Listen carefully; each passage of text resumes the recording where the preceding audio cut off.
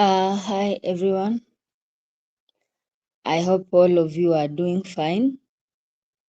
Um, we had really been waiting for this day, the by-election in Emurua Dikirr, and so far the votes are still being counted.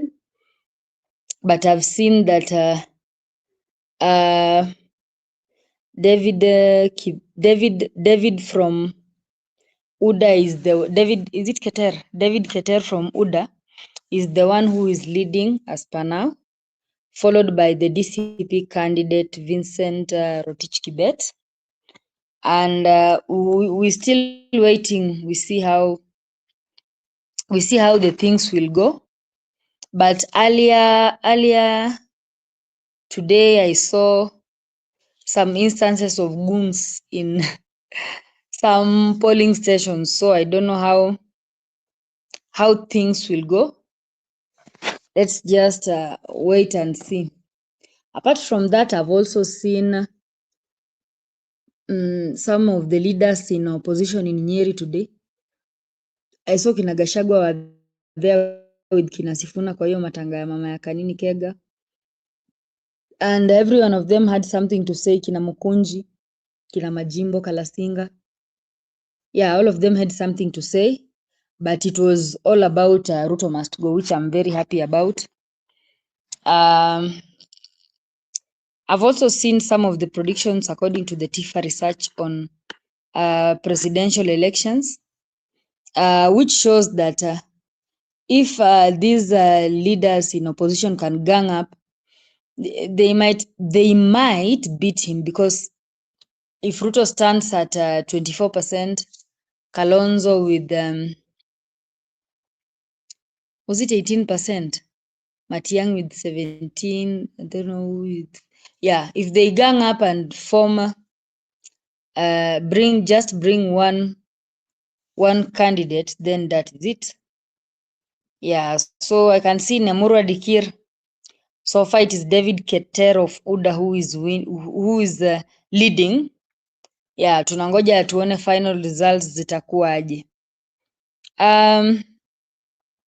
Apart from that, nimeona kesi ya Gachagua pale kotini. Kindiki anasema that all those demands that Gachagua made, they shouldn't be given to him. But let me start with this Emurua Dikirr kidogo, and then we go into other issues.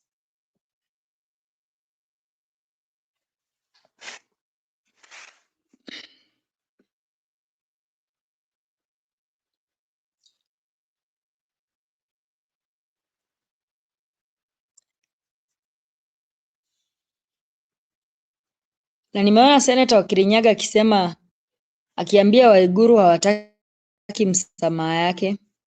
Let me just paste the link.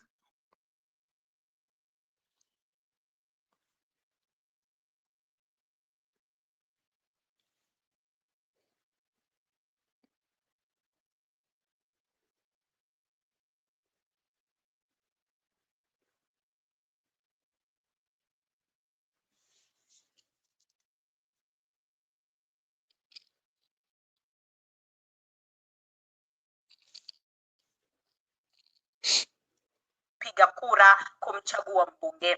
Mtazamaji, sasa kwa njia ya moja kwa moja tunaongea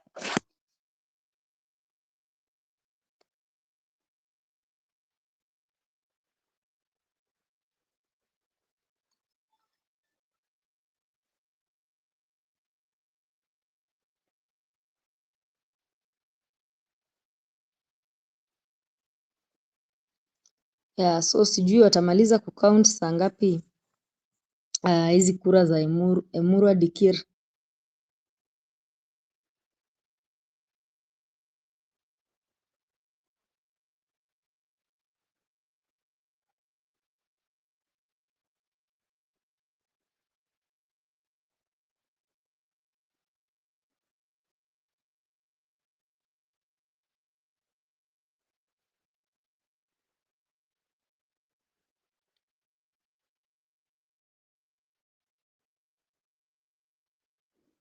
But I don't know how you guys can predict, because we've been seeing it is the citizens who have been hao wenyewe ndio wamekuwa wanajiendesha.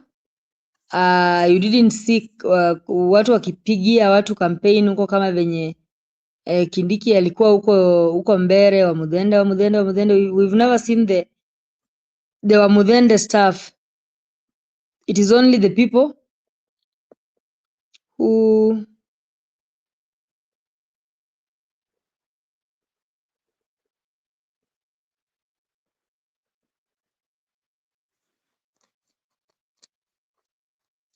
it is only the citizens themselves. Si mliona wakiwa wamevaa carrier bag ya ninio kwa kichwa, wakiwa wamevaa carrier bag za green kwa kichwa. Earlier this on, I also saw the SG of UDA vowing that UDA will win the Emurua Dikirr elections. But now let's wait and continue with we see, because bado wanaendelea kuhesabu hizo kura. It captures everything from action items to key Tuone vile decisions. kutaenda. And after every call, you get a clear summary. Mimi kama mama county Nyandarua nataka kutoa shukrani zangu za dhati kwa watu wa Olkalau. Tarehe 8 mlijitokeza nyinyi wote mkachagua ule kiongozi ambao tumekuja nao. Tuko na nominated MCAs, please kujeni hapa. Tuko na nominated MCA Murithi, please kuja useme neno moja. Demonstrated that they wanted a leader who is close to them, who understands the issues of all Kalau. And Honorable Mushe is known. Acha nipita hapa kwa Moses Kuri. We are ready. Where are you? That we usually witness in the UDA party. Mushina, that call that took me out there was from his. Acha nipita kwa Moses Kuri. The other day, Gachagua said he's among the fake Akorinos who are being taken to State House by Kasongo. The president who assures you of his and the president's support unequivocally, fully, as we have done in the past for all elections. We take our elections very seriously.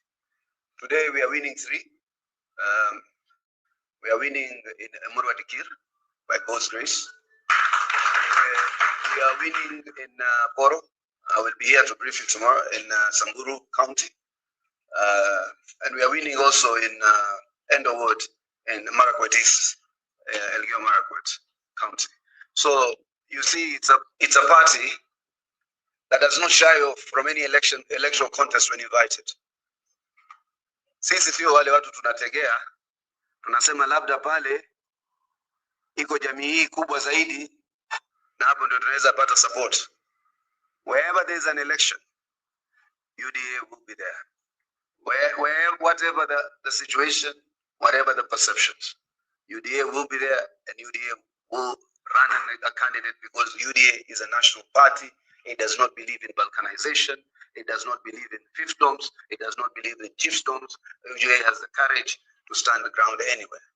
And I'm very grateful to the leaders of Nyandarua and Mount Kenya generally as a demonstration that they shall fight all manners of chauvinism, parochialism, any form of divisions. I never thought in my time I will hear a leader refer to others as traitors, a leader refer to others as different kinds of names. These are the kind of things that we must shun off. And if you look at the brilliance, the collection of brilliance.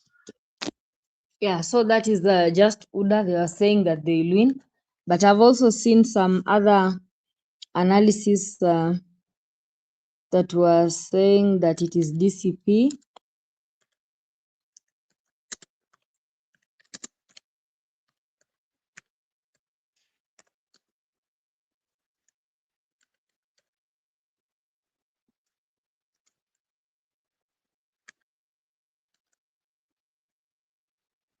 I remember the other day there was someone here who said that DCP should make sure that they win in is unique. Emurua Dikirr is a Fred, and good morning to all. The DCP way. Did you expect and the dailies prominent? yeah, so let's wait and see how the elections will go. And I remember the other day there was our colleague who told us here that DCP should do anything and everything that it has to make sure that it wins the election in Emurua Dikirr. So there's some people who have been analyzing and saying that it will win. Let me also play a video of the same.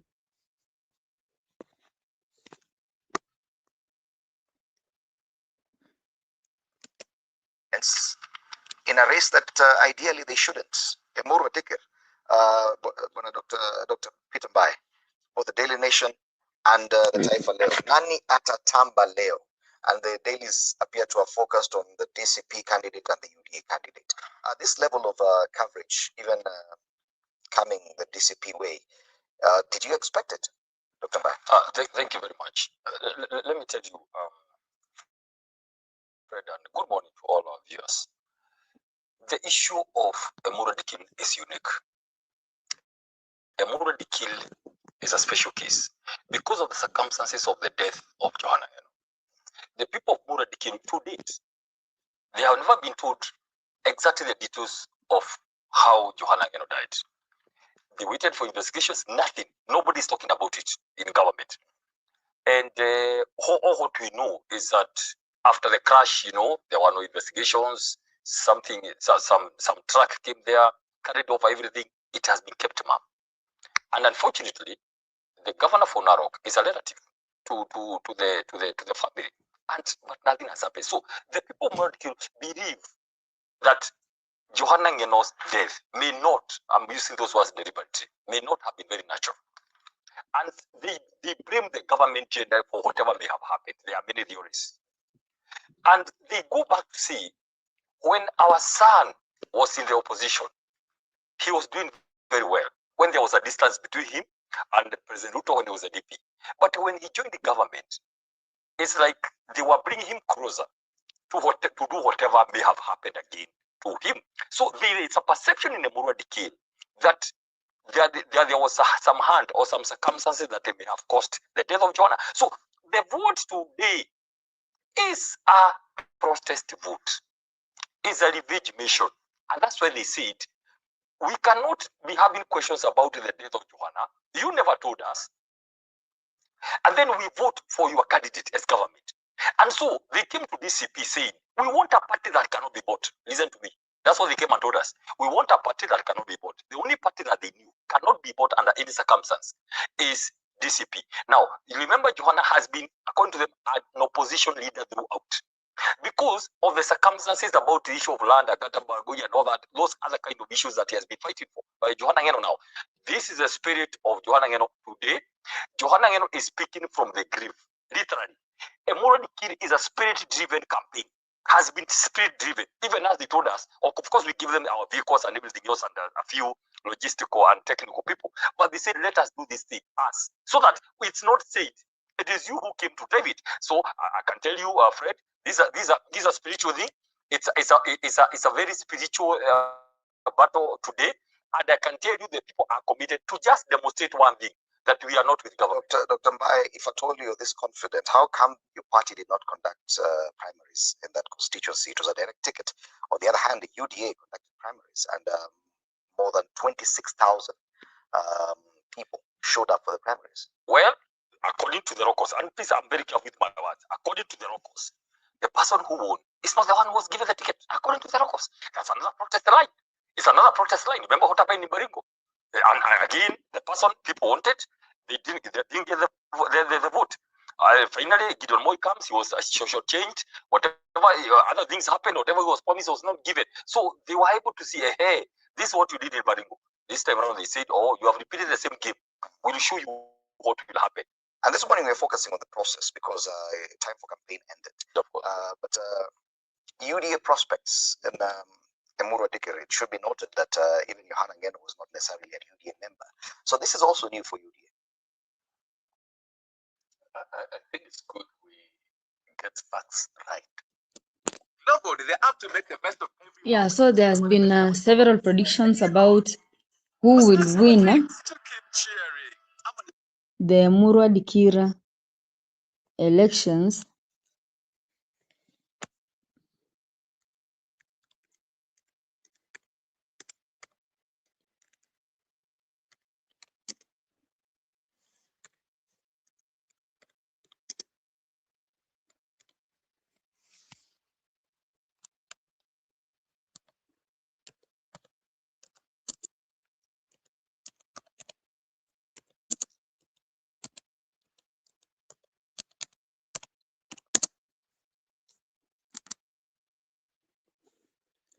I don't know what you guys think so far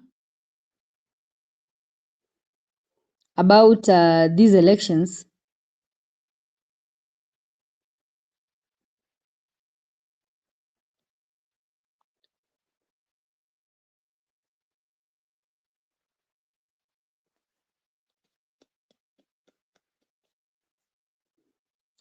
I don't know what you guys think.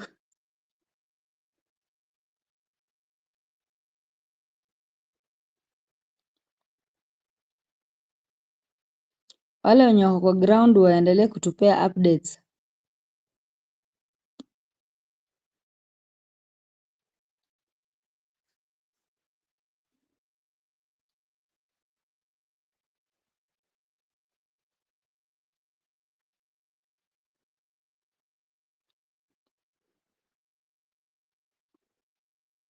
kidogo. So kina mmage kitoji tutakaribisha nyumbani. Na usiogope, sisi tuko. Tutajunga. Asante sana. I can see David Rotich of UDA is still on top, followed by Vincent Kibet of DCP. Uniruhusu tu, kuna hao watu wako na uchungu sana. Kidogo tu watoe hasira kwa sababu wametamani kukuona. Na kwa sababu wamefika hapa dakika tu 4 ndio tumalizie nipe hawa. Wapi Kishoto?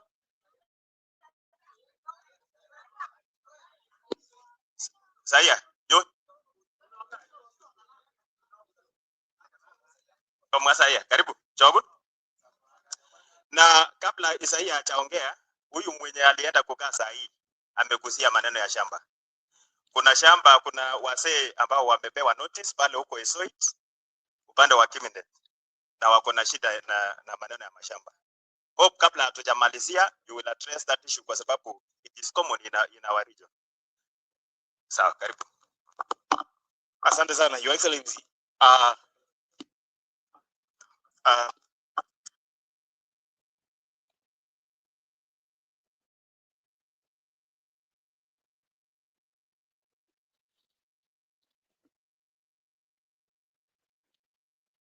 The fuel price review we got for this.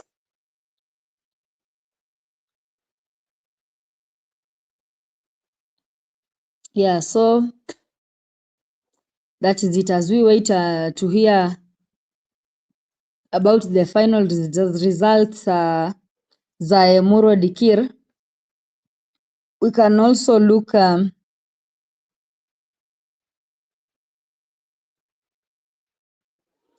Sami is saying Emurua Dikirr will be the same as Mbeere and Malava.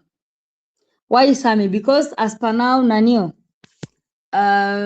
candidate wa UDA ndio na top. I can see Nancy Kiberenge saying hata kama UDA wameshinda, it's a big statement. Congratulations DCP. We are proud of your progress. Imagine taking 10,000 votes in Kasongo's backyard. Sorry. in Kasongo's backyard.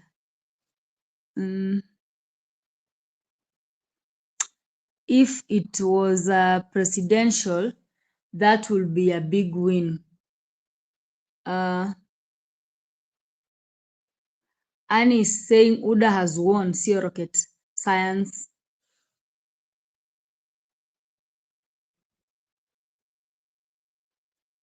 Si niliacha Rotich akiwa how many votes? But yeah, it is like it is the first, like DCP is not a party that imekuwa existent tangu kitambo, but there is just something symbolic which it has portrayed in Emurua Dikirr, which many parties za zamani maybe hazingefanya kama zingekuwa zina compete na UDA. Wameshatangaza huyo mshindi ama mnasema tu according to bado venye nani alikuwa bado anaongoza?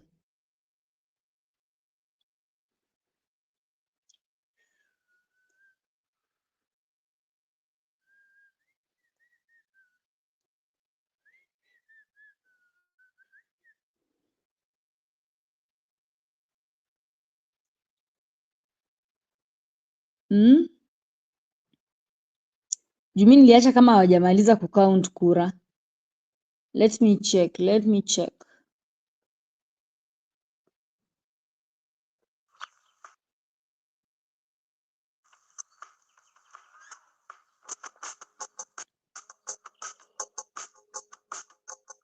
Sami, naona umefurahia sana. Na Nini? tutaenda mpaka Supreme Court.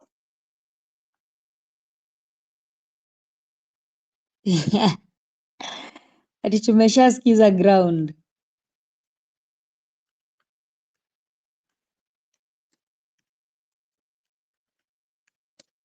Sitaki nikuja hapa kutangaza fake news.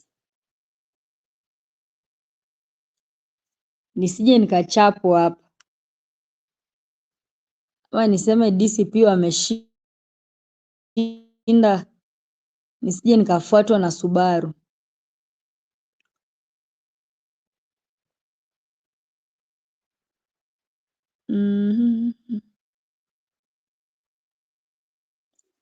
Yeah, so nikipata taarifa kamili ati tumeshasikiza ground. Wewe Nancy.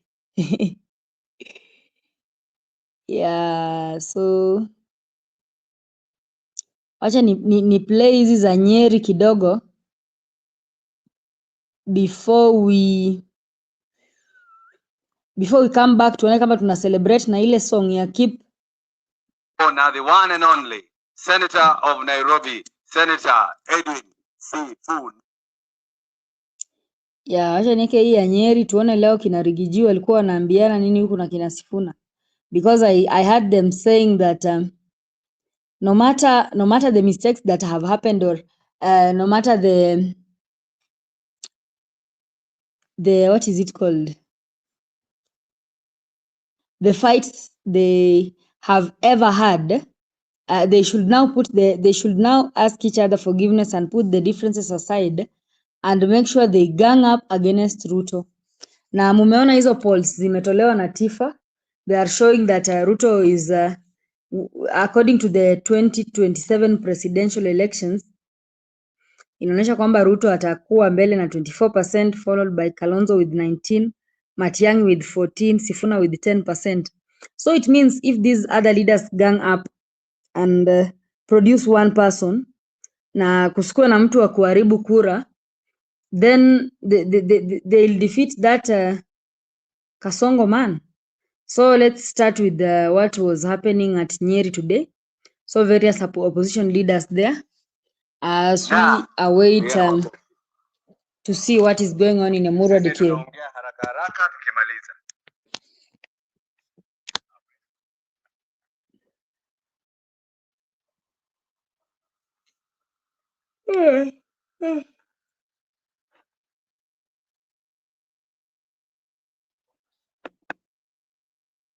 Karongo aanze kuzoea principle. Kwa uongozi wa kanisa ambao uko hapa, uongozwa na daktari wa Ehenya, moderator wetu, familia ya ndugu yetu Kanini Kega, na wasalimu kwa jina la Yesu. Hamjambo, mnaniona vizuri? Wale mama zetu wa Women's Guild, mnaniona vizuri? Mimi ndio Sifuna. Na bwana moderator pamoja na viongozi wa kanisa, kila wakati ambapo niko katika eneo la mlima huu lazima nielezee nchi nzima nafanya nini kwa mlima, kwa sababu siasa zetu ni mbaya sana. Katiba inasema tuko na uhuru wa kuzunguka Kenya mzima, lakini nikikuja hapa watu wa fitina kila wakati wanaanza maneno mengine. Kwa hivyo, kwa sababu mimi nimechaguliwa na wananchi na kila wakati naulizwa nieleze mambo ninaeleza, nataka niwaelezee kwa nini niko hapa. Nikiwa Sifuna, mimi ndio senator wa Nairobi, katibu mkuu wa chama cha ODM na naibu kiranja wa walio wachache kwenye bunge la Senate. Kama katibu mkuu mimi ndio niko na register ya marafiki wa Raila Odinga. Na Raila Odinga hakuwa na maadui kwa sababu yeye alikuwa mtu tofauti sana. Hata mngekosana leo, rafiki yetu mwingine alikuwa anaitwa Moses Kuria. Kila siku alikuwa anachokoza baba, lakini kesho unampata wanakunywa chai na yeye. Bwana moderator, mimi ndio niko na list na register ya marafiki wa baba Raila Odinga. Kwa hivyo nimekuja kumfariji mmoja wa wale ambao natambua kama rafiki wa mheshimiwa Raila Odinga, na nitawaambia ni kwa nini. Mheshimiwa Kanini Kega alipoteza kiti yake kwa sababu ya kuunga mkono Raila Odinga. Tulikuwa na yeye hapa Nyeri, tulikuwa na yeye hapa Kieni, tunazunguka hapa, tunajaribu kuomba kura. Saa hiyo Rigiji ametufungia bwana.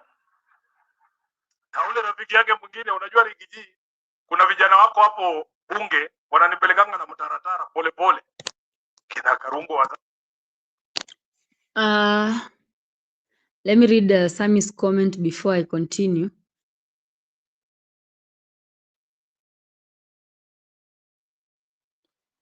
Before I welcome Simamo and Kidogo, Kenyans, we are never serious at all. We are jokers. That is why a French president can scold us on our soil in a broad daylight in front of a puppet. Sammy, that is the reason as to why we want to chase this puppet. Hi Msimamo, I can see you are in the building.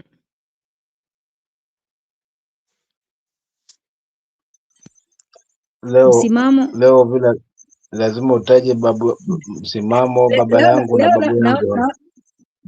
Hapo lazima utaje full name yangu. Umeongeza mbele. Nimeweka majina yote matatu ya baba na babu. Wacha nitaje. Msimamo hadi lini kuvumilia? Umefikia wapi mpaka ukaamua kuongeza hizo haya mengine mbele? Ni majina tu matatu, nimeamua kutoa tu full name. Najua nimezoea kuweka Msimamo, sasa nasema tu Msimamo, lakini hadi lini kuvumilia. Kwa hiyo hapo ni jina la baba, lakini si la mwana na Roho Mtakatifu. La babu, la mwana, la baba na la babu. Najua kuna majina matatu, la mwana na Roho Mtakatifu, so si hapo. Kwa hivyo nimeweka hivyo, nitadadavua baadaye. Otherwise unaendeleaje bila hapo? Naendelea vizuri, naendelea kutegea tu haya matokeo ya Emurua Dikirr nisikie watasema nini.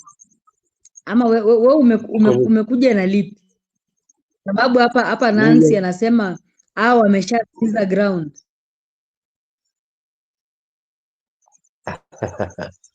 Najua nilikuwa kwenye harakati haswa, hata sikuweza kuingilia nikafuatilia vizuri.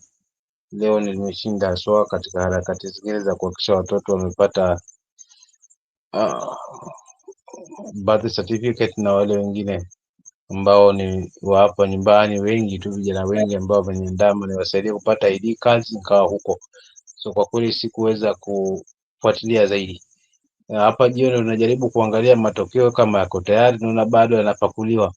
So mara huko nako navunjwa moyo, so Ndio maana najiuliza basi hadi lini kuvumilia uchungu. Nimesema mapema kweli, hadi lini kuvumilia machungu? Otherwise wacha tuone the final results, alafu tutajua na kudadavua. Sijui kama mpaka sasa hivi ndo tumefikia wapi. Najua nimeachia mbali sasa, nikaanza kupigwa na butwa kidogo. Anyway, kama kuna mabadiliko dadangu, naona kwako unaweza kuna stream vizuri. Sijaona mabadiliko, nimeona tu bado candidate wa UDA bado ndiye anaongoza akifuatwa na Vincent Rotich wa DCP. Lakini pale mchana nimeona kwamba kuna vituo ambavyo kulikuwa na some goons and there are some polling stations where some DCP agents were being chased and another one was injured. Kulikuwa na vurugu pia. Vurugu ilikuwa. Sasa huyu jamaa sasa hivi anapita na ngapi? Unajua, sijajua the exact figure. Unajua ni kwambia nimeshinda tofauti sehemu tofauti. Sasa hii DSP iko na ngapi na UD iko na ngapi kutokana na matokeo yalivyo? Let me just check.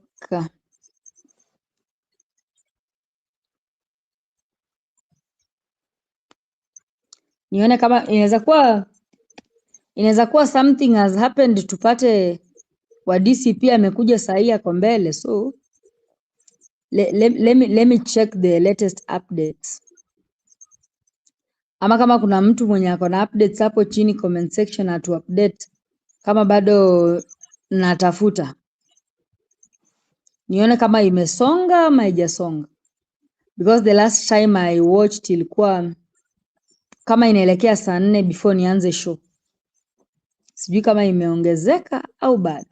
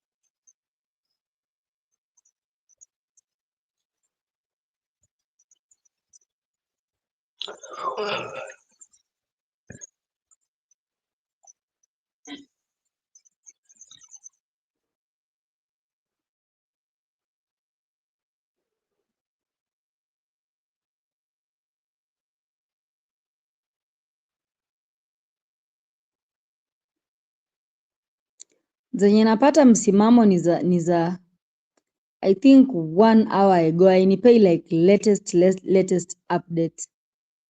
I don't know why.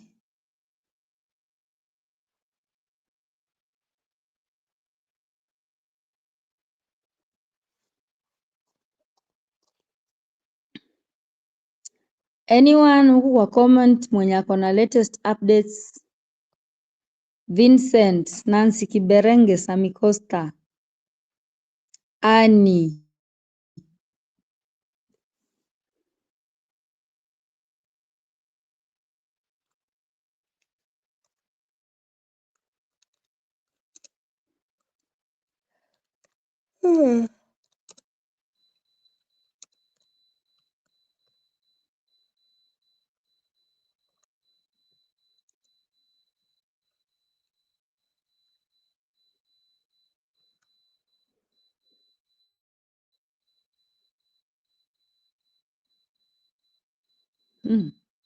Naona kuna yenye iko live hapa.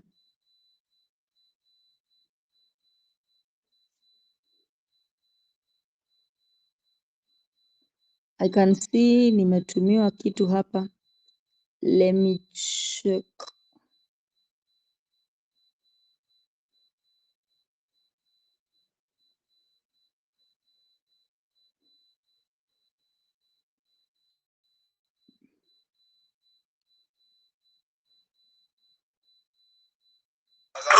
Wanandi. Na mimi nimesema hatuna uhusiano na Wanandi kama Oh, it's a video that is just I can see msimamo. I can see that David Kipsang Keter has 18,151, while Vincent Kibet of DCP has 10,440.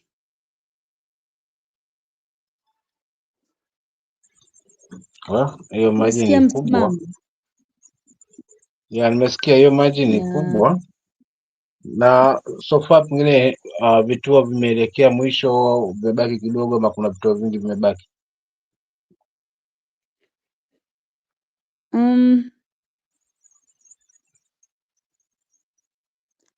Sijaona kwa hii live yangu hawaoneshi kama kuna vituo vimebaki. Naona tu wakionyesha live polls. Anyway, haya, wacha tuachie hapo, wakifunga na mkono. Usikufe moyo msimamo, labda kuna pati zingine hazijakauntiwa, ama ushaogopeshwa na margin. Usitishwe. Maji iko mbali hiyo Usikate jamaa. tamaa. Lakini tamaa, tunaweza jua usikate tu, na wengine wale ambao wanaweza kusajiliwa hapo kwa katika hilo zoezi zima, total yote ni wangapi? Maybe ni wangapi? Ndivyo unajua, ukipiga hiyo hesabu utajua ni nini hapa, nini kimebaki, nini kinatupa matumaini. Number of registered Acha voters, nikiangalia wale ambao total. waliweza kutangaza ABC. Yeah. Maybe if I go back and check, but naona ukiangalia percentage ya huyu David ambaye ameongoza ni 62%, and then Vincent wa DCP ni 35%. Alafu wengine wamepata votes ndogo ndogo kama 178, 77 votes, 60 votes, so yeah. Sure, but if you get those registered voters, then hapo unaweza jua kwamba nini kimebaki, na kama kuna matumaini tujua yapo, kama hayapo si tumeshazoea. Ndio maana nikasema hadi lini jamangu tutavumilia hili? Kama pengine litatokea lile ambalo tulishuhudia Mbere na Malava, then kwa sababu hizi vurugu zinasababishwa nini katika vituo? Kwa nini? Sometimes unajua hili jambo la demokrasia ni sera tu. Niliangalia Japanese bila juzi wakipiga kura zao, mtu anasimama na baiskeli huko nyuma amefunga mabango yale kwa baiskeli, na anapiga kampeni, anasalimia watu hivi, anapiga kampeni zake na uchaguzi, na hakuna mtu atazuia yani kweli tuko nyuma pakubwa sana. Yani madaraka sio kwa kweli, tutaondokaje haswa katika nafsi zetu haswa kama Waafrika? So madaraka imekuwa ndo kila kitu, super power nini, na ndio bado tunatumiwa na hao weupe kwamba tukitajiwa madaraka na ukubwa, basi mimi ndio kusema mbio ndo nini. Yani tunashindwa kutafuta ule uwazi kwa mwananchi. But sitaki tu tuwe mrefu, kwa sababu hawajatangaza rasmi, wacha wamalize yao, then tutaingilia haswa na tutaona nini kilijiri, nini ambacho kimeenda ovyo, na kipi cha kujifunza pia hapo hapo. Wanasema the number of IEBC registered voters per ward, Emurua Dikirr constituency has 45,074 registered voters and 96 polling stations. So 45, So, approximately 45. Deduct 18. Tukiangalia so far the people who have voted, give me a second. 1810 is around 20. eh, 28. So una margin 28, hapo yeah. almost 10,000. But I So saw kuna in the afternoon walikuwa wanasema mm, walikuwa wamesema a high turnout of the voters registration at the elderly people, maybe hawa watu wazima ndo walijitokeza sana kuvote, vijana hawakujitokeza sana. ndio nao umekuwa ni donda sugu, lakini nafikiri vijana upige hesabu zao wakasema hii sasa, hata ukienda jamaa wamepanga hili na hili na hili. Ya ujanja hao ni watukutu, wana pekuruzi mambo mengi, so unajua ujanja, labda pengine wanaona haya mambo, hata tukienda haya mambo utakuwaje, kupoteza muda sana. Ndio maana alikuwa anasema kuna kushuka sana kwa haya mambo, lakini itashusha sana kama ni masuala haya ya kibepari na nini, si ile sauti ya Mkenya halisi, basi itashusha sana heshima ya chaguzi zetu, maana zitakuwa hazina tija. Basi utakuwa sasa, wacha tu watu wafanye yao, wale vyao waende, basi waje wengine. Najua tukifika hapo utakuwa tunashuhudia low turnout katika kila chaguzi kama vile ambavyo tulishuhudia 2022. But sitaki kuwa mrefu wa maneno na hilo zaidi kulizamia, kwa sababu hata hiyo balance imebaki inaweza mpa mwingine ushindi.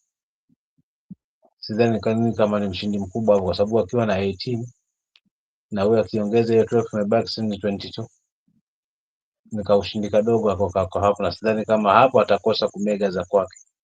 Kwa definitely hapa kimtazamo wangu acha piga ua, lakini kitalala kule ambako hatukitegemei, ili tuwezidi kuumia moyo na tujifunze kwamba bora tutaumia hivi mpaka lini, alafu tutapata jibu after hapo. But for the time being, acha tungojee kwanza wamalize yao, alafu tuingilie hapo. Not only kuwa kuna jipya nani dada yangu, kwa sababu sina ukaaji leo hapa, mbavu haziniruhusu kabisa.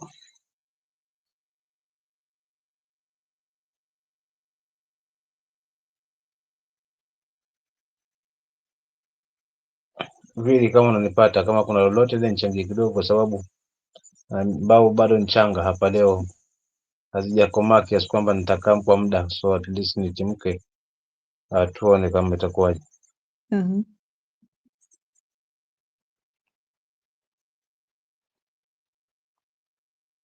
I can see, naona Roba hapa msimama anatuambia you have the correct results either way, it is a win for DCP compared to the region where the election is taking place. Msimamo, I don't know, do you agree with this one? Because hii ni I don't kama agree with this one stronghold ya because no, mimi hata hizi siwezi kubaliana nazo, kwa sababu tuliona kampeni ilijionyesha wazi, organic na roho ya wananchi ilikuwa wapi. So zaidi ya hapo, mimi story ni panganga eti kwamba hoi ni neondake ngome, kwani na huko mbele na Malaba. So hili siwezi liweka sana kwamba itakuwa ndio kisingizio kwamba hatukujipoza, ati kwamba tunajipoza kwamba hata hivyo tumepata kazi kubwa, lakini ushindi tumekosa. Nia hapa ilikuwa ni ushindi, na kama ni ushindi umekosekana, ni nini kinazuia ushindi? Because twendako, hii ndio dalili hii, na baadaye tutakuja kutumia mifano hii. Tulianza hivi, tukafanya uchaguzi mahali fulani, mkaleta hii, tukawashinda na hapa mkaenda hapa. Sisi tumewazoea nyinyi watu wako complain kila uchaguzi, mna complain. Najua sitaki hiyo tena ambayo ilikuwa inatuchoma atukielezwa hivi wakati na mzee wetu hayati, ijiregelee tena kwa awamu ya pili, kwa viongozi chepukizi kama kina Sifuna, kwa viongozi ambao tunawategemea haswa mzee wetu haswa kina Gachagua. They have to tell us na watusafishie njia ili kura 2027 ya mwananchi izungumze debeni bila vikwazo aina yoyote ile. Lakini huu kwamba ni kwao, bado tunawasikia wananchi wenyewe wakicomplain hapa. So how comes? and especially in Kipsigis where we saw many people talking and saying no. Yeah. Because Ngeno was Yeah, Ngeno himself was not a supporter of you know. So hata kuletwa huu msijane wa Ng'eno, tumi ilikuwa na maswali mengi tu, na fundi amekuja kupata majibu yake. Ile tuonekana labda pengine alichukua limega fungu la wengine kwa kuweza kuzungumza kwamba tukiwa upande huu hakuna kitu tutapata, labda tuelekee upande huu tutapata kitu. Yote ilikuwa mipango, lakini already watu walikuwa wanajua nini wamekipika. Siasa ya kupanga hii matukio ya kupanga kwa meza, for how long tutavumilia hii hali mpaka lini, hadi lini? Ndio maana nikatoka hapo leo na msimamo, hadi lini kuvumilia? So nauliza swali viongozi wetu wa United Opposition ambao wamezungumza mengi mazuri leo, wakiwa kule kwa mazishi ya mama yake. Abel nimekosha moyo wangu mimi, nimekosheka moyo wangu kwamba wanathamini maoni tunayozungumza hapa na wanafanyia kazi, na I believe mwisho wa siku wataweza kusimamisha mtu ambaye ataweza kushinda. But ushindi wa mdomo, ushindi wa kuona kwa wananchi, na ushindi ambao then tunaukuta ndo wa reality na tuamini, lazima tuangalie kinachokula mtoto ndele ni kipi before mali kwingine. Na hii ndio tactic nilikuwa ya hizi chaguzi ndogo, nilikuwa ndizo za kupima haswa kile ambacho kinatangazwa cha one term, umati tunauona haswa one term na linda mwananchi. Hii sauti inapotelea wapi?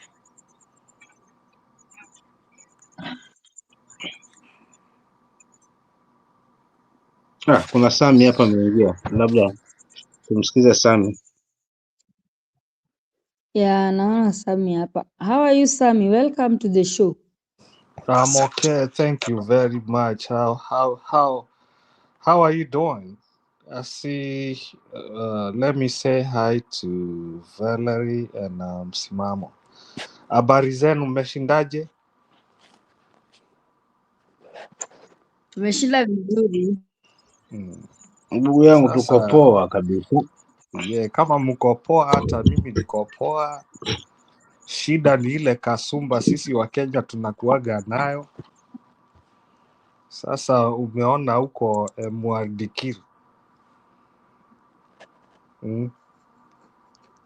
Sijui kama wametangaza kumeendaje. Kuna mtu anajua? Kasumba ipi kaka? Mbona nasikia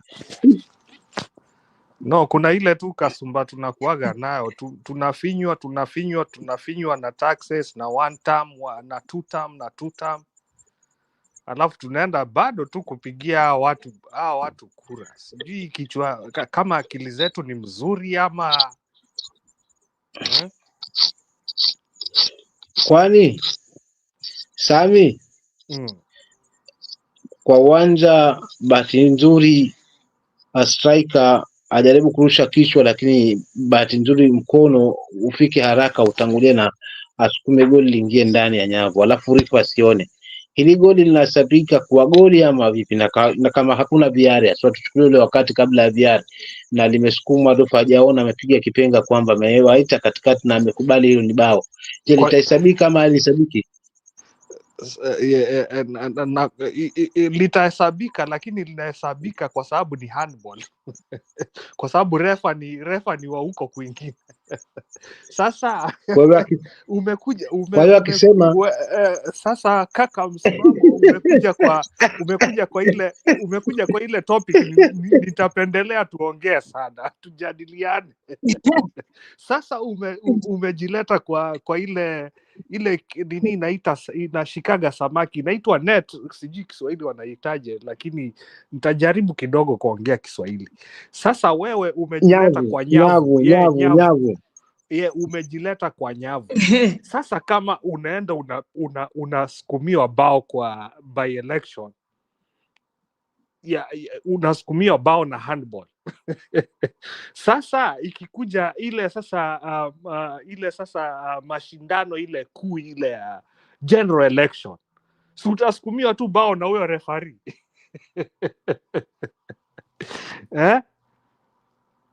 Sasa mimi ile kitu yenye najaribu kusema ni kama unaweza sukumiwa bao na refari, kwa nini tusitafute njia ingine ya kufukuza hata hao marefari, tusiwatake ama hata tuache kujiweka aibu, tunaenda kupiga kura vitu kama hizo, kwa sababu tunajua tutaibiwa at the end of the day. Kwa nini tusiwache wapange hizo vitu zao za kura, wa spend pesa mingi like 700 inakuwa 7 billion for general election, alafu hiyo siku ya kura tusitokee, hiyo pesa ichomeke hivyo. Why can't we do that? Kwa sababu inaonekana hii mambo inaenda tu ikishindikana. Tumerudi kwa ile mambo ya mbere, mambo ya malava. We are just doing the same thing. Hakuna, mi sioni difference. Najaribu kuangalia vile difference, vile tunaweza fanya vitu, but naona is the same thing. Hakuna vile tutaenda kucheza game yenye inaitwa free and fair na referee ni ule wa ile timu ingine, unaona? How do you expect to win? Una expect aje kuwin hapo? Sami, Tuache kujidanganya. Tuache kujitia wakumbuke moyo. Sami, wakumbuke ile panel ya Senegal walipo baadhi ya wachezaji walipoenda ndani vyumba vya kubadilishia nguo mpaka maana akawafuata. Kama uliangalia hiyo Africa Cup of Nations kwa kutokana na maamuzi ya rifa, and then mwisho wa siku kwa sababu rifa ndio kusema ikalazimika mechi iendelee kama kawaida, na ndio kitu ambacho Sami mimi nimebadilisha hapa. Umeona nimeandika msimamo, then nikaandika hadi lini kuvumilia. Wewe mimi najua hujawahi badilika msimamo yako. Wewe unakuaga tu mahali pale kila saa nikuona.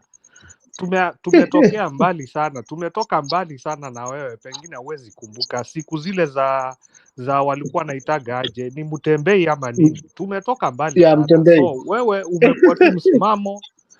umekuwa tu msimamo tangu hizo siku, si kama Kenya mkora anakuaga Mr. Love Mr. Love, Mr. Dini, Mr. Mkenya mkora, huyu anabadilika tu. But wewe umeshikilia hapo.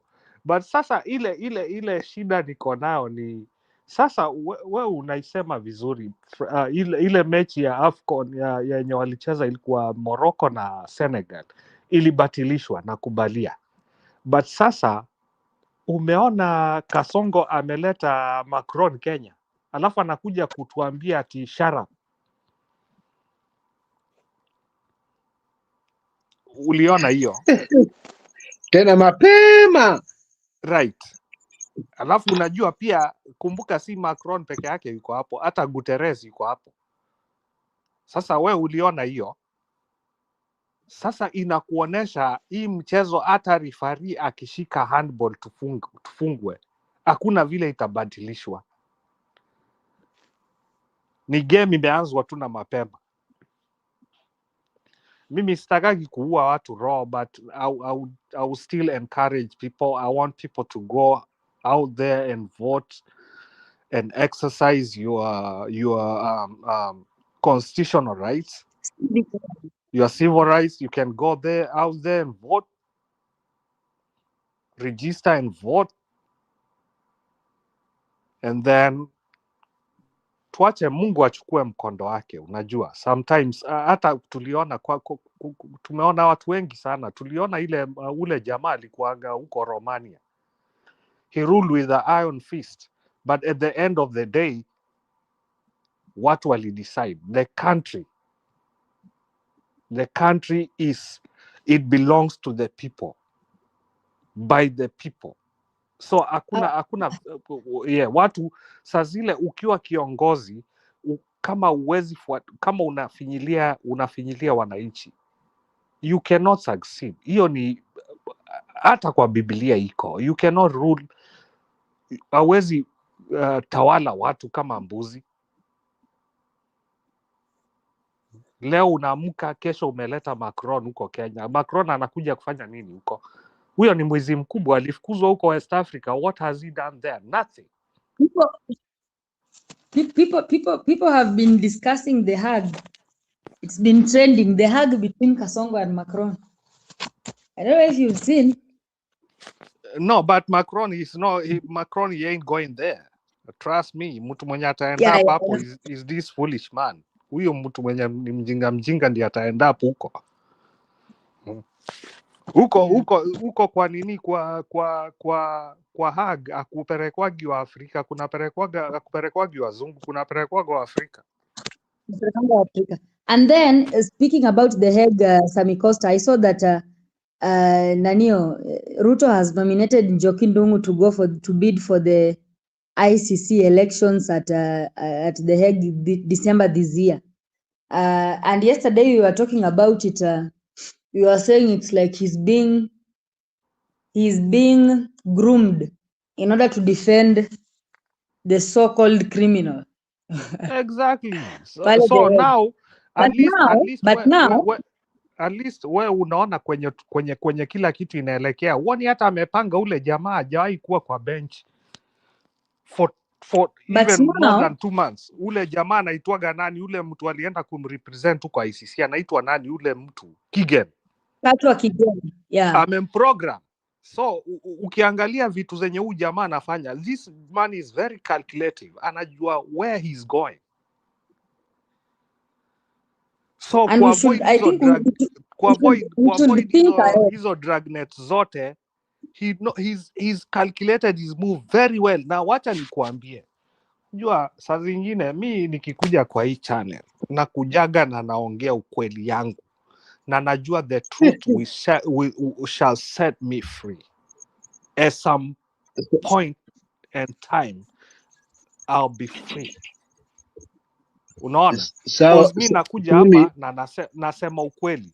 Katwa Kigen huyo ni amewekwa hapo na Kasongo. Huyo ni wa kuprotect huko Kenya. Alafu huyu mwingine anatumwa Njoki Ndung'u, anatumwa huko kwa ICC. Huyo anatumwa kuprotect ile mambo inakuja kufanyika 2027. So it's a calculated move. Tuache kupoteza akili. Dawa ya jeuri ni nini?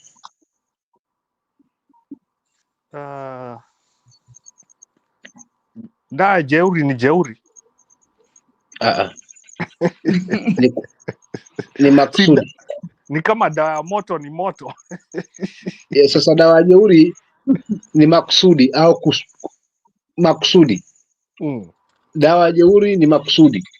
Wewe ni jeuri, mimi nakufanyia kusudi tu. Unaona sasa, dawa ya tear gas ilikuwa nini? Kuzima na nini? Na jacket. Sasa dawa jeuri ni nini? Ilikuwa jeuri lakini kazimwa na kusudi. Kwa hiyo mimi nimeleta tu mfano kwamba tukitaka kupona dawa jeuri ni makusudi. Bwana, ndio uchaguzi, watu wote nyumbani kabisa, hakuna mtu anaenda kwa uchaguzi kabisa, tuone itakuwaje. So ndio unaona jamaa anaenda kubenchmark huko Tanzania. Ulimuona juzi akiwa Tanzania. Ameenda kubenchmark huko vile atafinya watu 2027. But mimi huwa sitaki kuspread vitu kama propaganda ile ya kuogopesha watu. I know Kenyans, we are very different. We are very different. We might move slow, but at the time yenye tutafikia kwa peak climax, haikuwagi mchezo. We are very different. Tunatolerate vitu, but inafikiaga time ingine yenye ukishafinya ile paka kwa ukuta, vile itakurudia au hautaamini. So we should not tuache kukaa kwa fear. Tujaribu chukue tu kura vile tunaambiwa, kwa sababu we don't know hiyo 2027 itakuwaje, but itakuwa ngumu sana kucontain all the counties. Unaona, kuenda kuiba Kenya mzima itakuwa ngumu, si kama ile unaenda kuiba ati unaiba Mbeere, sijui unaiba wapi.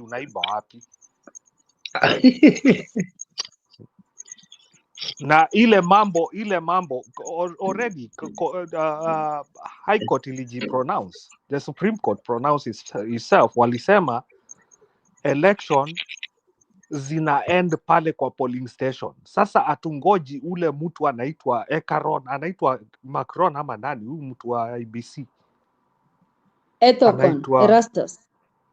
Kamago. Erastus Ethocon. Ethocon. So ukiangalia hizo jina za Ethocon na Macron zinafanana. So huyo mtu Juzi- hatutaki announce juzi- anything. We don't need him to announce anything. Sahi huku Kenya hata wamuiti Macron, wanamuita makoroni. Yeah, huyo makoroni na Sasa- Caron ni Sasa wasema. kinachozuia Sami ni sheria ya Rifa kupewa mamlaka mno, kwamba akiamua bao ni bao, yani hakuna mwingine anaweza pangua maamuzi ya Rifa. Yeah, Unajua hili ndio linalonitatiza. Okay, sasa hapo ndio una tatizo, na ndio manake nakwambia wanajaribu kuingisha ule mtu anaitwa Katwa Kigen huko kotini.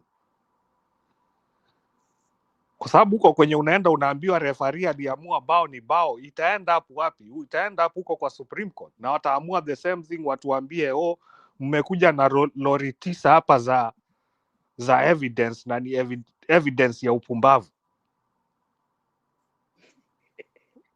You are still chasing around the wild goose. Hamtaki kuenda huko. Hizi vitu mna decide pale kwa election poll, kwa sababu hii Supreme Court msmeno inakata mbele na inakata nyuma. They pronounce themselves. They say the elections are finished at the election polls. Hii mambo ingine tunaambiwa ati ya Ethacon, Ethron, hizo vitu, we don't need to hear those. Hao ni watu wanaenda kukaa huko kwa boardroom na kudecide. So saa zile kura inapigwa, mkiambiwa muende nyumbani, msiende nyumbani, mnakaa hapo mpaka zihesabiwe. One thing, Sasa one way. Pamemwagwa lori 5 za jamaa hapo, kila mtu ana mwenye mguu wa kuku, ana mguu wa kuku, mwenye mguu wa mbuzi ana mguu wa mbuzi hapo. Na waambia jamaa, mkitaka imani, sheria nawaambia baada ya kupiga kura unabaki mita 10, mita 20 mbali na polling station. Hapo unafuata nini? Na sheria inasema hivi. So unakandamizwa na sheria kwa sababu inamfeva mtu mwingine. Sometimes unajua pia sisi nasi tunabebwa. Yeah, na understand hiyo mita 10, mita 20. So hapo napo utafanyaje? Utalinda kweli hapo? Utalinda ama itakuwaje? Kwa sababu mnaweza linda hata hiyo mita 10 na mita 20. Mnaangalia tu mabox zingine zisipite zile za uwizi. Unaona? Na muhakikishe uko maagents zenyu wako macho. Wakitolewa hivi nje, hiyo election, hiyo polling station mnachoma. Hapo ndio wanaibia kura. Hivyo ndo wanaiba kura. Kuiba kura si kazi ingine ngumu. Ni kazi ile mnaambiwa muende nyumbani ati kura zitahesabiwa. Na ndio unaona gari ya polisi inapita. Gari ya polisi ikikuja hiyo mita 20 ati inajaribu kupita abiria. We can kwa constitution we can do wanaitaga aje, a citizen arrest. Unaweza hata arrest polisi. Wewe unajua hiyo? Kama ako in possession ya vitu ya wizi, wewe unaweza muarrest. So mkiona Land Rover ya polisi inatokea huko, mnaizuia mpaka muikague ndo ingie. Unaona? Hivyo ndio vile mnaweza shinda hao majamaa. But hao majamaa wanajua wako na state, wako na pesa. Unajua? So hii serikali tuko ni serikali ya wizi pe. Shida ni kwamba wajamaa mkiwadhiri, kama mmewazuia zaidi, na nyie mmekwenda pale na amani kwamba tunaangalia ili tuhakikishe, kwa sababu ni jukumu letu kuweza kuchunguza kile kilicho chetu. Jamaa sasa, wanajamaa wanaamua kuwatundia wawili hafla hapo ili mchanguke vizuri, maana nyie mmeenda tu. Sasa hapo sina leo itakuwaje, ili kwa sababu Umeandika mwenyewe hapa maneno na nukuu kwamba huyu jamaa kumtoa si mchezo. Yes, but staki ati tunarudi kukaa kwa hiyo, sio mchezo. Kila mtu anaweza enda. Anyone can go, no matter how powerful you are. Utaenda, itafikia wakati utaenda. Sasa unajua ile saa hii, wacha nikuambie, Wakenya waendi kupiga kura kwa sababu ya emotions. Wakenya wanaenda kupiga kura kwa sababu ya hasira. They are mad. Watu wamekasirika. Hata huko Emurua Dikirr akiweza kuiba, itafikia ile general election, hiyo itakuwa ngumu. Mtu yule atakuwa na count kumuibia kura ni huyo Ethacon, huyo tu. But huku kwingine hakuna mpenyo ile anapenyea, hakuna njia. Wacha nikwambia, hakuna njia. Miti yote ikiteleza, we unajua vile kunaenda. Kila mtu So ako na Samuel, continue. Huh? Yeah, kila mtu amechoka na hii serikali. Kila mtu amechoka kwa sababu leo unaamka wizi imetokea kona fulani, kesho unaamka wizi ingine. Yani ni serikali ya wizi. Hakuna kitu ya maana wanafanya. Hakuna hata barabara inajengwa. Unaona? Kila kukicha wizi. Alafu kuna kicha wizi, alafu tena kesho unaamka unapata taksi ingine mpya mpaka ya mayai.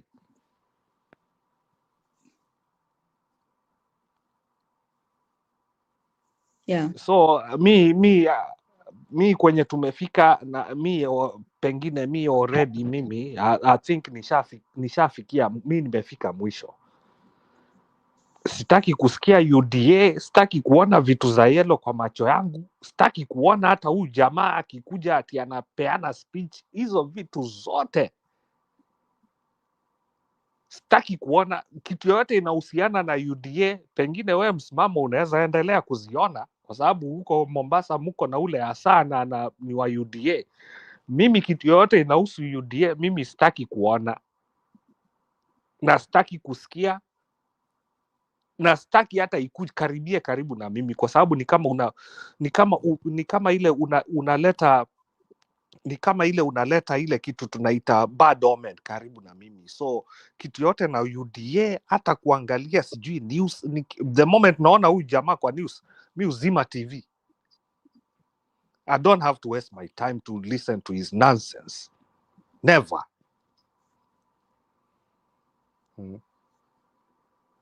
Pengine ni kwa sababu nimeishiishi mainchi hizi za nje mingi, nimeona vile taxes zinafanya kazi. Barabara unaita polisi 1 minute, polisi wamekuja kama 20. Kila polisi anakuja na gari yake akupigia kuambia ati tuma pesa tununue mafuta. We don't have that nonsense. I've never seen such kind of nonsense. Mtu unaenda hospitali unaenda una pesa. Hizi hospitali za huko nje ukienda unatibiwa kwanza. They have to stabilize you. They gotta stabilize you first. That's the first thing. Hapo ndo unajua maana ya maisha. Watakustabilize kwanza ndio warudi waitishe pesa baadaye. Kama uwezi lipa utakuja na utawachiwa kama uwezi lipa. But unaenda mahali unaambiwa ati SHA haifanyi kazi, you die on the lobby. What the hell is that?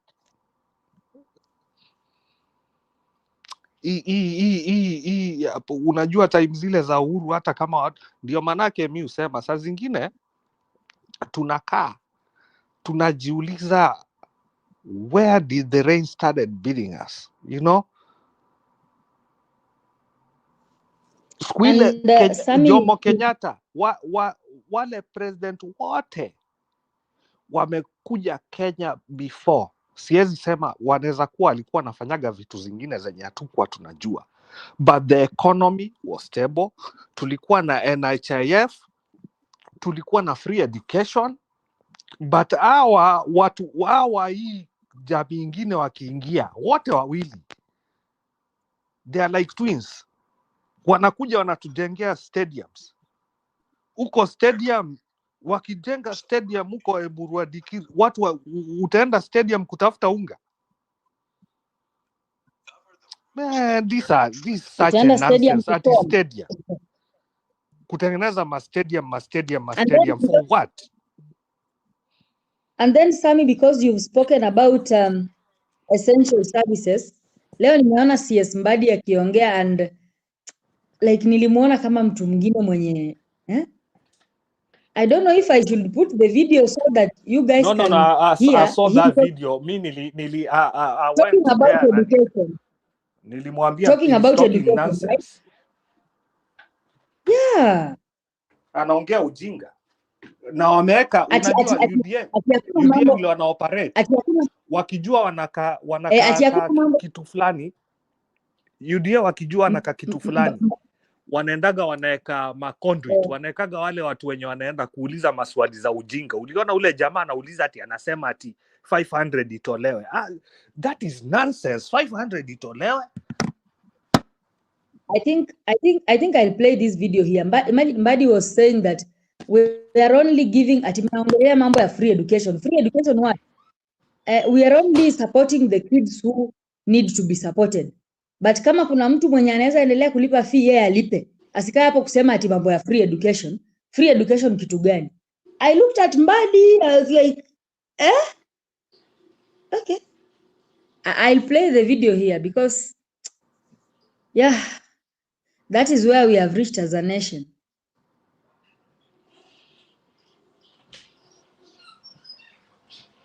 I saw another person kama amecomment hapo, kwani vile Kibaki alipeana free education alikuwa ameunda chama. What is this government doing with the taxes? Hadi Mbadi anagombana hapo kusema ati watu waache kuitisha mambo ya free education. It was very bad and so unput coming from a CS's mouth.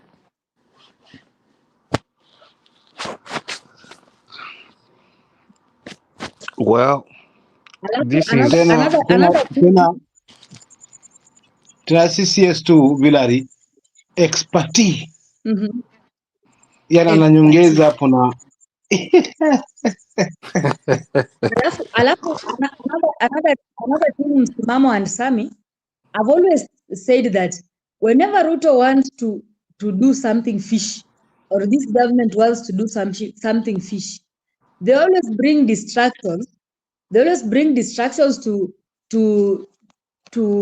catch people's attention to wakuwe wana concentrate kwa hivyo, but on the other hand wanafanya vitu zingine funny undercover then mnakuja kuziona. Like for example, vile tumekuwa tumeconcentrate na hii story yake na Samia Suluhu ya kusema watapiga watu mikwaji. Alafu our concentration bado imeenda kwa Emmanuel Macron na hii African Summit. In the process, petrol ilikuwa imepanda the last time ikafika 206 wakarudisha chini. Diesel ilikuwa imefika pia 206.84 wakarudisha chini. Saa hii petrol naona imepanda imefika 214 shillings from yenye ilikuwa imepunguzwa. Diesel imefika 242 shillings. So yeah, in the process of mikwaju and Macron, petroli nini mafuta yamepanda. Very Vilari, hapa kuna Rachel Kenya unasema shindana na President Ruto on your risk.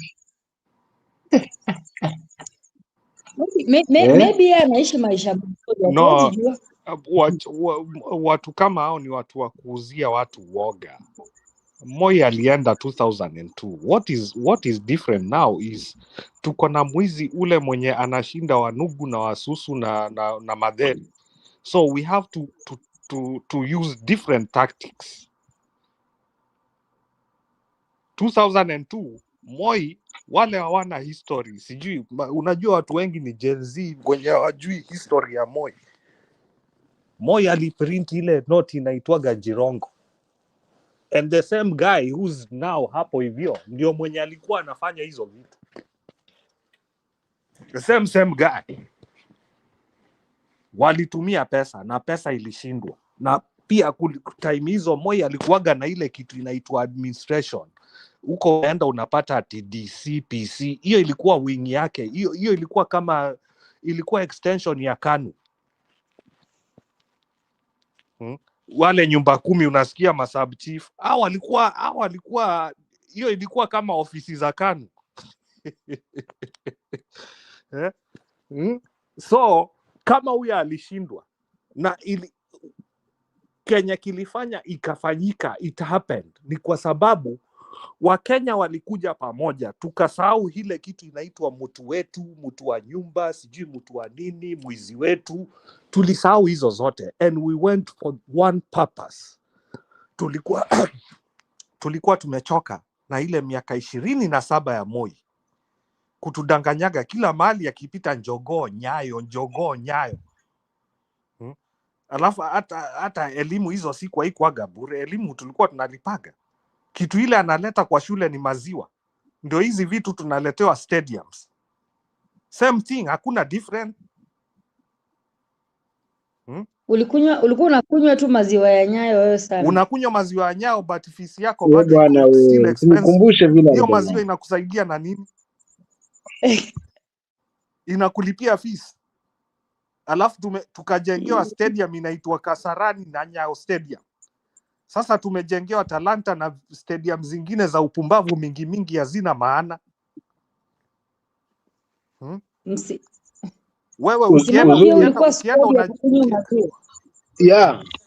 tena gwiji hapo. Nakumbuka nikinunua mkate wangu mkubwa $5 ule, alafu na paketi zangu, unajua nilikuwa class prefect, so ninagawa, alafu mwisho wa siku unajua mgawi lazima ajiangalie pia kwa upande wake. Unajua mwamba ngoma siku zote anavutia kwake, so zikiwa ni mbili, mimi msimamo nitakwenda na 4, piga uele.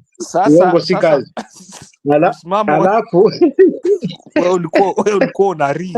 Wewe ulikuwa chebukati wa maziwa. Alafu napiga na mkate wangu na mkubwa. Yes,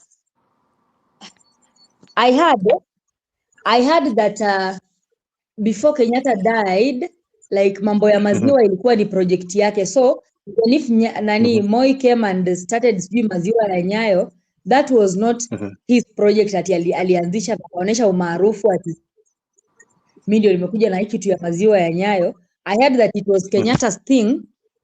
Kama tu venye president aliacha project fulani alikuwa anataka kuja kuanzisha, and then that so Moi alidandia hiyo project, but initially it was Kenyatta's project. I don't know, maybe nyinyi mnaweza niambia wenye mlikunywa hiyo maziwa. Sawa, yote 9, lakini unajua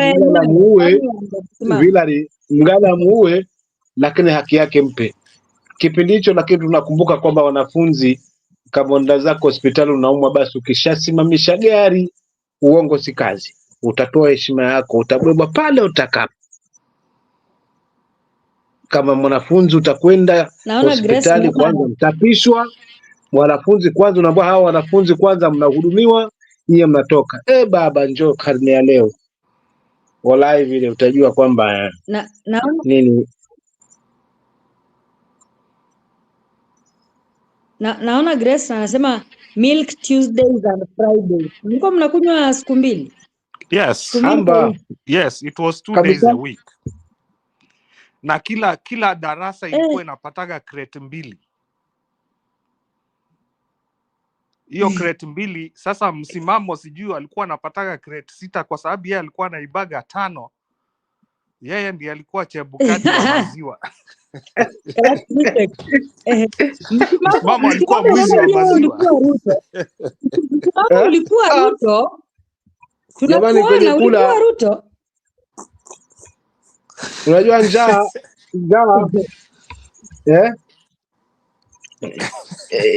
njaa inamwogopa mwenye shibe jamani. Lakini maziwa si chakula. Na mzigo wa kula jamangu haulemei. Uongo si kazi. Piga huo hapo, lazima nitapiga mahesabu uongo. Lakini sio kususwa kwa wakati tulikuwa tunaenda kwenye michezo, hapo nilikuwa na faidi zaidi.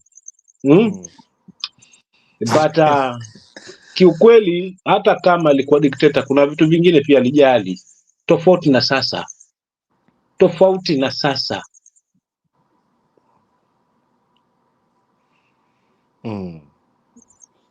Licha kwamba sasa tuna majengo mazuri ya madarasa, tuna majengo mazuri ya madarasa, tofauti na sisi tulikuwa tunasoma chini ya mti.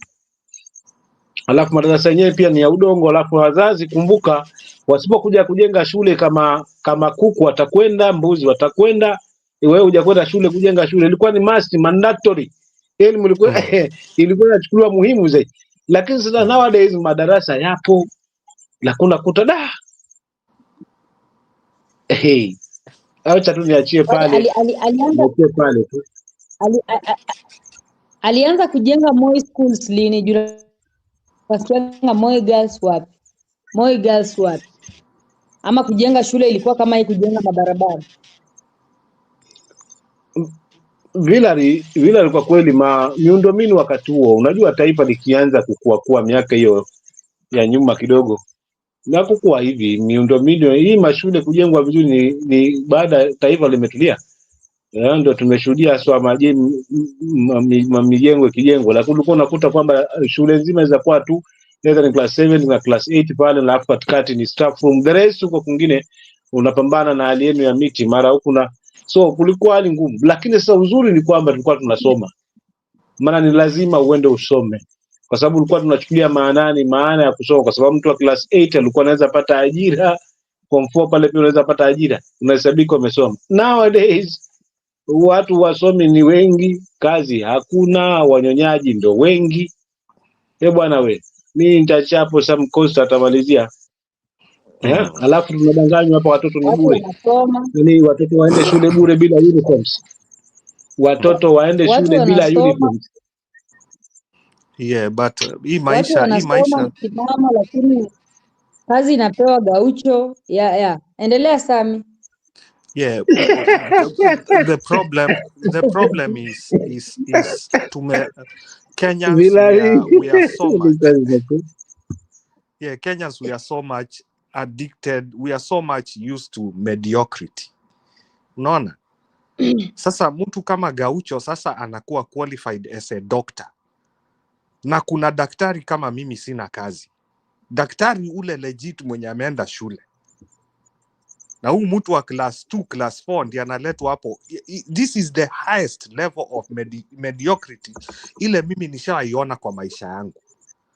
Hiyo ni kama mtu anakuchekelea na anakuingiza kidole kwa matako, unajua?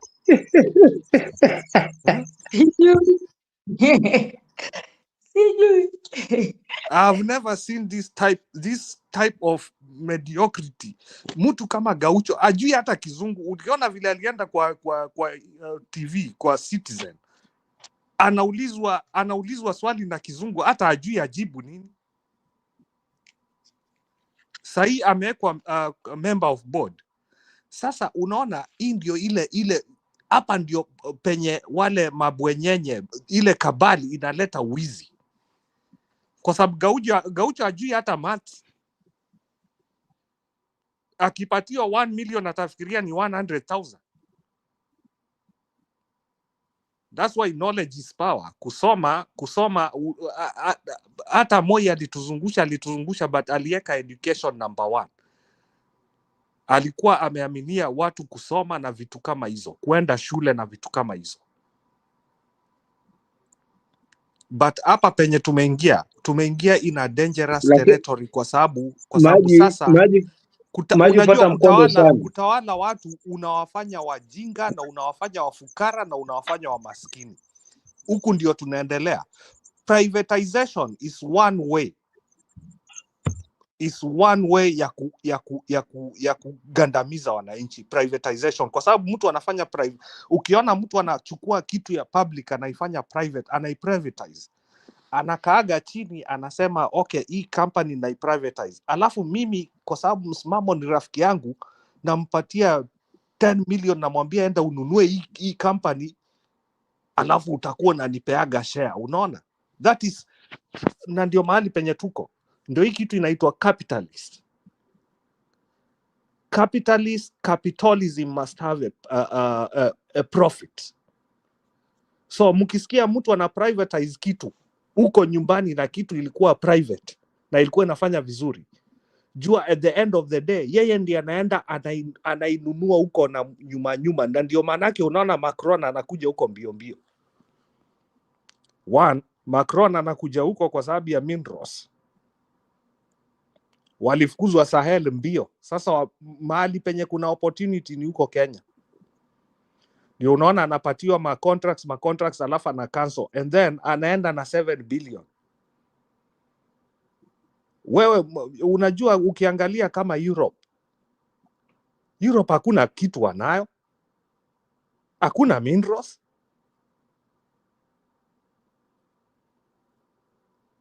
Wanaishi kwa sababu ya nyinyi. Yeah. Vitu zote ndio unaona Macron amerudi huko.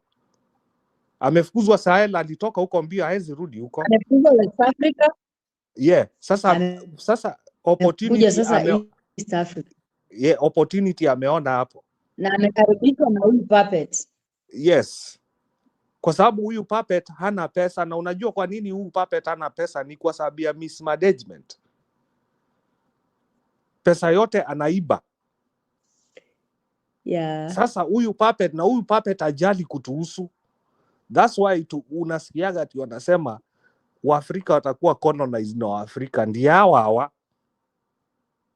Huyu anaiba pesa yote anapeleka huko. Wanasemanga mkoloni mweusi ni mbaya sana. Right. Na hii pesa yote anaiba. Unaona wanaibaga hizi mapesa, alafu kama vile Mobutu aliiba huko Zaire. Aliiba akapeleka huko wanaitaje Switzerland, akapeleka huko. Siku ile alikufa, sio pesa yote ilibaki huko. Nani wanaumia? Ni wananchi. Nyinyi mnaendelea kulipaga pesa, na huyu jamaa alibeba pesa yote akapeleka huko. Akikufa anaenda kwa kaburi, aendi nayo. Inabakia huko kwa hiyo nchi.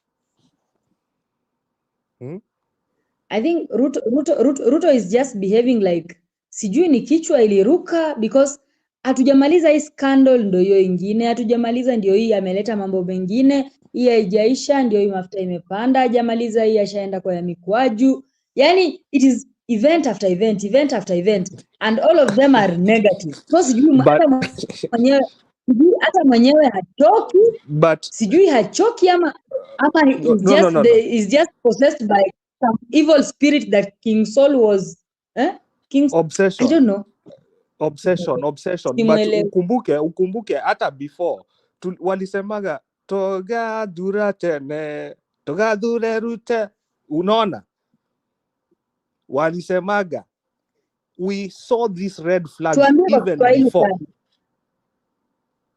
Tuliona easy red flags even before, but we still ended up electing this man not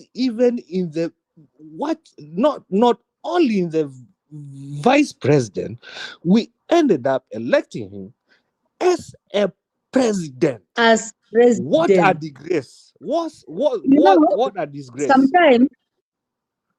Sometimes Sammy, me, I love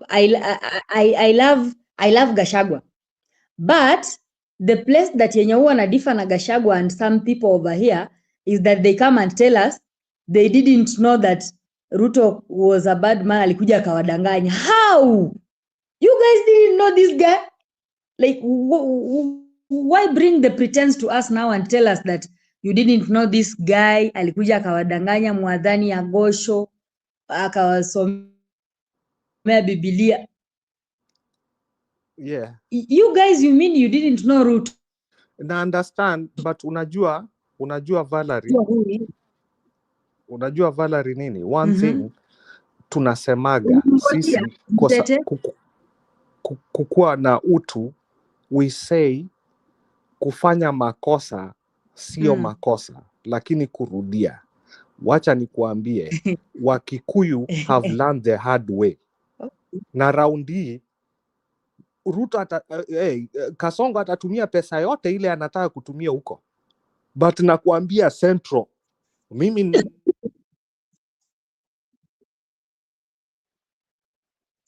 umepotea. Sami umepotea, you have been abducted. Msimamo, Sami has been abducted. Aya, acha tusome hizi comment. Huyu anasema Mbere. Wacha tupitie hizi comments Msimamo before tupitie mambo ya Dikirr. Mbere was won and the courts are yet to say anything meaningful on the court challenge. Now Dikirr has been best and we are seeing Olkalau will probably be best too with the same antics, sadly. And then I can see hatutaki kuumwa kichwa saa hii. Won not best elections.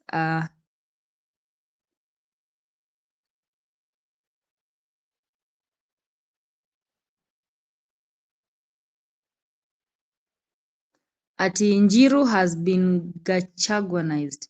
We won't see his flaws when the Rom do as the Romans, but question is how.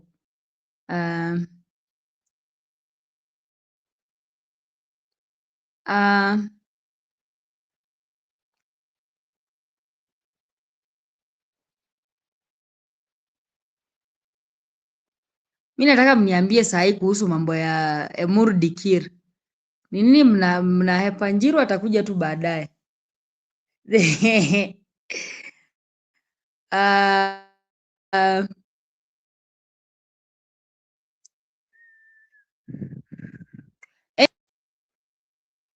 Were you saying something before Sammy got abducted? Yeah, nilikuwa nazungumza. Life for another rehearsal. Everyone is bound to make a mistake. Sawa.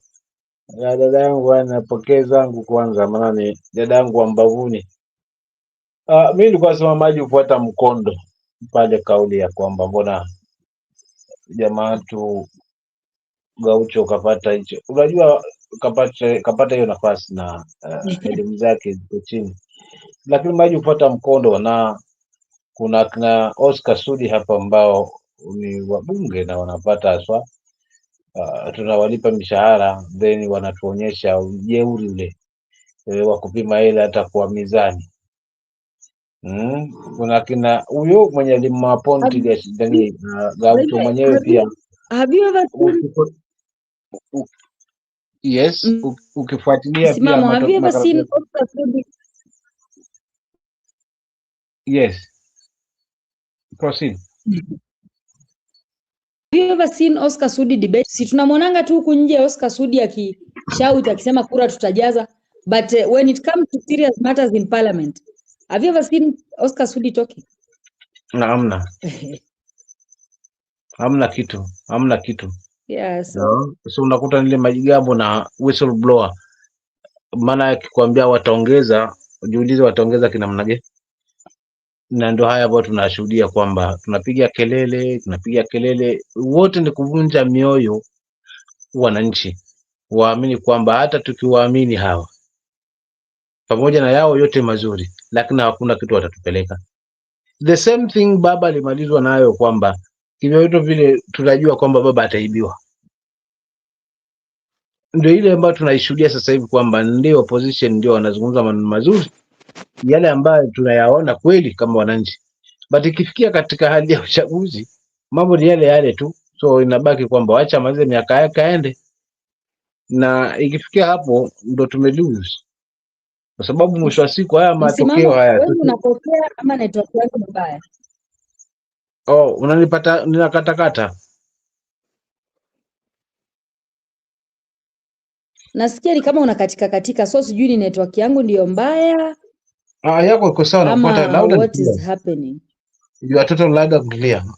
Nani Gilari, ninakupata vizuri. Sio kama ni mimi ndo nakatika, labda ni login out alafu ni login tena. Bado unakatika kidogo. Basi wacha nitoke jana. Wacha nitoke alafu nirudi. Ama Sami, wewe unamsikia msimamo clear? Yeah, mimi namsikia clear. I think it's my network. Namsikia clear, sina shida naye.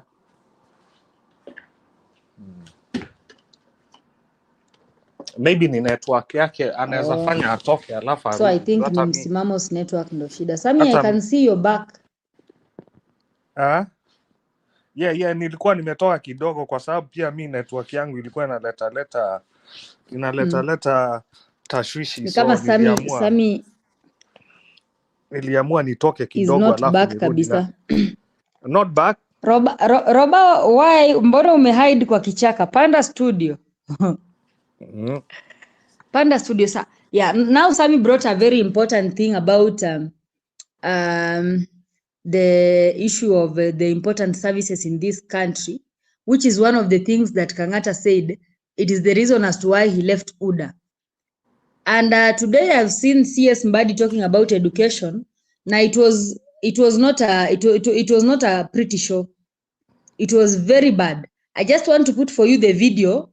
I think just the first 2 minutes. You see what Mbadi is saying about the education system of this country.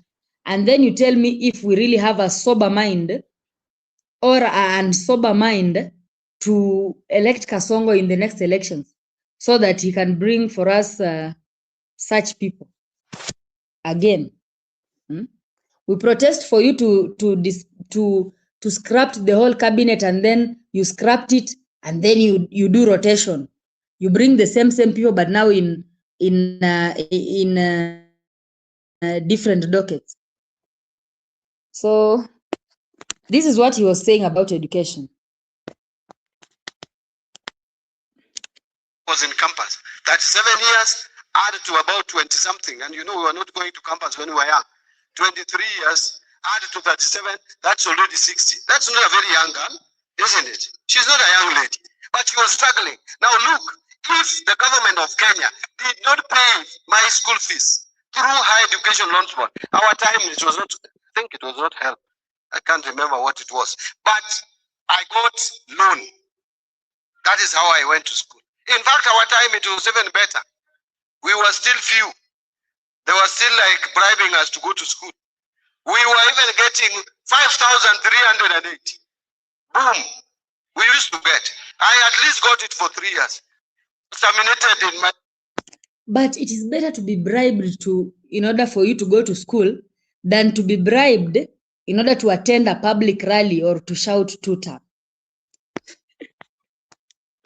Final year, I cast, but now I am here. So what I'm saying, why don't we have the children of Kenya who have people around them who can pay their fees, to pay their fees? And you've heard that statement. We have the children of Kenya with people around them to pay their fees. A whole CS. And leave higher education loans board to take care of those who cannot afford. That is the society that we want. This society of free, we should also avoid it. At whatever cost. Free. Who pay for this thing? Chenye the boy from Suba anasema.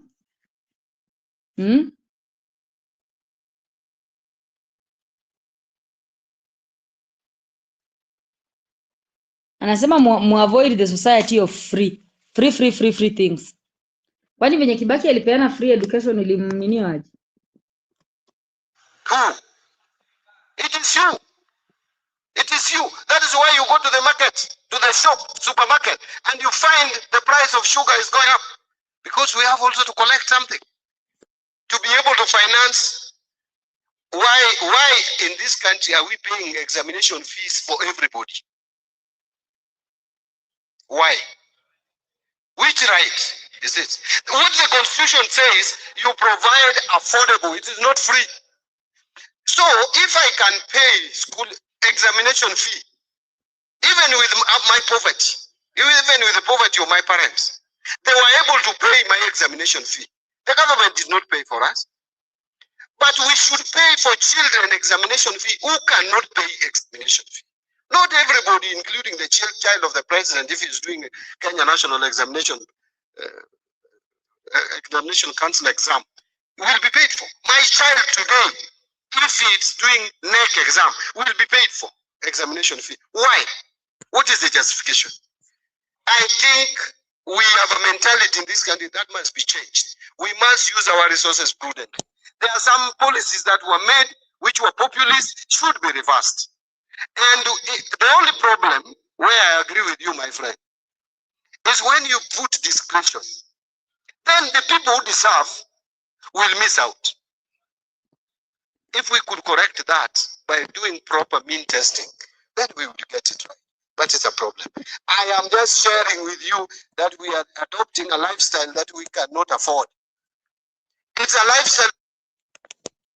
Sasa kuuliza free education ni kuadapt a lifestyle that you can't afford compared to venye State House imeundwa na kufanyiwa renovation na lami kuwekwa. Walisema lami inawekwa every week ama ya kwenda State House inawekwa every week ama ni every month?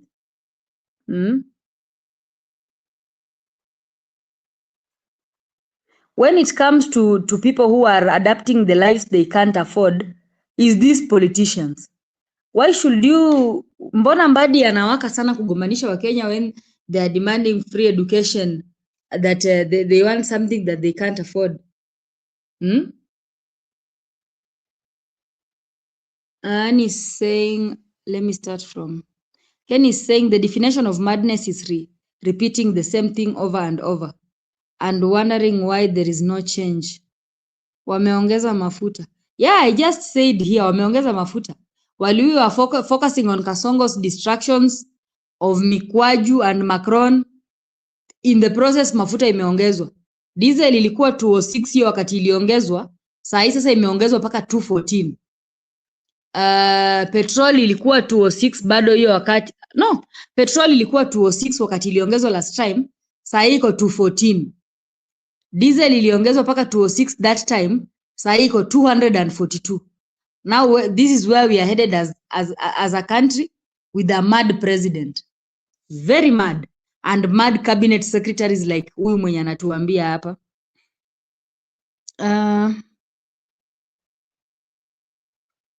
Ukivua samaki you will be paying. Free things zimeisha. Mbadi seems like he is on his way out. He is very unhinged.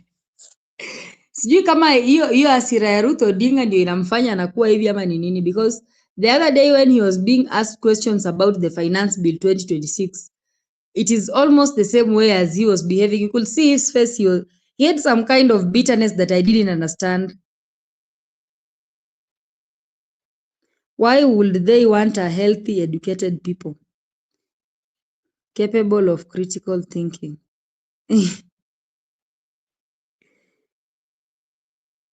Ni kama hii government ya Ruto inataka watu wasisome ama I don't know.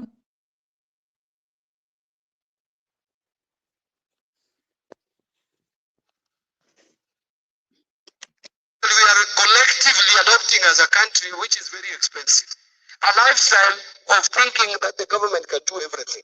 The government cannot, but the government must intervene for people who cannot afford these services because they are basic and they are a right. Just like food, you cannot feed every Kenyan. So the constitution says the government must make sure there is access to food. It is in the constitution, Article 43. But we feed everybody. We don't, but we feed those people who cannot afford. Kanyi Mbeche is saying, I don't know what. But all in all, what I'm saying is that petrol imepanda, like imepanda kuliko venye ilikuwa last time. And that is what that is where our focus is. To feed themselves. That is the same way we should educate children of Kenya who cannot educate them. Their parents cannot educate them, or people who stay with them cannot. But those who can should. My work is easy because I use ClickUp. Here's how I get perfect notes from every meeting. I click this toggle to send my AI note taking. Pay. Otherwise, the budget will rise to 10 trillion. Nimemaliza. Kama mko na swali muulize. Today is after amegombanisha hawa watu, the funniest thing is that wanamklapia just the same way venye Macron aliwagombanisha na wakaklap. I don't know what is wrong with Kenyans.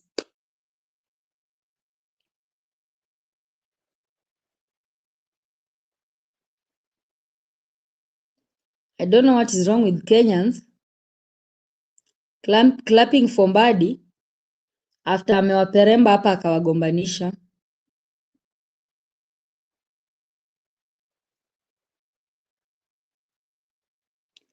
And the audience clapped. Yeah, the audience is clapping. They are clapping. Hey. Hey. Sitaki siasa. Leo ni budget na finance bill. Siku ya siasa mtaniita nikuje nichape siasa. Lakini siku ya leo ni budget na finance bill. Ati nini? Mnataka power? Ama mnataka nini? Are there questions? I am taking questions myself. I want some few interventions and be sympathetic to my health. I told you I'm not very so, but umeona mgonjwa hapa ni kama nilisahau kwa mgonjwa kidogo. Who your hand was up first? Just one question quickly. Do I really need to sit? Rudisha hiyo huko. Nitasimama hapa. I sit along a lot. Hiyo maji ndiyo ninataka. Hii maji unawacha ndiyo ninataka. Yes, give him the mic. Okay, thank you. My name is Tony Blair. Pardon? My name is Tony Blair Kennedy. Tony Blair, very good. Student at Dikirr University. So, Mheshimiwa, you have tackled most of the things that have been proposed in the financial bill to 26-27, but I have not heard you tackling on the tax. And about this finance bill 2026, today I have heard in Nyeri this MP Mokunji talking about how it has much effect on farmers. I think I'll also play it after finishing this. Straight on rentals, because we as comrades, you get that initially the landlords were earning appropriately 228,000 to 15 million per month, were being taxed 7.5%, but in the next financial bill they should be taxed around 10%, and this is going to affect maybe comrades if perhaps they are. So Tony, I don't even want you to proceed with that, because that is why I'm here. I wanted to correct all the propaganda and fake finance bills. That is not my finance bill. It has no change on the rental income tax. It is 7.5% as it was. Hiyo 10% ni ya wa Munyoro. Endelea. Sema ingine. Ni hiyo tu. So there is no more rental income taxes at 7.5%. There is no proposal for 10%. Next. Ni nani? Wewe ulikuja baadaye. Wewe simama tu. Then I will go the other side. And I also want ladies, bana. It can't be just bull dance. Thank you so much, Waziri. My name is Gabriel Okola. I come from Kachimwod in Migori County. Gabriel? Yes. You are my neighbor, eh? Thank you, exactly. Waziri, I only have one concern. I have loved how you have presented your presentation today. My only concern is from the small businesses that young people run. Waziri, most comrades seated here, majority of them run small businesses, and that is why they are able to afford these clothes they're having today. Otherwise, they were supposed to come here naked. But now, Waziri, how are you going to help these young people who are running small businesses so that they cannot be overtaxed? Then number two, Waziri, today after graduation, most young people are being rejected in the companies and even the government entities because they lack experience. How are you going to help motivate the companies to employ these young people after graduation? How I wish that you can give or provide incentives through the powers conferred within your territory as waziri wa fedha na dhahabu dunia mzima, lakini unafanya Kenya hapa. Please provide incentives so that we can motivate the employment of the young people in this particular country. May God bless you. Thank you so much. Thank you very much. I think I can take 2 more. Can we go towards the extreme? And do we have more mics? If we have more mics, one should be here, another one here, and a third one this side. Yes. So we take that one, then I'll come this side, then I'll come here and finish this side. So we have 4 more questions. Yes? Thank you very much, Waziri, for this wonderful moment. I'm called Frederick Juma, a son of a peasant cobbler trying to survive within the city. My question goes direct to Waziri because most of the time I spend time with the comrades. But the comrades said that they have no business of going back to the street. If only that 500 shillings that is usually being deducted from the second semester exam. So please, Waziri, do something on that 500 shillings from the tax. Let me get you correctly. There is a 500 that is usually Deducted from second semester. 500 eh? shillings being deducted from. Give him the mic. 500 shillings. There is 500 shillings that is usually being deducted from second semester. So most of the time I spend time with the comrades. Comrades assured me that they have no business of going back to the street if only that 500 shillings that is usually being deducted to removed. Thank you, Wazir.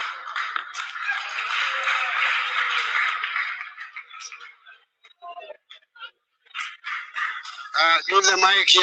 We don't have any lady interested. Any lady? Yeah, I can see one hand. Thank you so much, Waziri. My name is George Wise, incoming President, Kenyatta University. I only have got one question and one present for you because you are doing a good job.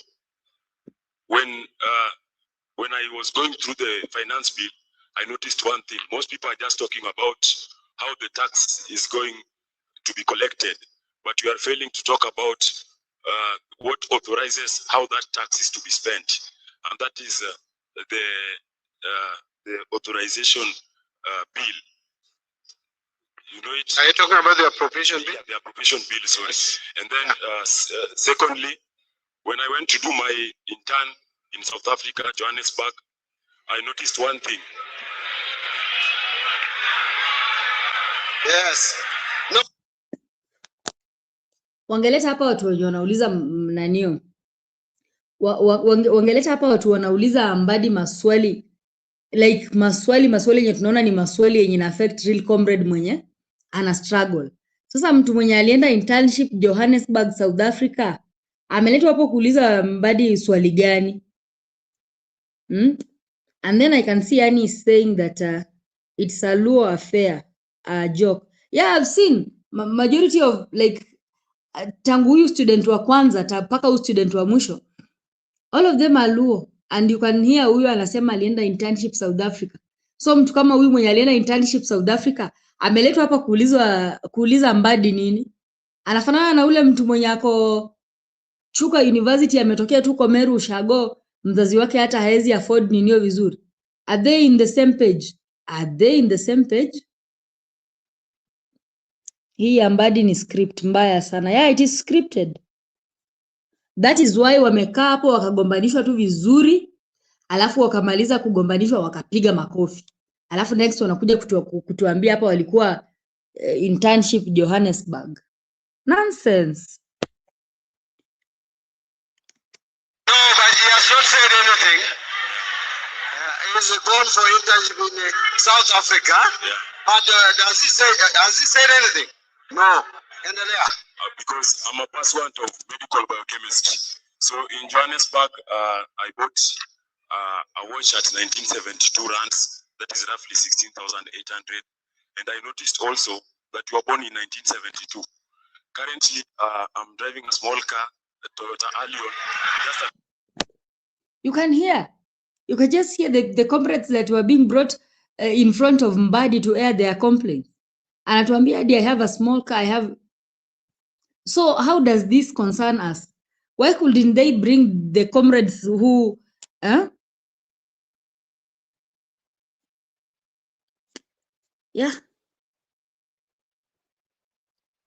Yeah, that is how low they have gone.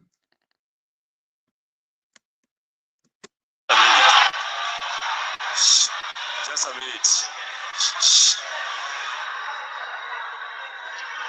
You know, George, Yes. I'm almost guessing where you come from. Yes. Yeah. Are you with me in the guesswork? Yeah, but let's allow him to conclude. Yes. So, and the number plate is KBV 197J. So, just a minute. The reason as to why I've mentioned that thing you are here of birth, I'd like to give to you. Which year? 1972.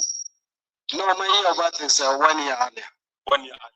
Yes. But it's within 1971. Exactly. So Yes. my issue is You want to give me the that I bought at that price. Okay. And because the book of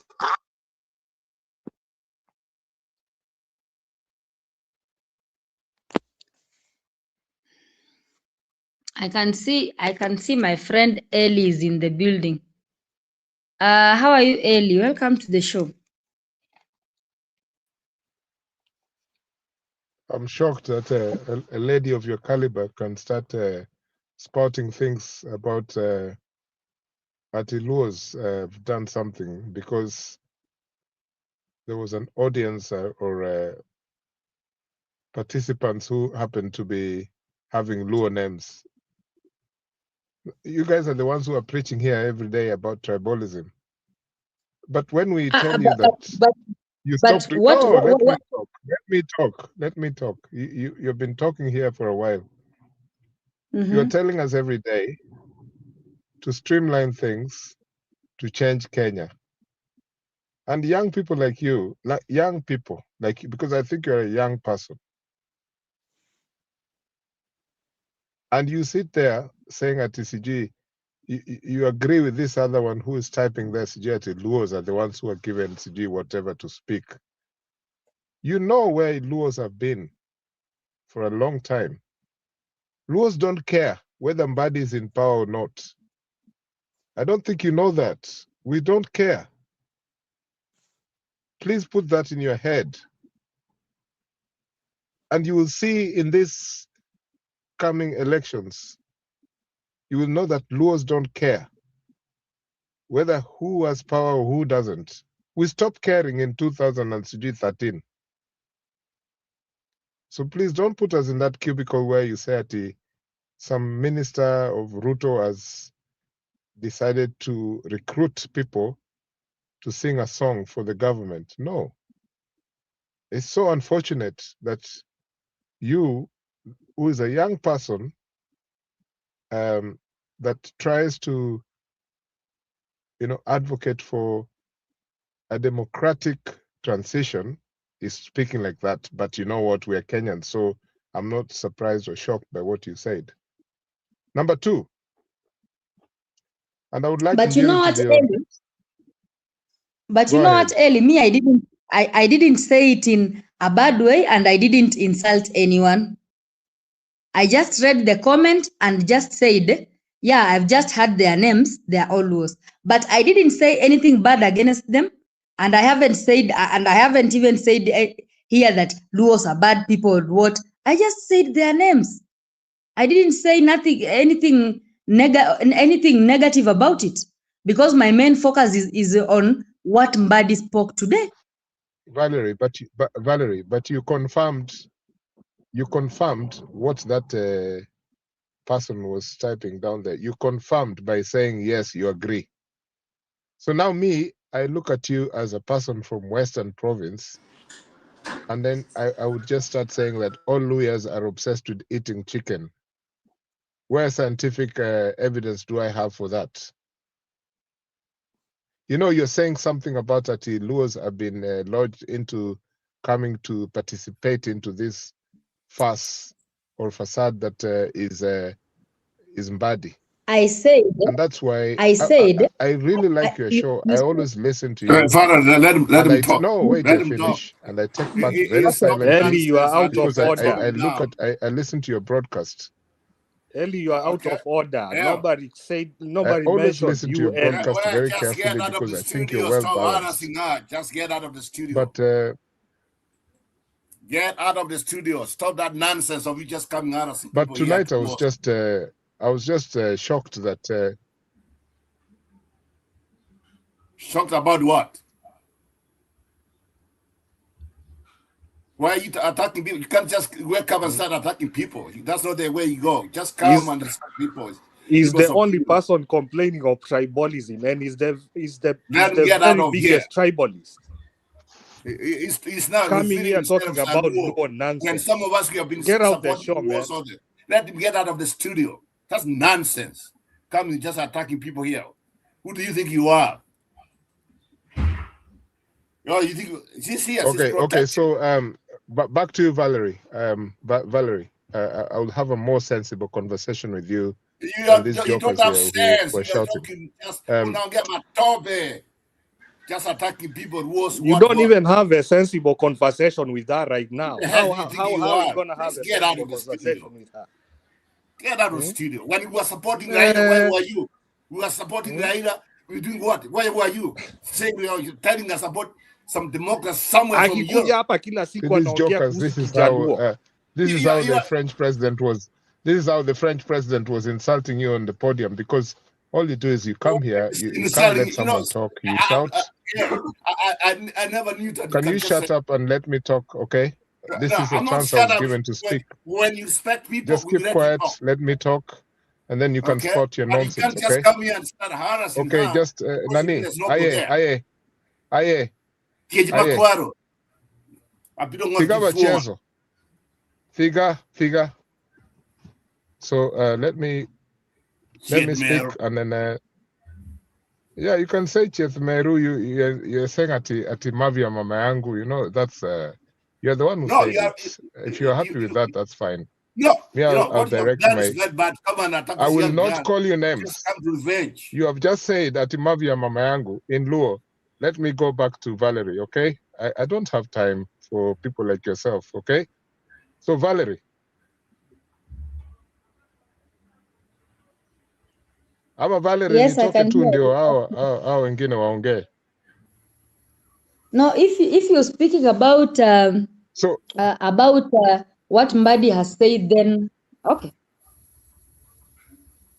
No, personally, I don't have a problem with whatever Mbadi says as a Kenyan. It's not, I don't care what he says because I don't support this government, okay? So I don't care what Mbadi says. But when I find my tribe being profiled, I will react. These people who are shouting here at me, they will do the same. They will shout, Eli this, Eli that. That's fine. That's okay. But I will make my position while they're shouting. I don't understand how we can all be put in one, in one single strand, and Ati Luos are being recruited to support what Mbadi is saying. Who told them that? These people, they're not ready to listen to a contrary argument. And that's why this Roba is calling me Mavia Mama Yangu in Luo. And all I told him in Kisii, his language, is, please, Figa, stop. Okay?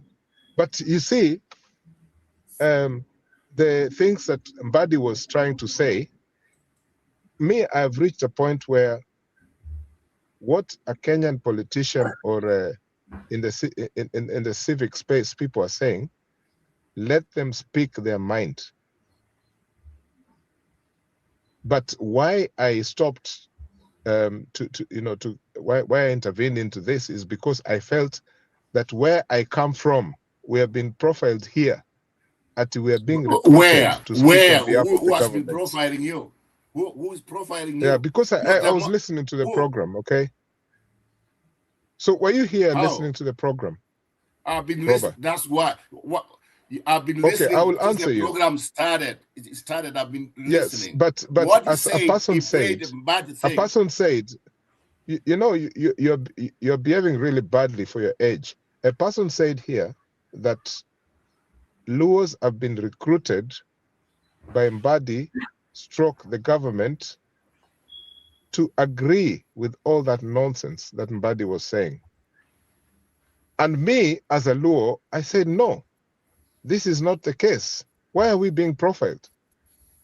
And then you ended up at, Mavi and Mama Yako. Who is stupid here, me or you? You can call me I'm stupid because you know what the way you So open are your you mouth, clever where you by started just from. saying those kind of things? You know where you started from. You started attacking this young girl who's the moderator in this studio. No, I attacking did her. not attack Valerie. Why are Usikuje you na arguing and nini here hapa, no. there's a tape? This No, can be rolled back. no, Valerie is very eloquent. She's very articulate. She knows what she's saying. But Now it's just you know what? the You can't fact run away that from what you say, okay? Stop attacking no, people I and telling said, that and this I'll repeat this program, again. Valerie, okay? no, I said, so are you here to defend Valerie, or she can defend her position, what she said? You don't. Are you trying to ask me questions? Who I'm not one to answer what you want. What I'm just telling you, when you come here, stop being personal. Okay? I'm not being personal. I'm not being personal. You What came I'm here. saying You came here to be a Luo. This program doesn't. Okay, let's say I'm being personal. Okay, let's say I'm being personal. Okay, let's say I'm being personal. Would you be happy if I come here and I attack people of the Ekegus, the Gusi people, and I start scandalizing them? Stop it. Would you be proud about that? Dikirr, let's talk about the Dikirr, about stealing. Hii kitu ya kuongea juu No, ya keep every day ngoja just keep. defense. Hapana, siwezi ngoja. You're boring the show bana. Let's Hapana. talk about He came here to interrupt the show. Let's talk about politics, please. What on boyka huko chini by the let's. Yeah, but you see, if you guys are not tolerant because someone is speaking a contrary Okay, what do view, you want us to do so that we can continue, Ellie? No, I am trying to reshape this conversation where I hear that But our community has been scandalized and we are not allowed to protect ourselves because it's okay to scandalize laws. That's not right. You've been protected. We have a right to speak for ourselves. That's why you don't have Luo people in this channel, because this is what you do. So you've been protected. Be ashamed of yourself for the way people run away here. Luos run away from here because of this kind of thing. Because you're scandalizing us all the time. Can we talk about my elections? So do you want us to start this channel with say Luo Network? That's what you want, or do you think that we're the only one? Angalia pale unaenda. You know what I'm talking about. You know, this is the problem. Even Valerie said it here, that Kenyans clap when they're being insulted by a leader from France. Kenyans clap at anything. They laugh at anything. And this is the symptomatic of how you came here. You came here providing. Listen to yourself jeering when I'm talking. That's what you say. It is symptomatic of our problem. No. Unapiga makelele, unataka democracy, and you're the most undemocratic person I know, because you stop people from speaking. You know what? And you call yourself a Democrat. Hii ni ujinga gani? What you do is you call, what did you say? You say that ati mavi ya mama yangu. So you say that there, and you call yourself a Democrat. You always dropping names ati sijui you know this person, sijui you know Simon Nyachai, sijui you know Uhuru Kenyatta, sijui you know who, and you talk a lot of filth and you call yourself a Democrat. No, when you came here, so if you were, no, don't you said I don't personalize. It's not me and Robert. No, listen to the guy, what he's saying. He challenged me, and I'm responding to him. Okay? He calls himself a Democrat. What sort of Democrat does not allow someone to get space of time to speak? You only want to speak, you don't want other people to speak. That's the problem with you. No, I came into this. I don't speak like you for 1 hour. I never do this. You're here for 2 hours maybe sometimes, talking. And all we do is listen. But you cannot let someone, just because they are from the Luo community, to speak. Yeah. I am not accusing you. I'm saying it the way it is. What I was telling my friend, you came in. So, okay, did you have the right to say ati mavi ya mama yangu? Do I have a right to say what? Yes, I do have a right. No, did you have a right to tell me ati mavi ya mama yangu? Did you have a right to say that? So are you it shows how undemocratic you are. You are the guys who come here preaching democracy, and you contradict yourself. You come here from other networks. Kijana, wacha nikwambie one thing. Me, I will not be cross with you the way you're cross with me. It does not make sense. Just go ahead. What I said was simple. Valerie, what I said was simple.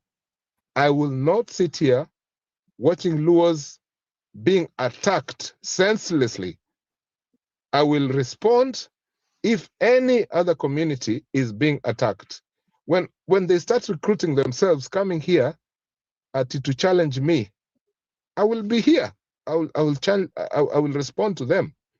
But a Luo is being attacked just because they are a Luo, that one I will not accept. All the Luos, they run away from this channel because of this kind of behavior. I am the only one who remained here, and you guys know that. Ayaga came here once in a while, mukamfukuza. Mimi niko hapa, and I'm here to stay. I will not watch when we are being scandalized. It's cultural genocide here at Luos. Yani, we have suffered for this country, but all the time we have to be the ones who are being called names. No. You are trying to associate us with Ruto, and we are refusing. We are refusing. We are not going to be associated with a government that we don't want. And then what you do is you say we have been recruited to drum up for Ruto. That's all I said here. That I'm challenging that position that Luo people have been recruited to drum up for Ruto. And then Kip comes here, Kip says, oh, let's change the topic. Let's talk about Emurua Dikirr. I don't know what. It's all that fallacy of we cannot be allowed to say anything we want to say and you call yourself Democrats. Valerie, I'll say something else and please listen to me very carefully. I asked a few months ago, I was in the WhatsApp group of this channel, and it is something we know on record that on that WhatsApp group, my mobile phone was hacked by 2 members in this group. One of them is refusing to admit. He's saying it is another person. And we know this has happened in the past in this group since we were in Mutembei. We want these people to come out clean. There are some who are even using our names to do fundraisings in WhatsApp groups. And we will reveal who these people are in this group. So please, when we are quiet, don't think that we don't know what is happening. We will reveal. I have been very quiet about, imagine a person in this group, hacked and controlled my phone. Mpaka is in our family WhatsApp group. I screenshot this person and I sent him this message, akakimbia. He is in this group. In this same group is where I revealed to you guys, Goja, wacha nikwambie ukweli. I revealed to you guys, a guy here was fundraising from Rift Valley. And I told you, this guy is NIS and is a crook. And he was found in carjackings. When I let this information out here, the guy disappeared. Njiru apologized. We have crooks in this group, and we will out these people without being afraid of anything. So if those people who are hacking our phones here in the WhatsApp group which we left think they are safe, I am telling you they are not safe. Imagine pedophiles coming into my children's family WhatsApp group. I screenshot, the person was in our WhatsApp group and he's in this group here.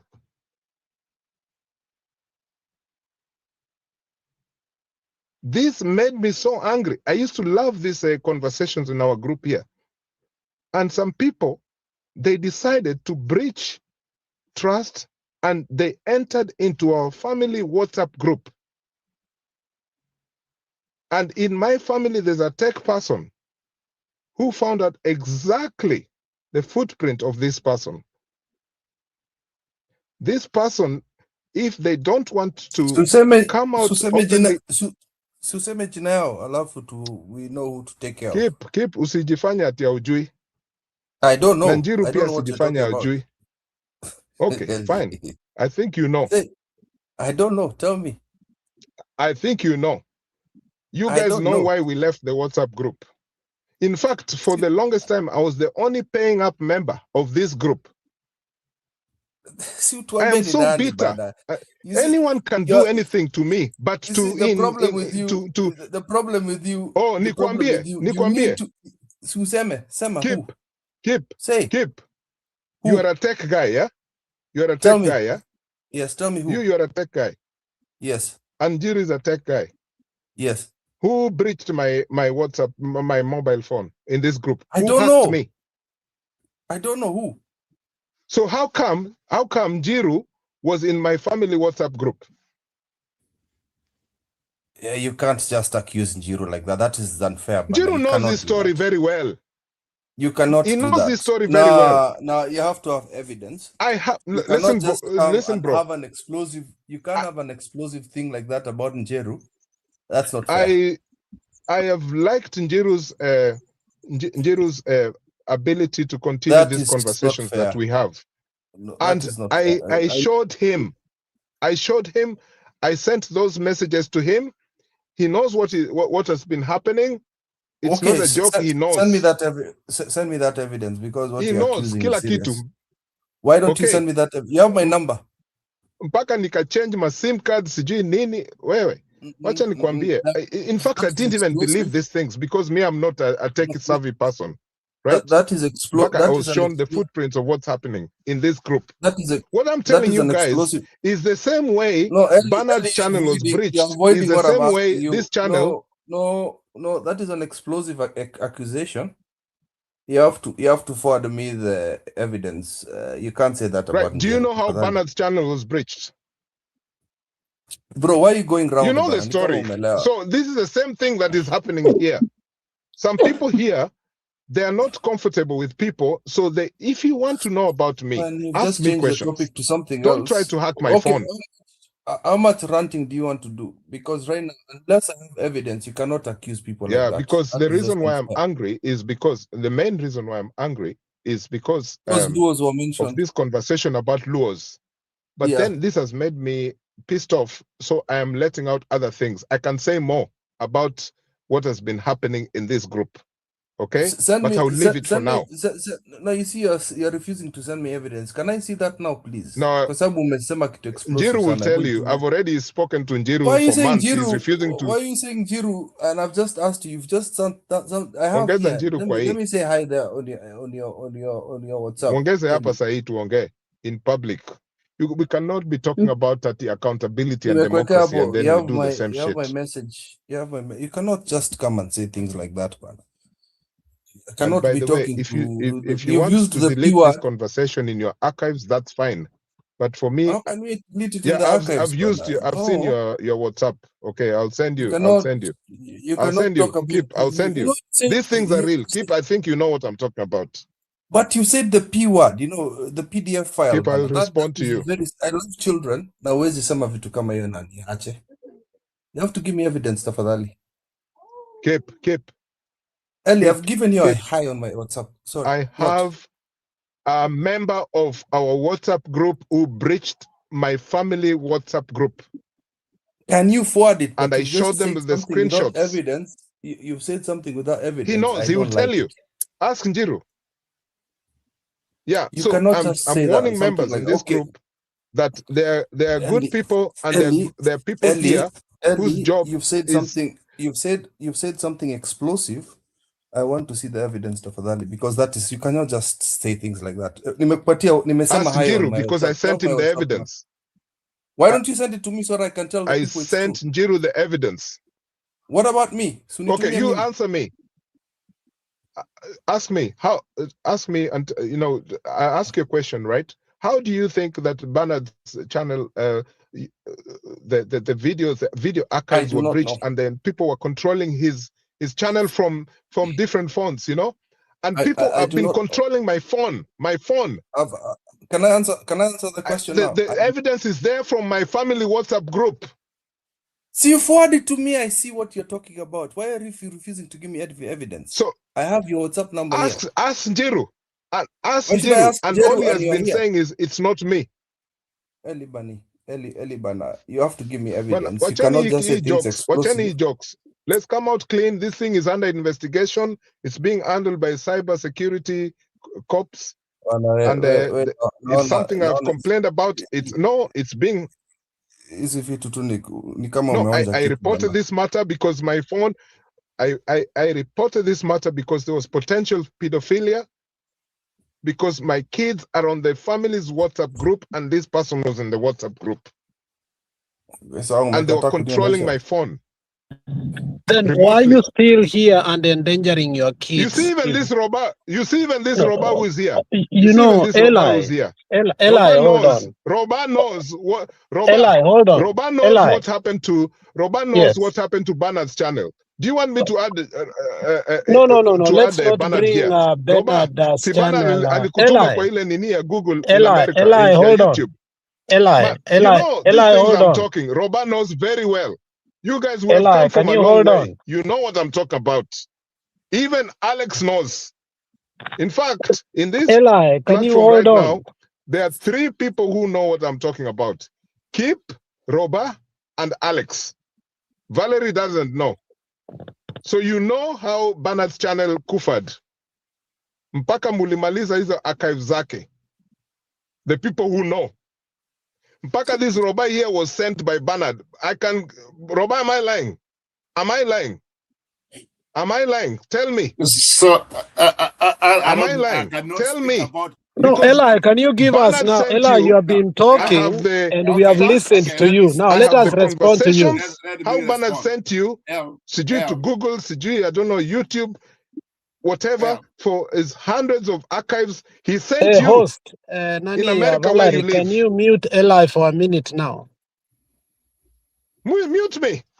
No, Because not for a wrong reason. We have By listened the to way, I'll you. give you We more are not facts than muting what you you for want a to wrong hear reason. tonight. We are not muting you for a wrong reason, Eli. I will We are tell you just more if you allowing you guys to want to calm know. down. We are allowing I you to will calm vent. down. Because how can someone No, breach my hold on. family So how WhatsApp long are group you going to vent then? Just hold and they're on. in this channel? Now, Eli, Eli, two wrongs don't make a right. So in your process of venting, you have accomplished and achieved one thing. You've made. I'm ready to listen. I'm ready to listen. I'm so pissed off, but I'm ready to listen. Yeah, thank you. And first of all, let me thank you for coming up. And the truth is that we have had contagious conversations here. And that's part of the democracy. I mean, democracy is violence in itself. It's not physical violence. It can be verbal violence, which is part and parcel of a global phenomenon. When we come, this is not theocracy. This is it's not even monarchy. It is democracy, and that's most countries carry it. But thank you for coming out. But in the event of what you have said, I'm a little bit astonished, because it's like you have narrowed all of us into it, that we are robbers, we are pedophiles, and we are whatever you have said. And some of us are honestly shocked for the first time to hear that. I am not privy, I've not been actually in the WhatsApp group. And some of these things are really shocking to some of us. So I think you have accomplished something that I never thought will be done in this channel. Okay? So in as much as umekosewa, I don't think a conversation between you and Roba, which wewe na Roba mumepelekana speedy, could have ended that way. I feel so bad that you and Roba should have squared. The same way Roba and Kip gets here, mpaka Roba anamwambia, you have gone to a red line, wanamalizana kule chini.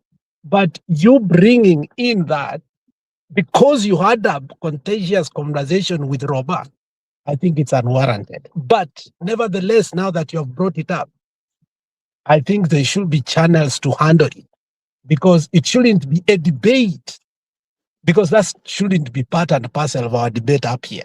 Then let's call a group up back there and we deal with it. Because honestly, what are we doing up here discussing things that are allegations that we cannot substantiate? And obviously, we can't allow you to bring the evidence up here because, again, it will be endangering not only your children, but your family if it is true. So I think let us be reasonable enough and say, okay, the damage has been done, but we cannot continue with this conversation up here. It is demeaning and degenerating not only to this channel, but also because you have already said that amongst us, we have robbers, amongst us, we have pedophiles, which makes me wonder that really that's the reason we are here. It's not. If somebody did that to you, I don't think it is us. Because the way you put it, go to hindsight. It's like you said, we are doing this to you. But it was just a conversation between you and Robert, which did not go very well. I didn't approve how actually Robert dealt with you. But in the event, you have taken it too far. So I hope you will see the mistake you've done and the damage you've done overall to this channel. Because I think you have accomplished what we always thought you wanted to destroy us. And that's what you have done. And I'm sorry to tell you that you have done it. And your friends, Ayaga and the rest, are going to be happy. Because that's what you did. And you have accomplished it today. I'm sorry to say that. Well, Alex, so he mentioned my name. Let me be clear on this. First of all, he brought a name called Pennant. Pennant is my tenant. He has a channel on my property and whatever it is. So he might be right on what might have happened, whatever. If I helped out, because I'm just like 1 hour away from the so-called YouTube head office, and I know some people there. So Alex, on this channel, there's nothing going to happen. If anything, whatever he brought up, I know he went out. Even if he missed word, we will protect it to what it is. So Bernard was able to recover some of these channels. I helped him out. I had some other things which I'm not going to disclose here, but I was not aware of all these things he has brought up. Maybe this guy it's the problem with the guy.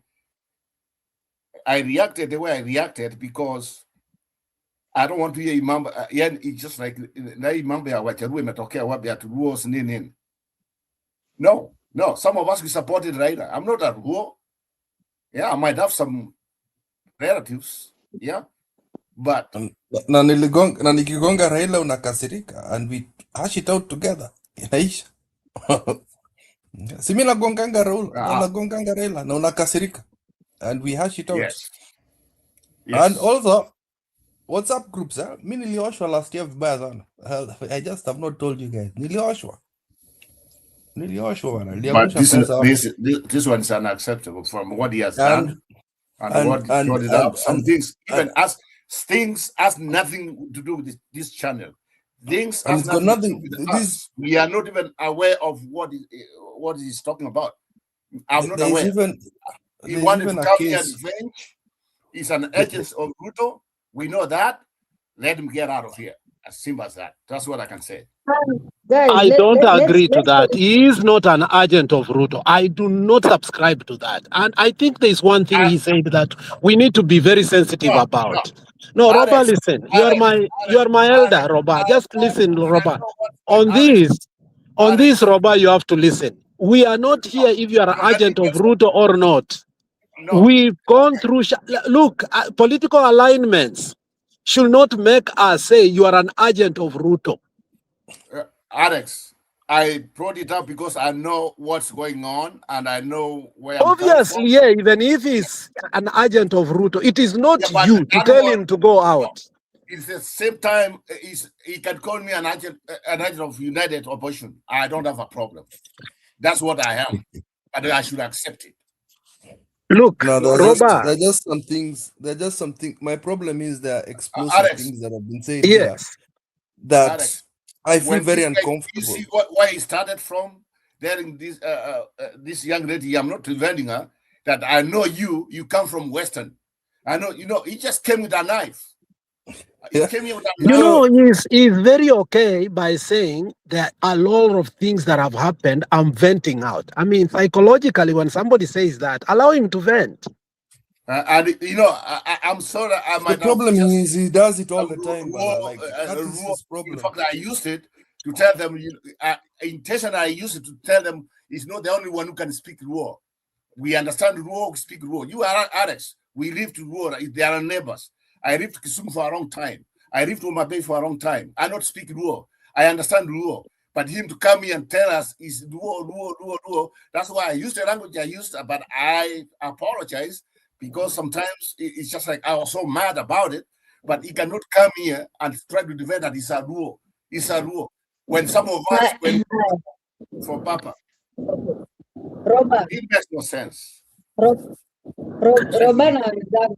sasa tumewest like 40 minutes na historia Eli. Sijui Emurua Dikirr hata kumeisha aje because it was the next thing that I was going to. Hata penye tuliachia. Tuliacha kama nani anaongoza.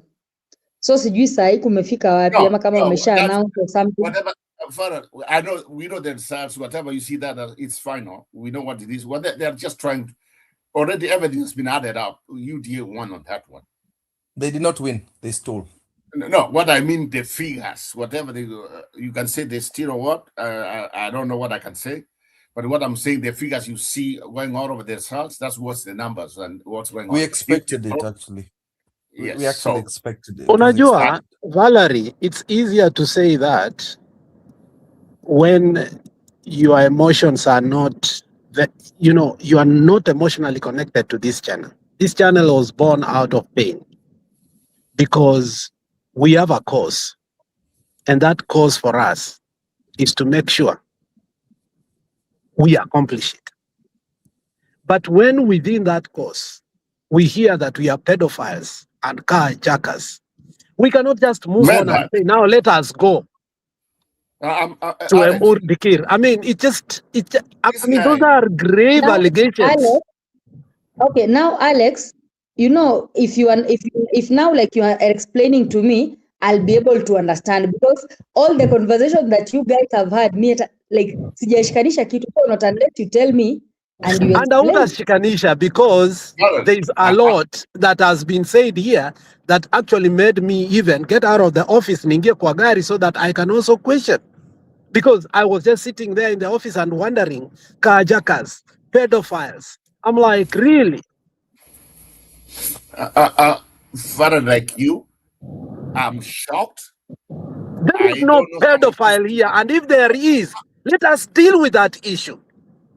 Let us, because the international community, the YouTube community, all these, they understand that if at any case you have that, he has said it, that the case is with the cybersecurity. Why bring it here and it's already with the authority? Once something is with the court and its investigation, we must allow the investigation to continue. Oh, man, I'm not aware because I've been told that I am aware. You heard it, not once. I counted 3 times. Robert was counted several times. I was counted 3 times that I am aware. I'm not aware of anything, and I'm not going to leave it like that to be told I am aware so that everybody can think I am aware of what I'm not aware. I'm not aware and privy of any carjack robber here. I'm not aware of pedophiles. I'm not even aware of Bernard's channel, whatever has been said. I left Manene Bernard long time ago when Raila signed the Demco report, and Kip can tell you, I disagreed and walked away. I don't even know what that guy does anything. Ulifukuzwa kama mimi, tulifukuzwa kama Burkenge wewe. Ati I walked away. Nilifukuzwa bana. Alex, can you defend me here? Nani alinifukuza? Mimi nilifukuzwa bana boss. Alex. Nitolewa mara 3.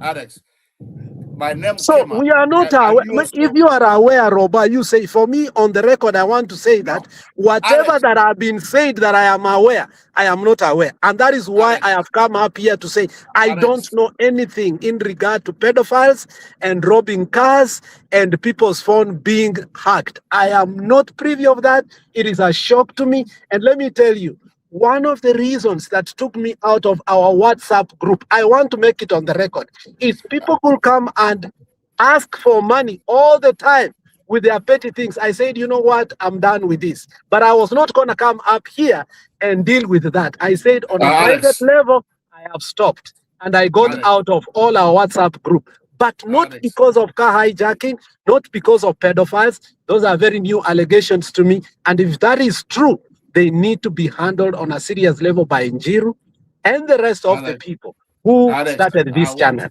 Alex, there's one thing I want you to come up clean here on my side.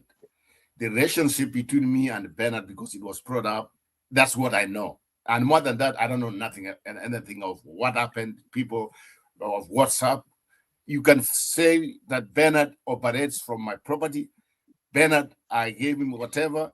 He's still there. He's my tenant. And that's what I know. But people might think that me and Bernard may be colluding. I know what's going on. I don't know what's going on like you, to be sincere, on the other things. But I have about the other channels and other things, that one I can just say it's because my property is being used there. And Ben, even Alex, knows that. Alex, you can defend me on that. No, I know that your property. I know that we at some point we asked you to use it because of the course we had, and as of now, I'm not sure. But when it started, I remember the conversation we had, and we were operating from your property. And I have said it right here. Yes, I have said it right here that we had people of goodwill on the background that were supporting Raila by everything that they had. And the property thing was supposed to be private. Yeah, I mean, it's not something that Roba wanted to go and advertise to everybody. It's supposed to be a good cause. Exactly. Ni kitu ya roho tulitoa. Hata you don't even want to. Hata kama nobody knew about it. Na Bernard. And personally, you never see me on that channel, even if the guy, I treat the guy is my tenant, he's still there. Yeah. But I never go there, that channel. I never go there just because of whatever it is. I moved on. I'm comfortable with where I am. Some other things which happened, whatever this guy brought up here, some of these serious allegations, these are serious. And if that guy was within the borders where I reside temporarily, because my Kenya is my country, I could have sued him to hell until he just proves his case. This is wrong. What he has come here is just trying to revenge the wrong people. He had some things, some of us, all this time he has been coming here, it's just been like, I don't want to use some strong words. Why he never said this one before? Why he never said it before? This time he comes here. So he has been pretending when he has some other burning issues, he never even said it. Yeah, and now saying, for me, Alex, keep noise. I know nothing about it. I don't know what is going. I don't know what is going. I don't know what is going on. I'm still in Jeru's WhatsApp group. I can tell you that, and there's nothing stupid that happens there. We even have another one with Msimamo there. I don't see why you'd have explosive stuff like that. I'm in the UK right now. For me, I'm in the UK. So I know this thing. It's good he came back. I know. I don't know nothing of these family things being shared, kids being exposed to other things. I don't want to be part of such a things. Never in my life. Never. And it's very explosive, by the way. I don't know. I feel sorry that one happened, but why now? Why not before? You know, for me, this is what I will say, because I'm going home. This is what I will say, that it is unfortunate that those allegations have been put forward, and we have been tasked that we know. And I want to make it very clear that I know nothing about that. Alex, that's the first thing. Secondly, if there is, hold on, Robert. If there is anything of that, and Njiru knows, he's not here to defend himself. He should not mention his name until Njiru comes to defend No, himself. That's all. I am saying Njiru's name because Not you, Alex. he is I'm the talking owner of about the them. channel, and I'm saying if I'm not you. Not you, Alex. I'm hold talking on, about Roba. them. Now hold on. Yeah, I'm speaking for myself. Yeah. And if Njiru was privy about it, let us wait for him so that he will be able to substantiate. And if he's willing that these things must be handled the way they've been handled, or we will use other means. But otherwise, for now, this is what I will say, Valerie. Valerie, as a moderator, you will be tasked when such grave allegations are taken against people who are not here to defend themselves, you must drop people.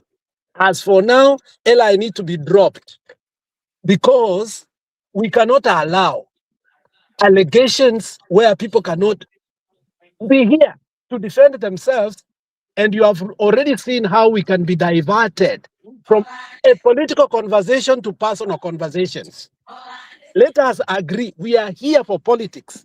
If there is personal issues that we find ourselves in, we must be dropped, deal with personal, then come back again. But now that we have gone to the point that there is a court case, there is ABCD, we don't want to be entangled in that. Since he has a case against us, let us just drop him, and so that we can know what case we have against anybody or what somebody has against us. And I'm ready. I'm ready for any case. And if you want to get me, I'll give you information. But don't come here and just talk when you don't have evidence. If there's some issues happened, Earl, you are here. You are with us.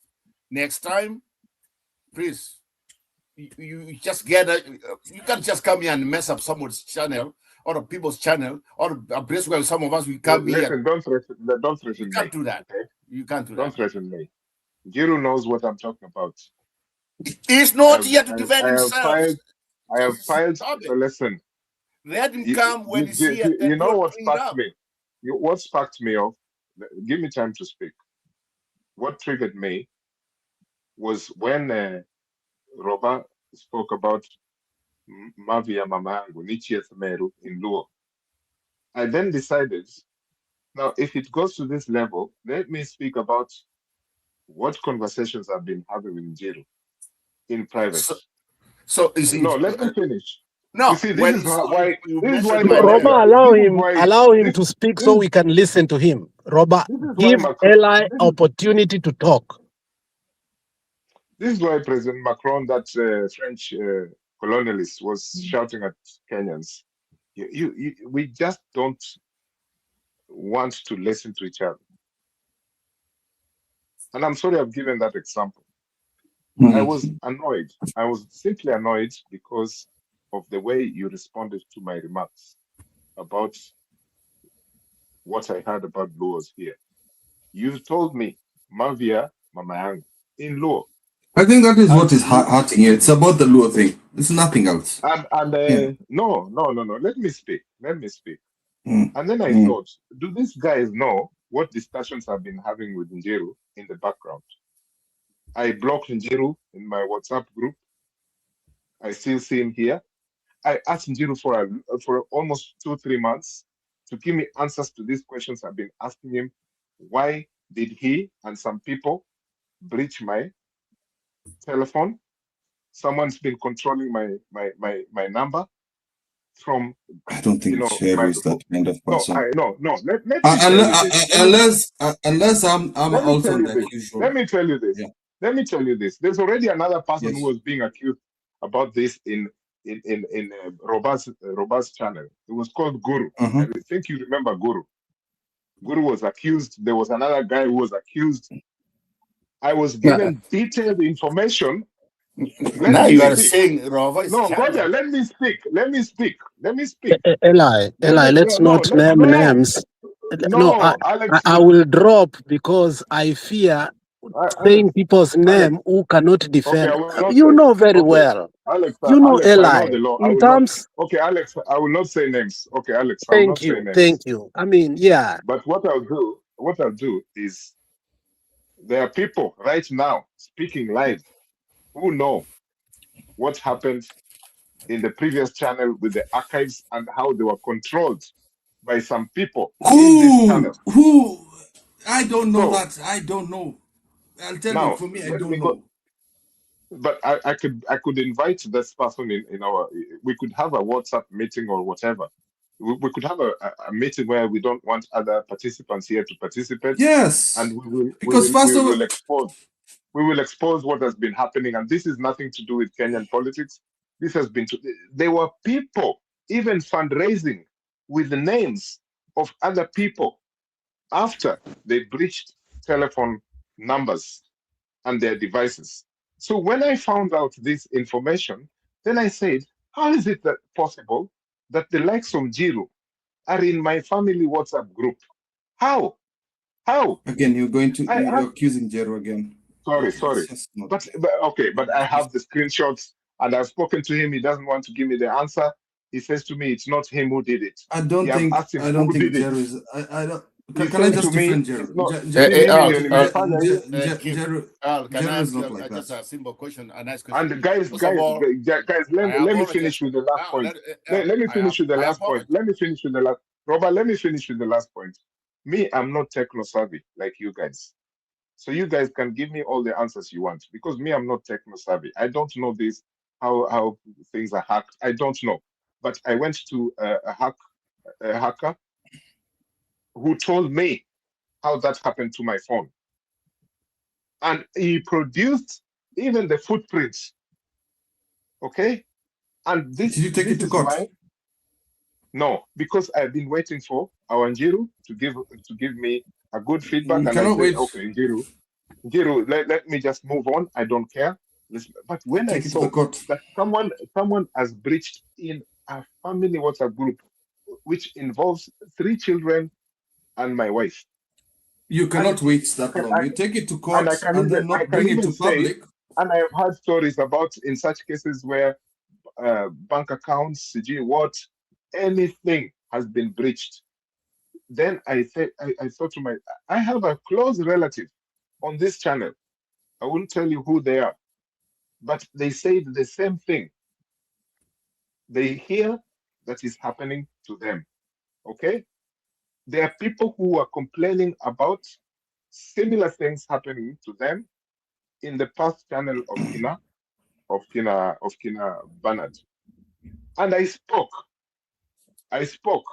one-to-one with Bernard.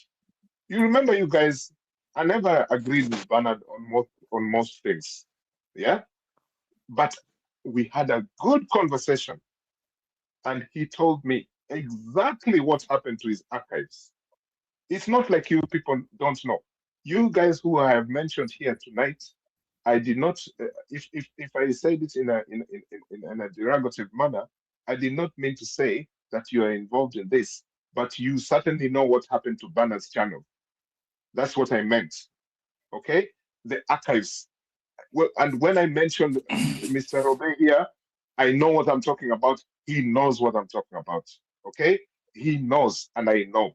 Okay, so me, I'm not techno savvy, but when this happened to me in this channel, I was so bitter until I withdrew my financial subscription to this channel, which was only a couple of pounds a month. I think it was about 10 or 12 pounds a month.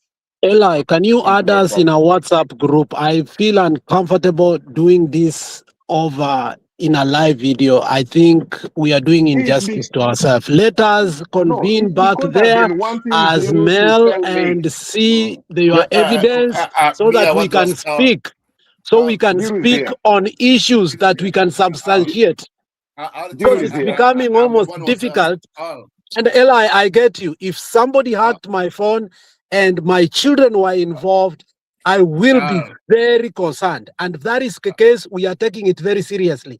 Can we confine ourselves back in a WhatsApp group kindly because Okay, this okay, is Alex. not the right channel, the right forum to Alex, handle such kind of Alex, things. The gravity of that issue is beyond. And if it is true, Njiru is privy of it, then let Njiru convene a meeting back there. but before Njiru It is comes in, not there's right something in it. for us to do that over here. Something has to be straight. Something has to be straight. Earl, have I been in any group with you on WhatsApp in any time, in lifetime? No. But you have been with me in you have been with me in Bernard's channel and the Mutembe's channel, not WhatsApp. The WhatsApp group was No, I apologize for me using the rule. What I want to show you that also we had rules. Maybe that's what I apologize with that one. But my question is, when you say you met 3 of us or whatever it is, can you just make it clear? Because this live so that people I can see my phone asking what's going on. Can you clarify that some of us, you have more especially me, you keep on bringing my name up. I don't know nothing, but the only thing I can tell you is I know about Bernard. I helped him with the channel from YouTube and everything. Other things I don't know, but this thing of your wife, your kids, and other private issues, that's something you can clarify here. That some of us, you have nothing to do with that. Yeah, I want to be on that one, please. Okay. I don't know what happened there. I don't know what happened there, but I want my name cleared, please. Okay, I will clarify. If just say it to me. Just say if I've done anything like that, just say it live. I don't care. Just say it. I will clarify about Robe, about Alex, about Kip, and about Jiro. Yes. Yeah. Yes. Let me start with Robe. See, Roba, you were with me in Mutembe and Bernard, okay? Channel, okay? Sound Candid. And I had a long conversation with Bernard. You can send this clip to him.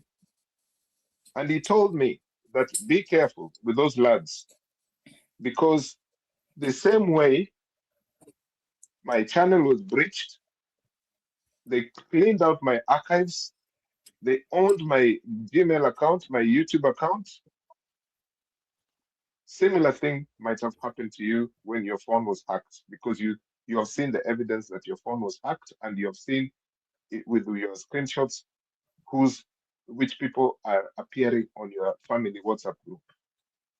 Do you understand me? So he mentioned you, Robert, as the person who he sent CG to YouTube, because he said something about YouTube headquarters, what is near where you live in America.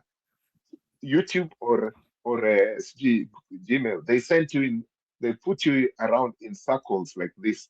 Aliniambia, there's no way Bernard was lying about that. He spoke to me candidly. And as I said before, Bernard is not someone I easily agreed with in political discussions. Okay? But he offered that information to me.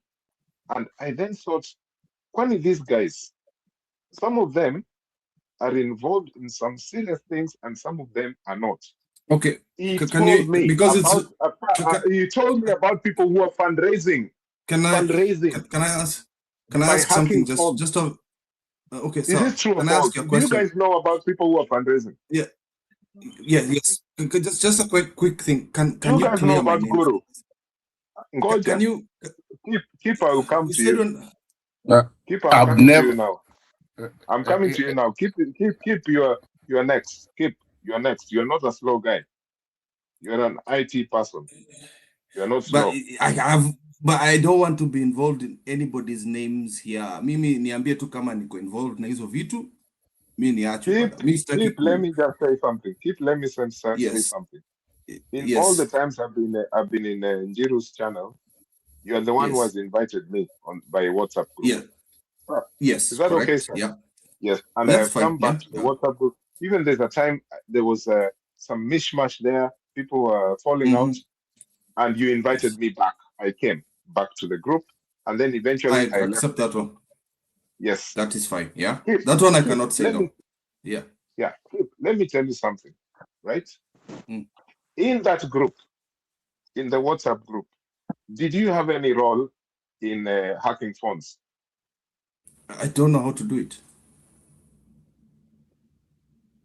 Can you make it straight that I'm not in that group you are talking about? I've never been that group, and I've never been that. Can you say that? Robert, nishakwambia wewe na kulinganisha na hizo stories niliambiwa. I was very bitter. I found Bernard, and Bernard offered me information that he asked you to help him to rescue his channel after all the hackers, the footprint was cleared. Now you're good. But there's You're a nothing wrong. I gentleman. never did something wrong. That's not Good. wrong. Yeah. No, he didn't say you did something wrong. He said you are the one who was trying to rescue his channel by going to now me. YouTube. Yeah. Now with me. Tell me. Yeah. Tell me. How did I hack? Have you taken part? Have you taken part in any hacking of any member? I have never hacked it. No, Okay, I don't know how that's to fine. hack. That's fine. No. So- But still, do you Goja. believe I hacked you? Yeah. What I was told that there is 2 possible people. Yeah. That are hackers in this group. Right. Now, when I saw the WhatsApp profiles of Njiru appearing on my family WhatsApp group, and my phone was tapped in such a way that every few hours per day it was restarting itself. I went to a hacker who confirms to me about a WhatsApp group. Someone has breached your phone from that WhatsApp group. I challenged Njiru about 3-4 months ago. I've been annoying Njiru every time, but Njiru is not giving me an answer. Njiru is But telling you've me not answered it's not me. true. No. But you've not answered me. Am I one of the hackers? I don't know. Because you've alluded to that. Okay, let's do this. Maybe you're not, but I don't know. Yeah. We're in the UK. We're in the wait, Robert, this is serious. We're in the UK. Miss anywhere. You have my number. Take me to Old Bailey. Basically, chukua namba yangu weke kwa police and report it. Actually, I want you to report it. First of all, don't communicate with me again because this is serious. But it's a very serious thing. It's a very serious accusation. Chukua jina yangu kwa polisi. Tukutane kotini. Valerie, may I say something? That can be an option. But Valerie, may I say something? There are many things in this. Njiru is quiet there. Why is Njiru quiet? Why is Njiru quiet? Ngoja kidogo. Yes, no, we have not finished. We have not finished. We've not finished, Julia. We've not finished. I'll just say 2 words, skip, then I will stop. Yeah. I think Njiru has come. Valerie and Njiru. Next time somebody brings personal issues here, who hacked somebody's phone, we don't hack people's phone. We don't talk about tribes here. I am requesting you kick them out. Njiru and Valerie, you are doing a very wrong thing or allowing such a discussion here. It is not fair to the listeners. I said it long time ago. Yes. See where we have Njiru gotten Valerie, to. This is on you. See, I said it long time ago. See where we have gotten to. How can we be here be listening to somebody called somebody on the phone? Somebody hacked somebody early. We did not hack your phone. You are wasting our time. No, Njiru, kick them out. This is bad. Or make me an admin. Apana. Ngoja kidogo. No. Go to the police in the UK. Go to the police. I am in the UK. Yeah. Let me assure you guys. No, go to the police early. Go to the police in the UK. You are wasting our time with your personal. You already said it is with the cyber security of police officers. And I said if the investigation is going on, there is no need for us. He has gone. But he has also said he went to the hacker. So that means he knows also how to hack. He also knows how to hack. And you're not part of No, you said you went to the hacker so that the hacker can hack too. I went to a person who told me how my phone has been breached. I have said no, you said no, Eli. You used the word. The words you used was I went to the hacker. Eli, those are the words. Unless you recount the words again. What about who cleaned out Bernard's account? Who cleaned out Bernard's? Who cleaned out Bernard's? We don't care. We don't care. We don't care. Don't. We're not the police.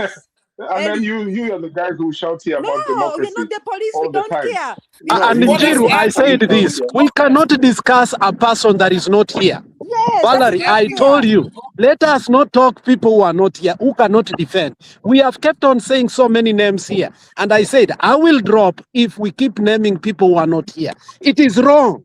We have interned people's name who are It not. is wrong, When Njiru Njiru was and not Valerie, here, you are we said his name several times. Now there are about 7 people whose names have been said that are not here. Why are we allowing it? And Njiru, why are you allowing this? Why are you tolerating all this nonsense?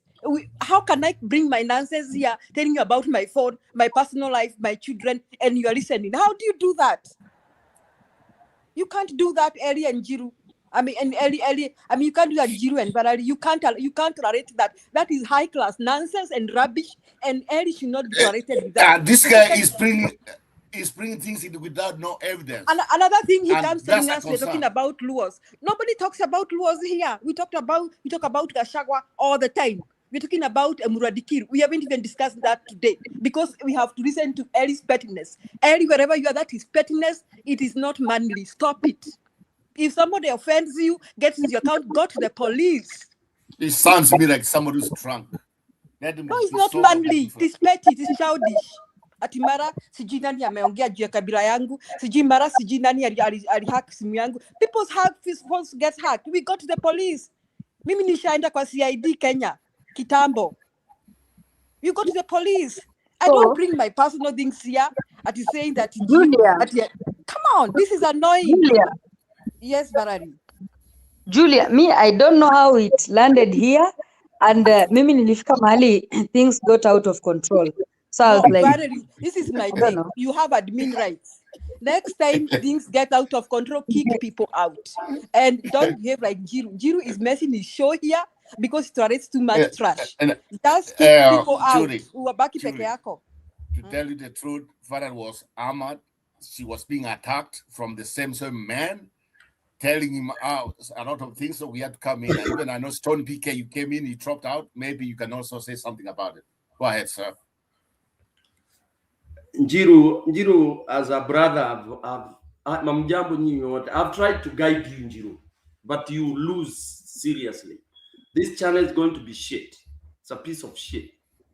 Njiru, if Valerie is controlling your channel, doesn't she have the button to drop people? Surely. Your channel doesn't have mute and all that. This channel has run for 1 year. 1 hour running garbage. Njiru. People have come here to discuss issues. Leo, I was forced, nimeipigiwa simu na people who know I'm close to you. Waniambia there is shit in the channel. I'm using that language because I'm pissed off. What is it that you are entertaining people with? You replay it, utashtuka. And I was shocked. Valerie, don't you have the right to mute, drop people out of this garbage? You don't know how to moderate that? You can't be a moderator when you see people. You can't be attacked. You are the controller. You are the pilot of the ship. You have the plane. You can't land the plane on sea just because somebody has said do it. Come on. Njiru, if you have not, I don't know how she operates without being able. Who are these people? Even if it's Stone PK who comes and or Roba, any of your close friends, they start causing that kind of garbage. Please drop. That's what I do in my channel. I drop you, whether you are my brother or my friend, or because once you start trailing away, everybody is complaining. What? You see, truly speaking, Valerie, I listened to her. Valerie she just quoted some PSCS whatever statement, and then how it is trading to Luos and all this kind of a thing, and then it went into hacking. Njiru, you've been accused here as a hacker. Seriously, that you and keep at, things zile tumesikia hapa Njiru, it is unbelievable for a channel that is listened to by so many people. So sorry Njiru, but I think you have to get serious with this this thing. You have wacha urafiki if you really want people to take you seriously. People can't believe that for 1.5 hours or something, what has been pouring here. Alex came in, he tried to cool. He said, please, let's get off. People can go off and call in a WhatsApp group if you have something that is so burning. You discuss it outside there. You can call your name, call each other names there. Alex amejaribu wapi? Robert wapi? Ime-escalate into, you won't believe. Kid came and he tried nothing. Ellie is in a certain state, and I think we are mature enough. You should be able to assess somebody. Lazima ujue mtu ako in what state. Especially Valerie, you as the one controlling the whatever. And you see, let me tell you the truth. Why I'm never able to come here constantly is because I cannot be able to kind of control some of the things that people want to do here. This is the only channel where people speak at the same time. 8 people shouting at each other.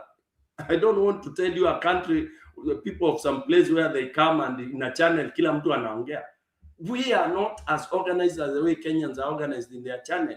Njiru umepatia watu too much democracy. Na niwe na mimi tulisema democracy lazima iwe. But now anybody can come and say anything at any time. This poor lady has been put on spot for actually nothing. Because mtu, Eli is my friend, but he came in a different state of mind. Totally. Zile vitu nimesikia Eli akisema leo nimeshangaa mimi, nimefunga mdomo. Vile nimesikia mambo ya ati watu walihack ndio watu waliua channel ya Banana. Nimesikia leo. And yet some of us, akina Alex na mimi na Roba, tulitoka because we differed peacefully. So how people have been accused that ndio waliua channel. Remember, me and Robert, I think, and Alex, tulitoka tu wakati Raila alipo confirm wameingia UDA. We quit. Tukatoka tu peacefully.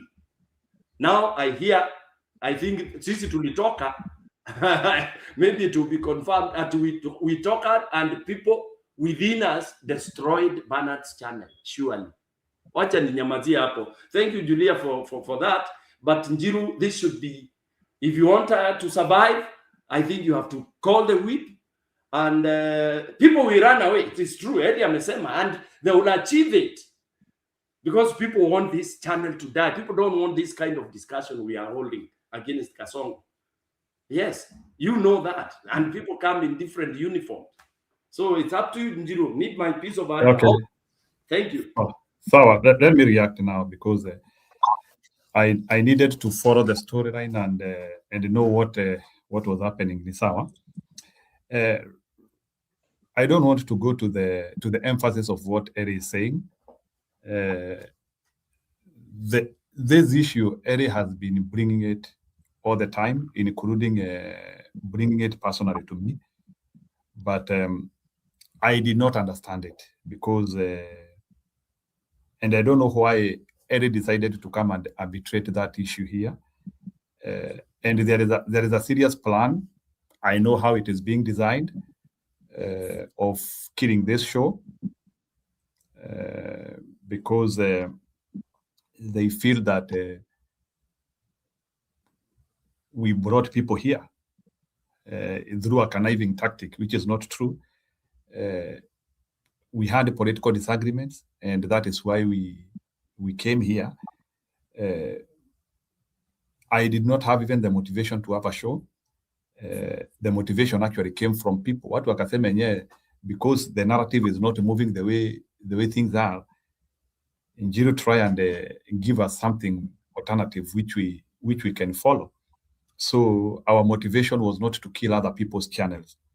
So any person who thinks that tuliua channel yake to have this one, I think that one is a very low opinion from an individual.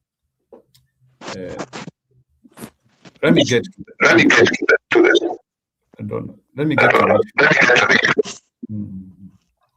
Let me get to the issue of hacking because I've been accused of hacking by Eri severally, and the issue of hacking started in Bernard show.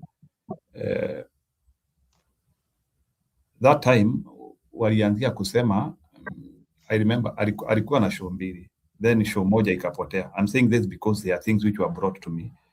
Again, I was accused ni mimi nimehack your show. I don't think I'm that evil to do those things. Bwana Ere. I could understand things in computer world, but I don't think I can waste my time hacking people. I don't think that is my motivation. So I don't have any motivation to hack somebody. So when I even heard you saying that I'm now appearing in your WhatsApp group of the family, I did not get it. Mimi hiyo mambo sijaielewa. So you will have to share with me evidence, because I don't just believe in hearsay. You have my number. Share me your group na unionyeshe nikiwa kwa group yenyu. I need to see that, because I also want to get shocked vile niliingia kwa group yenyu na hata hakuna kitu nimeona. I don't know anything about your family. I have not seen anything there. So I think Eddie, we are trying to do the wrong thing here. Na sifikiri we need to go to this this direction. Even if we have hurt each other, or even if we want to kill this show, that is not the way. That is not the road. Hata kama tunataka kuwa issue, we can be decent. So sio lazima ati show iuliwe hivi, because I know it's people have told me, Ayaga told me they will kill this show. So many people, they have told me. So I know people even send me messages. They tell me hii show haitakuwa. So if that is your motivation, I think you can use another way to tell people not to come here. But I don't think you'll achieve much by that. So I do not think mimi ni mtu wa kijicho to start killing somebody's show. I did not kill Bernard's show. I have to confirm that, because they have accused me severally. All what Bernard did was going against people. And as you know, Bwana Roba, if you go against people, Kenya sahi, people are getting away from you. So that is it. So I think they are not understanding the political environment in Kenya. So if you are not in the narrative, people get off. So that is what happened. So it's unfortunate. I have not killed anyone's show. So hiyo story nimeletewa mara kama 10. Wewe uliua show ili ufungue yako. So Bwana Budi, you have to confirm to me that, because I have never understood, because watu wameniambia wengi sana mimi naua show nifungue yangu. I don't get it. Okay. And Njiru, let me come forward, and there's something Njiru, I want. they'll I not want, kill the show. Julie, You are the one who will Julie, kill the show by tolerating all these takatakas. Julie, let me say something So about. they cannot. There's If something very if important. next time you allow someone to talk trash, you kill the show. So, Julie, you had that guy saying I was the one who was handling for Bernard on the other side of what happened. I can tell you most of these things, anything to do with the hacking, had nothing to do with what I was handling. What I was handling is copyrights, which brought some issues, major issues. And that's the one I was handling for Bernard, and the other things, anything to do with the hacking, I had it for the first time today. And someone tell me, if someone comes and hacks a WhatsApp is going to appear with people's names. Why was there? So you can just go and hide and just accuse everybody because they are appearing on your phone and so on. So that does not be a situation where the people are competing. Maybe now on Jiru's show, it might be doing better. People went there. And because of that, now people are trying to find out excuses where their shows are not, but they are not maybe the way it used to be. It depends people's opinion. But let me make it very clear here. As long as we are here, there's nobody's going to threaten the show or do whatever. No, let us do what we have been doing. Stone PK, I disagree with saying that the show is use the word useless.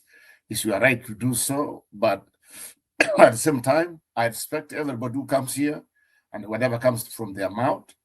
And maybe sometimes we disagree, maybe the kind of way of talking, maybe whatever, arguing sometimes, okay, that might become an issue. But at the same time, I respect people's opinion, because most of the things I've heard from this show and most of the things we have said about our country, they have come to pass. And that one, I'm proud of people who come here with their own opinion. And let's be proud of what we do. And for people like Earl who comes here, they have been coming on this show, all of a sudden when they come here defending their own whatever thing, then when we ask them, now he proves some other things, let us not go that way. We are professionals. We come here as one way of expressing who we are and to put forward what we think is good for the country. Guys, all of you, I respect you. You are good people. Thank you. Can I say Let something, please? Let me also say something here. Yes. I will take a more radical position. And the reason I'll take that position, I will back up with evidences. First of all, Njiru, you need to know on the record, if you came late, you were accused. I stopped even counting. By your time your name was 27, I said this is wrong. And I was asking, where are you? So, Njiru, you need to know, as far as I am concerned, two things. You have been accused as a hacker, allegedly, and because of that, you were blocked by the alligator. You need to know that. That's what was said. And I insisted, look, we are not going to allow people's names. And I was very stunned that if you are naming people, I'm going to drop because people are not here to defend themselves. So as far as I'm concerned, you are a hacker and you're sent the evidence which we actually asked to be sent for Kip to validate. And it has not been sent to him. So you need to clear that. Secondly, there was a very grave allegation. They said I should not use the word, the P word, which I essentially will use it once, that You there said are PDF. You pedophiles said here. no, you Okay? use the word So, PDF. PDF. yeah. So they were saying there are some here. And they are even here right now. So I sat down and I was like, really?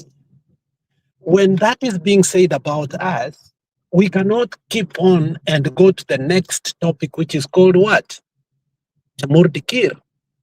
Whereas I am a father and I understand how serious such kind of allegations will be towards if we do not. Because somebody may go to hindsight once again and say, I did tell them, but they did nothing. The same way we are being told that 3 months ago you were told whatever and you kept quiet. Okay? Thirdly, we were told that we have car hijackers here. I even laughed. Okay? But I thought maybe it is anger. But it was repeated and a record 9 times. By the way, I kept marking to see the consistency of it. And lastly, we were told we are robbers. Okay? Now, let us not petty that. A person that comes with allegation who has actually blocked the owner of the channel and allegedly the owner of the channel and Kip, according to the conclusion I made, and may God forgive me if that is what I saw, because when Kip asked, am I or am I not? You could almost see where it is going to. So why do we have to go round and start saying, oh, democracy, so on and so forth? First of all, this person must be blocked because he has a case against us in the cyber security, because he said himself in the cyber security for the said allegations. So according to us, we have a case to answer to him. That's what he said on the record. So there is no need for us to fetishitize, massage, or sugarcoat the person. The person, if he blocked Njiru, he also must be blocked until we find a clear path for us to be able to understand this allegation, because these are petty allegations that we should not even have a conversation about. Because, a narcissist's goal is to exhaust you. For them, truth is not a destination, it's a moving target. And he has accomplished that today here. It started with them disagreeing with Roba, and it has ended up maligning almost everybody here. So hakuna kupembeleza mtu hapa, and you must, Njiru, sanitize. Hata ikuwe ni mimi, when I come with such allegation, drop me until I come and substantiate or apologize. But pedophiles, robbers, hijackers, so on and so forth, I don't think I have seen anybody do that to me. And if it was done on a personal level, let us know so that we can handle it in the leadership of this channel so that we can protect everybody, so that whoever comes here knows this is a safe place, because YouTube has community rules. And once allegation has been made towards us in regard to that, we must act. And it is time for you, Njiru, now to act. And it starts now. So radically, people like those have to be dropped before them to Can I come say, back. We must deal with it first. Thank you. can I say something? Just quickly, yangu itakuanga haraka haraka. The accusations have been so, what do you call it, open. PDF files, carjackers, mtu wa Rift Valley hapo. I'm the only guy who comes here frequently from Rift Valley. So obviously, jina yangu iko hapo. First of all, nimeona kuna Mombasa road cases out there. All of you know my real name. Mnaweza angalia kwa case yuko Nairobi, muone kama niko hapo kama hijacker. As for hacking, mimi nimesema my name, my phone number is my name. Chukua kotini. I'm in the same country. There's no jurisdictions against looking at somebody's digital footprint. Kama unaona unataka accuse mtu weke hapo. I can give my phone to the police, waende nayo. I am shocked. I am surprised. And the worst thing is, unajua ukishaweka kitu kwa mdomo, ukiweka kitu kwa masikio watu wengine, people will never look at you the same again. It's not a good accusation to put to people like that. These are very serious accusations, and it ruins the reputations of people. It is not nice. Finally, as for Bernard's situation, he was hacked. Tunajua hiyo. Then he changed his channel to Sound Candid Live. And at that point in time, we were still going to that channel. We were still enjoying the privileges of being in that channel. We were still trying to send the message of removing Ruto from home. So I don't see how we would do that. The only time we left that channel was because we were upset. We were actually kicked out of that channel. We went to look for other homes. Mimi nilienda kwa Kenyan, this guy. There's another guy, Kenyan something. Huko pia nikaenda huko, nikafukuzwa because they don't like politics of Martha Karua. Some of us went to Benson because we're looking for alternative views. And that is what you do. If you don't like something, unatoka tu. I try to insist on staying there. But you are preaching to a lost cause, and then you become upset na unaachana nayo. Unajua kuna kitu inaitwanga ukiacha achika. Toka tu. We came to Njeru's place. We tried, we've been doing this for months, which has been good. I like it. We started with only speaking in Mlima language, and it has graduated to speaking other languages that people understand. And the channel has grown. Hata tumesahau mambo ya CT. Let me tell you the truth. I wish Bernard all the best. I even want his channel to grow. That is, sina ubaya na yeye. We might poke fun about that channel, but it does not mean that we don't want to see him succeed, because we stayed there for nearly 2 years. As for WhatsApp groups, that's a minute sikudanganya. Mimi nimeoshwa huko. There's a time nilioshwa. I'm not gonna say what happened, but it happened.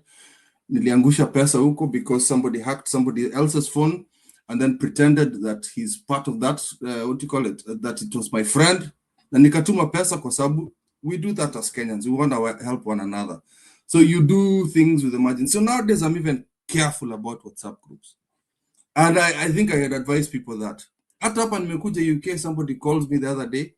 Akaniambia, oh, you're in this group, sijui blah, blah, blah. You'll see sijui a code, whatever. There are tricks.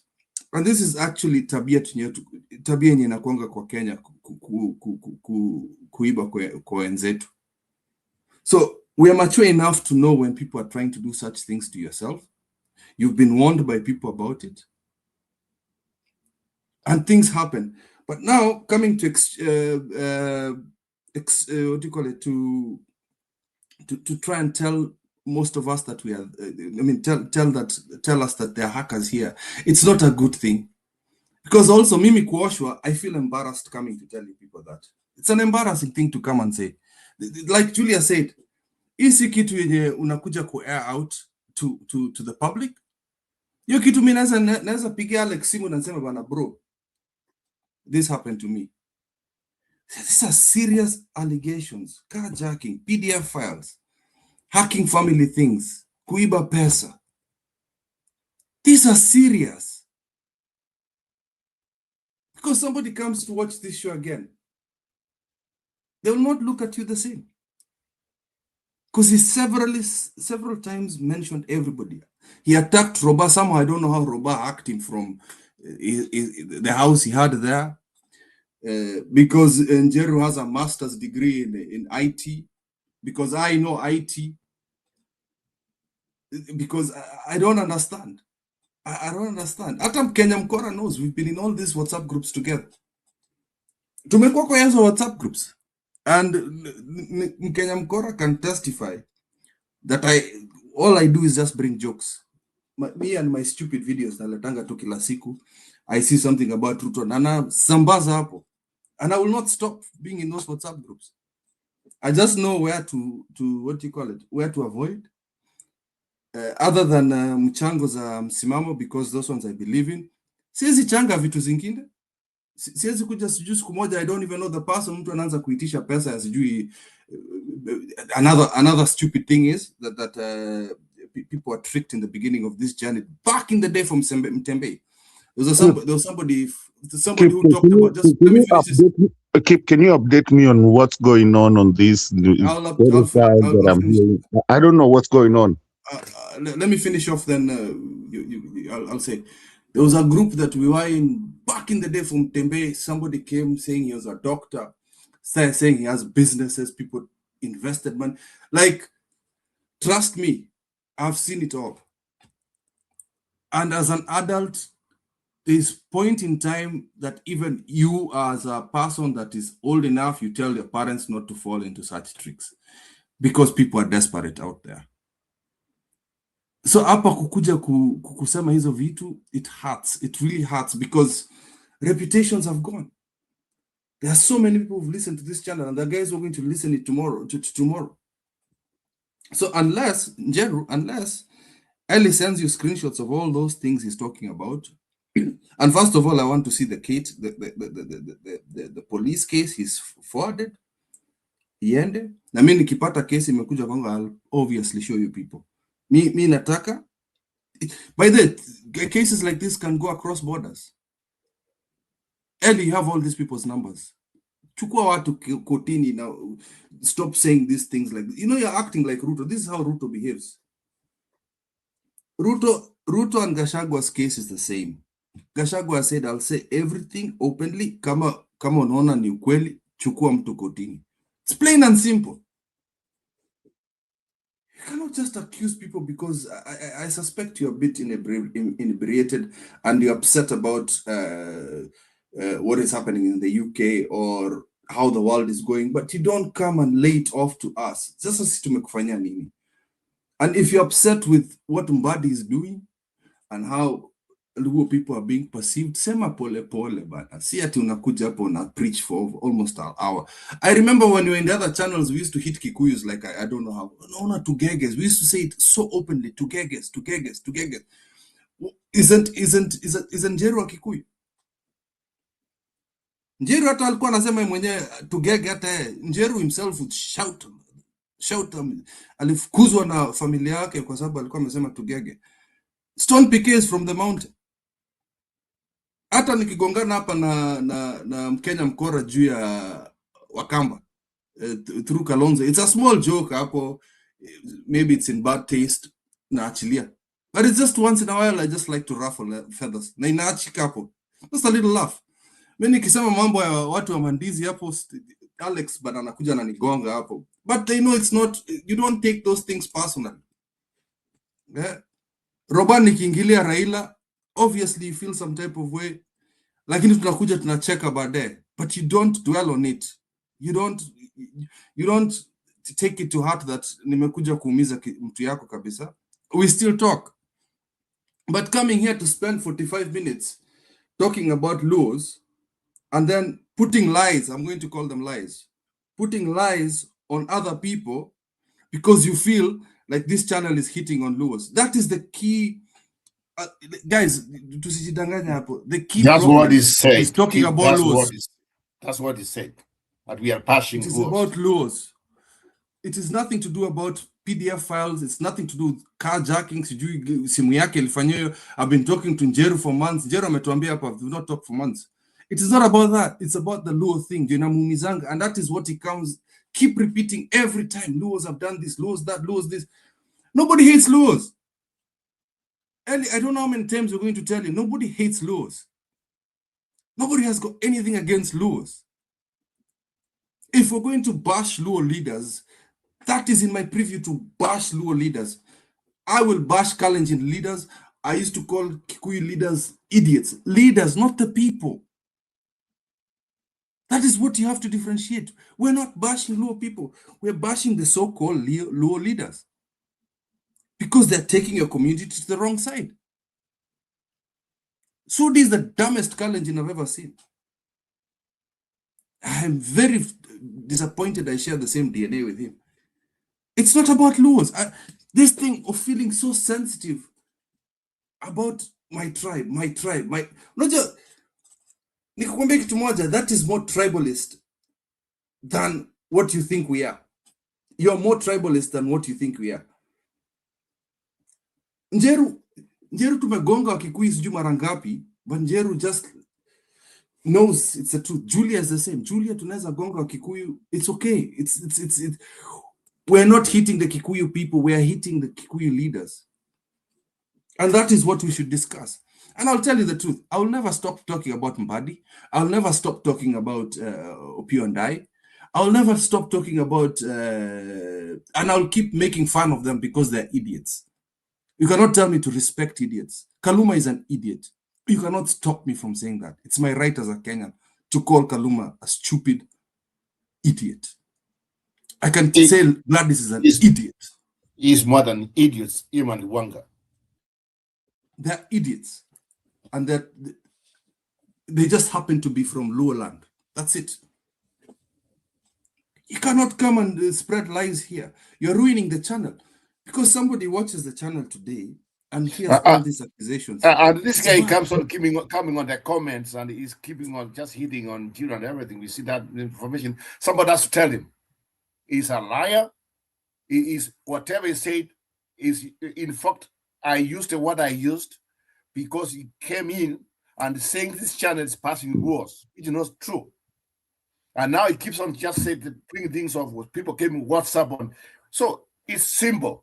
If the group was hacked, expect people to come to your phone, my friend. If you don't know anything about IT, let people teach you. Stop accusing people. Stop accusing people. Time has come. This guy, if you can say he comes with another name there, he keeps on passing people on the comment section. It's just a true, I don't know. But guys, Kenya Mkora, to tell the truth, I'm the one who came in first when this guy came in. We had our moderator. Who is this guy? I'm kind of catching up, but what? But Nani, Sasa, should we explain, Nani Ndeto? We can't go back and explain everything because it was so grave. Just relax. We will come back and let you know because this is not an issue that we should not even repeat. It is so messy, Ndeto. Trust me. We should just even get done with it. In fact, even now we have dragged it beyond. The whole thing is this: let us not bring personal issues if it is politics, for instance, it was a political disagreement between Roba and it became tribe, but when it became personal, we messed up. That is when we could have been dropped. The issue of politics and tribe will always be there. Why? Because our politics is tribal sometimes, because we have aligned ourselves, and we have to understand it. So, hiyo iko. Lakini I think where it went wrong is those allegations. Now, again, we have started saying people's name down there, which might be good or not good, because I've seen people's name being mentioned there. But somehow, because of those allegations, and he is ready to come back there and so that, because he says the moderator is blocked, the owner of the channel is blocked, the owner of the channel was given evidence of hacking of ABCD. He refused to be able to resolve the issues. And now that he started resolving the issue on the back, we are asking Njiru, are you ready, Njiru, to handle that issue in the matter through the channel he wanted so that he can be satisfied? Or are we going to be talking of issue we will never be able to substantiate up here without evidence? Because we are not going to be able to resolve any issues with allegations. If we get to a forum whereby you can get substance and be able to handle one by one, because obviously if somebody is saying such allegation and it is true and we ignore them, it's also being unfair. If his children were a target and his ABCD was targeted accounts and a WhatsApp and somebody was found, and you were truly found in the family WhatsApp group without your knowledge and without his knowledge, those are part of things that are very sensitive, very grave, and very concerning. And if it's true, Njiru, you don't have to refuse. You'll say, yes, I got myself in a WhatsApp group. If that is true, then that matter needs to be resolved. Then Eli is truthfully asking issues that must be questioned. Now, if that is true, then we can't solve it up here, because Eli is not going to bring that evidence up here. Ama tuanze kukua peti kuwa, oh, let me show you the phone. Oh, this is the screenshots. We will not be able to resolve it up here. Trust me. No matter how long we will sit here. So I think let's be men enough and women enough that, okay, these are grave allegations and some of them must be dealt privately so that evidences can be seen. And after the evidence, then if the way Calvin Atandi said that because the allegations were public, then again we can come and say, oh, we saw and this was it. But otherwise, for me, there are still big allegations that I cannot agree to until I see them. So all of us need evidence. Kept on asking for evidence. But we are all talking of things we cannot substantiate. Why don't we just let's agree move on. that beyond that, there's nothing we can do? The allegations that have been made, they are grave, they need to be addressed. Let's go address them. Okay, Nani, nimesikia. You know, I don't know why, and I want to finish this story now. We don't need to keep on coming to it. Njiru, in 30 seconds, you married together there. I want you to, because you know what, this one will a little bit help those who can refresh their memory. Njiru, you remember when I had the demise of my daughter? I mean, some of us have some fresh whatever. That during that period, it's the first time personally I got to see. I don't want to start saying hackers and all that. Of course, that is what it is. People, my phone was, I appeared into several groups all of a sudden. And then some groups were fundraisers. And at the same time is when also we were doing the burial arrangement preparation for my daughter. So it was immediately hacked, and people were asking for money. Okay, that and some were saying they want to send me, and kidogo kidogo, then it becomes like now you are supposed to also forward money. What I'm trying to demonstrate here, that what I did, I just quickly passed my message to everybody else and said my phone has been hacked. Because when I asked my nephew, he told me, yeah, that is the hacking that is going on. There's nothing new about this. And what we call them, WhatsApp groups, you are being hacked, you are put in all those kind of very funny things, but you should be quick to see. Because truly speaking, like if I had panicked and started thinking that, because number one, it appeared in the group that we are in, you know, that time we were on which channel? I think I was also doing you know, the Stone PK show when we were doing it with Njiru. We were kind of twinning the two. So what happened? I stopped. But now I would have started suspecting, because all those people who are coming, the messages who are coming are people I interact with in various WhatsApp groups. And when I sent that message back home, they told me, hiyo ndio ile inaendelea, and it is happening up to now. What I'm trying to say is, before we make it so serious, and I wish Ellie was here, I mean, because I don't see, honestly, why would somebody sit here to hack another WhatsApp group? For what? For what? And in this case, for example, someone like Njiru, someone like me, someone like Roba, really, I want somebody to explain as we close this discussion. Then when we talk of people destroying other channel, people's channel, why, for what would be the motivation here? Sometimes tunakuwa too petty, and I like a comment from one of us here in the comment section, anauliza, sisi wa Kenya kwani we have a serious problem. We accuse it. We are so quick to get, you know, accusations, and you know, we go haywire. At one time we are so together, at one time we are different. Yes, in this channel, for example, we have majority of people having a certain opinion of the leadership in country called Kenya. You don't make that as an accusation that this channel, you profile it towards whatever. These people who come to this channel, I think, are the most objective thinkers here in terms of, you know, appreciating what we need to do. Why? Because remember, we started in Mtembei.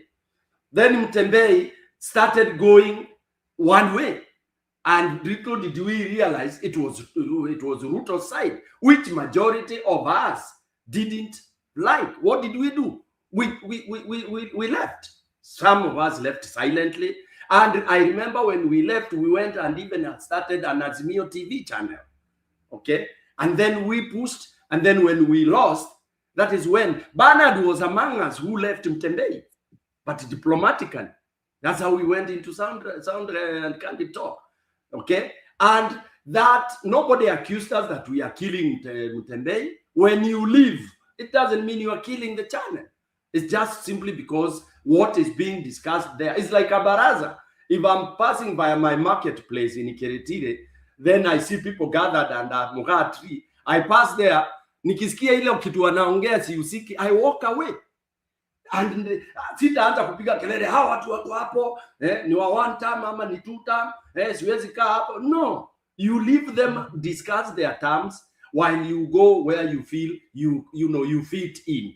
So I don't think that somebody would start destroying a channel. When we came with Njiru, Njiru had started it and was focusing on a certain one side. And I told him personally, I will not be able to frequent, because if we are only going to focus on Mulima, you see, and I mean, that was just a very casual discussion. So I moved away until it started now going to the area that I cherish about Kenya and about analyzing leadership in the most open way. And that's why we are still here. So why would we destroy somebody's channel? For what? And up to okay, we discuss 3 hours, 5 hours, 10 hours, and we go. Those who keep saying they will destroy the channel, those are the ones that Ellie should follow. Those who feel offended that now this channel has taken very strongly against Ruto, and they silently are sympathetic with Ruto, they are the ones that are supposed to move to where Ruto people are. So for me, Njiru, conclude, there is no issue here in terms of hacking. It's neither here, it's not there. I'm telling you. Hacking is all over. and it's being done by even people who you don't know. Even Ellie doesn't know those people who have Relatives. those Relatives. Thank you. Yeah, I'm done.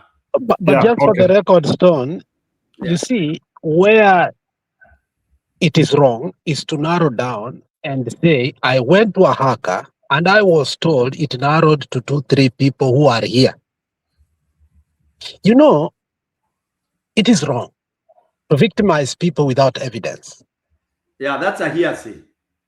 Unaelewa? So once you go and do your investigation, you come and say whatever you say, and you victimize people, because I feel strongly that Kip has been put on the record until Kip was saying, let's go to the police now.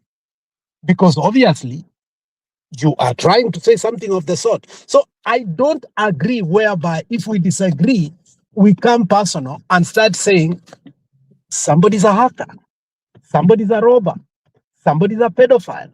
I mean, we need to stop. It should be the first and the last time we are doing that. So because 2 people have been named here, they need to exonerate themselves from that, and let's agree that this is not the right way to resolve these issues. In the end of the day, we will not be able to resolve them because I don't think we have any evidence here. These are allegations that we are talking about. And we are giving allegations so much.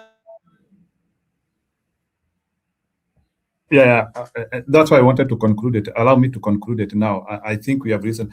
So one thing, Bwana Stone PK and Budi, I'm not happy with how this issue was brought is because it was also brought with the other entanglement. So I do not see relationship of hacking the phone and other accusations. I don't see them like hizo vitu zingine zililetwa. I don't want to, and that's why I don't want to go to the details of it, because majority of people who come here are family men and family women. So that's why I don't want to go even to the details of including hata Mkenya mkora hapa ambaye anatuambianga sijui I am married to who. So I don't think there is a person here who is in that angle. So when somebody comes and he start talking about those things, I now think is diversion. Yeah, the issue of hacking, that one we can talk about, but other things, carjackers, those ones I cannot handle, because that one is shrewd talking for me. So I don't want to handle that, because I believe people who come in this show, majority of us, especially some of us who come to give this dignified voice here, I don't think we are having criminals here coming to talk. I don't think that is who we are here. So that's why I didn't want to go to the discussion of that. So, and I don't want to handle that, because I don't think we are having those people here. So, and Bwana Mbudia, I want you to relax when it comes to that. I will take that issue with Belfast very serious, because he has to explain to me Njiru. Kidogo, relax. Let me finish my point. Then issue ya hacking the phone. The issue of the phone, Eli brought it to me. Alinielezea. Aliniambia simu yake imehakiwa na ananiona kwa group yao. And frankly speaking, mimi hata sijaijiona kwa, I have not even seen that group. Nikauliza Eli bwana. What do you mean? Nikaambia Eli, I'm not aware of that, and mimi sijioni kwa group yenyu. Kama unaniona kwa group yenyu, I don't get it. So at that time, I didn't go to the extent of asking him, maybe, can you share with me the screenshots nione? But I don't think I would be motivated to go and hack Belfast group, because Stone PK has explained to you how. No, Stone PK has explained to you how they do it. It's not Hey, guys. you. They are using your name. Goja Robert. They are using your name. Yonekana ni wewe lakini si wewe. Hey guys, there's something I want to bring up here and put this on that. I've been on the same group, the 2 groups in Bernard up to now, and I've never seen something to do with the hacking. And that's the truth of the matter. So let's not just go there. I don't know why he's bringing up from this story. Na hii mambo anasema pesa kuchanga. The last time someone like me I gave pesa was the time when before election, if you remember Stone PK, we were told to give like 200. I gave $200 because we were going to have some stations, some people going, so that coverage would come on this station. When I realized I gave money and nothing happened, since then I never contributed nothing. So, and I've been that group up to this point. I have the same group, no hacking, and I've never seen no issues. Something somewhere is being brought up. When this guy came in, he came to defend Ruo. That is, people are being passed in this channel. That's where it started from. When I realized he was attacking Farad, our moderator, that's when I came in. That's when Kip came in. Now it's changed the story to be all these things we are talking about here now. Let us move from there and start talking something else. Please, guys. Before this ends, every time I try to talk Nakato na mtu mwingine, can I just say something now that I understand the gist where it is? And I've seen react juu najua umekuja show juu ya hiyo, and I will not prevent you na hata sikuwa nimekuja juu ya nilikuwa nimekuja juu ya politics za Emurua Dikirr, lakini nikapatana na kitu ingine hapa. I don't even understand. I came from where?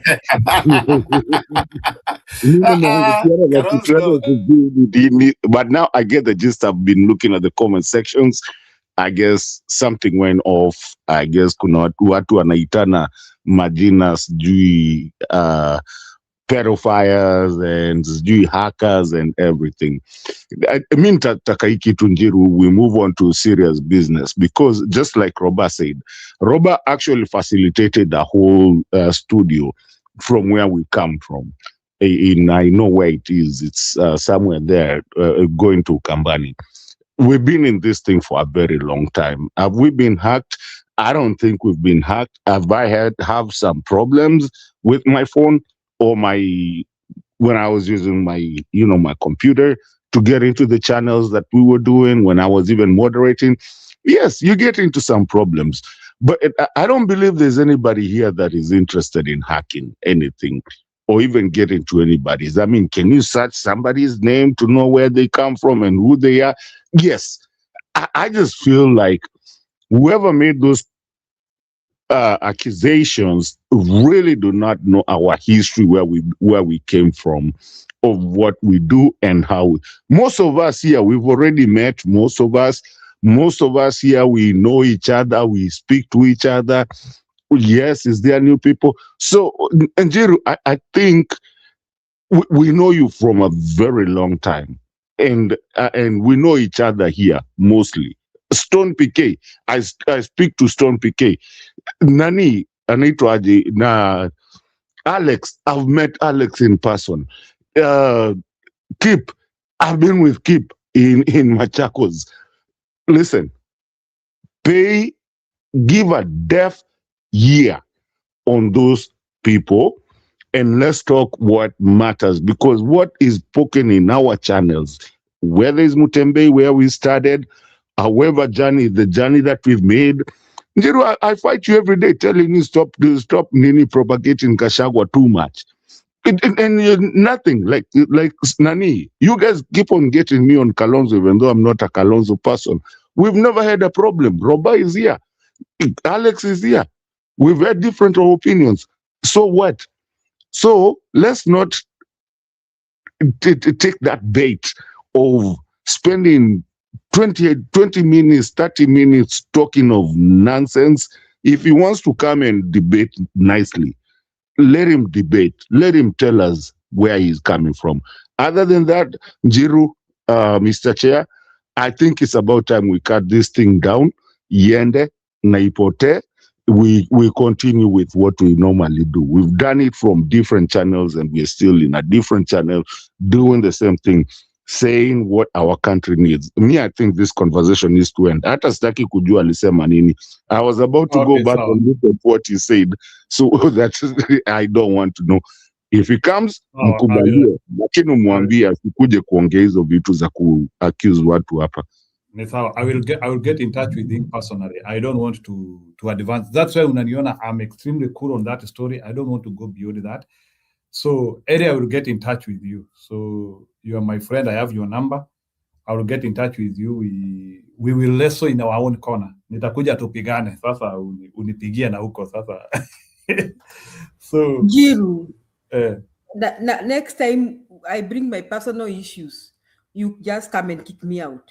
What if I come and start making false allegations about PK? How will you ever clean him up? PK wajatu kutumia. How will you ever clean PK's name after that? Nitakuletea mtu egea mara kwetu, acha zako Julia. Hiyo ni personal. Unaona, let me use PK. PK, let me use you. Or even Romba. If I come and make personal allegations to America, and you have no evidence to Ukraine Romba na PK wapi, hamna any information, and then first and foremost, I have messed their names. I may even mess their families because probably their families listen to this channel.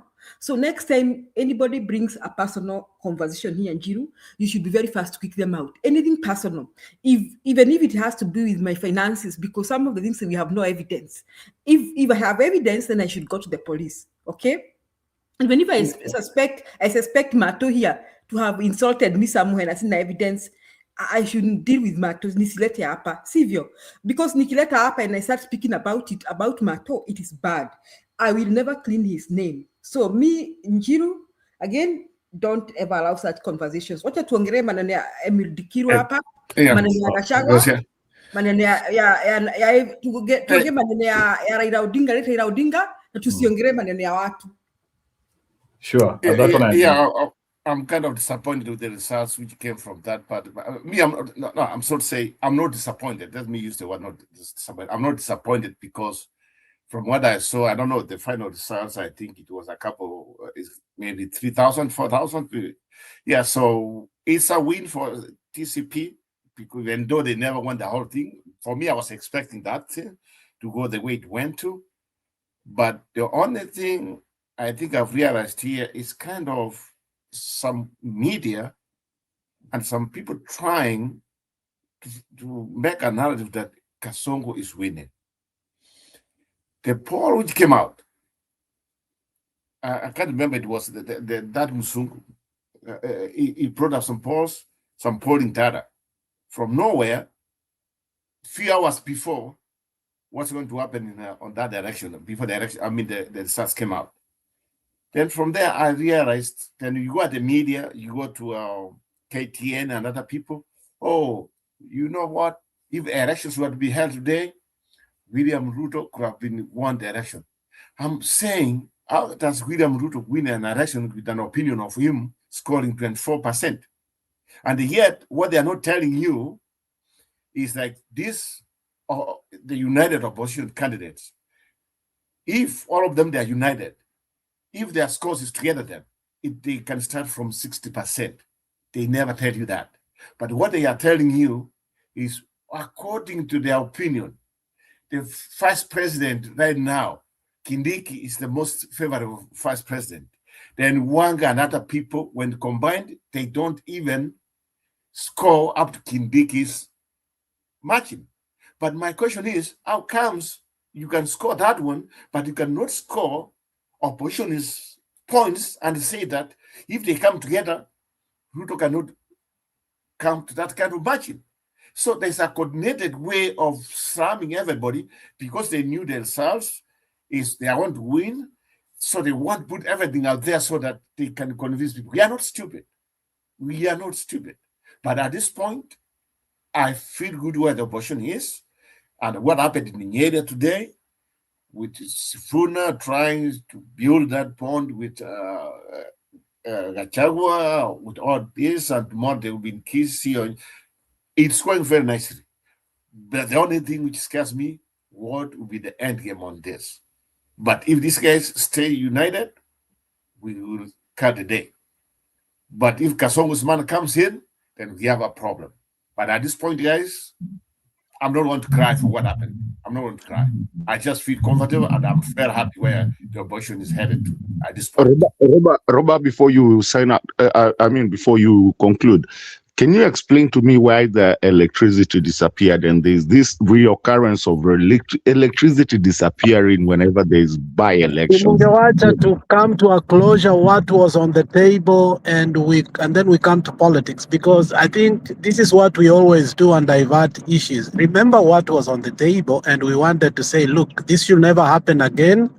and we come closer to it kindly, because I think, I don't know kama mimi ndio nimekunywa Tusker, wengine wanakunywa Dazani. Alex, I thought we have moved from Alex, this you one don't here. want to keep on delivering in some nonsense, please. I mean, hizo vitu za kupigana hapa. Let's talk to what the channel is about. We said we cannot continue talking on this thing, and Chira said he's want to meet. So Njiru, after Nani, Julia told you what he told you, did you come to a conclusion and guide us forward? I already Yes. finished that story when I said I will talk. Yes, to we have Eric done the directly. comments on the comment Yeah. section. People are running away. Okay. We are okay now. Let's move on, Okay. please. Thank you.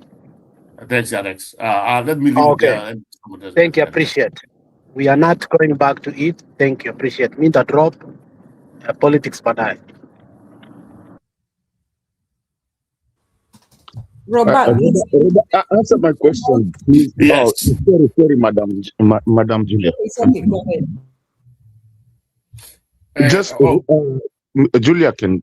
Can you do a recap on that? Can you do a recap? Keep that and tell me why electricity was shut down, and it's a recurring occasion every time this thing happens. And we've been told there's always ballot stuffing, and necessarily and occasionally, if that's even a word, is that every time these things happens, you see someone leading. I was watching those elections very well, and you see someone leading, and then something happens, and all of a sudden somebody is leading. I'm gonna give IEBC a good.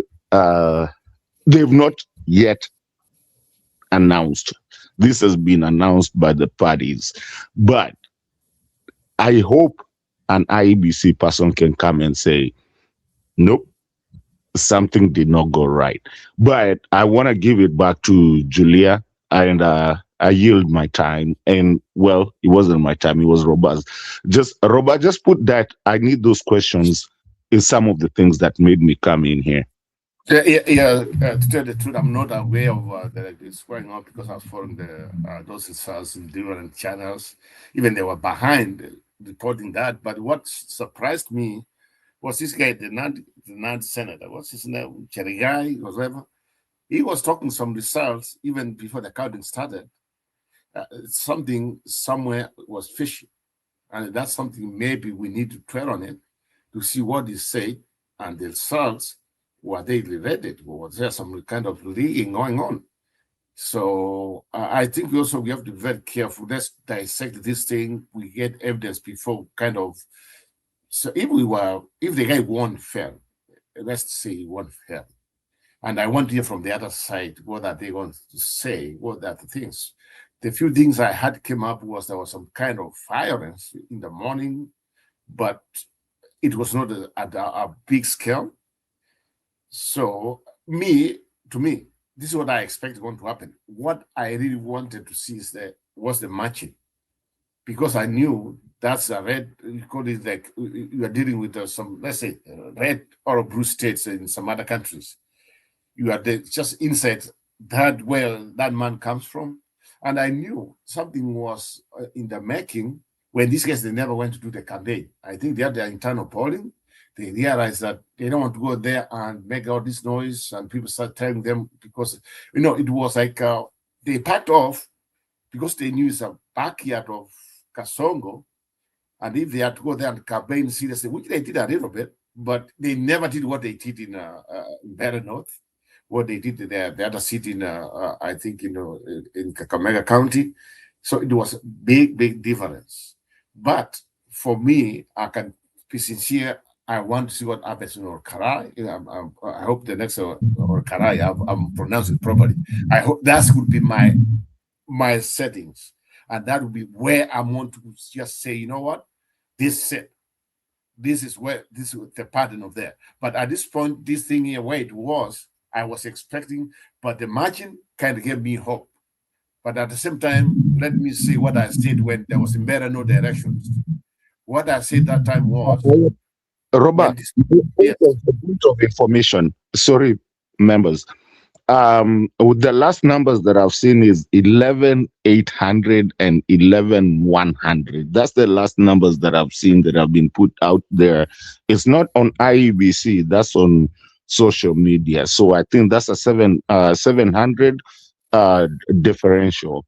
What I know, the final was 18,000 to around 11,000. Yes, so that's the difference. So I just wanted to So put they are that. behind. They are behind. If you look at it, what they did was, remember this thing of those forms, I think they had the figures, they know in advance. So but if you look at IBC, they are behind because them, as they receive the results, they announce it. This like, just imagine we are in Nairobi, where the National Tallying Center. So it's this their local tallying center. It's like, okay, people might know the results because you add everything, figures ahead of maybe campaigns and other things, but you want everything to be official. So I think the results we see, it might be the real results, which might happen at the end of the day. Then if there were some other things, we don't know. The more we get in the morning, maybe things will come out. But to me, what I expected has happened. I never knew that they want to win in there, but the margins. But let me say what I said last time when there was. There's a number being thrown out there that was 500 M thrown out there. That one I'm not aware. I'm not aware. So let me say what I said last time. These results might not give us the true feeling of everybody when it comes to national politics, because the people voted the other side, what could they done? These people, when it came to a presidency, who could have they voted for? Because I feel like sometimes this local politics, we might take it like in Better North, but we find if it was presidency, the people could have voted it the other way around. So this one is not a good way of measuring on national politics, but it's good to measure local politics. Because local politics so becomes bagine wanatoka clan fulani, that becomes a problem. But if for me, what you could have taken there, analyze is kuja tip. I don't know how do you call it, tip here. So I don't know how you call it musungu. I can't remember. If you can analyze that poll gives me more information on what's going to happen come 2027 than what happened on the by-election. That's my opinion. So, Robert, I want to talk about the polls, the opinion polls. Niliona the summary they made. They made a summary of which the presidential candidates that Kenyans prefer. Okay, they said this. They said that kama upinzani wako pamoja, they can give Ruto a whooping defeat of over 76% if they have one candidate. That is what they said. And then they also said that Kalonzo Musyoka, Fred Matiang'i pairing was leading, and then followed by Kalonzo Musyoka, Sifuna.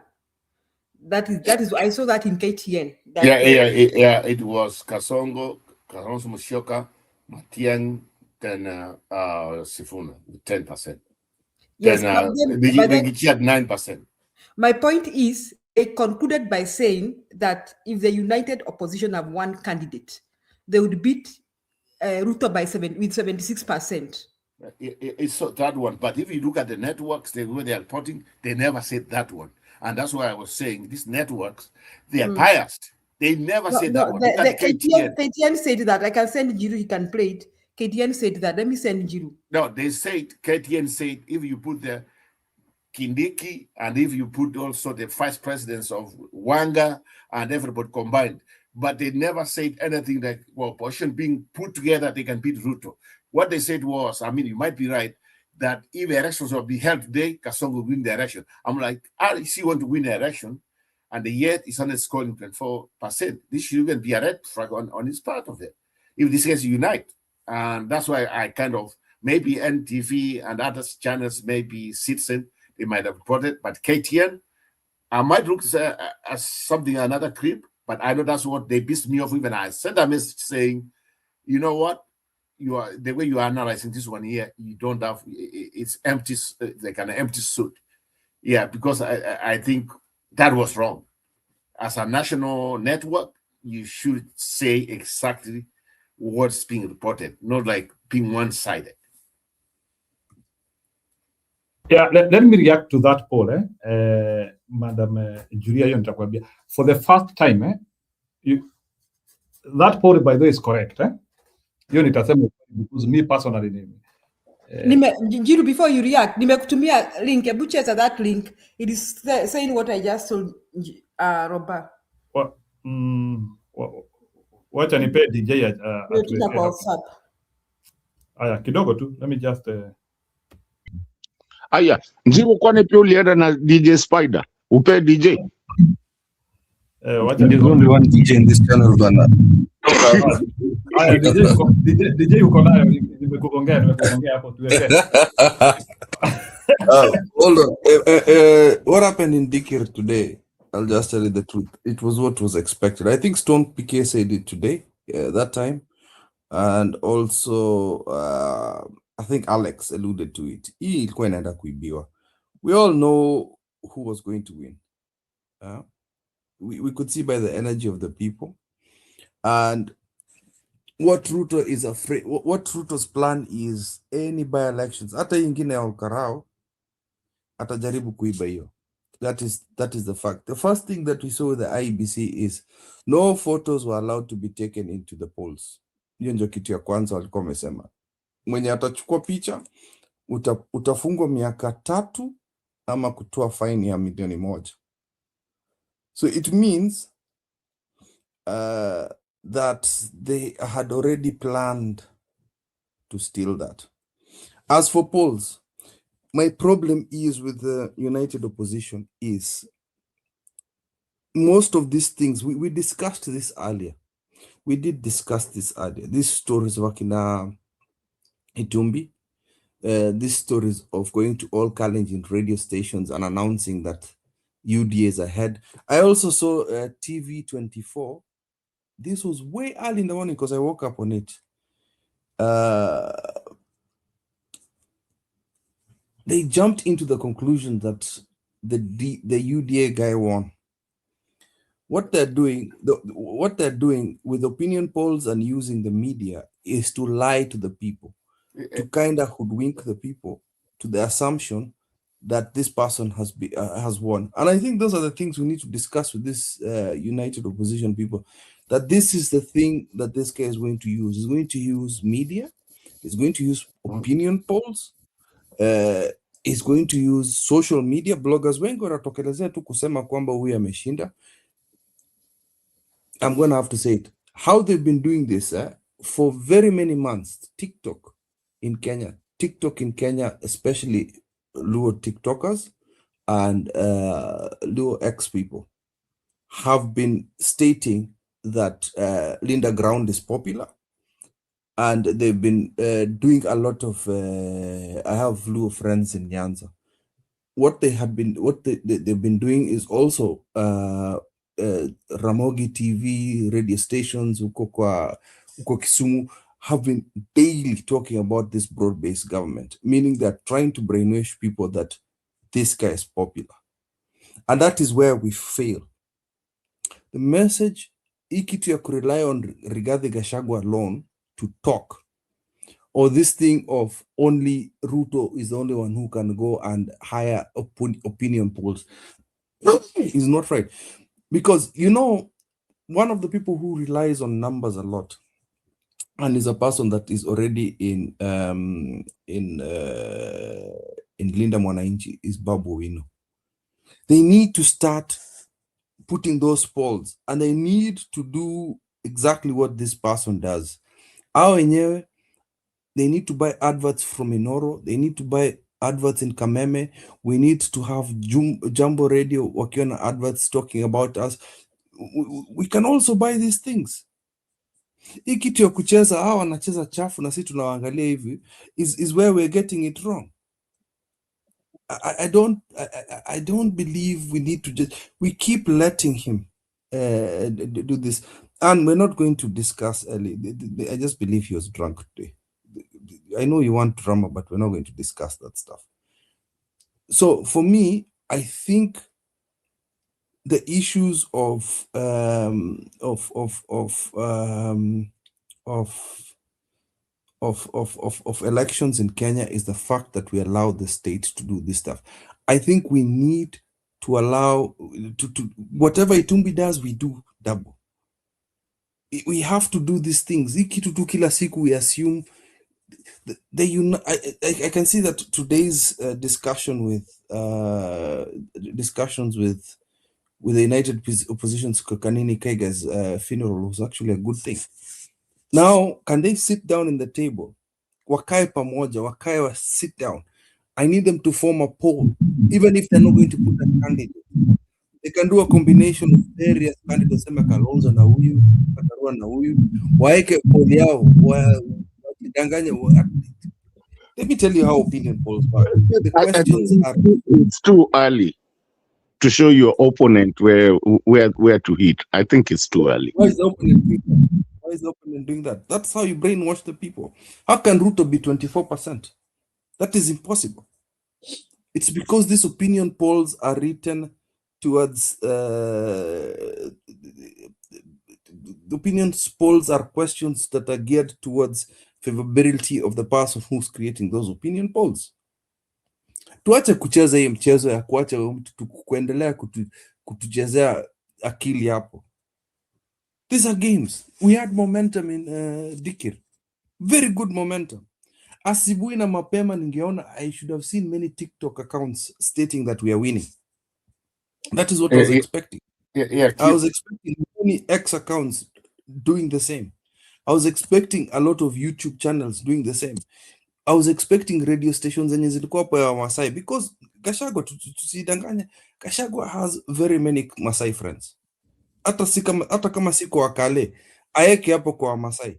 Wamasai wasikize, wamesema tumeshinda, angalia tumepata hivi ngapi. Hizi namba.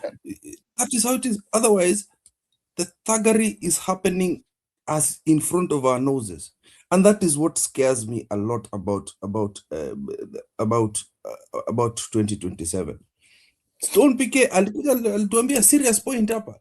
IBC is the problem. IBC is still playing the same games we're watching here, and we keep quiet. Malava, Mbere, nini inaitwaje hapa, Dikirr sahi. Now you guys think it's secure huko, ati sasa Gachagua amesema Olkarau is secure. How is it secure? It is not secure. We keep giving empty threats. Oh, akuja ajaribu kufanya hapa. We've seen this guy will do it. This guy is a bulldozer. Na alifanya very comfortably. So, Bwana Nani kidogo, as you speak, maybe is it possible for you to isolate for us how the stealing today happened, just for the sake of people also to get it?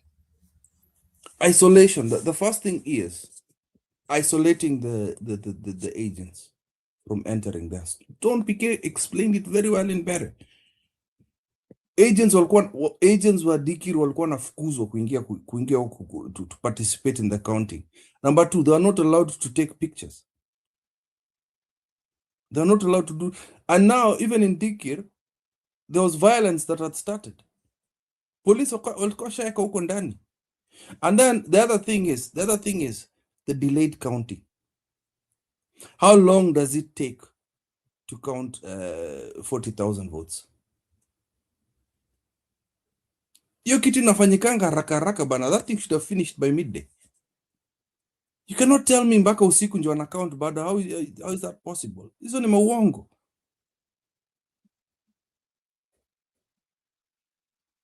We did not see images.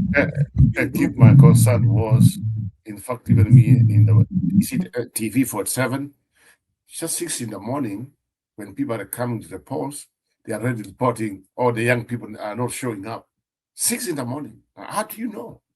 Or this, I mean, that was kind of coordinated from what happened, and from you see even some of the channels, some of these people who are their people, if you go with them, they were just like coordinating this thing. But for me, what I knew going to this one, I had very good information from a source saying UD had a very bad this month with what happened is it Kirinyaga, all these people, let's say the mountain, Kenya the mountain, people were moving on, just people running away. So this is one way they want to stop the breathing by them just coordinating. But I cannot imagine how people say that they are doing polling as a farm where they want to be fair, and they have a coordination during before this results comes out. And I mean that was funny. That was funny. I never expected that. But they could have released their findings maybe the day after. You can't just find the findings with coordinated with the government. And that's why I just said And to add on to your point, I'm still asking. There's something that is being dangled here that I'm still researching on. That there was 500 million that was ilikuwa imetupwa huko hivyo, and some people asking, why would you do 500 million while the population is actually 45,000? Okay, so that 5 million, we already know what it does. We already know. However, it disappears and where it's paid. Okay, that's okay. But is it a norm that now it's whoever has more money and is more backed up by money is the one that is going to win? Or are we going to build a country that actually, if we push Stone Piquet and we don't have money, and we say Stone Piquet go to be that, I don't know, I don't care, Tarakanidi, wherever Mbere, when we say you're there, are we going to vote or are we going to be bought? Again, there is that as other thing that I think Nani Keep and also you have brought into it. Even Julia brought it. The thing of the making people let me just because it's so pertinent to me and also other people that know that I come to these channels. This thing of it's mwenye ametangazwa ndo ametangazwa. Are we going to really look at whoever actually was, or is it a political thing just because you have the money to pull people? Because we already know that DCP was winning in that area. And I've spoken about this kufungwa ya electricity and not kutangaza mali, whatever the election was made. I mean, are we going to clarify this thing or are we going to live with the old norms? Because me, I'm sick and tired of these old norms of just mtu ametangazwa. It doesn't care and that's it. You go on. Right. One more time before anybody comes in. So I think one thing I'm also very pissed off is the corruption. It's just as if Kasongo is the only one who has money, who can buy people, who can go and change the election. It's as if it's the only one who can make money in Kenya. And yet we have the so-called institutions who are supposed to be fair and try to investigate any illegal money. And the IBC, where this idea of corruption, it's corruption. Everything's corruption. People are using millions and millions of money to buy people. Where are they getting this money? The problem is in Kenya, we have given this idea of saying Kasongo controls everything. Kasongo from, I don't know, to what, being a vice president, he has the money and what, and that one has become normal. Is Kasongo has the money. How comes, as guys, we go there, with the other parties, okay, they are rigging, as we can't rig, they are stealing the election. We can't steal election. I mean, that's something which is kind of weird. I'm sick and tired of losing to this man since 2000 and whatever. Every time I comfort myself, this time we want to win. This time we want to win. Every time my comfort is running out of patience. It's running out of patience. So I thought it was an opportunity, but okay, I said, let's see. But the next one also will determine the way I want to go. If we lose the next by-election, then I think I can see where we're headed to. There's no need for me just to put myself like what happened last time, where I had to buy a suit, where I had to do this, knowing that Papa's going to win, and at the end of the day, I get disappointed. I don't want to go through what I went through. I'm sorry, I can't do that. because we have given that in that Kasongo is the only one who can buy people. Kasongo is the only one who has money. Kasongo is the only one who can drive the narrative in Kenya. He's the man. As guys, you cannot do nothing about it. I'm sick and tired of it. Abortion is not the one to speak about it. It's just as if every time we sit down, him, he can do something, change something. Him, he can alter the results. He gets the results. Every time, he has never lost. Every time, yeah, I'm tired of him just winning. Even if he's stealing, still they say it's a win. I'm tired of him, and I'm almost giving in. Sawa, And that's a fact. Yeah, that one is good. There is also a question I want to ask in that reference. Everything was being projected to Vincent winning. Then we have gotten counter results.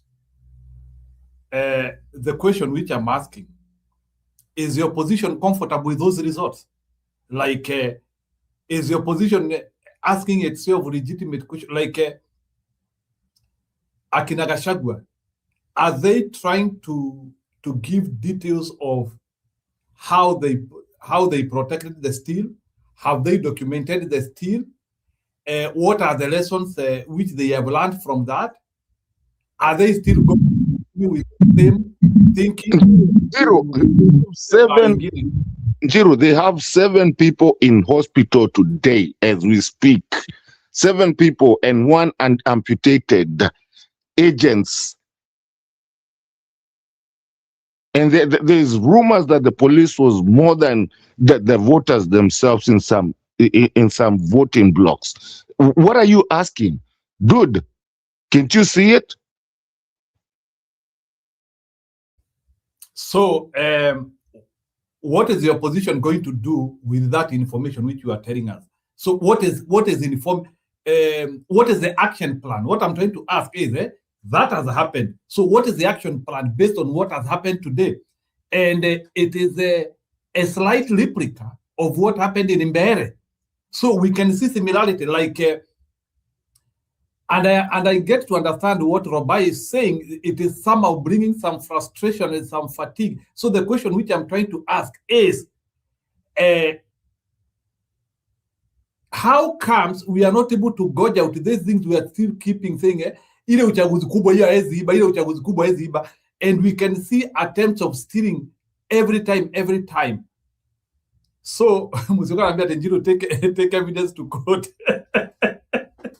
So I don't know why. So the question which I'm trying to ask, and maybe Stony PK unaweza jaribu kunisaidia hapa,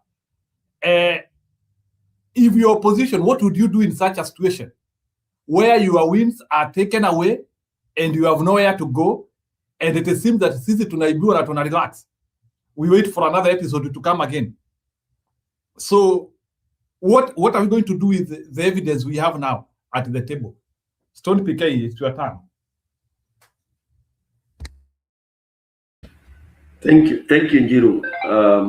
Yeah, I was waiting patiently as I listened to the common tune that in fact, we should compose a song in our channel because it looks like now imekuwa ni lyrics nzuri sana. That wacha tu, the big election is coming. Ruto hawezi iba the big election, and I think until from our small community here, until we start looking at things in a realistic manner.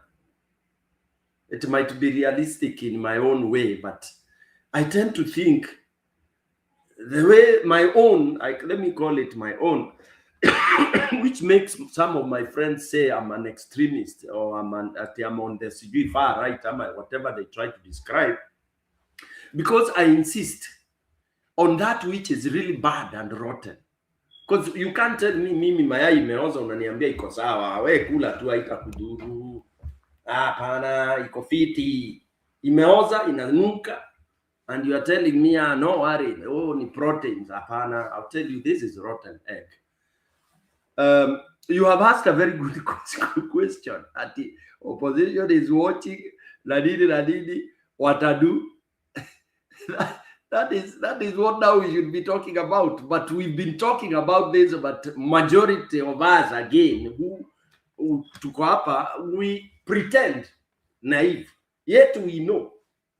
When people say, at one time nakumbuka nilikuwa bashed by a few guys. When I said, and I've kept on insisting, that we are not addressing the issue. When I say we, it is now who are the opposition. We are not even anywhere near. Hakuna mahali tumekaribia to address the root cause of what we are seeing time in, time out, time and again. Hakuna, ndio nimeanza kukuja sasa. Already I'm almost beginning to brand all these guys who are ganging up as opposition. I'm almost about to put them in the same basket with Raila. I know this might sound funny. Because sasa, I'm seeing like this is a game in Kenya. Ambayo is a game of people kuchezea mwananchi. It's a game whereby the so-called people we look up to as leaders, watu wale tunaangalianga kuokoa Kenya, there is a game they play usiku. And I tend to think, because for me, by the way, I would expect and I would want a parliament whereby if I differ with you, hakuna maneno ya kucheka Njiru. Hata mimi wacha nifungue kamera ndio ujue how serious I am. Njiru, my grandfather used to tell me, ukithie kurandura mundu waku, mtu ana deni yako na amekataa nayo, you don't go there calling him Murwava. Murwava, for those of you who don't know that language, in German, Murwava is bro. I know, Tony PK, usually I have seen people in Embu doing that. Watu wanabeba upanga, yes. Na akifika kwako anagonga mlango kwanza na hiyo kipanga. Wewe ukira leo na anakuja asubuhi. Ukira ndiye akarokomba. Yes. Ukianza kumwambia ati ikara ndi ukunywe chai, yani kaa chini ukunywe chai, ataweza kukupiga kofi. So you don't do that. That is the game. We are playing the opposite in Kenya. And why I think we are playing the opposite, even when you look at parliament, when they are addressing this I want a parliament where people can start even fighting physically, by the way. I mean, if, for example, I'm fighting for Mwananchi and you are passing a bill that is killing Mwananchi, if you are next to me, I should punch you. For example, if you are heckling me and I'm trying to make something understood, I'm telling you. And that's why I used to admire Millie so much. Those days when she was really the mwabunge. Ule wakati alikuwa, you remember when hata alikuwa anamwagilia JB Muturi maji and all that. For me, I like that. Because when we pretend that now we are so civilized, remember the countries that are even more civilized are more violent than us. Yeah? Let me come why I'm saying this. I don't see how you would go laughing with the people, calling people my friend. Oh, His Excellency. You know, we are friends. We are friends with the enemies. Are your friends? You know, we are in Senate together. You know, they are cordial. Yet, like what we were expecting to see in a more Dikirr, it's a war, it's a fight, it's a do or die. Okay, it's a do or die. Like, for example, what we saw in Kisii, that's how things are supposed to happen. That if it is my strong point, strong area, ukaribi, you know, because ukikaribia unakuja kuconfuse watu na kutaka kuiba kura zangu na nini. So like a mood Dikirr, if they were truly seriously for the opposition, it should have been more, and even it should have been very evident. So the game, I think these people, and I'll conclude that as we go, why I think there is a game our watu wanacheza ile game ya kutuliza masaji, unaona. Because why would these things that have happen? By now we should have seen a very hot press conference. Hata siku ngoja asubuhi, Maybe I've not checked again the last time I checked. Those who are so hot, why do you sleep? How do you sleep? When you see steamers in and when you are waiting for these results, why do you each go to your wives? Why don't you camp in, for example, hapo?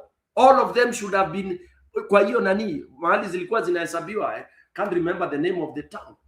Narok. Is it Narok? Yeah. Why didn't they camp there? You camp there at kama sasa hapo walikuwa wanahesabu all of you, the entire team.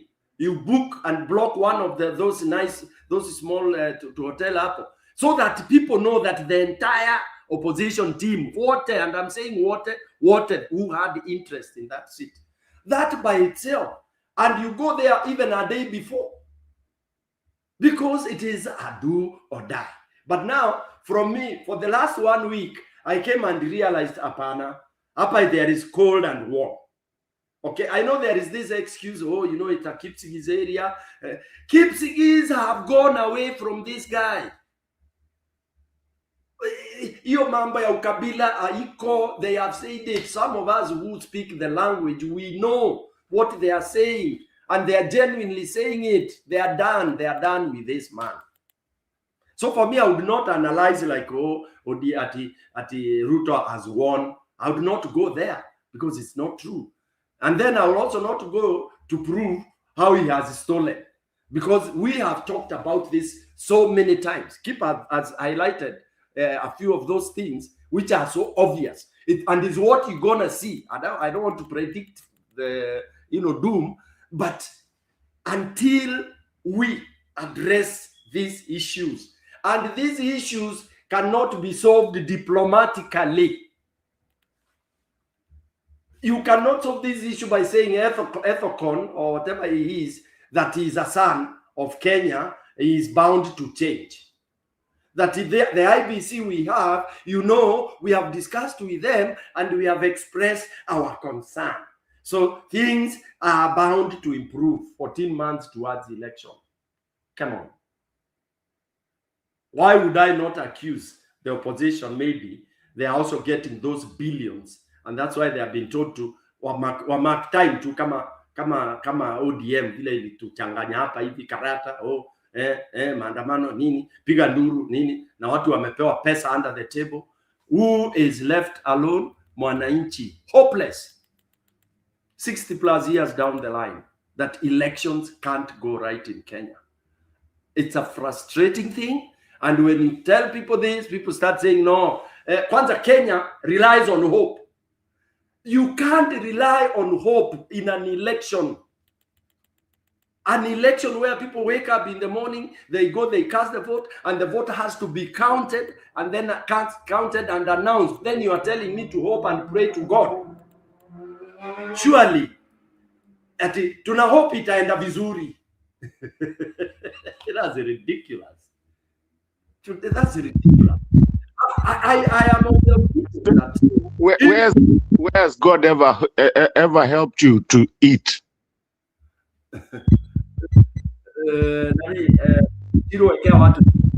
Yeah, I have heard you. So for me, honestly, where we are, let me land as I give somebody else.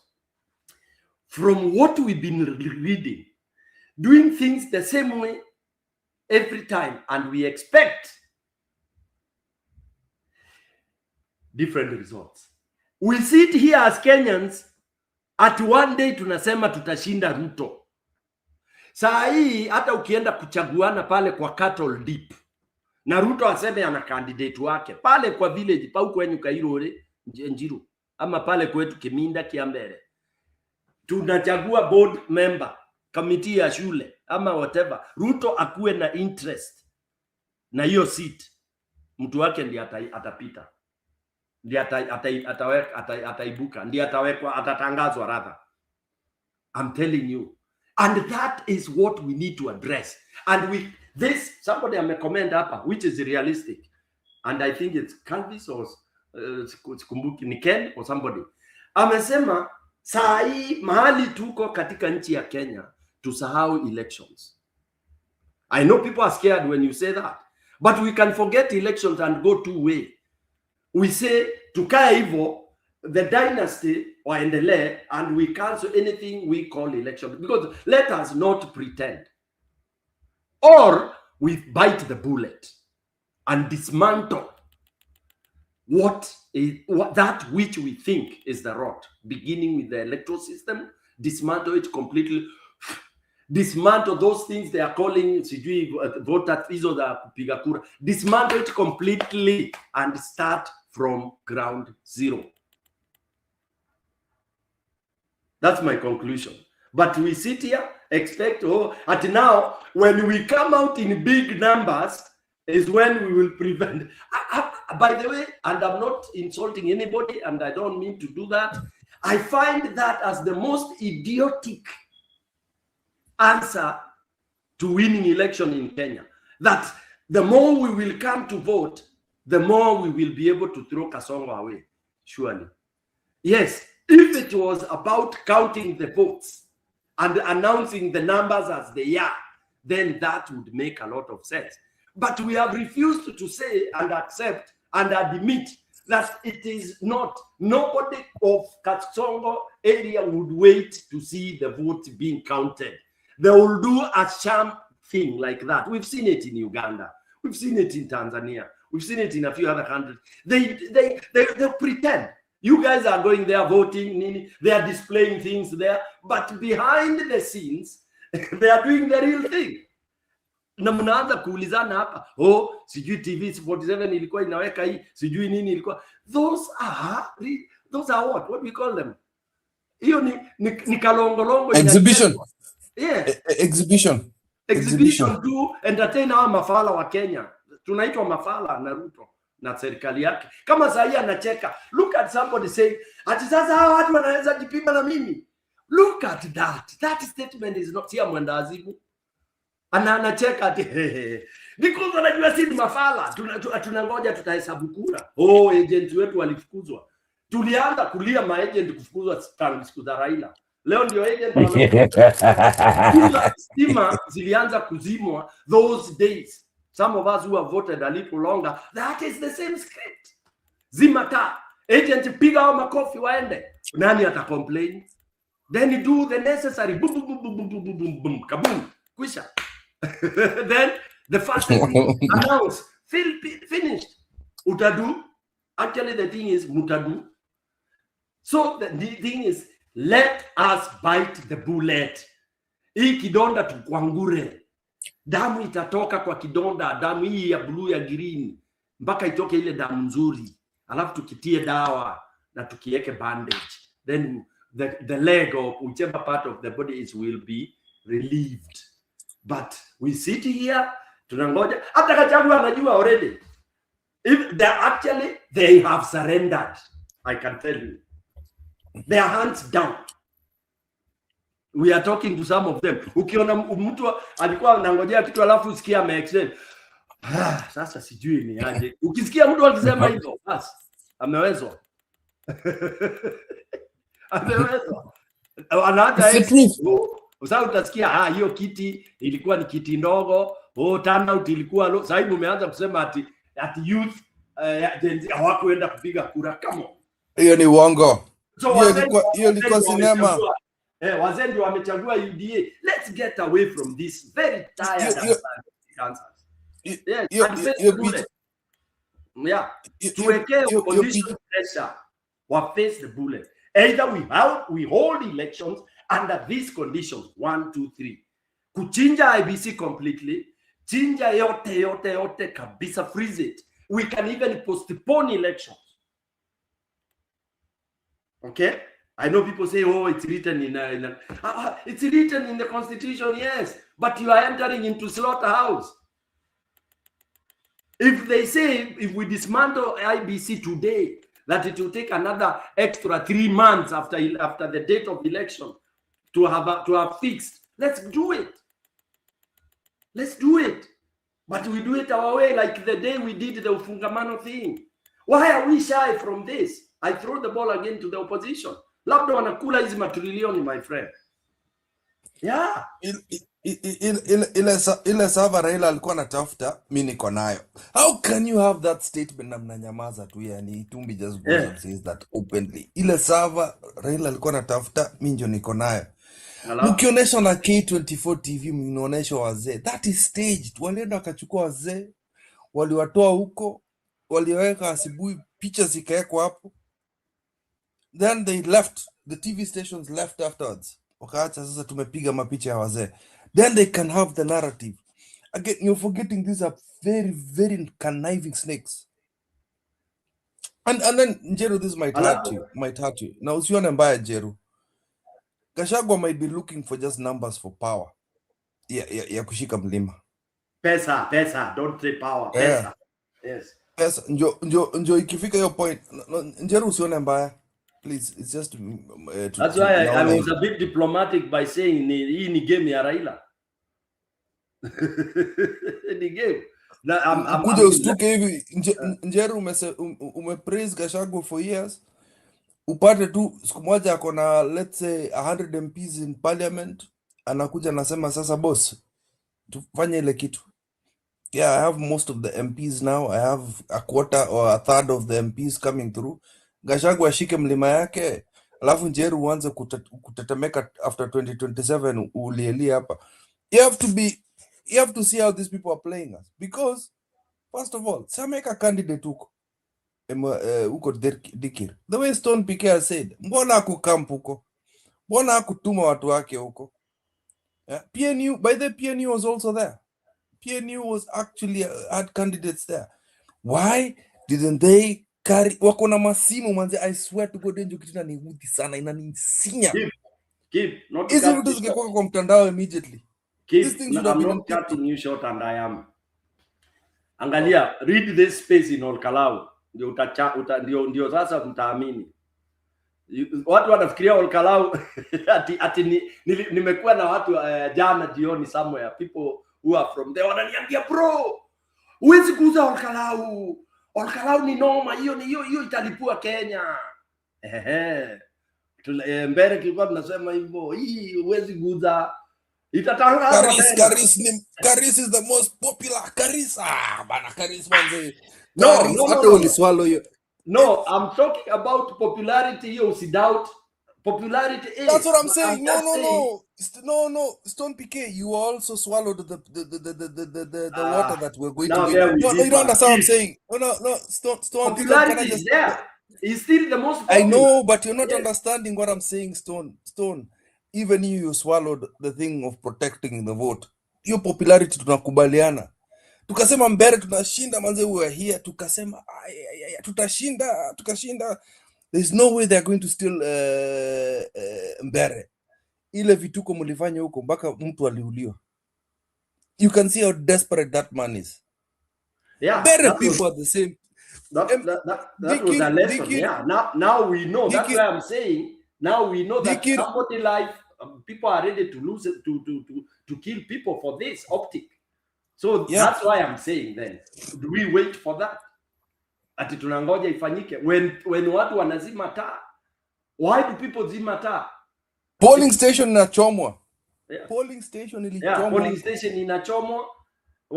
Watu wanapigwa, watu wanazuiwa kutoka manyumbani. I mean, then we sit here saying tunangoja elections. Surely. Karis is popular. Karis was about 75% of the population was going with him. And take it to the bank. He is. Yeah. Take it to the bank. This candidate was Emurua. Yeah. Very, very popular. Even when he was a chief. And not wewe unaona mtu unakuwa popular ukiwa chief in Kenya. Wewe ni chief na vile tunawachukia hao watu. Huyu alikuwa ni Dali. This candidate. This candidate. Yani in terms of kuchaguliwa, this guy, there is nobody who would go near him. Because he was like Ngeno. Ngeno, do you know Ngeno in his constituency? Yeye tu ndiye alikuwa anafanyiwa nomination. Ndiye atolewe. Anawekewa mtu aende nomination ndiye atolewe, because he has never been a darling of this regime. Yeah? anafanyiwa nomination na ananyorosha whoever is being planted there. So those are the same voters, bro, that have been screwed up. And then you tell us that sasa tukae tu juu ya magari kwa roof tukisema na kupeana statistics, ameiba hii, scandal ni hii, scandal ni ile. Tutapeana hizo mpaka Jesus arudi. Yeah, for me now that should not be the subject. I'll not even be waiting to listen to what Gachagua is releasing at Dozia, because hakuna mahali inatupeleka hiyo Dozia. Kuna expose for yani kama hii sasa what that is not what we should be addressing at all. We know, we know billions are being stolen every day. That was confirmed. Okay, so now how do we remove these thieves from that? That should be the subject. And I'm with Roba, by the way. I'm with Roba. If you don't do anything in Olkarao, tunaachana na hii kitu bana. Let it be. To be honest, let it be. Sasa Olkarao, keep. What do you think we should do? We should park there. I like your statement. What the CC, what the PLP, Jubilee, all of us. Na kama hawa na goons, kwani sisi hatuna? Sorry to say that. You know, this thing of talking softly, Stone PK, ikitu ya kwamba, if they go high, we go low. If they go low, we go high. Hii ujinga tuachane nayo. It's time to be militant. Sorry, ikitu. Kwani hatujui kuiba bana? Mimi sijaelewa. I don't understand. Ikitu ya kusema kwamba tunafukuzwa na polisi. Ati tunafukuzwa na polisi. Aren't we more than them? Sasa polisi wako armed. Polisi wako armed. Wewe utafanyaje?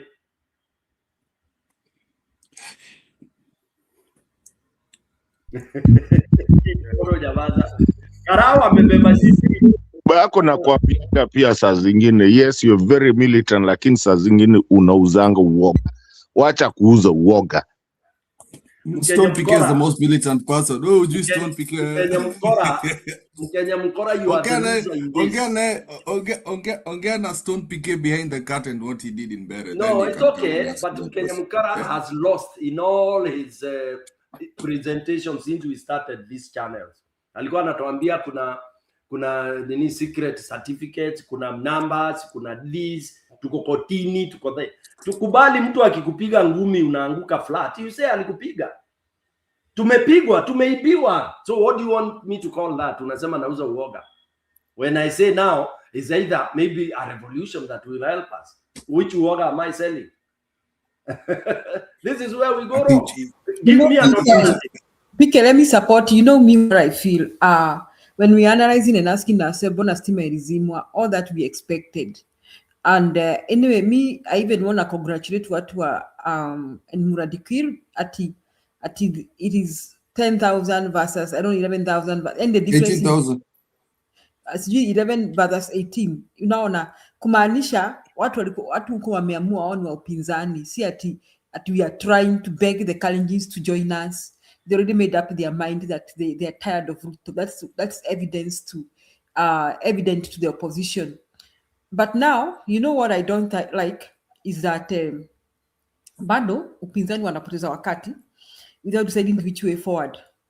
You know, if I were in their shoes na niko na the power they have over the masses, I think Ruto needs kupelekwa kama baiskeli imeibiwa.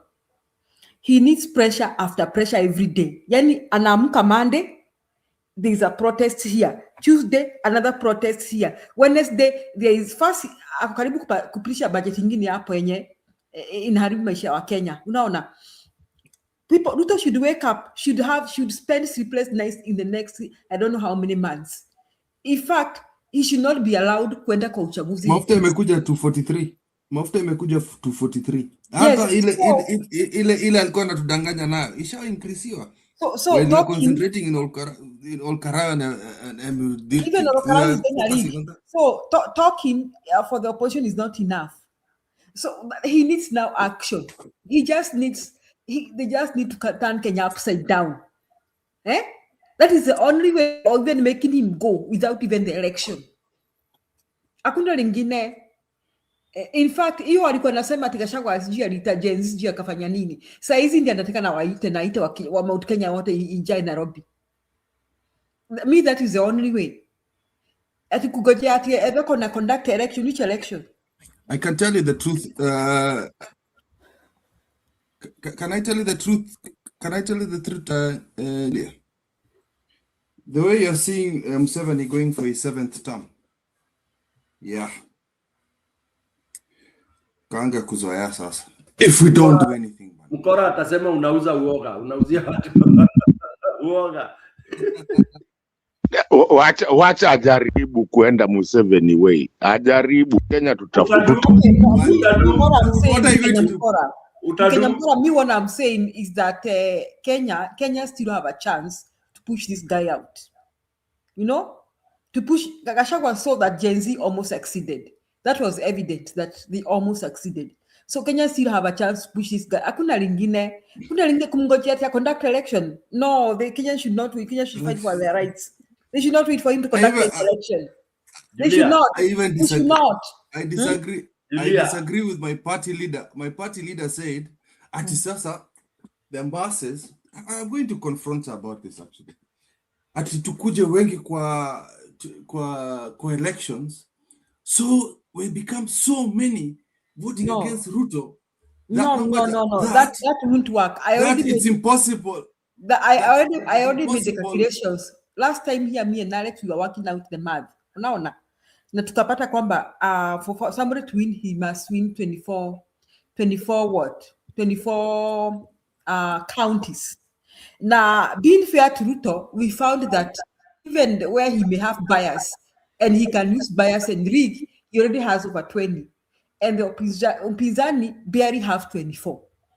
Which means it is possible for Ruto to flip the difference. It is possible. So we looked at the math, all that. Na tukaona how we went back and saw how Moi won in 1992 and 1996. That is the things Moi did. While the opposition was counting on large numbers and said that tukuna kura mingi za Wakikuyu, they were not looking at the technicalities. Unaona? So akina Gachagua, they are not looking at the Isn't that what Gachagua is doing? Isn't that what Gachagua is doing? No, he's not looking at the technicalities here. He's not looking at Ruto anasema you continue singing Mount Kenya region. Continue singing CG Western region. Nitapata hapa na hapa na hapa. And he knows, Ruto knows, I will rig in Northeastern. I will rig in Nyanza. Or not in Nyanza, yes. I will rig in Coastal. Nyanza, yes. First and foremost, let me ask a question. I see Gachagua, I don't know going where. Guys, I have been waiting forever to see Kalonzo Musyoka going to Coast Province. You know, Coast people are Coast work on a soft spot for Kalonzo Musyoka, by the way. There's that soft spot. He should go there full blast. Unaona? Me, let me say this. Ruto needs pressure right now.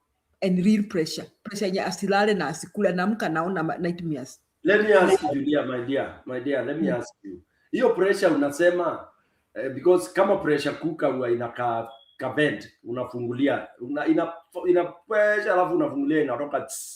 So hii pressure ya Ruto tuweke mpaka lini, towards what and towards where? Tuweke mpaka ende ama ende binguni. Thank you. Sasa na tuweke pressure with a timeline, with like what Gen Z was saying. Tuache kuogopa. The pressure should be Ruto, the real now. Ruto has to leave and leave now. For those of you who have never watched a clip Charles Taylor in Liberia, okay, the way he was, you know, he was told to quit. Aliambiwa, you have to leave and you are leaving now. Of course, by that time the big boy, sitai kumtaja. So there has to be a declaration. If it's the people now, the people power. These guys have to swallow and bite the bullet or swallow it and say, sasa kwanza ile maneno ya zima hiyo kitu kama nyongi ya jana. Now it should be huyu jamaa aishie in the next hivi. Kaende. Si kuanza kutuletea mambo ya constitution tungojee sijui. Let me say this without fear of See, that is what Sifuna has been saying. Oh, sijui baba alifanya hivi, atingeenda ile njia ya jeshi, ingeenda tu, kwani nini? What are we talking about? Hizo ni naive. Wanajeshi wa Kenya, they are not from alien, they are not aliens. Wanajeshi wa Kenya ni wa Kenya halisi, because jeshi haiandikangwi mtu hata ana citizenship mbili in Kenya. We don't do that. PK, so, yes. let me add to what you are saying before, because I can see that I'm about to leave. Kenyan, I mean, ni wana Kenya. Kama Ruto anatuharibia, hataki tukue na amani, hata yasikue na amani, we be the same. Yeah. Tuseme hawa watu politicians ni mabwenyenye, wanaona jeshi ikichukua itaanzisha new Kenyan order. Even if watashikilia the transition, that is when we shall have time to say what we want to have. And kila mtu atakunya on board. There is no jeshi that takes forever. Hata hawa wanachokanga. They are not used to that. Okay? If that is the fear you people have. And I don't see jeshi ya Kenya mistreating Kenyans. They have never done that anywhere. It's known. It's not possible. But also Stone Picking Julia, I think this time we are doing it the right way. Unakumbuka last time tulikuwa tukisema mother atoke ile side nyingine, baba atoke, waacha kufuatana.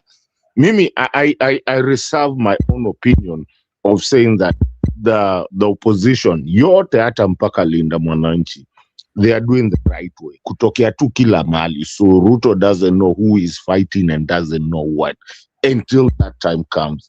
And they are wanaanza kutuonesha that hata kwa hiyo mazishi yenye walikuwa ni leo ama ni jana ya naitwa juu. Anyway, you know mazishi gani walikuwa hizo ni sinema tu. No. Ngoja bro. Maliza please. Nini cause mkianza kuonyesha Ruto mali ya kupigana saizi venye mnasema kona resources mingi na nini na kona all this command, then atakimbia huko hivyo, huko ndo anaenda kugonga. I think it's too early. I was looking at the calendar right now. Okay, it's 7 months to the end of this year and 8 months into the next election day. So according to whatever inafanyika saizi watu wa 2007, but constitutionally inafaa kuwa this year. Anyway, 7 months, 8 months. So that's 13 months. In the same 13 months, I don't believe it's time for them, if they are really united, kuambia Ruto ni nani wa kuchapa. I believe they need to kila mtu achapane side yake, and then maybe there about 6 months sasa ndio waseme bas si wote tuko huku. And that's what took Moi out. You see, you're going through the old script, Kenyan Kore. You're going to the same old script. Oh, this is how Kibaki did it. Oh, this is how Raila did it. Oh, this is who did it. Oh, nini. This time, hii kitu ya kungoja watu wakuja kwa ma-funerals, au kuja kwa makanisa, watu kuja kufanya hii vitu yote kuanaunsia sijui nini, mimi ni Sifuna, ulikuja ukachapa rafiki zangu hivi, lakini kuja kuguza mlima sijui nini, ma threats. That does not work. The thing is, you need to start radicalizing the people. People need to be radicalized. I'm sorry it sounds bad, but that is the way it needs to be. You need to start telling people what your intentions are. Hii kitu ya kusema ukweli. What has happened in Bere? What has happened in Malaba? What has happened in Dikirr? Should not happen again. No, I agree with you. The people were not prepared. Because the people were told, enda mpige kura. Lakini it was not explicitly told to them that they need to protect what is theirs. Hii kitu kama kila Mkenya akuje aambiwe kila siku, every day, it should come from Gachagwa's mouth, it should come from Sifuna's mouth, it should come from Martha Karua's mouth. Every day they need to state the fact that elections are stolen. Lazima ingie kwa kichwa yetu, hii kitu si ukweli. Utuambie kila siku Malava iliibiwa, ukuje utuambie kila siku Mbere iliibiwa. Ikiibo hivyo mnasema We relax. Munaiachilia iende hivyo. The problem is, it's again the Raila behavior of letting go. Why let go? Why let go? That is the problem we have. Letting go. Kila siku tu, letting go, letting go, letting go, letting go. Then you see, it makes us also complacent. The way Kenya Mkora is talking like right now is we're waiting for them for direction. For what? If these guys are not going to give us the proper direction about telling the people that the only way, mumekuja mmefanya hata mpaka jenzi wetu wamekuwa docile.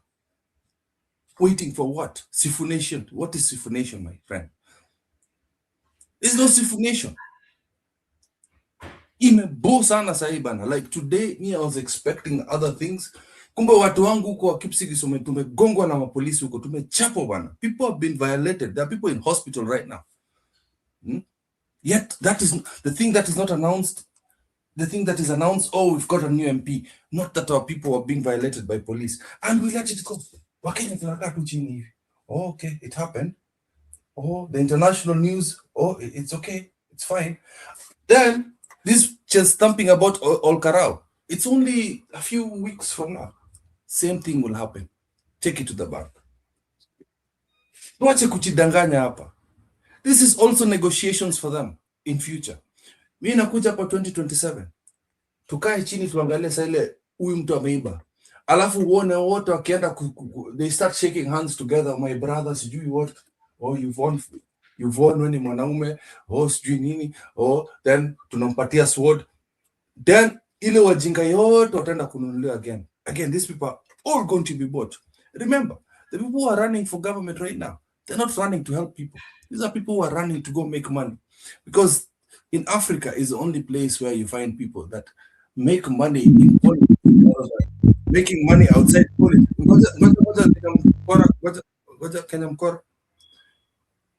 People who make money,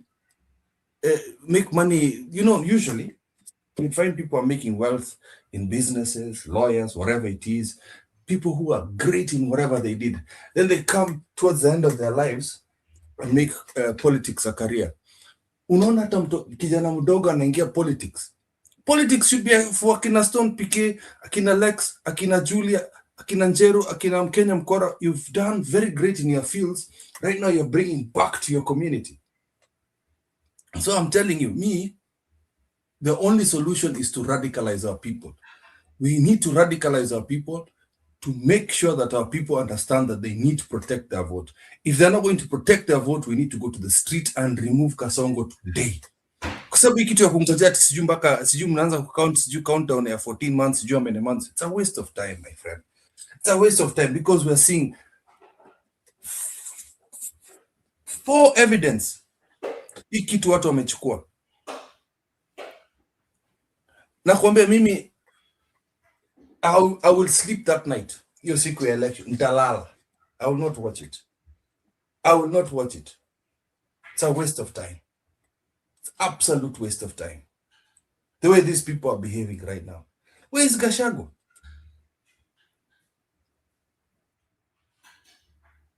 Gashago just cares about Mulima. I'm sorry. I'm at what? Okay.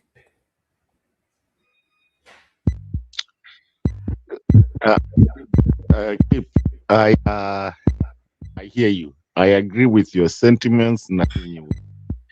I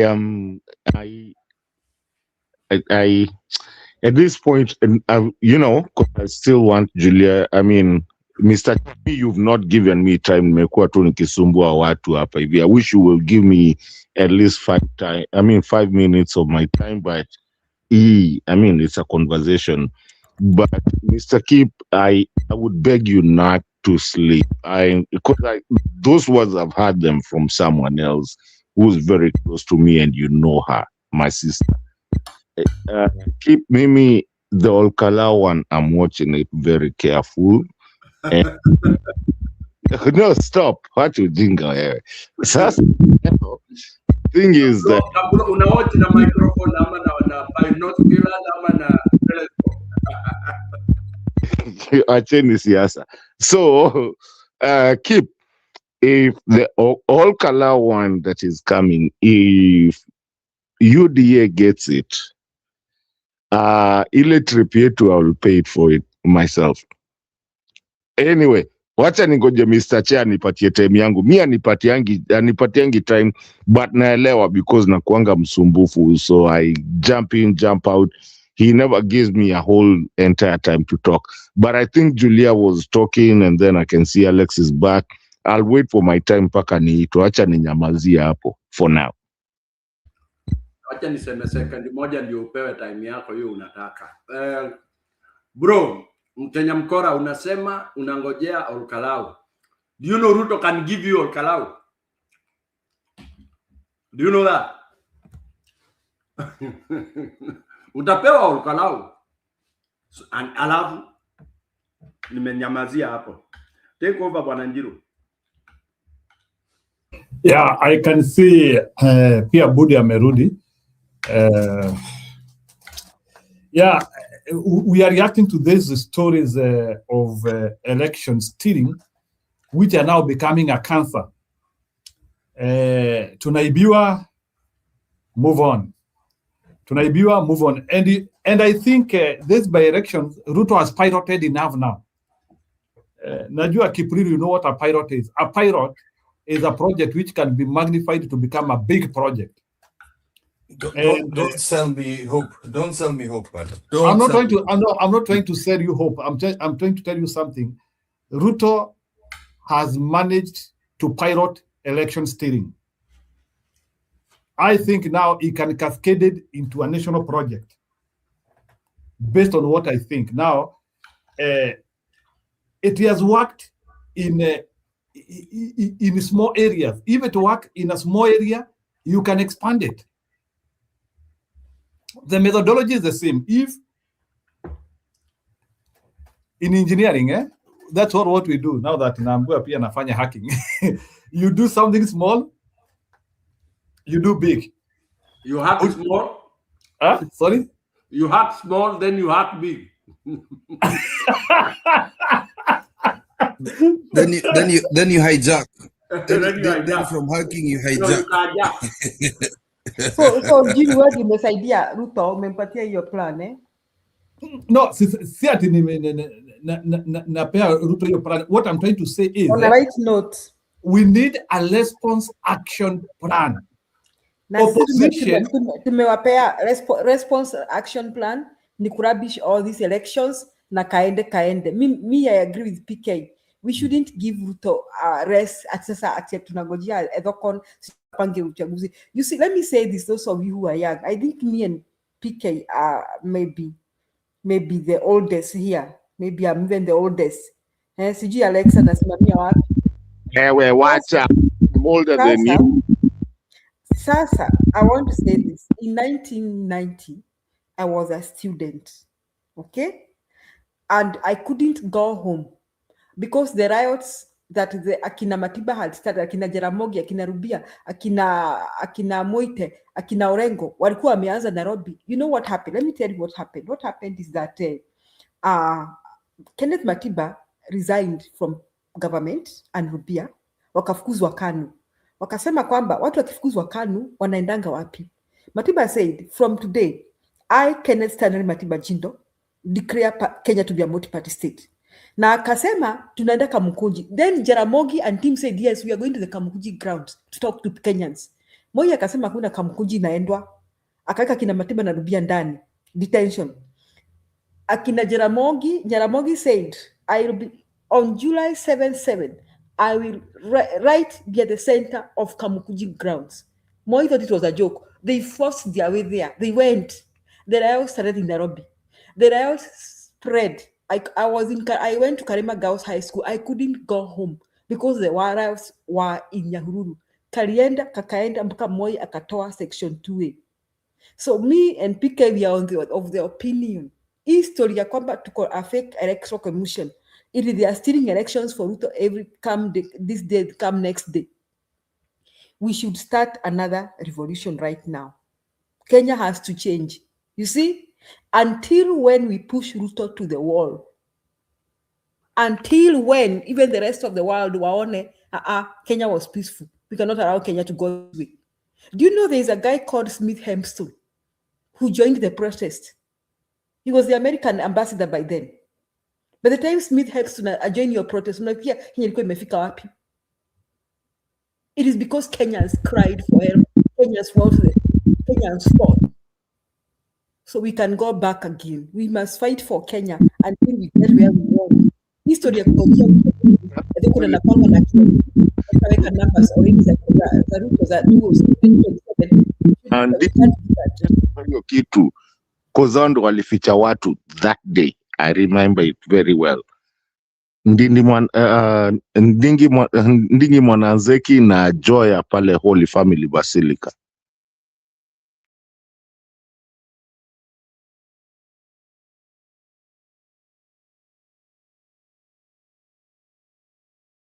Very true, very true.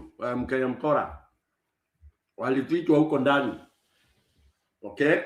Kalikuwa kametamba na Hemstone akaficha wengine kwa American Embassy, akina nani lawyer Mwite, akina Paul. So alafu mnaanza watu wanakuwa na uoga ya kusema what the solution should be. Ati juu ya nini, juu ya Masubaru. Oh my God. Me, what I don't want is I don't want to serve under Kasongo because I'm serving in the next government.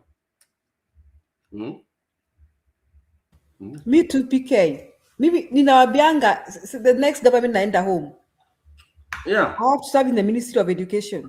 Kwa sababu najua najaribu kutafuta ma connections hapa. Nawaambianga mwambia wadosi wenu I will be there to serve Kenya. So history ya kwamba we allow Kasongo to do things the way he wants. We shouldn't. He shouldn't sleep. He should have 9 years.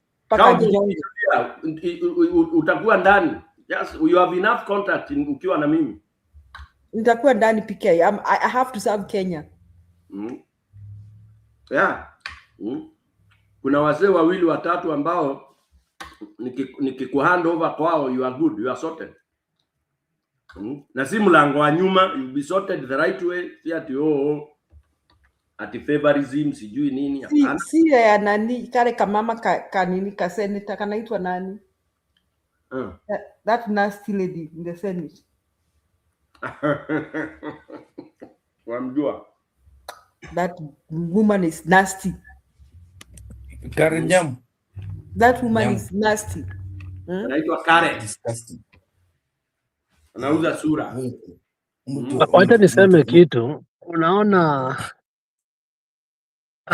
if you look at the current precarious position that we are, anybody that is observant will be pissed off with all the politicians what we are having. And I think somebody said, mtu ambaye amenitiko, nikasema tu wacha niongee nitoke. Somebody said we are all paying our subservient dues to the crown. Over the past few months, our politicians have been going out of the country to meet with the Commonwealth and understanding what that is where it starts and ends. We saw Raila do that a lot of time. We saw Ruto going to Charterhouse. What they go to do there is obviously what determines the next course of our elections. When Ruto came to the US,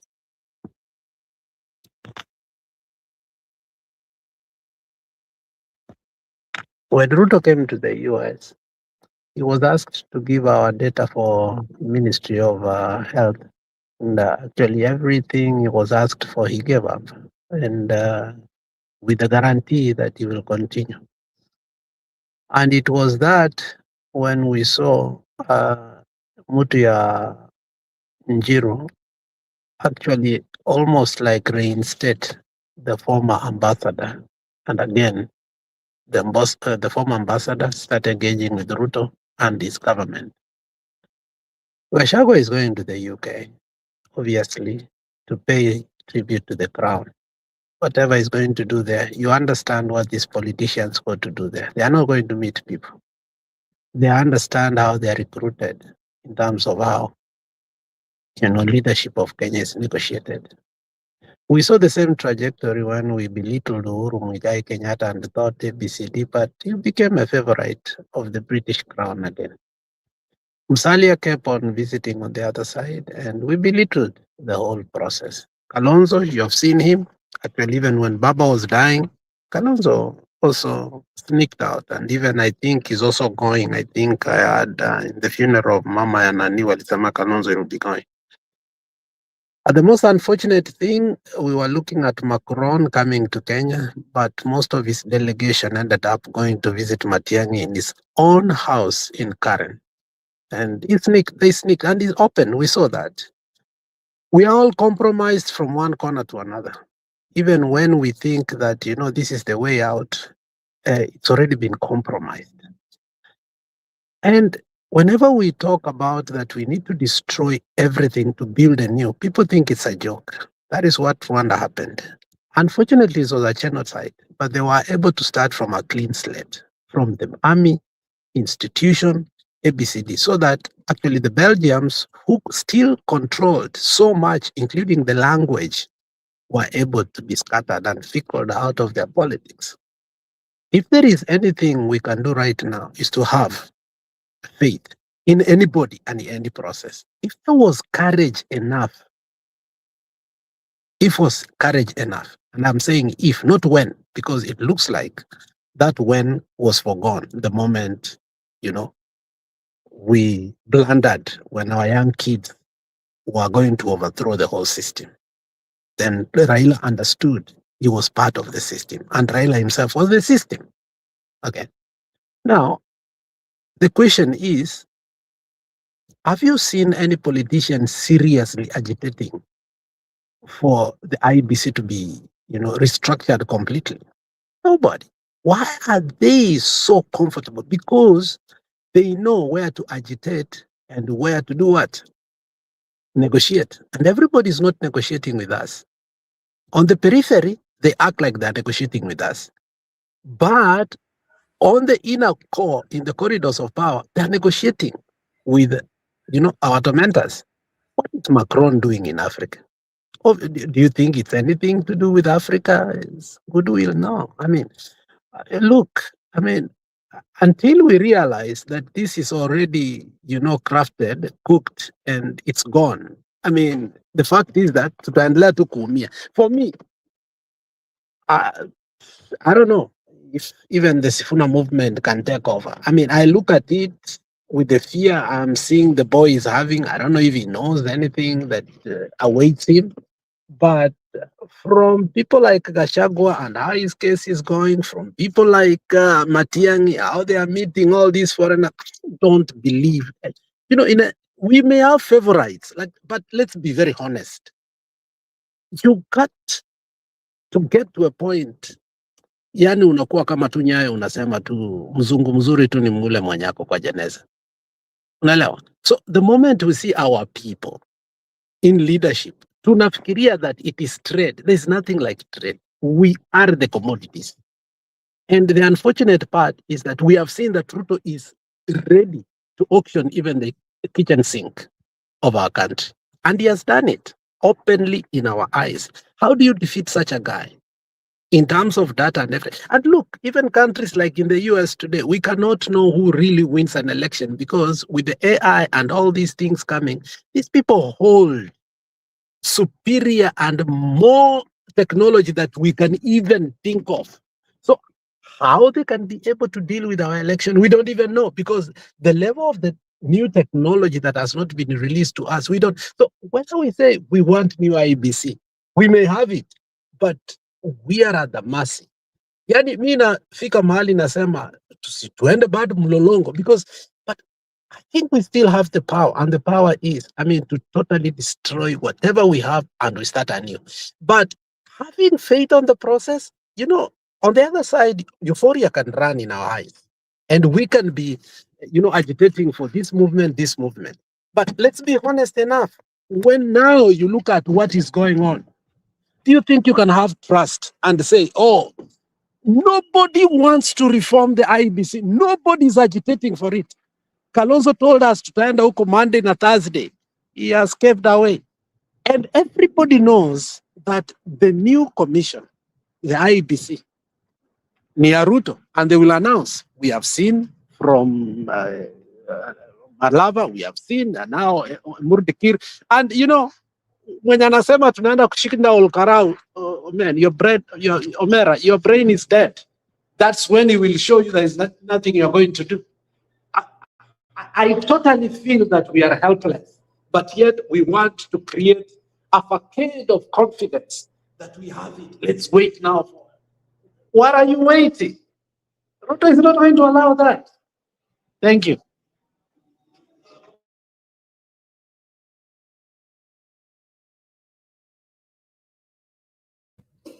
Okay. Now, Budi, I think what you are trying to say is the earlier the reality settles, the better. We have to agree unanimously that Ruto is stealing the election. He will continue stealing the election. And he is showing his concept of stealing the election, but we are reluctant to respond. Question comes, are we fools? Or are we landless? Or what is it? And then another question begets. Is the united opposition... We are hopeless romantics. We are hopeless romantics. Unajua ni wale watu wanaoch ma romance movies. Wana think that is reality of life. Then kuna kitu kingine najiuliza. Kujidanganya the good guy always wins. Okay, no, relax kidogo. When Matiang'i comes and says utatuibia kura zetu, and he is speaking to a serious population, in what angle is he reading from? When Gachagua comes and tells us that it is impossible to steal an election in a large scale, what do they mean? If they are not able to... Can I take it? Ama hujamaliza? Okay, go ahead. Jiru, let's be realistic. I don't know who else in this show has ever participated in an election. One, as a candidate. Okay? Not as a technocrat, clerk and all that. If there is anybody on this comment section I may participate as a candidate, I would want to know this idea to explain this. Before you become a candidate, you do what we call campaign. Yani talking to the people. Kuuza sera yako. You go around, whether it's MCA or those days of Kanjura, MP, especially if you do an MP, then you know the extent to which you talk to people. So number one, you prepare to talk to people in public. Okay? Now, number two, you prepare to be spontaneous. Lazima you train yourself if you are not naturally gifted in giving spontaneous answer. Yani ile unaulizwa swali hivi, immediately umeipika kwa kichwa na unaitoa, then don't attempt. Where I'm coming, Jiro, is to answer you that Gachagua anasema wezi. Those things you hear them uttering in public. Ukimuuliza kwa choo, atakwambia awacha tu mazee, unajua hiyo ni lazima niseme. One of the things they know very well. Hiyo Matiang'i kusema ati kura iwezi ibiwa. It's a rhetoric they are circulating all over. But then wana rhetoric na inafanyika. So when you hear them telling that, don't take it for that. Usichukue ati it's true. Ati Matiang'i will be able, kura zake zetu hazitaibiwa. What will he do? Ndio zisibiwe that they have not done in the 3-4 by-elections. As you said, a by-election can be a pilot of how you gonna manage the bigger one. Utafanyaji stima isizimwe pale kwetu Kitaru, Kenya mzima? We can zima stima Kenya mzima for 1 hour, and that will be enough to do the things we want to do. Now, mutadu? There was a day tulizima stima hapo Kitaru. Tukawadanganya ni monkey iliangukia the main switch. You don't know what was happening that time. So what I'm trying to say is there is no honesty, there is no sincerity here on how to deal with the menace. This stealing of votes is real. What the opposition are trying to sell is for diplomatic, is huko nje, trying to show how we have made strides towards achieving democratic tenets, which is a lie. Ni showbiz. Showbiz. Ask those of you, please, and lazima muwe mnafuata hii. Those of you who followed the Mbeere North court case, you already have an answer by now, but that is not the answer you will get. Even if you are not a lawyer and you followed that case word for word, you would have written a 2-page judgment by the time it was concluding, because it was gaping. Those of you who are lawyers, I don't know what term you use. When evidence is this way. When I come and say, for example, nimekatwa mkono na kipu, na panga. Number one, huwa unaulizwa, wapi amekukata? Unasema hapa. That's evidence number one. Now is to prove if it is true, it is keep. Then we investigate the time, where keep was, what you guys were doing, the two of you and all that. So the evidence of Mbeere North is heavy. And what do we expect? I don't know, but I don't want to preempt. The judgment is coming, I think, on the 16th or something like that. Okay? So, if that happens, then there will be, again, something to read about it. All right? So, when you hear these people talking, wanajaribu kutengeneza nyungu or nyumba ya Kenya, you know, because you don't expect them to go and say, votes zitaibiwa in those platforms, because of course inakuwa broadcasted all over. But if it was in West Africa, they call a spade a spade. Kama ni West Africa wangesha sema vile kura zimeibiwa. Senegal walifanya hivyo, wali expose, ikafanyika, kura zikafanywa na ikafanyika hivi na wakadhibiti. Okay, Ghana are already there. They have almost fixed elections stealing in Kenya. I mean, in Ghana, they have almost. When I say almost, of course, they had some errors, kidogo, which again all parties accepted. Some of those errors, you know, because some errors may not be intentional, but when you cut off electricity specifically at a certain time, there's no way you can tell me it was power failure, because if you knew so critical and you want to be so transparent in that polling center, it's a school or whatever it is, in a social hall, you should deliver a 20 or 30 kVA whatever generator on standby, automatic, that this goes off, this comes on. Okay, you should also not tell me why. I mean, you should tell me why agents are being chased away, because the law says that agents should be in the counting hall. Okay, kila candidate lazima akuwe na agents, and I think by the time ilikuwa unakuwa na chief agent na 2 other people, at least 3. Like for this by-election, you can be allowed, each of you, to have even 5, because you are the only 2 candidates. All right, and the hall is so big. Yeah, so when it comes mpaka mnakuwa blocked, you cannot enter into the tallying hall.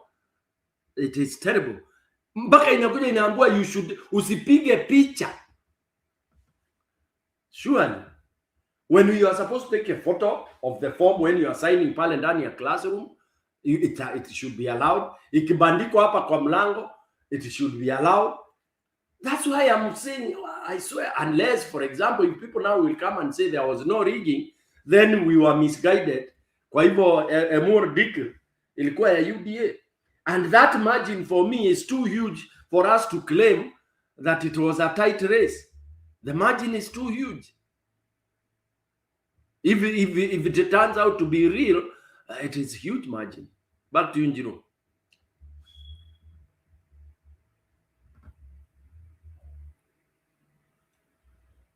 Okay, sawa Stony PK. So I don't know, kabla ya Mkenya mkora ukuje, Can I do the video? Ongea, because utakuja kusema sitakangi uongee. Unajua this guy has been on me. Unataka kuongea manicheze ma video. Hata ameenda. Ameenda kupiga mgonga. Martin Opio, KTN. A united opposition candidate will trounce President William Ruto by a whopping 76% of the votes should they front one presidential candidate in the 2027 elections. The latest polls by research firm TIFA has placed Wiper leader Kalonzo Musyoka and Nairobi Senator Edwin Sifuna as the most preferred presidential ticket, likely to give President William Ruto a run for his money in the 2027 general election. The survey envisages a runoff if all the opposition presidential hopefuls decide to go it alone. But things could be complicated for President William Ruto if the presidential hopefuls decided to back one candidate in the ensuing presidential rerun. Jeff Kirui with the details. As the 2027 general elections fast approaches, President William Ruto is not sitting pretty at the top if a survey released by TIFA Research is anything to go by. The survey shows majority of Kenyans are vouching for Wiper leader Kalonzo Musyoka and Nairobi Senator Edwin Sifuna as the likely ticket to oust President William Ruto at the ballot at 28%, followed by Rigathi Gachagua and Kalonzo Musyoka ticket at 25%. However, according to supporters of the opposition, the most preferred ticket at the ballot to face off with President Ruto is the Kalonzo Musyoka Fred Matiang'i ticket, which enjoys a 31% support, against that of Musyoka and Sifuna at 28% and Rigathi Gachagua Kalonzo Musyoka ticket at 25%. If they offered me a consultancy to help them pick their candidate, I would refuse, because I can't do that. I wouldn't know where to begin. Be happy to do some surveys for them, but I can't pick the candidate because there's so many other things, like how much money you're going to have, what kind of reaction you're going to get from your disappointed fellow opposition leaders and so on. You can't predict things like that. But even with these dynamics, none of the aspirants, including President Ruto, will achieve the constitutional threshold of 50+1 support to be declared the winner. However, President Ruto still enjoys the benefit of incumbency as the projected winner at 24%, followed by Kalonzo Musyoka at 19%, Dr. Fred Matiang'i at 14%, Edwin Sifuna at 10%, and Rigathi Gachagua at 9%. I've seen some people on television and the media say, well, if we, without even having the numbers, if we put all the votes of Kalonzo and Matiang'i and Sifuna, Gachagua together, they can easily defeat Ruto. The survey also shows that Professor Kithure Kindiki is still the most preferred running mate for President William Ruto. The survey conducted between May 2nd and May 11th this year puts Kindiki at 59%, followed by ODM chairperson Gladys Wanga at 12% and Dr. Oburu Oginga at 3%. This is coming at the time the Linda Ground wing of ODM party has been pushing for the coveted number 2 position. In the meantime, Rigathi Gachagua's DCP party has registered a sharp rise between November last year and May this year to 16%, while ODM party dropped from 32% in August 2022 to 18% this month. Similarly, UDA party has also dropped from 38% to 17% over the same period. Jeff Kirui, KTN. Thank you, Jeff, for that report. We take a short commercial break right here in KTN Prime Dongu 24. We'll be back with much more.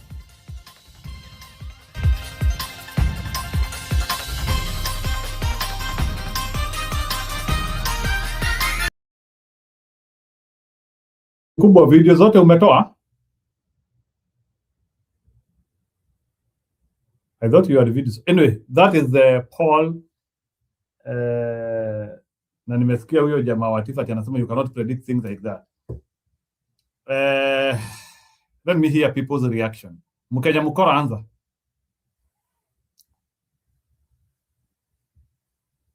Mkenya Mukora. Ona sasa. Let me start with Kipril. Kipril, you can react to that poll. Hiyo ni ushenzi. Sorry. Sasa unaona, how can Ruto still be popular?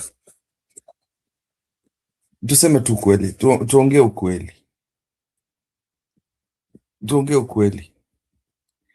Yeah.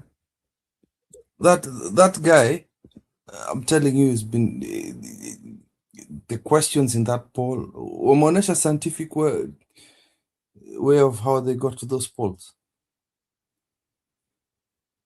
They have not shown their concept, but I believe it's a questionnaire. This one does questionnaire. 2,500 people have been asked that question. But is it indicative? Is it like trying to show us a starting point of prediction? Okay, even with the errors. The poll was actually for Ruto to pick if Kindiki can be his running mate. That was just for Ruto's numbers, to see who he's taking. Because he said that people have been asking me what happens if they're all combined. Why didn't he put that question? Why did he avoid that question? That question should have been placed there. Why was that question avoided?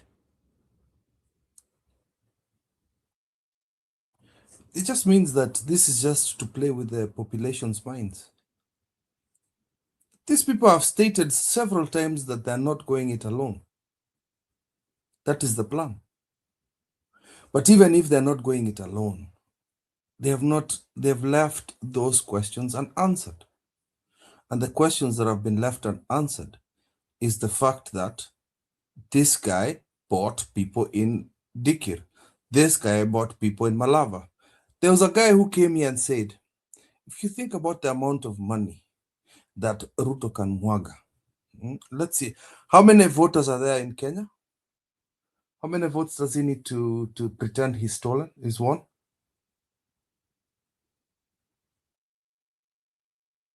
So it's about 8 million votes, right?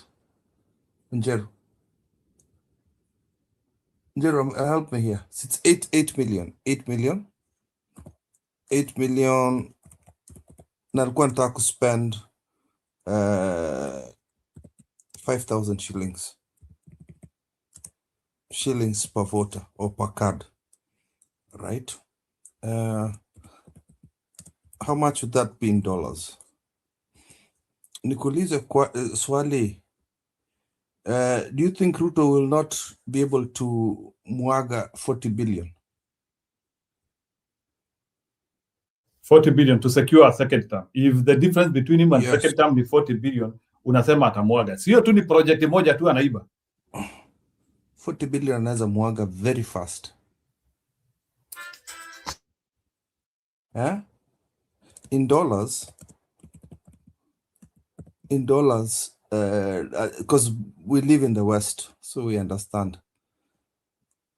That's about 300. That's about 300 million USD.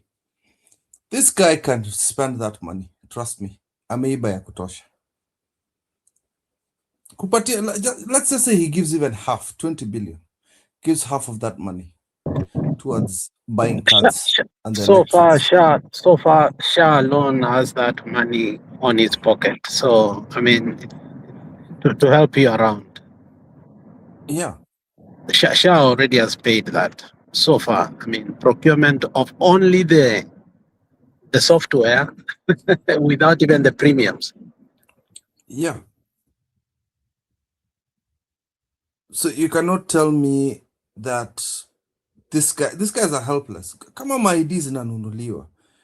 And then the old people that were brought through buses to Emordirki with IDs ya wazee wengine wenye walikuwa hapo wakuja kuvuta. Cheza mchezo wewe mtu bana. Like Ruto has billions of dollars of our money. Ameikalia tu. Ready. State House looks like Quivers. Unafikiria hakuna basement ya kuweka hiyo pesa? Money is ready. And then there are so-called candidates from all these other places wamenyang'anywa pesa too. Each person, like, let me tell you, for governor, to be a governor, unalipa Ruto 300 million to be governor. MPs ma 100 to 40, 50 hivi, wengine wanadanganywa zinawekwa huko ndani. There's money switching hands right now, utastuka. And it's all to just bribe people. And some of it is just our economical money. So just don't look at polls. Let me tell you, me, the actions I want to see is what we talked about. People need to go back to the streets. Go ahead, Alex.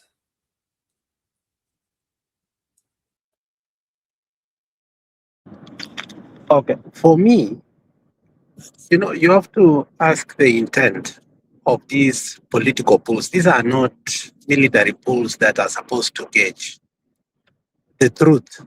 These are political pools to gauge the temperature. Either excite the people to show that, you know what, your voices are being heard, so on and so on. I think by now you should have graduated from this kind of excitement that, oh, Ruto has lost. And I think this is where Sifuna came in and said, it will be sad we wake up next year in August and we find that Ruto won by 200,000 votes. Because I think we've seen the trajectory.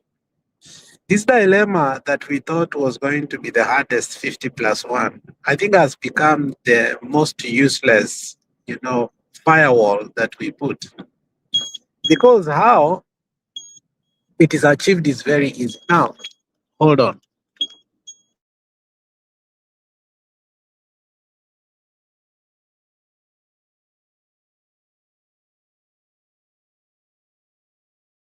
Ulikuwa ushaandikiwa hapo Now, if you inaitwaje? look at the history of our political pool from Stedman, I think we started from a very wrong footing because the intention was never to gauge where Kenyans are and to propose our campaign issues. I think we just went wrongly. And since then, our pools has never been issues regarding to, campaign issues. Because if you look at how they bring these pools, we are not talking about education, we are not talking about healthcare, we are not talking about what matters, so that honestly, the government can pay for all the non-deliverance of their campaign promises or neglecting their manifesto. If you look at how they bring it back, look at the scientific pools that are happening in other countries. For instance, Eli did tell us about the last election in the UK, whereby the radicals ended up winning. The whole issue was about, fiscal responsibility. The whole issue was about cleanliness. The whole issue about education. They wanted to get their country back because of what the foreigners have done. And when you're doing such scientific polls, you have to gauge people based on not on the popularity of individuals. So I don't know what these polls are anchored on, and which makes me be suspicious that you remember how Raila used to win in these polls. As the election comes by, they close the gap, and then they head up in the 40s, all of them, almost neck to neck. But by the time the election comes, the establishment is winning. So I think if you have not looked at the history and the progression of how these polls happen, they are also in business whereby there is somebody sponsoring these polls for a certain action to be taken. And that is why I will put them on the side, and I wouldn't want to discuss them. And now we decide to gauge the temperature with our own, political meter, which will tell you that Gachagua was told in 2 weeks we will forget him. He's here, being more even radical and even preeminent in areas like Dikirr, whereby his candidates are getting airtime that we couldn't even have imagined. So that alone tells us that there is a subtle emergence of DCP across the country. It can tell you people like me, who are, Raila Mania, who actually have embraced Gachagua in one way or the other, whether, that's my political lining right now, before the election, whether I will change or not. So there are many other people, though they may not like, the united opposition. Obviously, that Ruto has lost totally. And every time you hear the Ruto people speak, ni kujaza, debe, ni kuiba, and IEBC. They are not talking about their manifesto. They are not talking about deliverance. They are not talking about, they are glued into stealing the election. So why would we even talk about political pools with people who are not even talking about political pools? They are talking about stealing. So I think we must fix the stealing of election instead of somebody diverting us to start talking about issues that do not exist. What exists is Ruto cannot get 10% of the general elections, including his own backyard. That is a fact. Fact number two, the current members of parliament, most of them, if they were to go to elections today, they will lose. That is a fact you and me know. So we shouldn't even wait for Tifa to tell us. So if we are going to sit here to wait Tifa to direct our narrative, then my friend, we have already lost before even we start. Umesikia, Mr. Njiru? I'm not going to discuss Tifa. Tifa is somebody's project. Thank you.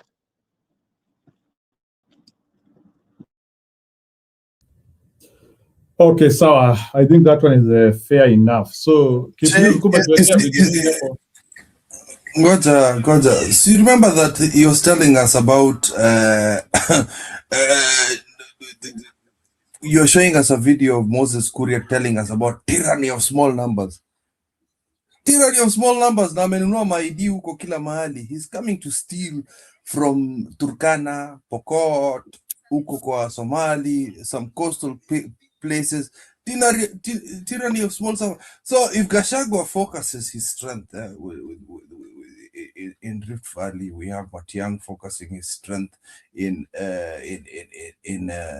Kisii and other Jubilee strongholds. Alafu nyinyi wote mtakuwa squeezed in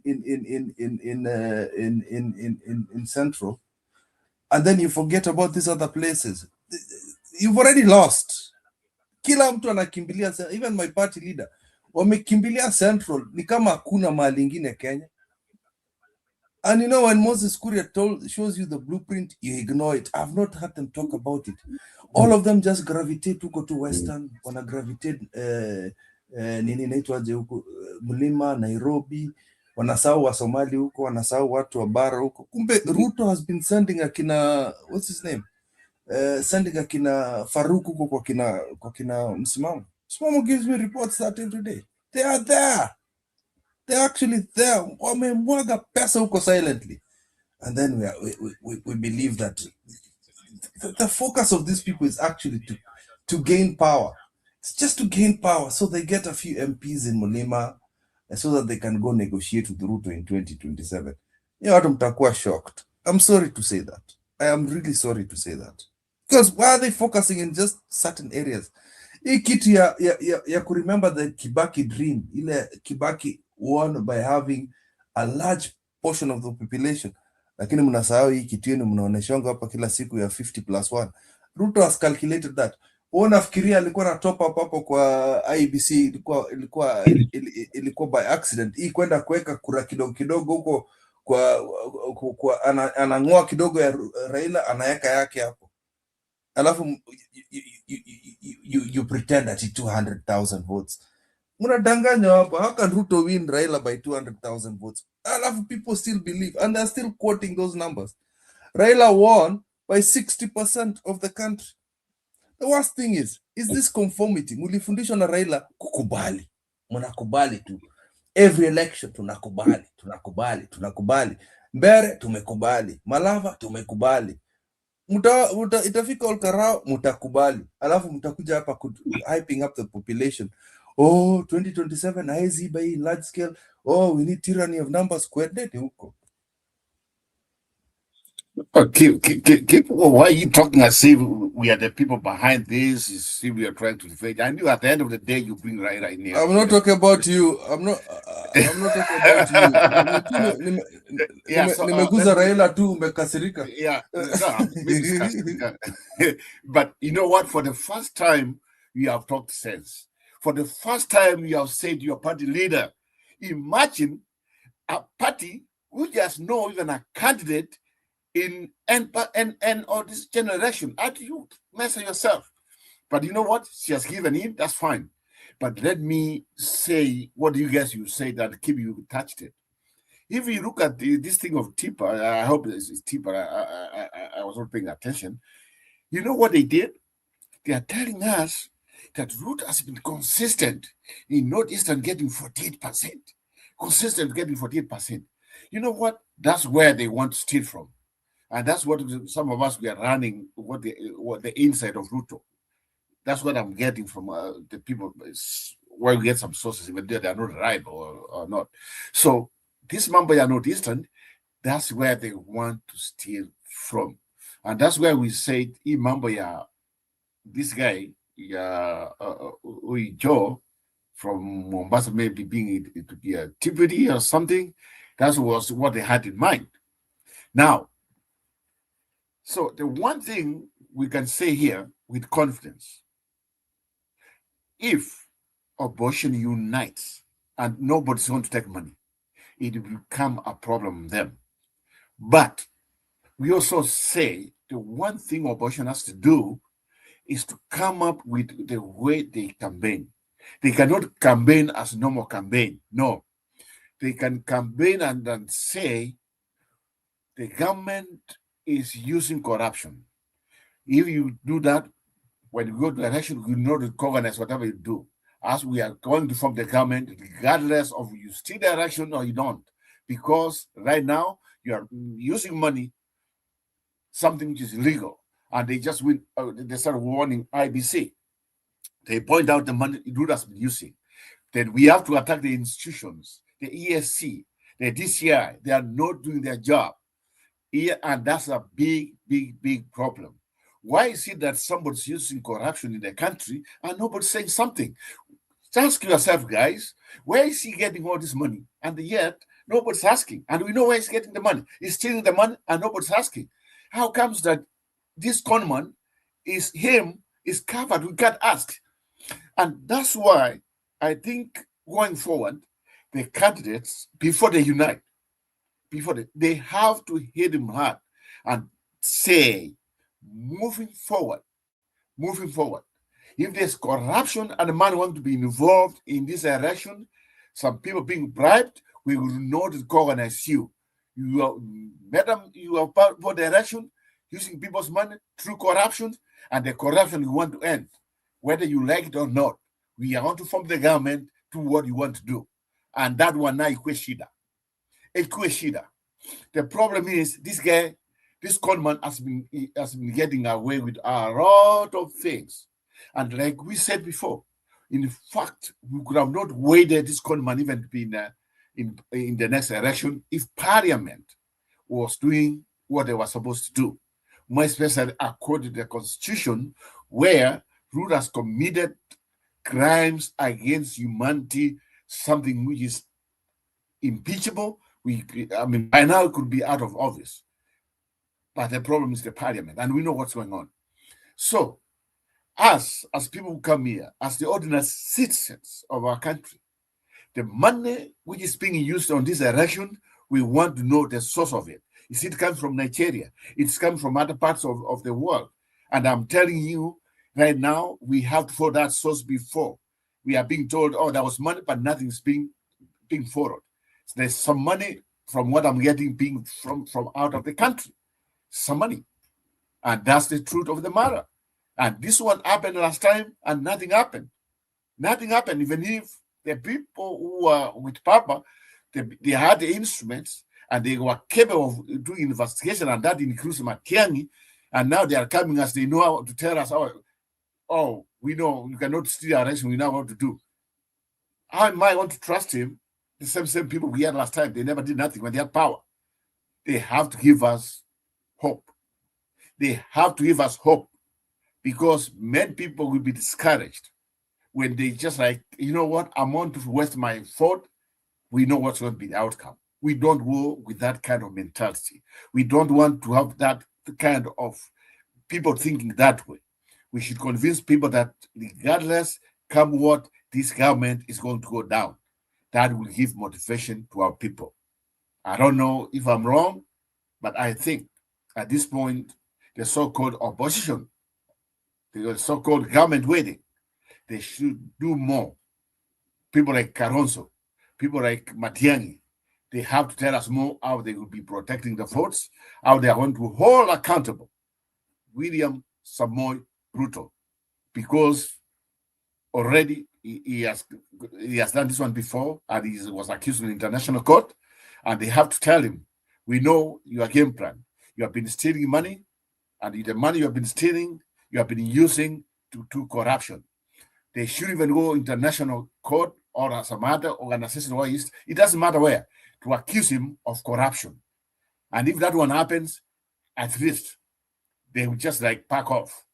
But now they are finding a way of controlling a narrative using the money.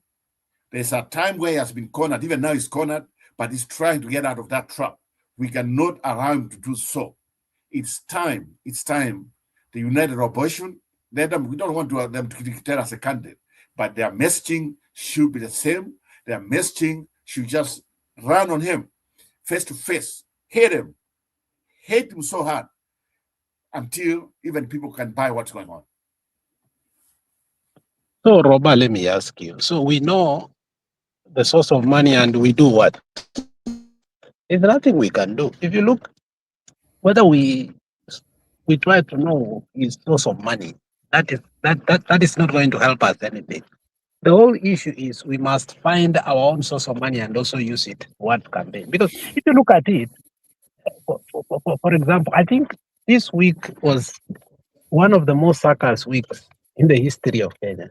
Because Bibi ya Ubwaka ndio huyo anapiga kelele anasema aje, number one ndiye alifanya hivi.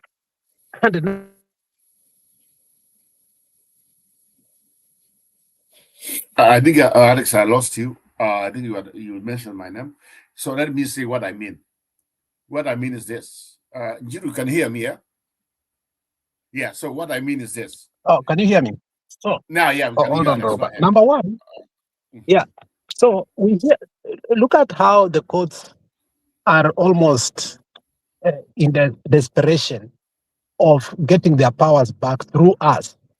Now, look at what Obwaka's wife said during the, was it mass, whatever it was, the funeral, whatever. She points the finger to the president. Nothing is done. Look at the other case of Gekonyo. His adamant say they called. Did the president call or not? He did. So after that, so what?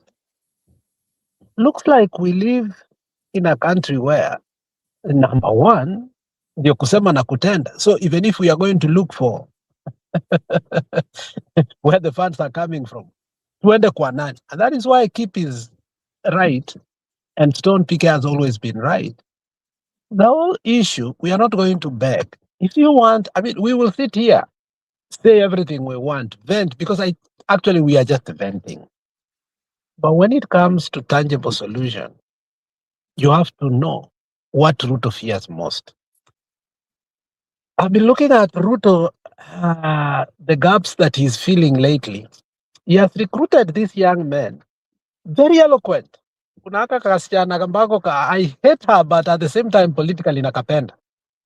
Because anafanyisha watoto wetu sana circus ikifika kwa debates, kwa media. It's this Kaluo girl. She's so annoying. But Ruto has realized the power whereby he must close the gaps. Let's talk. Najua nani our host hapa apendangi kuongea about the pothole politics ya socialist politics, pothole politics. How do we fill the potholes that we are having? The greatest asset we have right now is our young people. And I think they have already shown that they can take Ruto out. And Ruto, realizing that, he bought the initial young people that will have carried this revolution to the very end. Makoure, Morara Kebaso, Hanifa, all these, including Obama. Remember the people who are big names in Twitter, whereby we could go to the experts and have conversation with almost 100,000 people. All those are sold off, including young channels like, brothers ambao wanakuanga now in Mutembei. They've all been bought up. So what you realize is, but still, these people, it is the perceived leadership that was bought. If we can only concentrate on how to empower these young people and force them not to relent, I think our only hope is pegged on them.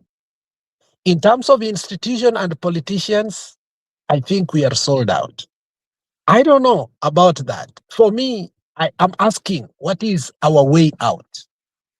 Politically, it looks like I don't see.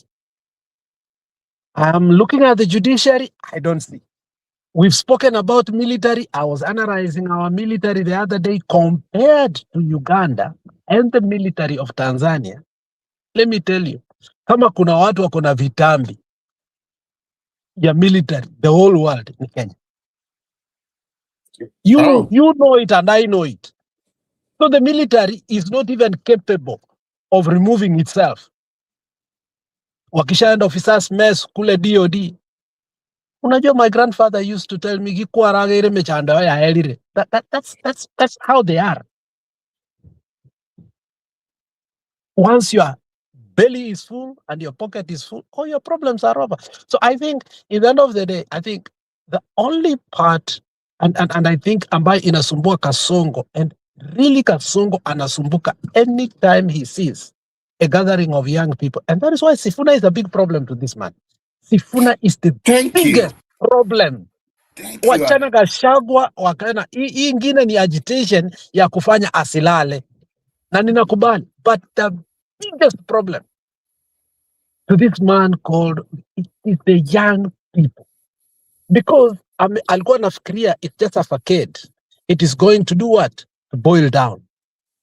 But every time they go for a new, it's like, Busia, it was just a joke. Huko ni kwao.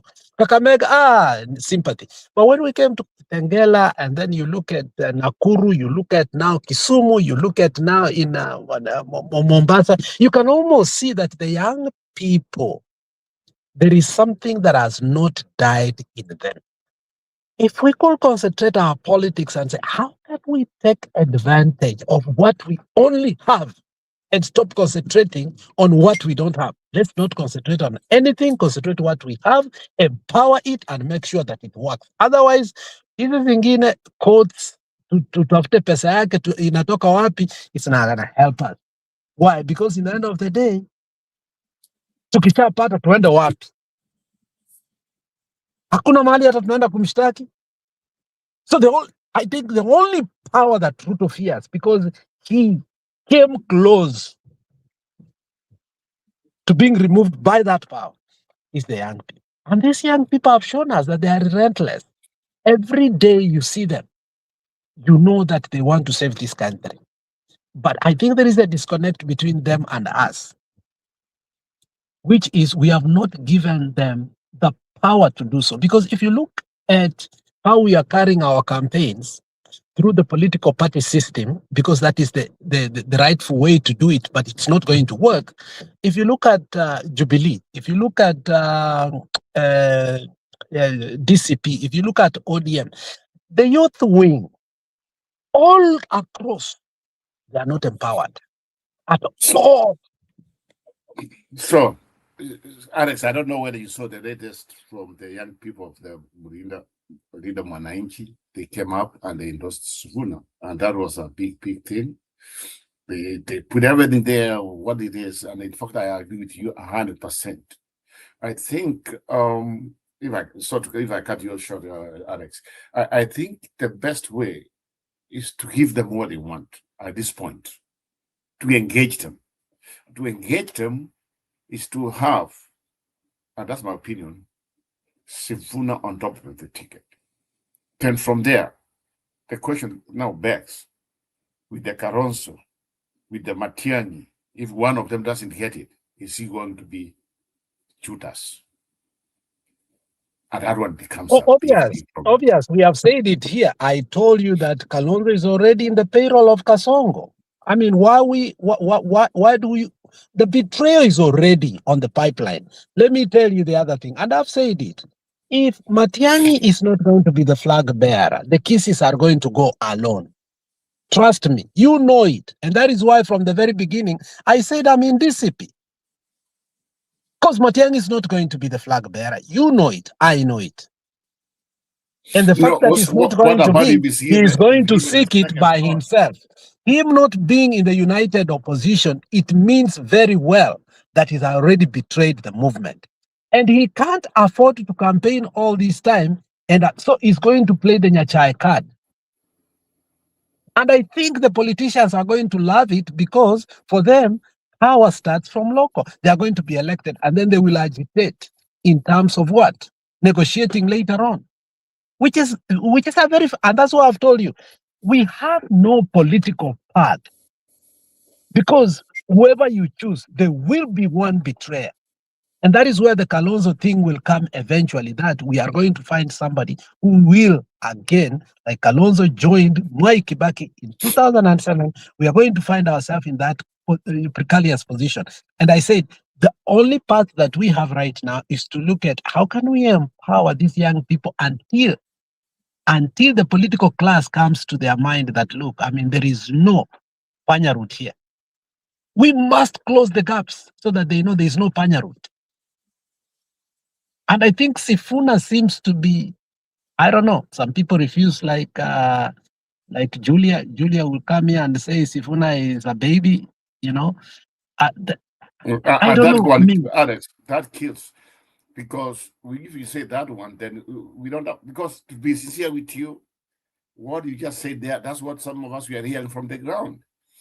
If this man is not going to be on top of the ticket, there's a problem.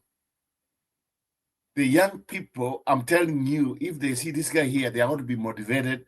You know what? We give them, they almost get this guy out. And we know what happened when Sifuna movement, and it was all over the country when that time, you know how they went there, the car thing, they took some thoughts. If Sifuna will get this thing, then either Karonso or Matiang'i, they can agree one of them to be the deputy, then one of them will just swallow and say, I'm not going anywhere. Then now we can say we have Kasongo on the running. And you know, the good thing about what Sifuna has done, when Sifuna had a conversation, the two, you know, when Maisha, when Jambo or whatever, they refused that he's not going to have an interview. He had double interview in Spice and Maisha. And one of the things he said, Amujui Sifuna on a personal level. It is not about Sifuna. In fact, he agitated and told the young people that, look, you see, it would be sad if we wake up in 2000 because one of us. And hold on, and hold on, he told the young people. No, what I liked about Sifuna that day was this: it doesn't have to be me, but if the young people will entrust me, and you guys still say that it is up to you, I'm still able to do what? Put my ego down, but make sure we solve this problem that Kasongo must go. So already Sifuna has said he is willing to sit on the table no matter what, but come up with a solution. The question we still have lies, hold on, Robust. You're not relaxing. I was trying to add what you just said. In fact, he said it today in Nyeri, and even in Chile, he said the same thing you are saying here. And that's what he said and told Gachawa when he told him, I impeached you, forgive me, whatever it is, but we can note that this guy, he repeated today in Nyeri. That's what, I was just trying to add to what you just said. Oh, thank you. And if you look at the biggest problem we are having is the political class who are aligning with us, but the intention of them again to retain power. And on the same note, if you look at what Gachagua said today at Kanini Kega's mother's funeral, did you realize that Kanini Kega was not even listening to the conventional wisdom of Gachagua?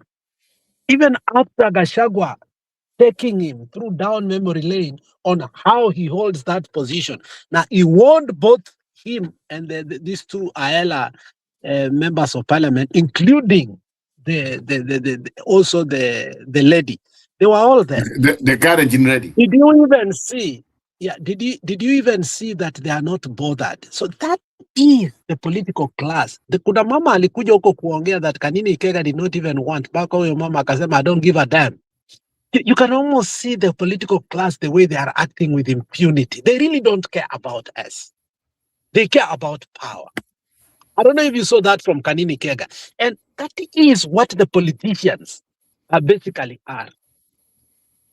And towards our goal, we also have to ask ourselves, who are we dealing with? So as we walk closer to power, we must also interrogate ourselves that what is our personality? Are we willing to, are we able to sense and be able to accept that this is the truth and act on it? For instance, Kanini Kega's behavior was unwarranted. We should, in fact, Kanini Kega should be beaten up. Actually, Budi, even something which I did not appreciate kwa hiyo matanga is like the way this guy Kiunjuri is there and he is reacting in Kikuyu ati unasikia ati akisema, and I don't know why Kenyan politicians they want us to believe that way. Mimi niko two term, Kanini Kega kwa one term hapa, tunakutananga huko kwa mapombe, tunaongea with like I don't know kama kuna mtu amesikia Stone PK. Maybe I would. Stone, are you there? Stone ameenda kuchemsha. I like when you feel like what Kiunjuri is saying, and even like unasikia hata akiambia Kaiga hapo, wewe Kaiga hatujui wewe uko wapi. Like Kiunjuri is saying it is okay to be in one term, it is okay to be in two term. And they are there like, so like what is he saying in front of people? And he is being addressed. And that is why we are saying, look, you can almost see that the political class understands where we are. But in one way or the other, they have decided where they are going to be. So the fight for a referee that is fair, which is IBC, is not part and parcel of their concern because they understand, you know what? We will be recipient of even this current IBC, and therefore we should not even fight it. And that's why they are pin drop silent. Now, if given that fact, the political temperature, you will see, ask yourself, why is Wanga behaving this way? Why is Mbadi behaving this way? Why are people like Kanini Kega do not want, you realize some people saying that tukienda Kisii, you know, Nyonka shocked me saying that tukienda Kisii akuna one term ama two term, the only person that is allowed to say it's this and this, which kind of shocked me again. Part and parcel of a political process that you must allow the people. Most of the people are not coming there to bury your mother. They are coming there for politics. Stop that nonsense. Who is your mother to us? You're not coming to bury your mother.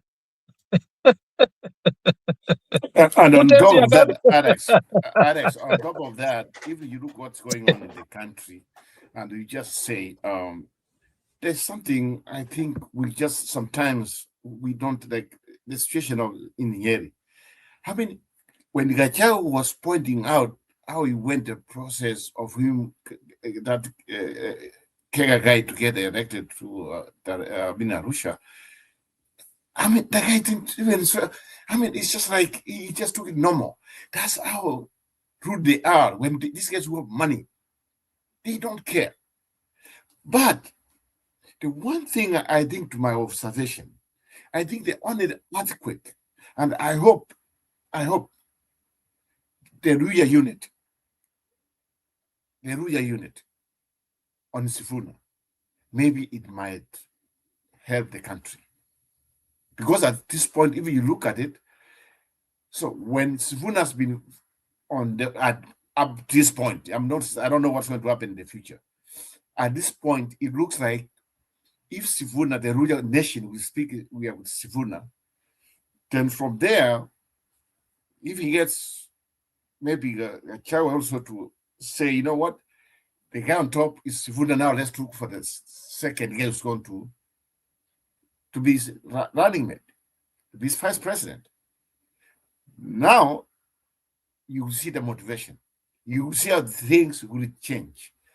Kasongo and his team might decide to go and they don't know what to attack from. What they are wishing is to have Karonzo on top of the ticket. Then from there now, they will start selling their narratives.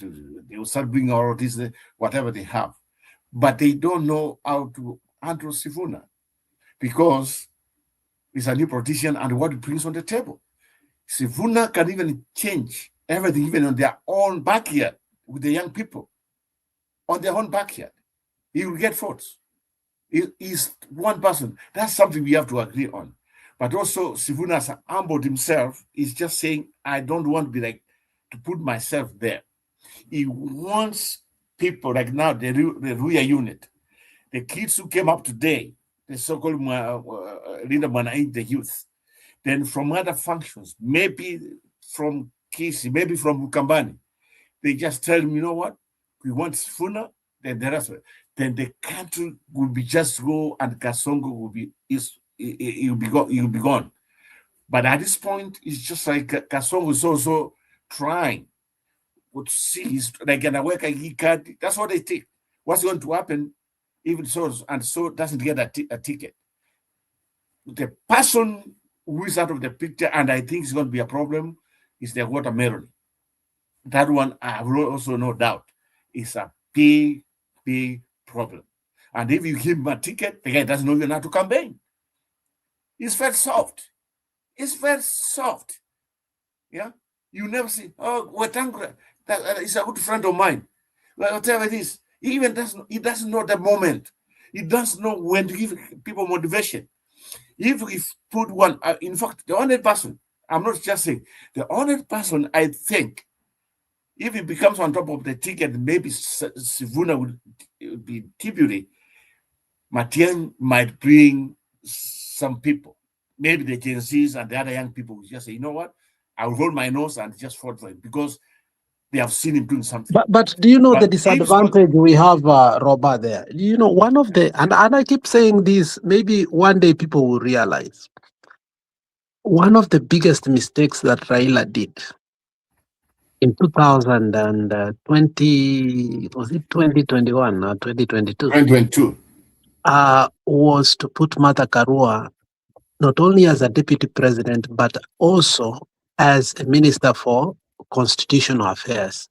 And then announce that Martha is going to start again from where he left her job when she resigned from that ministry.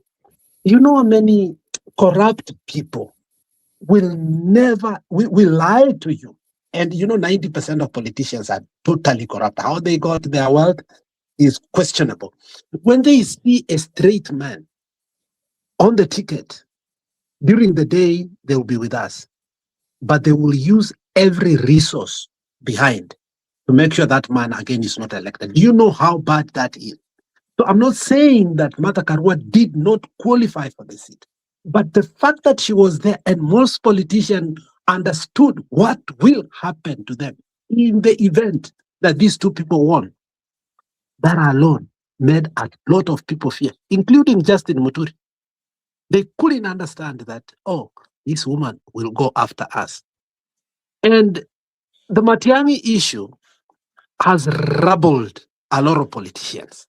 And you know, the more he says within 2 months, let me tell you, all these politicians, all these businessmen who are, tenderpreneurs, gravitate towards the other issue. And that is why the biggest asset he must have is not to sit in hotels and talking to people with money, is to ask the young people to make him the president. But it seems the person that the young people want, they are listening, they are coming to all these meetings, Nafujo, is Sifuna. Now, the question is, are we going to be glued on what we want, or should we support the young people so that we can remove? At some point, we need to make a step forward and ask ourselves, what is the way forward towards our democracy? And on top of that, Alex, it's not like Sifuna is not qualified. He's qualified. He's qualified. We can see what he has done. I mean, with the way he speaks, the way he handles himself, and it brings that freshness, and it brings like generation connection. It brings a new start for the country, and because of that, people show up. You saw even in people saying, "I'm Sifuna." It makes a difference. But the question remains: Kalonzo will tell you, "I'm the best," and yet he knows he cannot win. He cannot win. But people like Wambua would come and tell you, "Oh, Kalonzo is the one." That's a problem we have. That's a problem. I'm telling Nani, you. I don't know if Njiru, you took time to watch Kioni's interview. I treat Kioni with suspicion, but at the same time, he brings cardinal issues that we must look. And one of the things that he said that I totally agreed with him was the problem with the opposition, instead of broadening ourselves and making sure that, we go and eat Ruto's tafia, we are eating within ourselves. So the united opposition, once it came together, one party has killed all other parties, which is okay, but at the same time, which has a subtle resentment that obviously people may not talk openly, but the repercussions that it might have is what we need to address. For instance, I believe Uhuru Muigai Kenyatta is not so comfortable the rate at which DCP, because when he brought Matiang'i, I think his intentions were to see how he could get the backyard to back him and to show the country that the mountain has gotten out of who. Now, within that, if we are not going to see that we don't have now a political solution, we have entangled ourselves even in more complex situation.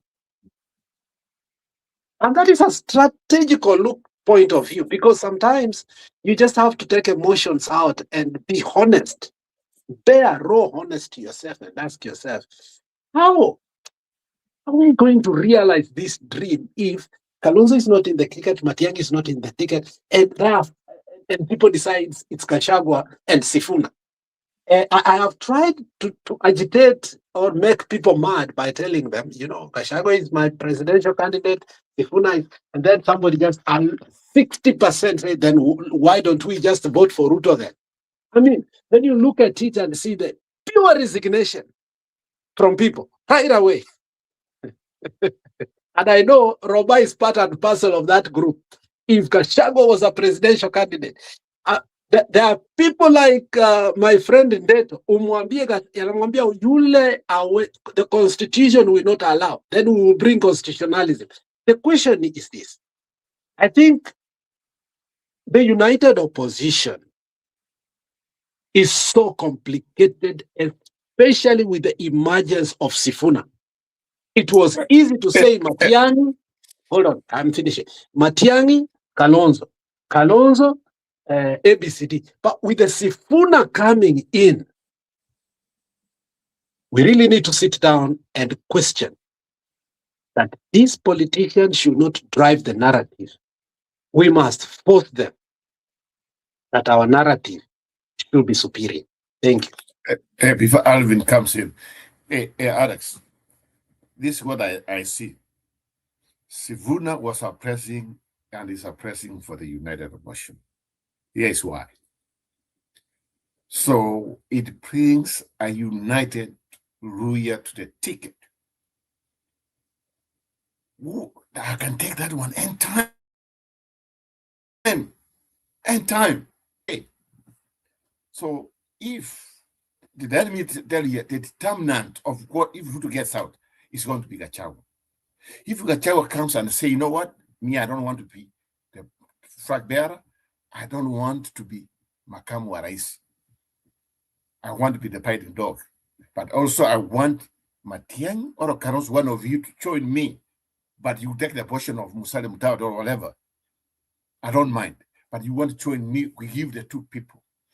If you have Sifuna, Ruya unit, you have Kalonzo maybe now the running mate, second running mate, the cover unit. Then you have Gachagua and Uhuru Kenyatta supporting that whatever. Then so the problem here now, Matiang'i becomes a problem. So do we negotiate and Matiang'i what was it? I think you would agree. Because even to be sincere with you, I thought you would do better by this time. At this point, we even don't know who are the MPs for Jubilee. We even don't know. Here you go. Don't think Matiang'i will agree. I told you it's either Matiang'i will betray us or Kalonzo. We rather start dealing with that ASAP. Yes. But I know for Matiang'i, with Uhuru Kenyatta, he might attempt. He might just come there with other people. It might tell him this to go. He might come to his senses and say, you know what? Okay, we want to give you this and that. Let's go. Then he comes with the kissing. Now Ruto has a problem. Is it going to happen? Yes, I see it happening. I see it happening as long as Sifuna is on top of the ticket. And I keep on just saying, it's the uniter. It comes with the royal and imagine, oh, Ruya. Because now it will be like, there's now, because the one thing we have to agree, guys, Ruyas have been given vice presidency, they are tired of it. They are tired of it.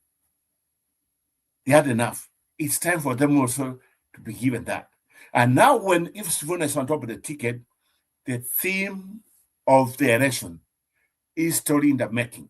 For the first time ever since independence, other than the Karenjin and the Kikuyu people, we would have the first time ever somebody outside those two communities presidency. Maybe that's where we have been going wrong. That one is enough to have people come out in large numbers. And I think there's no doubt Kasongo will go home, and I'm one person who have said it before. By the time they realize this thing is out of control, they are not going to win. He's going to declare that he's not going to seek a re-election. That's what's left. And I'm very sure that might happen. If on top of the ticket we have Sifuna, Kalonzo, Tibidi, then Matiang'i, swear your pride, get some posts, get the Kisi people something there. You never know for the future, then we will be okay. Other than that, we'll be in big trouble. Let me leave it there. Maybe Alvin can come in Jiro. And so let's get Alvin. Alvin, how are you? Najua simujui is the first time I want to interact with him. Alvin, how are you? That's Julia. Wacha nimwambie. I can hear you, but the dynamics, what will play out will be the president and the deputy president ticket. Yeah. Right now, the dynamics are the Gachagua case. What happens if the Gachagua case fails on the impeachment was false? So that will change. So, and Gachagua working now with Sifuna, the Sifuna having the all Luya tickets, and Gachagua, because he'll say he's a presidential candidate, he'll have all the Kikuyu tickets. So that's a done deal. That will be a bad case. So looking at the dynamics, Ruto and Matiang'i will fall back. It will be like the Mudavadi and Wetangula case in 2022. They supported Ruto, but they were back. They cannot fall. They cannot fall to say Ruto is. They will never betray. Let me tell you, the way the people themselves will betray them before they betray the people. Those are the dynamics. So what happens if the Gachagua case fails onto him and he doesn't have a ticket? What will he do? Because the mountain region must have a deputy president there, because they will see Kindiki is still the deputy president of William Ruto. So what are the dynamics will happen? Will Sifuna be the president and then they will find a Kikuyu ticket deputy? Or what will happen? There are many factors. There are many factors. So for now, I can say there is still 1 year ahead of us, and things will determine. A lot of things will change. A lot of things will change. Yeah, that's all I can say. But for Ruto, everything has fallen bad on his side. Though. In the Tifa Falls, only Kalonzo amemwacha na 5% pekee. Ruto preferred candidate with 24%. Kalonzo has 19%. So it's very bad for Ruto. If Kalonzo is coming close to him, so that's very bad, very bad, very bad for Ruto. Yeah, that's all I can say. Yeah. Aaron, what about if it was that intentional? Is because so that they give Kalonzo the ticket? It was that intentional. I don't believe on those polls because I think what was done was intentional. This was being sponsored by the government. That's what they want. That's why they have that soon as 10%. That's a lie. Who they interview? So do you believe on that poll?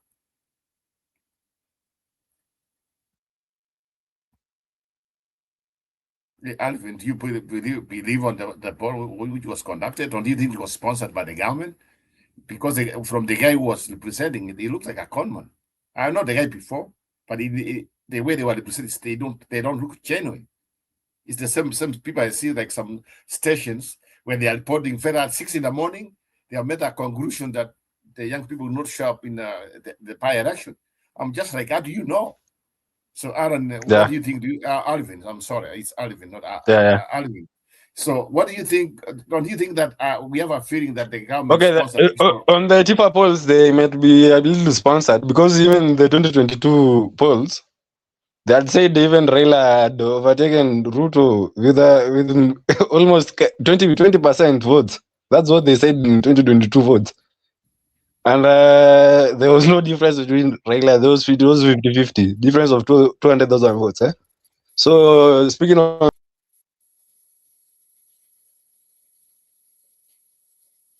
well, it was Alvin. I think he had some issues. He just got out. Yeah. So I think at this point, I think so. Do you guys have a frame time when, like, when the United Opposition have to make a decision, moving about the unity, when they have to come up with the flag bearer, and do you think, do you have the time frame, or let them just hammer this guy maybe until somewhere next year, February, March, then they can still have a conference, then they come up with this? Well, what do you think? Stone Big Guy is there too. You need to hear from him.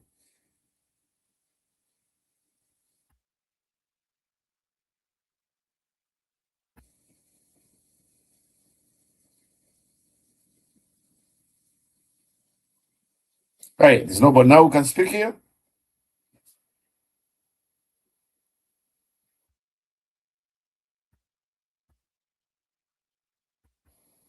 Hey guys.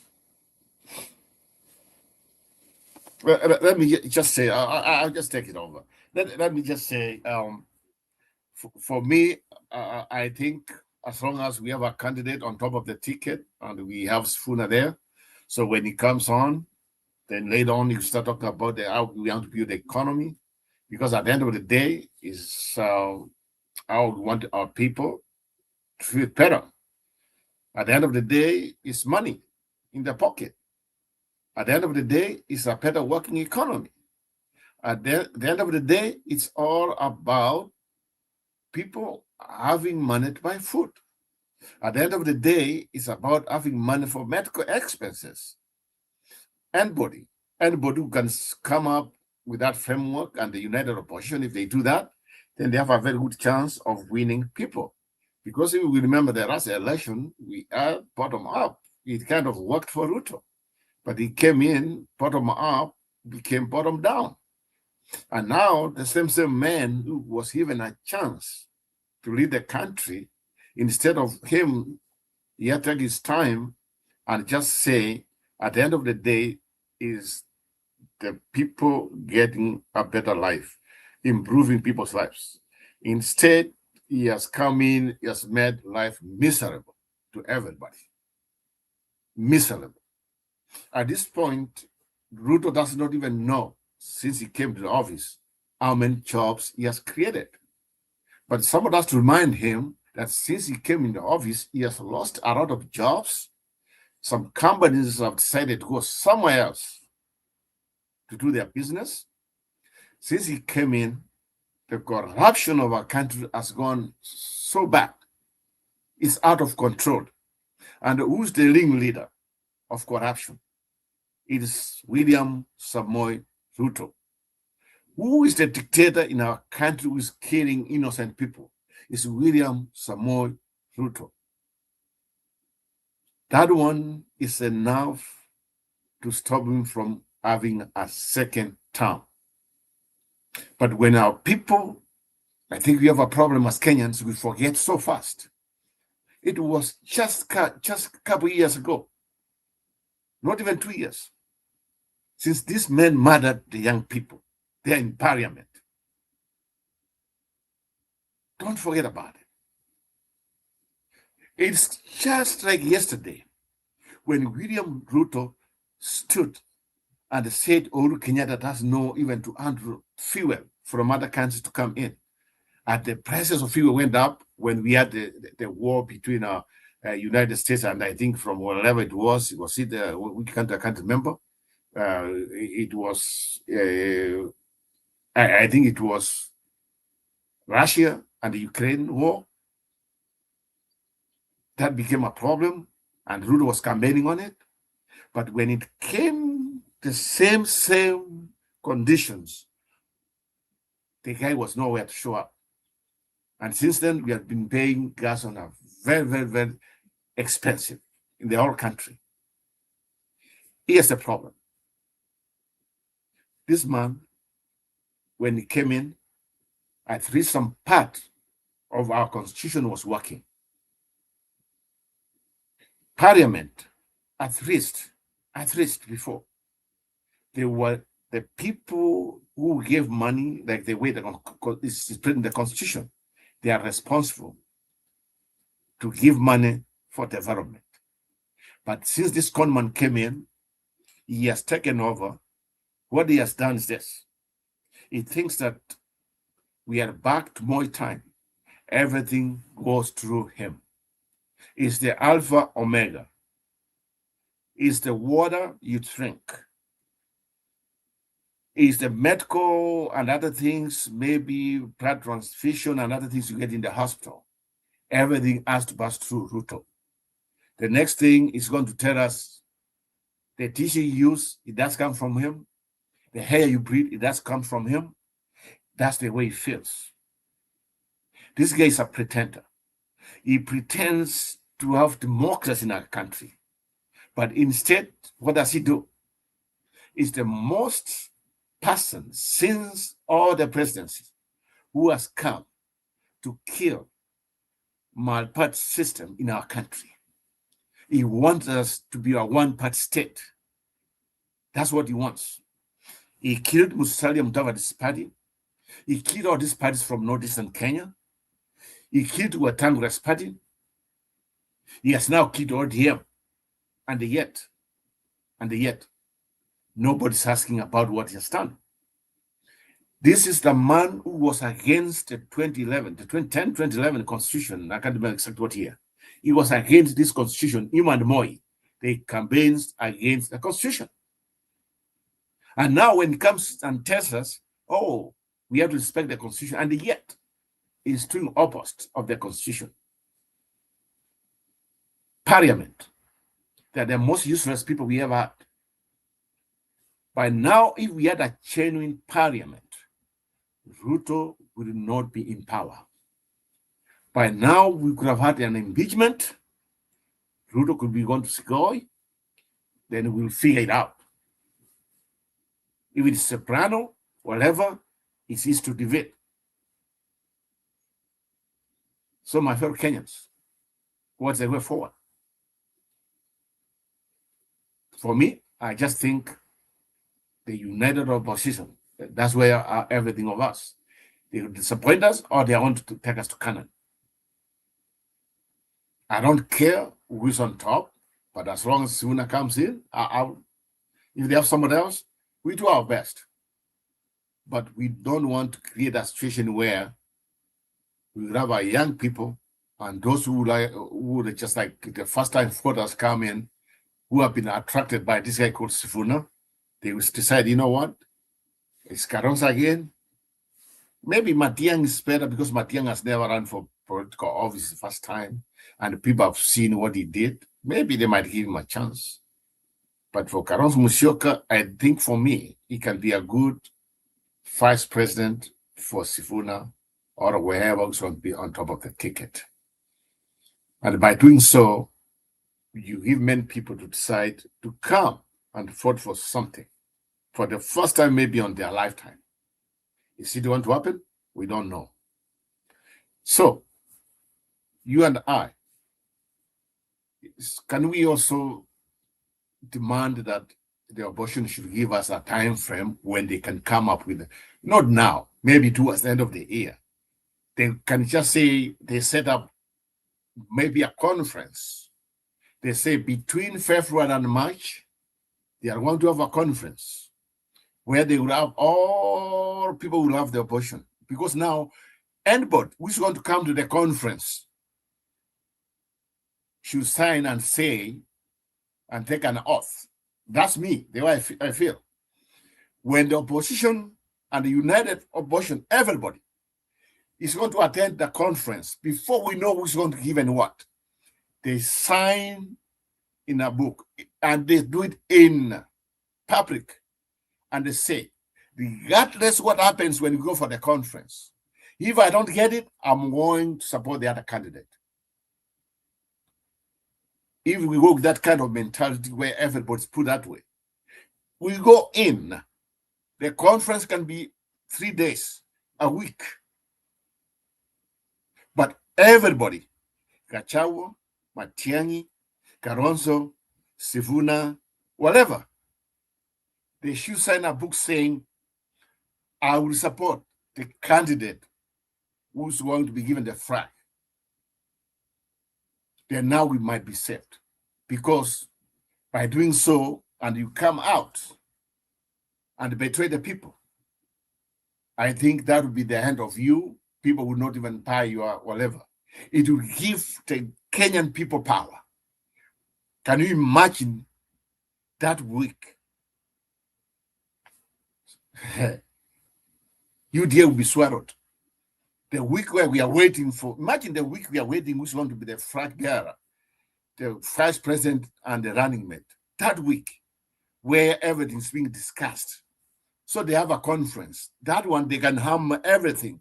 They can say, we will give this, whatever they say. Then from there, they will give us one candidate. That's the president and the vice president. Or the Tibet president. Then from there, we start now facing Kasongo. Can you imagine if it is not going to be Gachagua? And yet, all this time, they have been attacking Gachagua. And now, so Gachagua will be attacking them. Now, but we have a new candidate. Maybe it will be Sifuna. They don't even have to attack Sifuna, I'm telling you. It will be very, very difficult for them. They'll try. And I think if we do that with a conference, that conference, when it comes out, they will be the unit of the Kenyan people. They will be like the future government.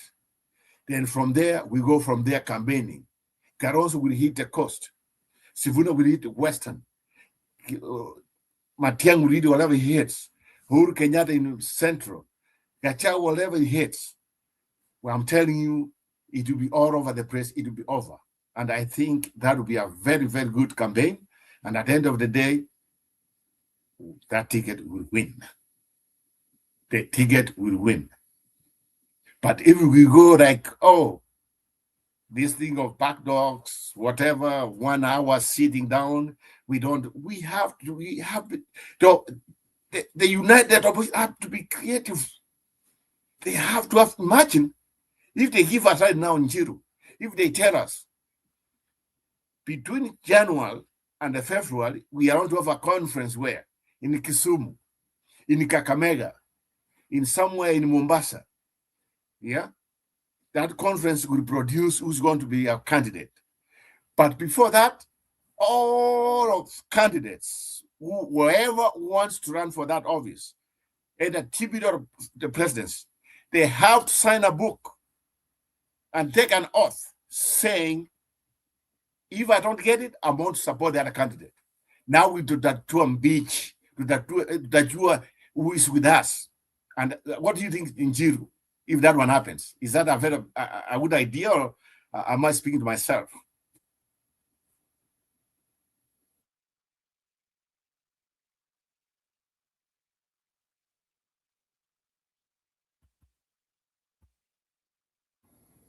Okay, sawa Roba. I think that one is okay.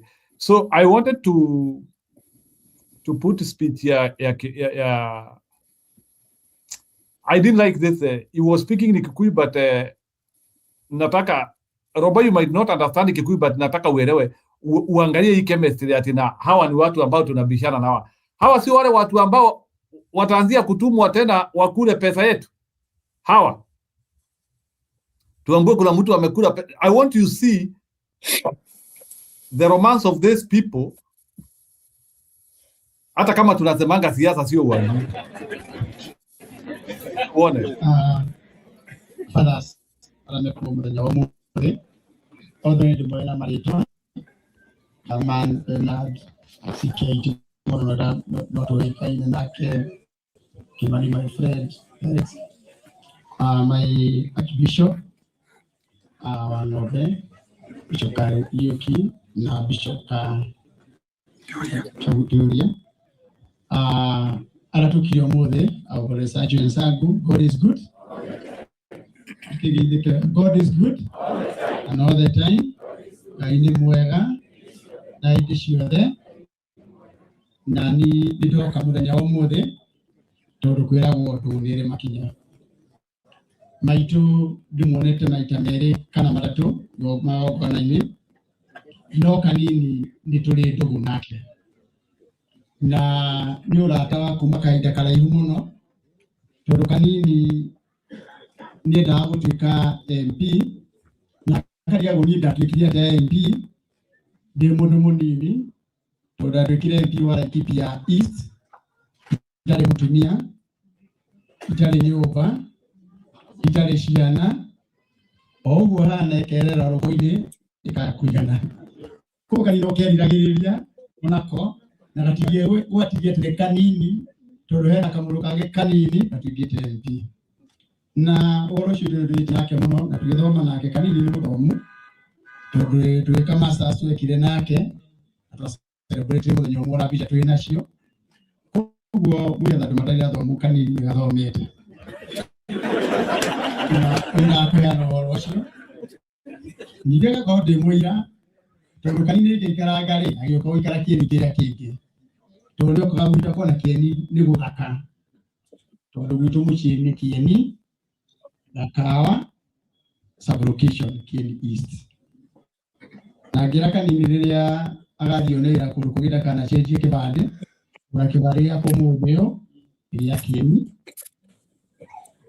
ono muthio kibaria ko ni yako kugoma itu na uno wake no digino ya turutira ndo yake ni wira tondu andu akieni na Laikipia maramenyekaga tene makinya tauni ni kuhuriuka no turutira ira wega wa gutuma tikamenyeke ringi hunyu itu tukawithirira na kurutira andu wira ngima yuma mutini na koguo tukita muthenya wa muthe kanini ara matagekora moi maitu muno makiria test muri ya kanini uri kaganado nikiga tumatuke hidari giro horoyo na gira kanini pole hidari turarire na keira ndramurire kanito ndikahota guka mathiko muthenya wa rucio rekejoke mucio mothe na kanini kare cijire toro wa tuta na data makuru mari kikaro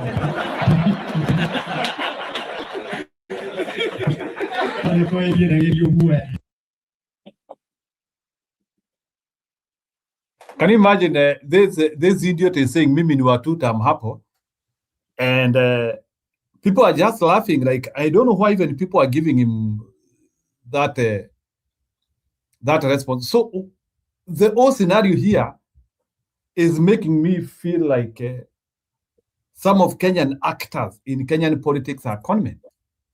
I didn't appreciate this old dialogue. So wacha ongea kidogo alafu nimtoe usikie hapo. Noto ndana bagwe kire ndiramwira nyumawira handu nyuma ni kuria nyumawira ndiramwira kwamba kumwira ucio njuke muthenya nyenda hika ni ndo kanini jikare kinya hwaide njoke ira wakwa na rada utatira gikinya kanini ona hanini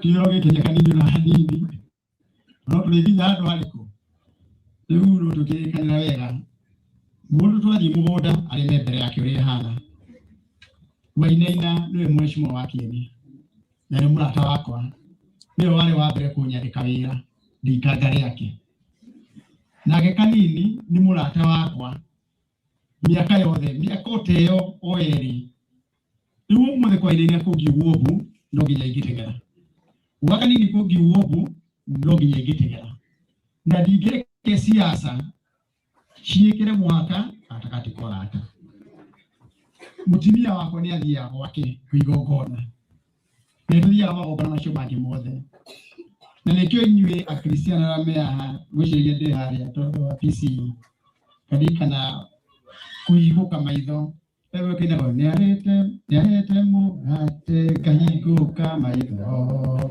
torĩa aheire arutwo agĩthiĩ mau marĩ rũgendo-inĩ matiamũmenyaga no Maria mũgate ũcio inyuĩ mũrũgendo-inĩ rĩ mũrathiĩ rũgendo-inĩ na mũtirĩ mũrahingũka kĩ rĩu muona ateti haha rĩ kĩũnjũro wa two-term kahiga one-term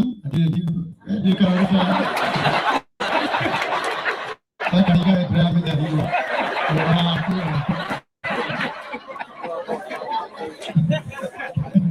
kanini wa one-term akametho waga kanini rũgama na igũrũ wa kametho kea hau mũthako rĩu andũ acio tondũ mwatwana nao rĩ rĩu aya mũkĩndũkora kĩrabu kũrĩa ngobu-inĩ andũ a ngobu nĩ moĩ nginya thaa inyanya cia ũtukũ no maga tũrutĩte kĩ tũgĩtheka tũgĩka maũndũ maitũ twoka platform-inĩ rĩ mũgeciria tũhana ngoma na thomi rĩu inyuĩ nĩ inyuĩ mũrĩ na thĩna inyuĩ aikia kura thĩna ũrĩa mwĩnaguo.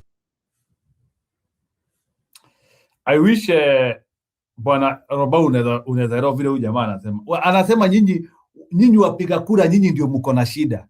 Sisi wanasiasa wewe ukue ni two-term ama ukue one-term, sisi tunafanya mambo yetu, tunacheka, tunakula, tunatembeleana. Hey, that's what he is saying here. That is what he is saying here.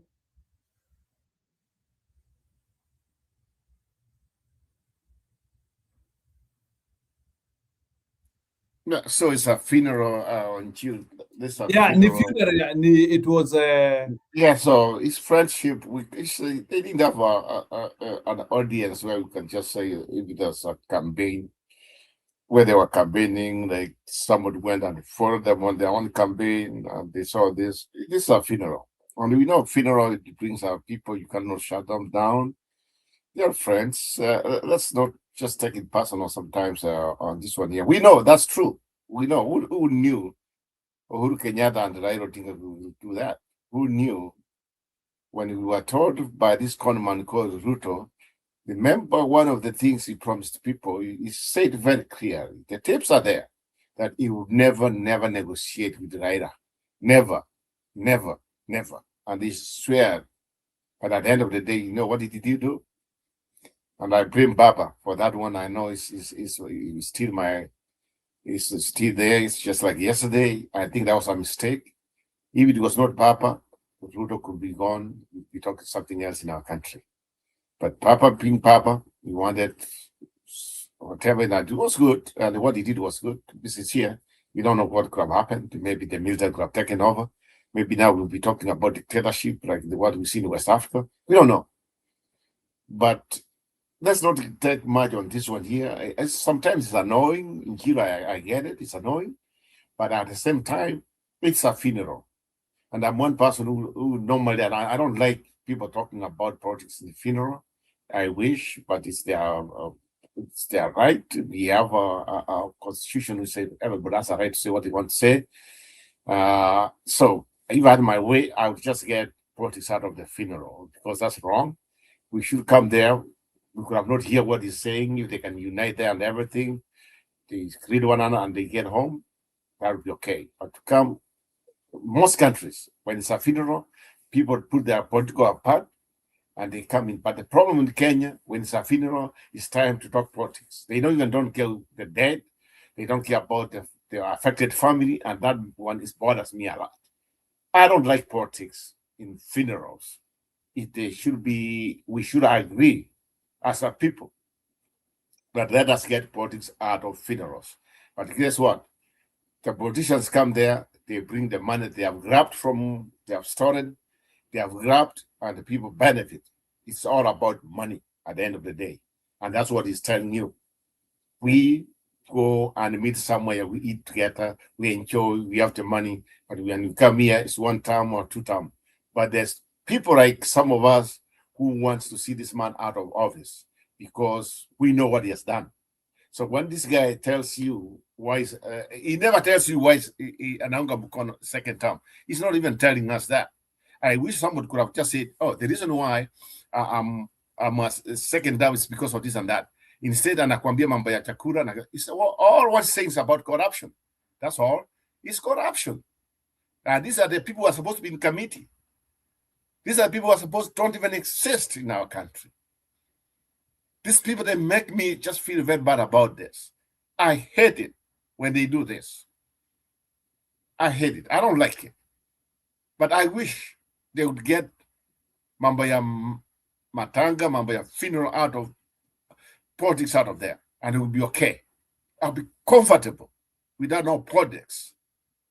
In where people we are just saying bye-bye to our loved ones. It's so bad. It's so bad. They talk more politics than just like saying or trying to save the affected family. Okay? So for me, this one here, I don't take it that serious. At the end of the day, this is what I know. As long as Gachagua and Uhuru Kenyatta are together, it doesn't matter whether it's Jubilee or it is TCP, it doesn't matter. If they can just like they come up with a candidate they will just say, our people, our mountain people, this is the way to end the heavy. Now that's the one way we can buy also presidents in the future, because what they are saying is Central is not going to give presidency. Right? But Alvin had a point where he says, hey, Kindiki is going to be the Makamu arrest from there. Yeah. Was it not Martha Karua from there? Did Raila win? No. But here's the thing. Luya unit. Then we have Kamba unit. Uhuru and Gachagua unit in the mountain. You can't beat that one. Even if it means it's Kasongo. You cannot beat that one. But I know they want to play games from the northeastern part of the country where they want to see that, oh, they are almost telling us that the northeastern country, the place where we don't have enough people, they are telling us, oh, they have enough population like the one in the mountain. That's what they wanted to say some few weeks ago, from months ago. But I think someone told them, that's wrong. So that's what they want. They might sell. And that's where they want to steer the election, sincerely speaking. And that's a place where abortion has to keep an eye. In the parts of Rift Valley and the Northeastern, that one we have to keep an eye. We should have a team, a very strong team, from one station, polling station, to another one, to make sure these people don't steal the election. And I'm very sure if we involve the young people and they are going to be involved on this election, that one is not going to happen. It will be the game changer. And that one to happen, we know what they want, Njiru. So I don't worry about that guy. He can say what he wants to say, you know. But in the kufagia at the end of the day, they are going nowhere. If you are not with Gachawa, I don't think you are out. You will make it from the mountain. You cannot. You cannot. It's going to be very, very difficult. And this coming election, like I told you, Njiru is going to be one of the elections. This one here coming, the Olkara, hey, that one is a to die for Gachawa. If they can just pull it out and they win it in a landslide, then now we can that will be a momentum changer. It will be a game changer. And I'm very sure it's going to happen. Yeah, but this thing of telling me that you will go somewhere there in Carriage and win it, whatever, I never buy it from the beginning. But the numbers didn't look bad compared. I don't know what happened. If you say there was some, that's not, I don't know. Maybe it was genuine. We lost their genuine. Sometimes I want to see what transpired from the other candidate. What are they going to tell us? What happened? Do they have evidence? Then from there, we can go from there. But at this point, my gauge will be the best thing. The thing of the next election, I think it's going to be in, I don't know when. That one will be the one we watch. But at this point, I just like, it all depends on the abortion, the way they are unit. It will determine how these elections will go. If they are united together, standing together, which means strength. But if we have the Caronsos, the Matianis, trying to tell us now they know what they are doing, hey, they can mess up the election, but they'll be cast the rest of their lives. And because they are the people who might get this conman again, go back. It will be very disappointing, to say the at least. But I'm hoping these guys, they will unite the way they are right now, because I don't see a threat. I think to me, to be said with you and Njiru, the thing I brought up, the frame time, they give us a frame time when they can do this, even if it means months from now, that will give hope to people. And maybe they will have a team of experts from different backgrounds who will sit down and they come up. That will help. That will help. But that will tell us a lot, because if we have some party people cracking, telling us, oh, if Kalonzo doesn't get it, he's going to go to that one. If they start that one, let him go. There's nothing we can do. Let him go. And that one, they will never be forgiven. They will never be forgiven. But, like I said before, let us set the conditions. That's the united abortion. Let them agree that there will be a conference between this given date. And that conference, there will be a public signing that when you enter in that conference, whoever comes out, that's the person who Utango Mkono. Then that one will be the best thing will ever happen. And whoever comes there, they will be cast the rest of their life. If they come now, they go against whatever they have agreed on. Kenyans will not forgive them. They will never, never forgive them. But at this point, we know what Kenyans want. They want change. But yes, change, which is, you can achieve it. But also there's a conman who has stolen money from the Central Bank of Kenya, from the insurance, from other sources. Also getting money from outside the country, from Nigeria. I can tell you that one's there. because we know his family is also in Nigeria. His daughter is married in Nigeria. So this man is coming in for him to go and buy the election. And the Kenyans will allow him to do that. We will allow him to do that. That would be the worst thing that would ever happen in our country.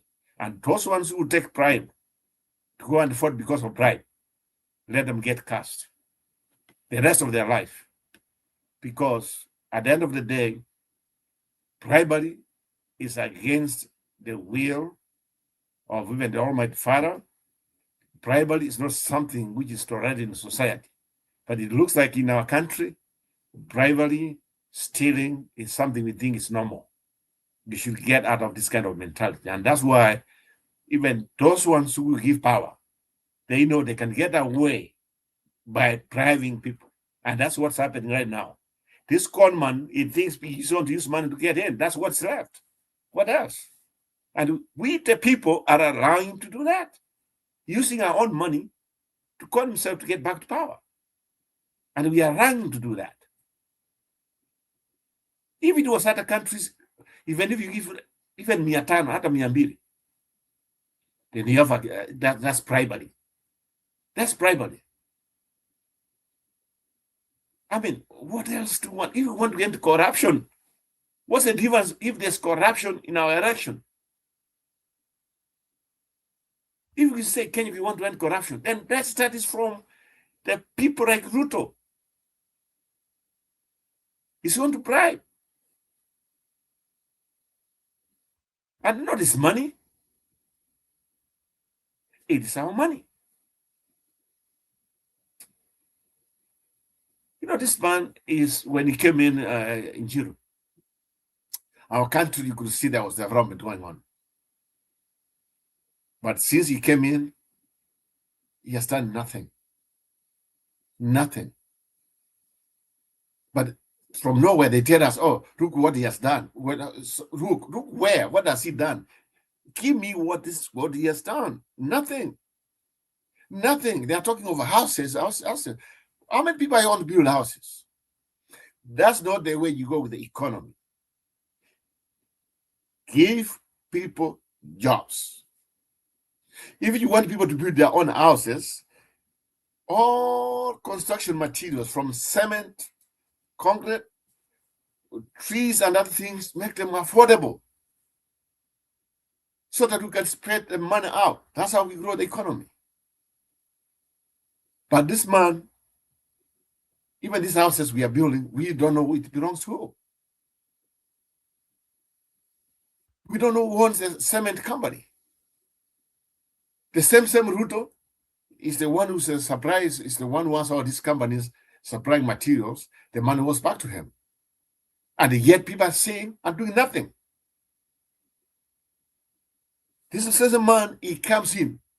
Where were people, parliament, when this thing of insurance was being passed, moving from where it was to what we have right now? Why would one man have that kind of power to change a big insurance in Kenya, and now people are just dying because they cannot get medical care? Which tells you we have a very weak parliament. We have a very weak opposition. They would not even say nothing about it. How? How? In any country, before something big is changed, it has to go through a process. It's all conmanship. It's all corruption. Everything corruption. Corruption. From presidents, from state house, to parliament, to the county level, to county governments, it's all corruption. If wishes were horses, all these people from the county governments to the national level, we should just get them out. Some of them should be those ones who have they should even go first, third sentence. Maybe that one will help. It's so annoying. And one thing we need to talk about here in Njiru. The most corrupt people is the county government. And nobody's saying what's the solution of that. We don't have enough checks and balances in the county level.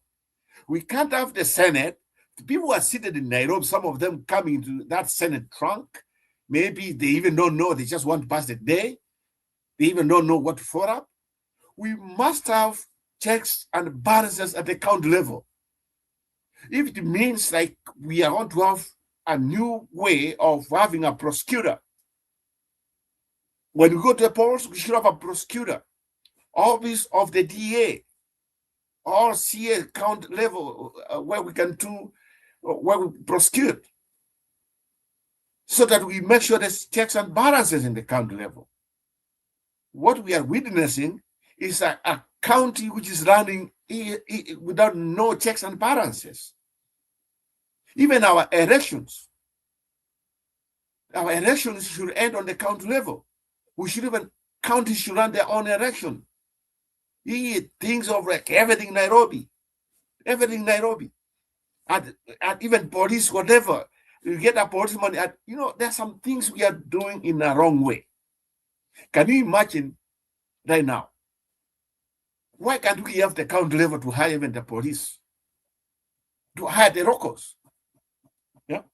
Because the local people, they know who stays where, they know where the bad people are, they know where the good people are.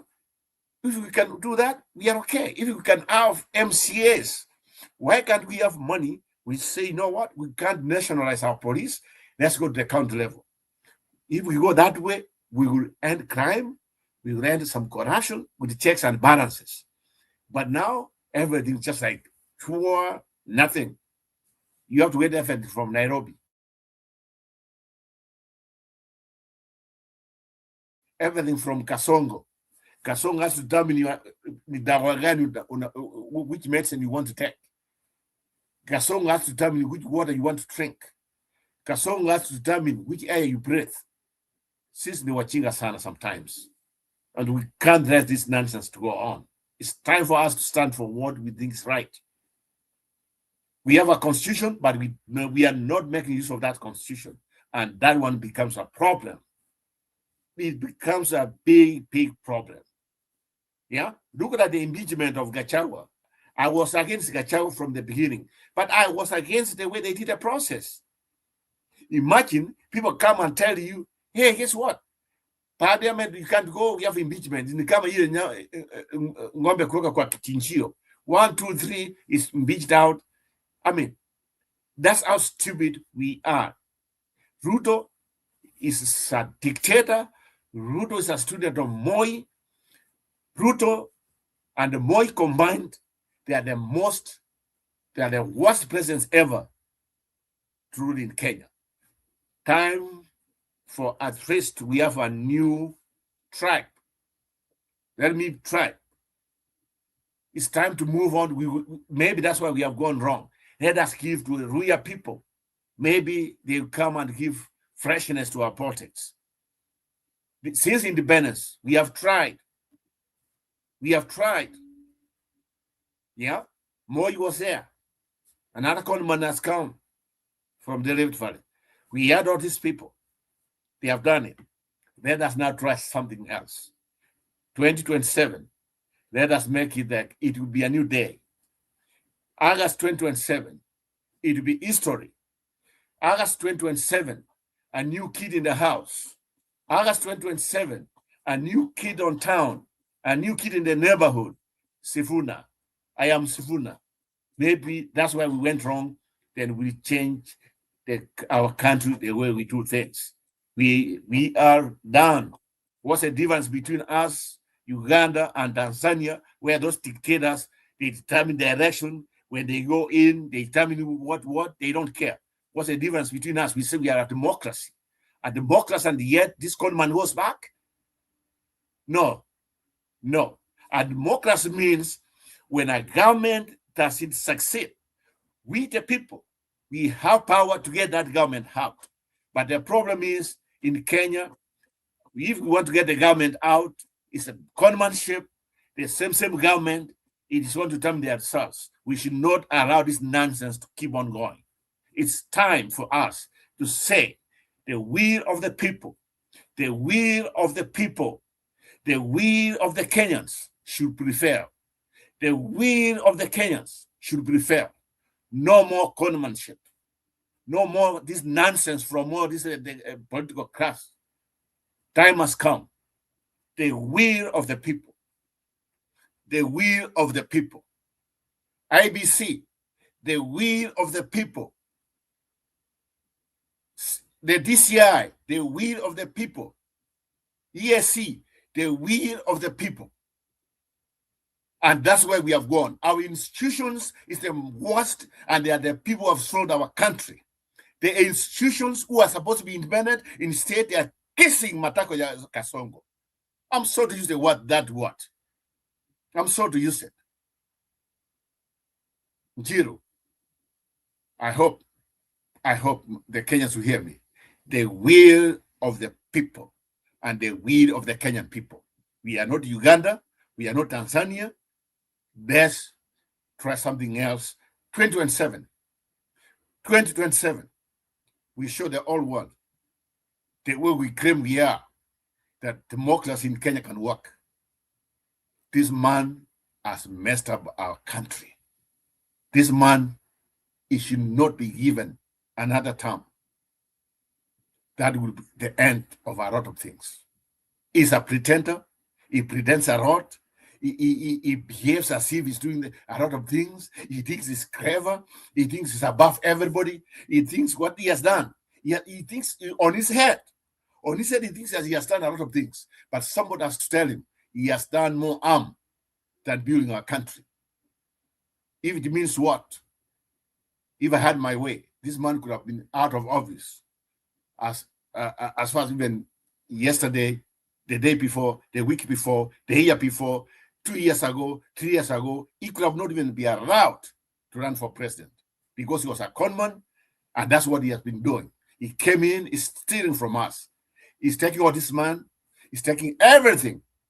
He has taken the central bank, and now he has ATM. All he has to do, putting money on the sacks, putting money there, putting money there, and he claims that's his money, the one he has stolen. But God in heaven, he will never be forgiven. This guy will never be forgiven. He will never be forgiven. And time has come, we Kenyans stand tall and say we cannot be bought. It's time for this conman to get out of power. Let him go to Uganda. Let him go to Tanzania where he has some friends ambao wanakuja kuja kupiga watoto wetu mikwacho. Time has come. We tell him, we the people decide who is going to be our president, not him and the so-called conmanship. People like Kinda Sudi and the rest of it.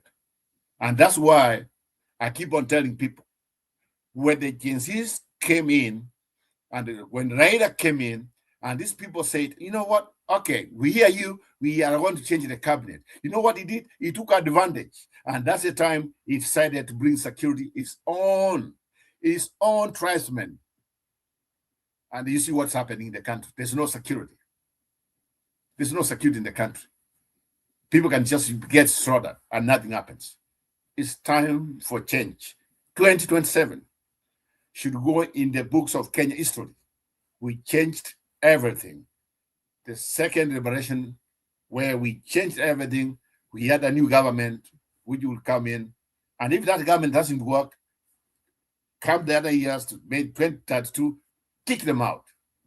That's the way to go.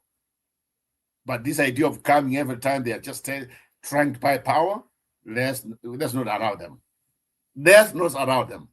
Time for us to stand firm and say corruption. If we want to end corruption, we have to end corruption from the way we do our politics. We cannot have people being bribed to go and vote for so and so because of money. We talk of corruption. What's the difference when you get bribed 200 to go and vote for? That's corruption. And that's where we go wrong. That's where we go wrong. And time has come, we ask Mr. Ruto, Samoei Ruto, Kodman Ruto, what have you done since you came in? Show me what you have done. Bye-bye. See you 2032 if you can be able to run. It's time to have freshness in our politics. It's time to have a new start. Everything has a start. Even this world, when it was created, there was a start. Yeah? There's a time, even marathon, where you start and you end. Ruto has shown us what he is. Is somebody who pretends too much? Is somebody, I think time has come. He has to get a singoche murange muangukie. He should not wait. And the united opposition, they should warn him. All what he's doing, all this money is taking out, if the stealing, it will be answerable when they take the government. They should tell him face to face. Hii pesa yote lazima atuambie mahali alikuwa anatoa. Hii pesa yote atuambie where the source was the money was. Now hii property has acquired, where's the source of the money? We can't just have like, oh, somebody's the president. No, our constitution tells us we the people, we decide our future, not Ruto. We gave him a chance, he has squandered that chance.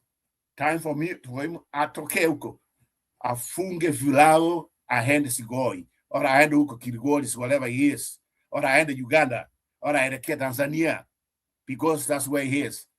Then from there, we will have freshness in our country. Time for change. Let me leave it there. Time for change, Njiru. I want us to react to story ya Gachagua leo akiambia Sifuna achane na mandege. Ulisikia hapo? Yeah. Yeah. So it's a safety thing because, and that's where we go wrong. I mean, so okay, just go ahead. Yeah. So.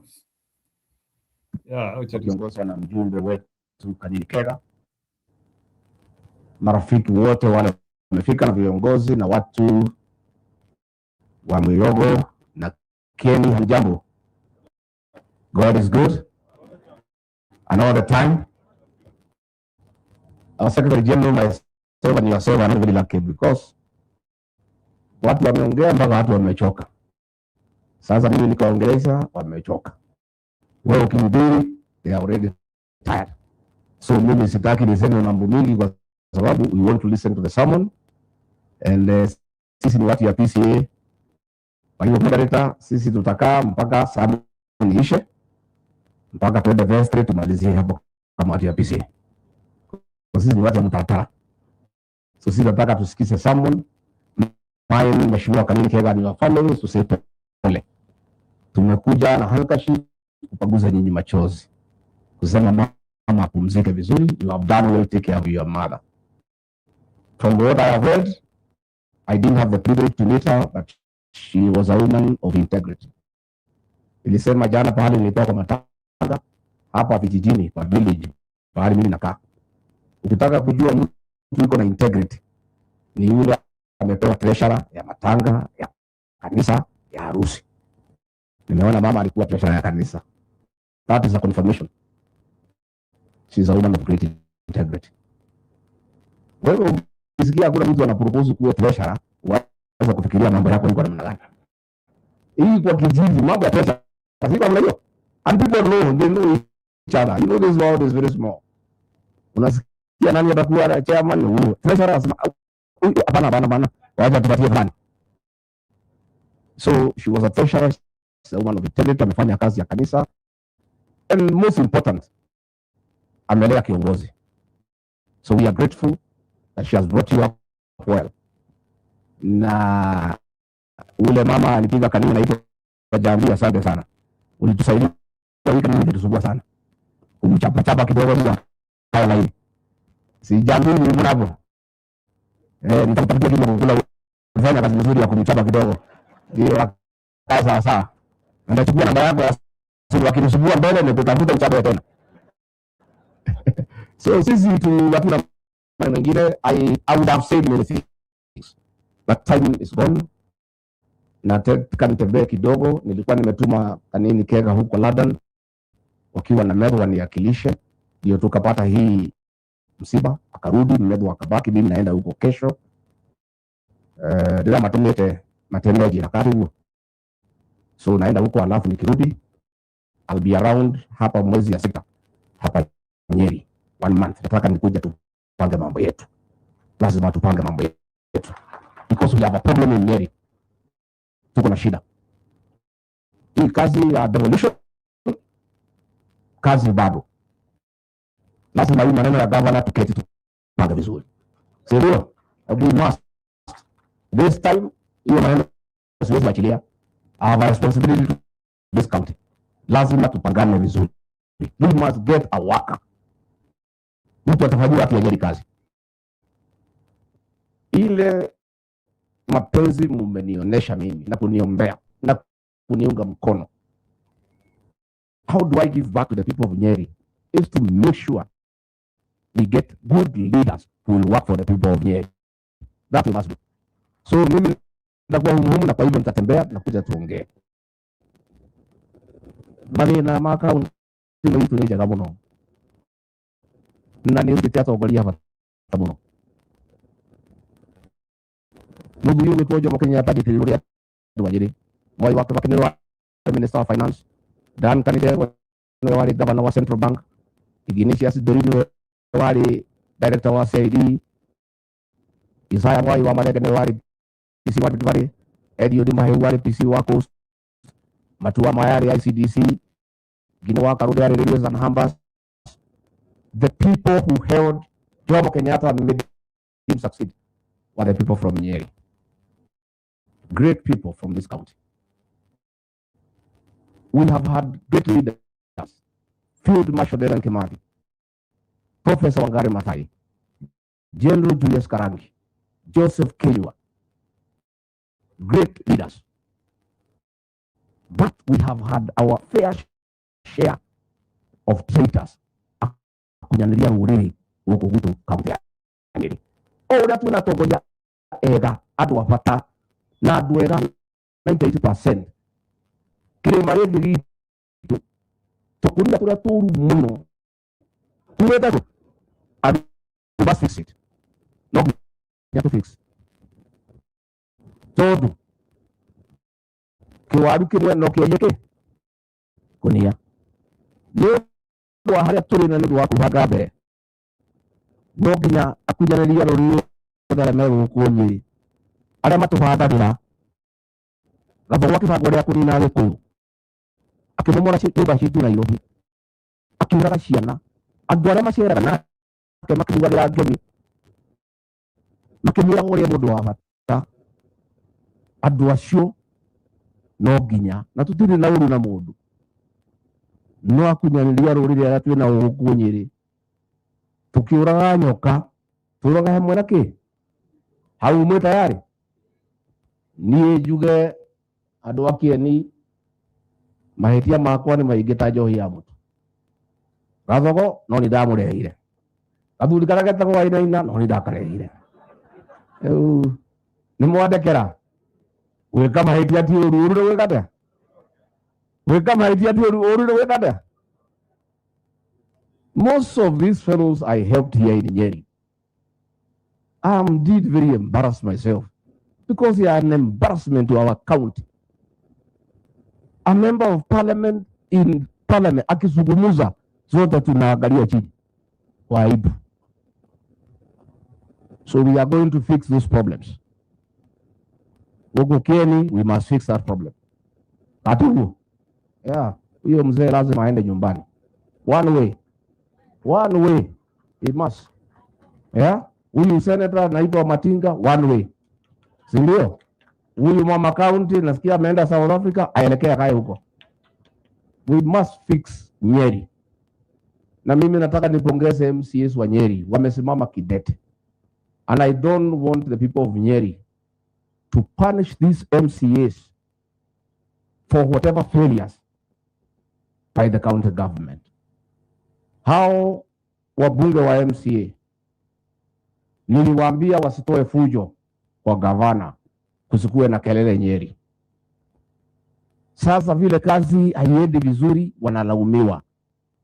I want to ask the people of Nyeri to be kind to these MCAs. They have brought peace in Nyeri na kazi imeendelea vizuri. Wasibebeshwe mzigo ambaye si matiga kuthio murigo tare wao. Wamwego shiro ta wamwega na wamundu shiro wake koguo murore wira wa MCA ni uriku matigaherithio ni mahitia matari mao uri ohetitie aherithio uri otekete mahitia arekerwo nigetha tuhote guthie na mbere ni ndikwenda gukiria hau wendo kumwira atiriri gutire mbirete kagata na mutikamake gathugo ndimutindikite ararira tambia nyitithwe mutego na gutire handu angigerera na imwana icio ciuma hacita kwa Sifuna nitukuruta wira nao niguo yes na ndamwira atige guthira ndege ndamukania athiyagire guku thi ta ithui muicie njuri ndege tutangihota kugura tuge cuhurwo kuma iguru kato tigo cuhurwo ndamwira mwanake ucio ndamutara ndamwira tuthi mwanake munini na we na igweta muno Kenya na andu aingi ni marakwihoka na burudi ni wa kubatara karuge kaura thie nako we utigane nake ithuĩ tũthiagĩra gũkũ thĩ na tia tũtingĩgũra rwĩgĩ no tuoe na That was the kicker for that speech when Gachagua was saying that he advised Sifuna to avoid helicopters. Yeah, he could become a target because of the populace he is building. So that's what he said. So kasema hiyo maneno ya mandege wacha. And it is based on statistics, by the way. Machopa zimeanguka sana Kenya by design ama by kuangushwa. Ogora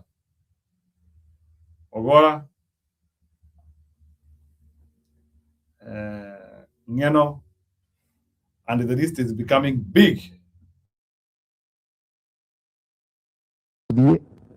No bururi uratubatara twina mutumia na ciana ndera mwanake ucio ndamwira we mwanake buri we na twara tunini tigana na ndeto icio ndamwira kandi ndamwira uru uru ndikire muthuri wira akwa ni nguona kabere ni ngorora uguo ngona gatuma ngagwa ndirona gatuma kandi agute ndirona gatuma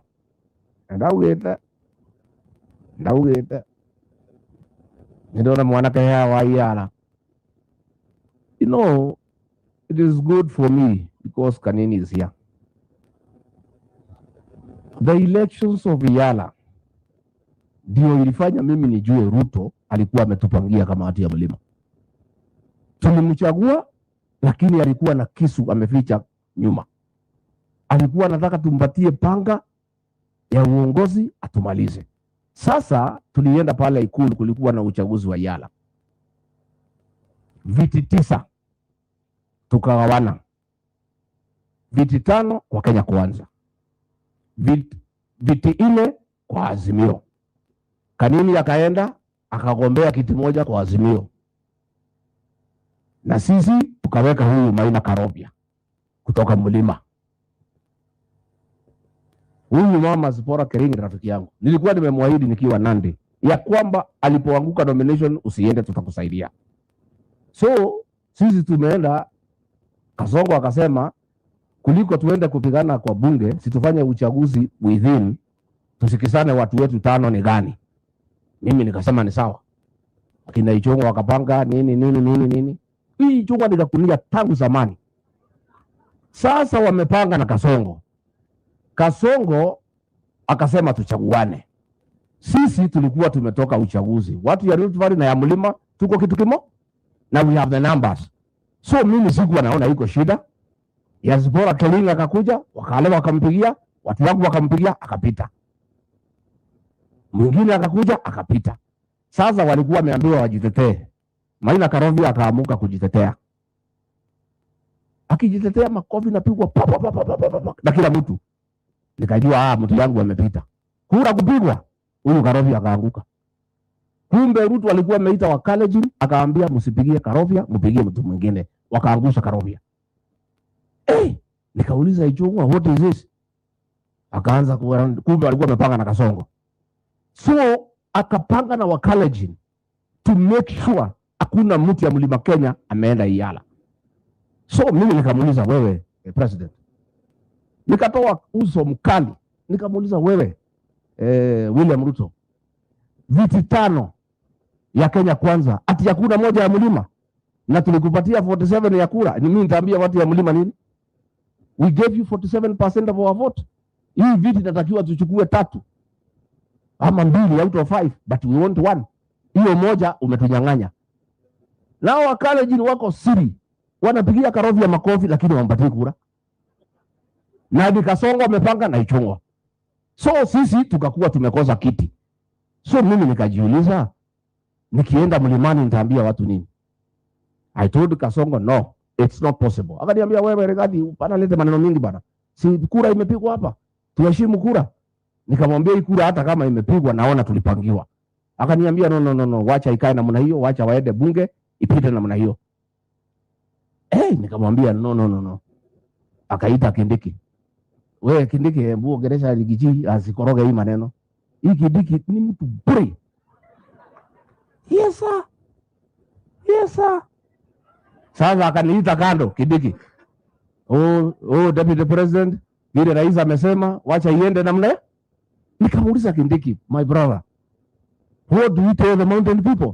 Out of 5 seats we have nothing. Kwa Kenya Kwanza. Na sisi tumeingiza hii mtu amekuwa rais, na wabunge wale wengi ni wetu na tumeshindwa. Na ni wabunge wa Kalenjin walipanga wakaangusha mtu wetu. Na sisi tumepitisha huyu Mkalenjin Zipora Kering. Watu yangu wote wamempigia kura amepita. Nikasema hapana. Saa hiyo wabunge wangu walikuwa watu wazuri. Wakatoka wote. Hakuna mtu anaongea na mwingine. Kasongo wakajaribu kuwaongelesha wakatoka wakaenda. Straight to my office. Nikafika huko nikawakuta. Huyu msichana mdogo ya Kirinyaga, huyu Asheri, akanishika tai. Akaniambia, wewe Rigiji ulituambia tuamini hii Ruto. Sasa hii ni mambo gani? Karibu hii watu wanipige. So mimi nikakaa nao nikawatuliza. What do we do? Saa hiyo Ruto akajua tumekutana. Akanipigia, wewe, usibadilishe hiyo maneno. Wewe Rigathi, sisi ni kitu kimoja, tumepiga kura, imeisha. Please don't try to interfere with what we have agreed. Nikamwambia rais, I cannot promise you, but let me look into it. So tumeongea na watu yangu, tumesikizana. We overturned that thing. Nikasema sasa, hii Azimio pia wamepangia Kanini. Kanini ni wetu. Sasa vile Ruto wametupangia, watu ya Azimio wamepangia Kanini, tutapitisha Karovia na tupitishe Kanini. Hapo ndio Kanini aliponea. So wewe Kanini uliponea Kasongo kusaliti sisi. Kama hata tusaliti ungezama. Sasa nikaambia watu yangu, you are the majority, kwendeni bunge mfanye campaign. Go and overturn that thing on the floor of the house. Wakaniambia niwasaidie kidogo, nikapanga maneno nikawasaidia.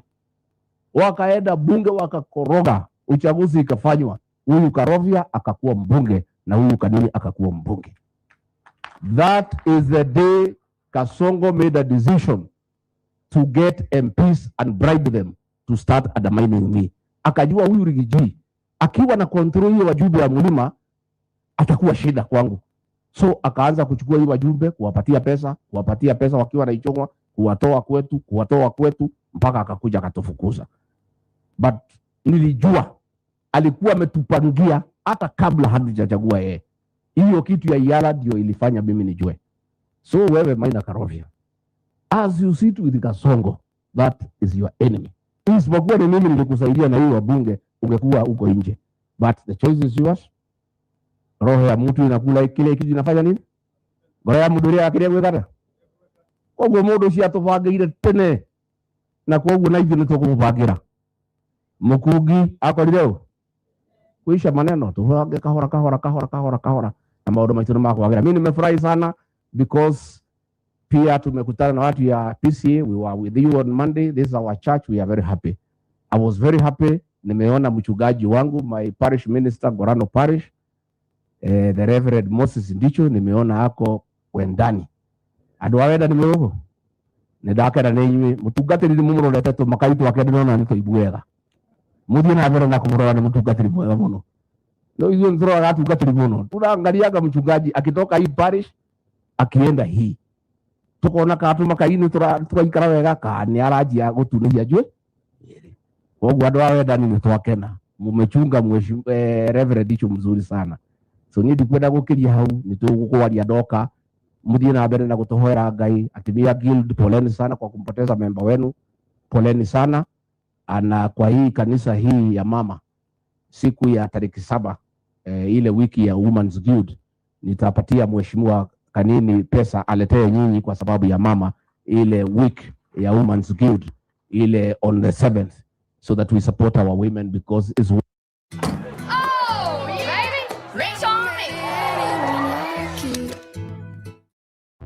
You know Jack, right? Sure, he's one of your customers. You know his hobbies.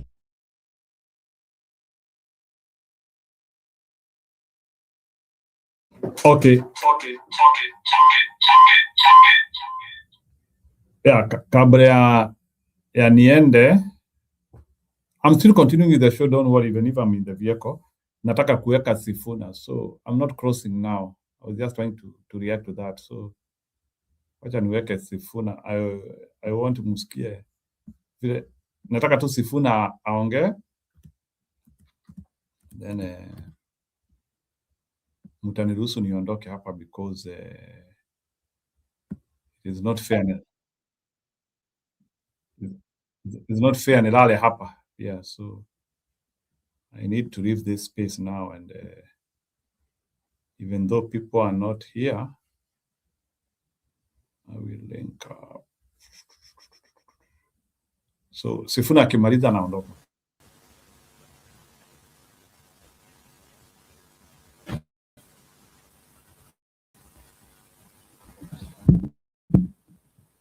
Karungu aanze kuzoea principle.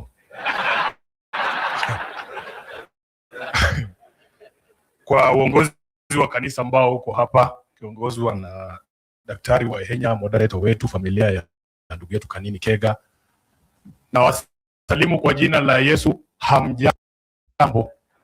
Mnaniona vizuri?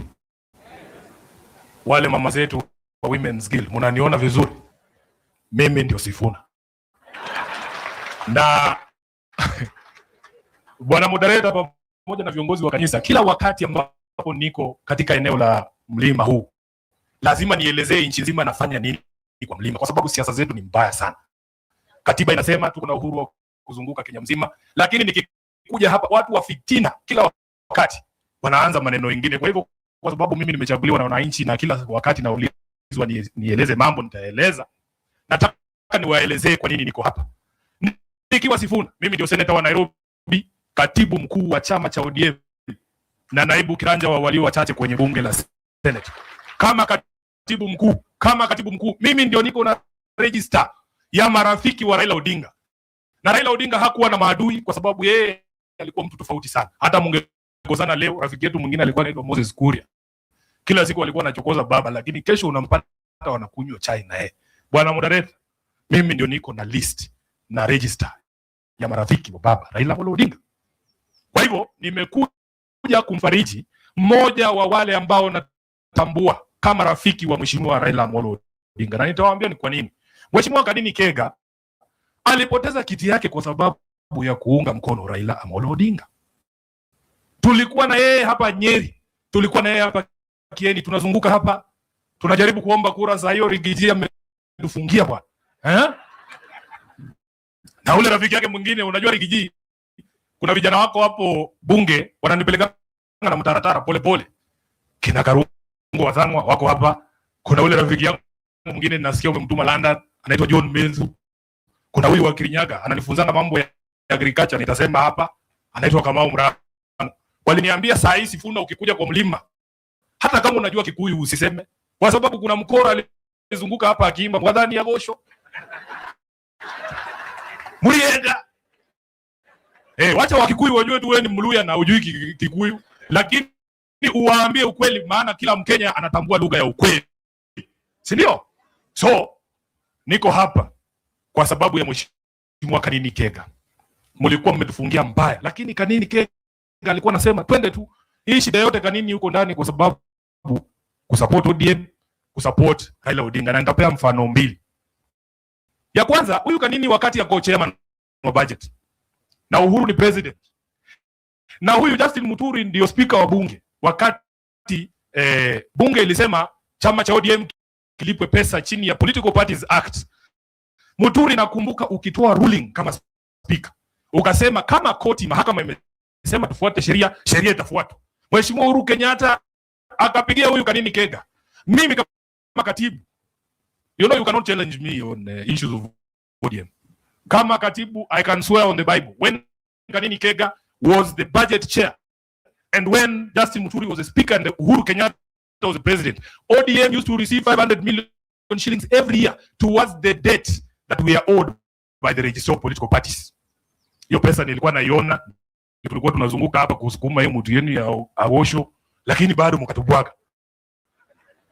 Marafiki wa baba wako hapa wengi. Yule Priscilla Nyokabi tulikuwa tunazunguka na yeye hapa kwa mlima, tunajaribu kutafutia baba kura. Caroline Karugu alikuwa deputy governor. Niko na hii majina yote. Justin Muturi ni rafiki. Haya, nimeona hapa rafiki yangu anaitwa Masi Gakuya. Alikuwa mbunge kule Kasarani. Masi Gakuya alianguka kura Kasarani kwa sababu ya kusimama na baba. Na wakati huo hiyo maeneo yote walikuwa naimba UDA. Niko nimeona Juhudi Njomo hapa, hata sijamuona muda mrefu. Omwami pole bwana. Hiyo shida ni sisi tulikuweka ndani. Mheshimiwa Peter Mwazi, I am so happy to see you guys. Hiyo shida ni sisi tuliwaweka ndani. Niko na moja hapa, rafiki ya baba anaitwa Pauline Njoroge. Nataka asimame tu. Pauline Njoroge yeye ndiye alikuwa anatembea na baba na msaidia kufanya mambo yake ya communication. Mpige makofi. Ni msana ya mlima. Kwa hivyo mimi Mheshimiwa Rigathi najua mahali rafiki ya baba wote wako. Kwa niaba yangu mwenyewe Mheshimiwa Kanini Kega, kwa niaba ya chama kizima cha ODM, kwa niaba ya watu wa Nairobi, pole sana kwa kumpoteza mama yako. Na nimefurahi nimeona, unajua kuna kitu nimejifunza hapa, moderator na kanisa la PCA. Ule mmoja ambao uko katika Women's Guild. Nilikuwa naona hawa mama zetu wakibeba mama yako, wakimleta hapa kuashiria ule umoja na upendo ambao wako naye. Sijaona katika jamii nyingine yoyote ama katika kanisa lingine kina mama wetu wakibeba mwenzao. Na unajua hii casket ni nzito bwana. I could see our mothers. Sasa nasema Mungu awabariki sana kwa huu umoja wenu. Muendelee kuombea hili taifa kama kanisa la PCA. Na vile wenzangu wa kutoka Western wamewaambia, kule hakuna kura ya Kasongo. Na nimeshtuka leo rafiki yangu Sangok. Unajua huyu Sangok? Tumekwaruzana muda mrefu sana. Sangok anatoka Umasaini. Ameconfirm hapa leo kwa Masai hakuna kura ya Kasongo. Amesema yeye mwenyewe. Hakuna kura ya Kasongo. Kwa hivyo nataka mkuwe wenye ujasiri. Mjue kwamba sisi kama vijana tunaelewa ile kazi ambayo iko mbele yetu. Mheshimiwa Rigathi Gachagua wanalinda mwananchi, ndio wametutuma hapa mimi, Ososi, Mheshimiwa Kalasinga na Mheshimiwa Pauline kuambia kwamba hatutatumika sisi kupatia Kasongo ati arukie kwa dirisha pale. Na paka tayari tumeweka kwa kona, haitawezekana. Na tuna sababu zetu. Unajua huyu jamaa hawa wa kanisa ndio wamemuingiza kwenye hii inaitwaje hii uongozi. Alikuwa yeye anasema ndio anaamini Mungu, ati kinasifuna sisi ni waganga. Tukijaribu kuingia church bana, sisi tunakuja na 250,000 nasema hii ni ya kushona uniform ya kwaya, yana ingia na 5 million. Nasikia jameni, hii tutaweza kweli? Saa hii yeye ndio mwenye kukuja mpaka kanisani kule Uitima, anapiga tear gas ndani ya kanisa. Mimi ni Mkatoliki, bishop wangu hapa anaitwa Archbishop Muheria. Kwa sababu Muheria akubaliani na yeye, kanisa Katoliki imemfungia mlango. Wanasema Bishop Muheria pia ni mkabila. Sisi kama Wakatoliki tutasimama na kanisa letu, na tutasimama na kanisa la Mungu pahali popote. Ndugu yangu huyu seneta wenu wa Kirinyaga ananipeleka polepole, ananiambia pia mambo yenu ya agriculture na ukulima imeingia shida, kwa sababu Kasongo amefanya mambo yake vibaya. Soko ya majani chai ile ambayo mlikuwa mnauza Sudan imepotea, ile mlikuwa mnauza Iran imepotea. Ananiambia wakora wake wamefungulia wale wanaingiza mchele hapa.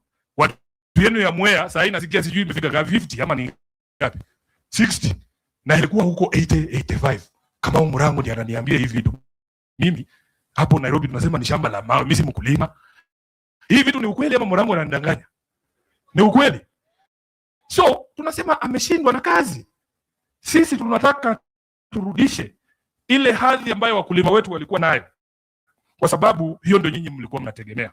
Kwa hivyo mimi nataka nikamilishie hapa, niwahakikishie Unajua wanasema kwa kizungu the proof of the pudding is in the eating. Sijui kwa Kikuyu tunaweza semaje.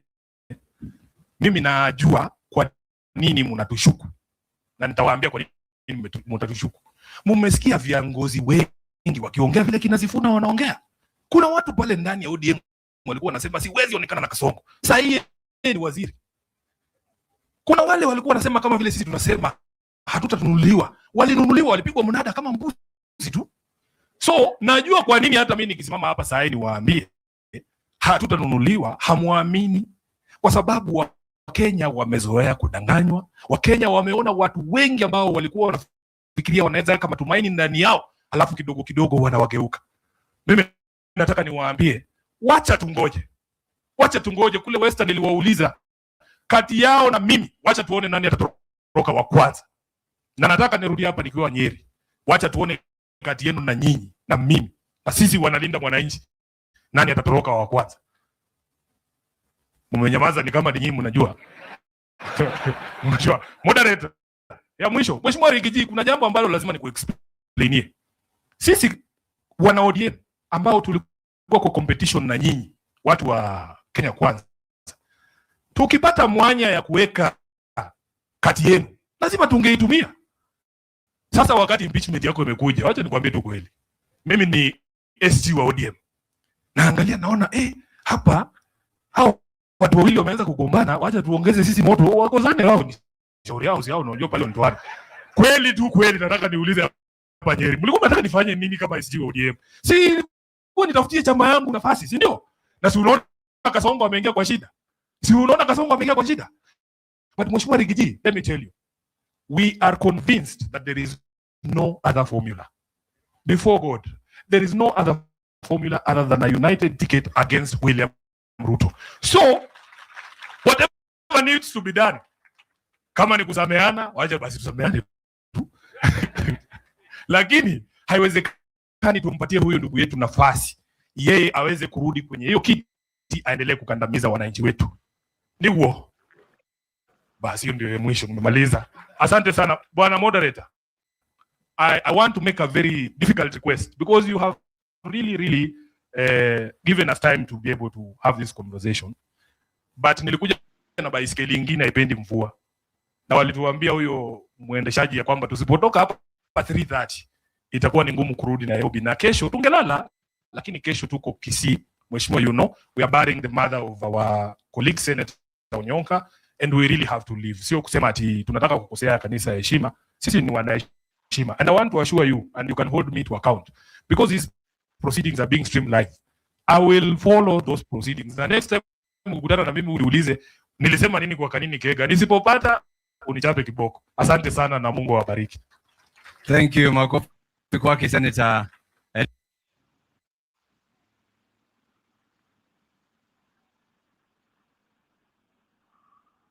Yeah, I wanted to react to that to Mr. Sifuna. Now that I can see Stony PK Amerut. So that speech of Mr. Sifuna was very important. That's why I wanted us to react to it. So, Bwana Stony PK, are you seeing some convergence point between Sifuna and Akina Gachagua? And is that call of unity and is explanation of why he participated in the impeachment of Gachagua? Because he wanted to see wameona sasa watu wawili wanakosana na wanataka kuweka mwanya vizuri. What is your take to all that conjecture and explanation? Before I go to that, Njiru, Paul, I got engaged, and yeah, you played earlier Gachagua's speech, and Gachagua's speech was good, and a confession of the extreme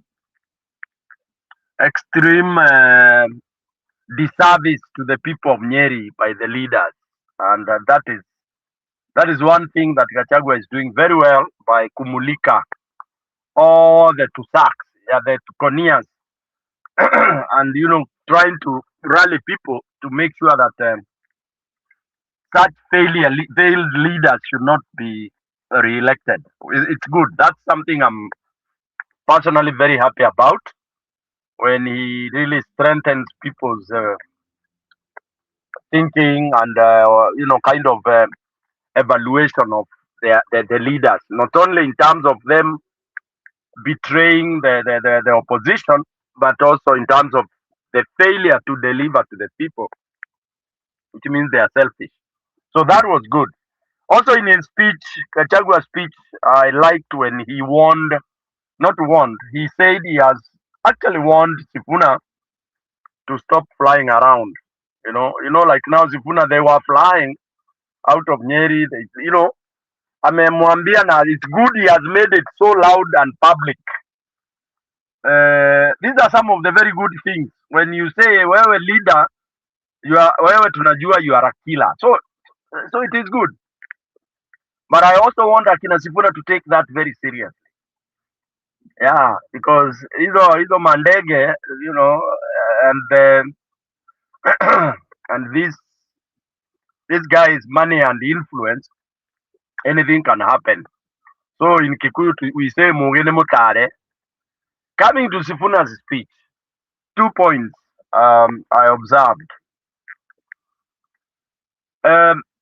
Yes, he has to, as I told you earlier in our program, in our show today, there is somewhere where I talked about leaders being spontaneous with answers, and also being spontaneous on the circumstance and situation.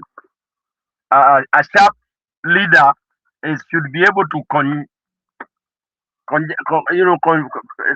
what do we call it? Construct, compose an answer that befits the situation of the moment or the question versus the situation. That one of impeachment, Sifuna is a very smart guy, knowing what the current situation is and knowing what the general situation in the country, the war ahead of them, and knowing Gachagua's character then and Gachagua's times today, then we were saying, remember there was this phrase of Kufa Dereva Kufa Makanga, because then Gachagua was with Ruto, then Gachagua was nowhere in the hearts of Kenyans, all right? When people turned away against Ruto, they did together, walikuwa wanasema fagilia wote. But somehow now, because Gachagua crossed over to where the people are, people have now kind of either, and I like the use of the term, forgiven. Gachagua has just been forgiven dhambi zake zote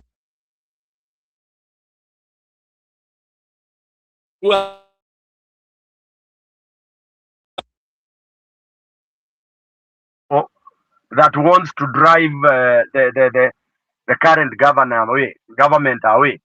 But then now, based on those kind of whispering, Sifuna had to look for an opportunity because he's among those who impeached Gachagua. It was the right thing then, but he could not use that language. He could not say it was obvious that they had to impeach Gachagua because one, Gachagua was in the opposite, okay, and then an opportunity has come that they are together with he's being now thrown away by this this man he brought as a president. So how else would Sifuna have explained? He just said for them or him as a secretary general of a party that had accepted or that was trying to penetrate or trying in quotes to remove the president, then the only thing he could have done was to support the impeachment. So for me, it's perfect politically and in terms of public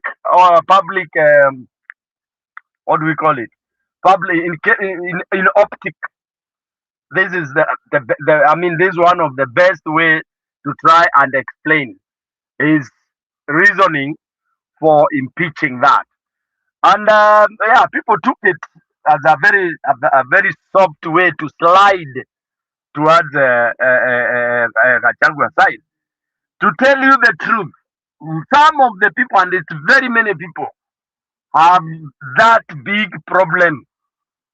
And this is a fact that I know Gachagua diehards are refusing to accept, but it is there. Whenever you go, whenever you listen to the people, it is there. It's a reserved, what do we call it? It's a reserved feeling, reserved reality, but now it is being put in the shelf or being buried because the war at hand requires some of those, even including Gachagua, to be able to fight it. So it was a very well crafted reaction. Lastly, it is true, and he put it very clearly, that there is no other way to drive Kasongo out of town, and it is true. Hakuna njia ingine. Hata kama mlikuwa mmekosana na the Gachaguas and others who are with Kasongo, now that they have joined this side that is crying and trying to remove Kasongo, hakuna njia ingine other than to accept. Funga macho, join together and remove. Then huko mbele tuta decide what to do, having driven the enemy away. So for me, perfectly done. Yes, it is true. It is obvious. They all have to join. Now, one thing we have to be very, very cautionary about is when Kenyans rush to start saying people should join Gachagua. No way. Let's not use that language. Not even at Gachagua join. No. It is not at huyu ndio ako hivi na huyu ndio. No way. These are all opposition. All people wanting to uniting to remove Ruto, and hakuna ule ako mkubwa kuliko mwingine. And we should stop this language of saying so and so is more popular than this other one. Otherwise, if we go that route, this unity will disintegrate, and Kasongo will do like what he has done in Emurua. When he is rigging and doing all those kinds, and we are all scattered, trying to say so and so is more powerful than the other, we will be cooked. We will be finished. Okay? And leaders have hiyo wameonea mbali, and that's why you see, like in the united opposition, there is some lull, there is some silence. That silence is not good. It is the silence out of people trying to bossy others, and that can disintegrate this opposition. When others try to pretend like they are more popular than others, that is why you will start seeing the cracks that are eminent in the opposition. Because knowing Kenyan, some might get annoyed and say, haya, badala ya huyu wacha Kasongo arudi. We have seen that happening. We don't want to risk that. Ask yourself why people like Mother are quiet. Why people have gone a little bit quiet. You start asking wako wapi, huyu ako wapi. The moment you start looking confused and asking kwa nini fulani hayuko na fulani hayuko pale, it is because of things underground, fires inside, cracks. When you don't see me attending a meeting with you, there is a problem whenever it comes to leadership. So individuals in united opposition should be very, very careful. Very careful. Some of the mistakes that have happened, personally, I never refuse to mention. It's like when now you come to my area and we are in opposition, you come to my area and you don't seem to recognize me. You are in my area, for example, you are in Ukambani and you are there selling your party, yet there is the leader in Ukambani who has a party there, and you are there predominating. That is a very weak point for any of them, not only DCP, but it's a very weak point for anybody who wants coalition, who wants unity to be able to fight a very big fight. This war, DCP cannot win it alone. Neither can UDA, neither can PLP. In fact, there is no one here who can claim that anaweza kutoa Kasongo peke yake. And this is the biggest mistake Gachagua is making. Okay? Is there posing and chasing and, kuweka ni kama yeye ndio leader of opposition. Far from it. It's not possible. It is impossible. This is the worst time in Kenya whereby now people have to really lower all their egos and put them flat on the table. Remove your ego, remain naked. Go and face those others without any of them, and then start talking from there. Otherwise, the rebelling will cause very, very serious problem, if anything, in this war. So, yeah, and these are things that have started happening. Unfortunately, they are happening towards the last hour. They are happening towards the final leg, when we are slightly above a year to cracking the whip. So they need to be corrected as quickly as possible. That feeling like I am the best is not the time to do that. This is the time to have a team of 11, for example, just like soccer, without somebody saying, because I'm the best goalkeeper, hatuwezi fungwa, I'm the best striker, hatuwezi fungwa, I'm the best XYZ. Important to be able to say we are all equal players, that we need each other to make the scores. Otherwise, nitafika hapo unless you have a question. Yes, sawa Stony PK. So maybe do you think now we have a way forward for the next by-election? Based on the no, based on what happened today, do you think we have a way forward, moving forward, or it is we now start looking for practical solutions? Ama tu tuseme hii mambo ikae. What is your take on this consistent losses which are artificially designed by Ruto? Is it something which should be worrying the principals? And will people start taking them serious if we can't produce wins even in this precarious situation? Jiru, that's a good question. Remember, human beings are very funny. Okay, human beings kidogo niko nakusikia, niko hapa nje naweka mafuta kwa gari, so sijapotea. I'm just putting fuel. Nakusikia, endelea. Okay. Yeah, your question is good. It's good, and here let me bring something that also people don't like bringing out. Human beings are easy to kind of give up. Kenyans are not different. Human beings, ukimpiga ngumi moja ya anguke ya pili, alafu afeel uzito, they are very quick. Most of them are very quick to surrender. My fear of what is continually happening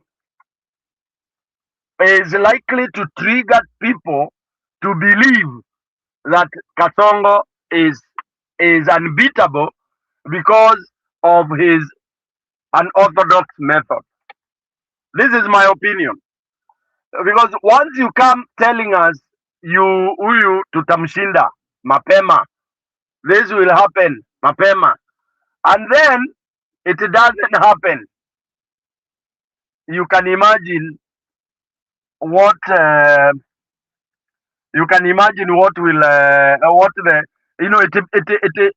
it slows the confidence of the people. When you say hii tutachukua mapema asubuhi a by election, then inaonyesha, let me use the word, you are beaten.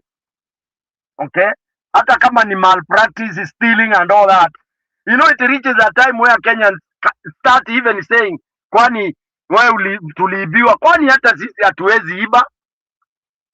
It's a very serious losing hope.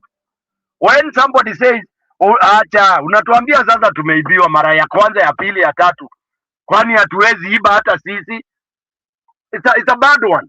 Na sasa imeanza kukuja the way it used to be during Raila. So my fear is now you give the people confidence that hii tutachukua inaenda, hii tutachukua inaenda. Now when you ask me whether now when we see them coming together, whether it's a good indicator for, let's say for example, the upcoming by election in Olkalau. Yet yesterday, what has happened, or today, what has happened in Dikirr, I mean, it is a point of that you cannot write for sure that yes, them coming together is a ticket to delivery. Why? Because even when we had not seen this kind of show, what is it that has stopped them from delivering? Assuming, for example, it is not malpractice, then it is so bad and dangerous to believe that Ruto won. Then if he won, where is it? What does it mean that united opposition did not unite? That's why they lost. You know, that is very dangerous. Very dangerous. And that's why if it is that the malpractice happened, then how shall we be able to win then with all this malpractice? Would it be possible, or we are still going to lose? So for me, I tend to think, yes, they are coming together is good, yes, but is it really a guarantee to address the loss? Have they now decided to address that which is making them lose? Because that is key. That is very key. Yeah, that is very, very, very, very key. So for me, I'm saying yes, it's good for them to come together, but are they now going to address the malpractices that is making Ruto continually take the seat of all these by-elections? And that is this malpractice. Jointly, what do they plan to do? And in these few days, I mean, what is it that they will do for them to make sure that they start regaining the confidence of the people and assurance they are giving people that they will lead the elections and they will be able to win? So it's still a challenge, and a very big challenge to the opposition and the country. Back to you.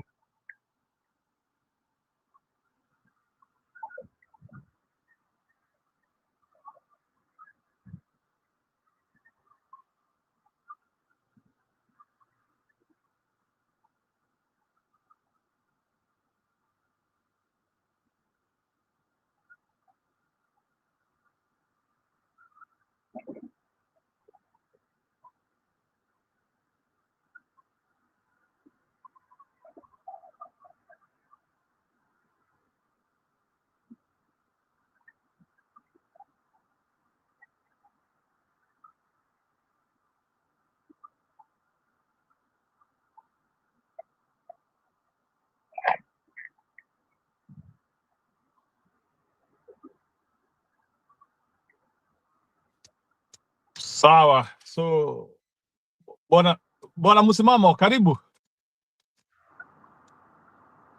Umeshika story pale tuko. Haya, hebu sasa tuambie sasa hii maneno ya Emurua Dikirr tulikuwa na hope sana. Alafu kizungumkuti imekuja ikapotea, ikatokezea.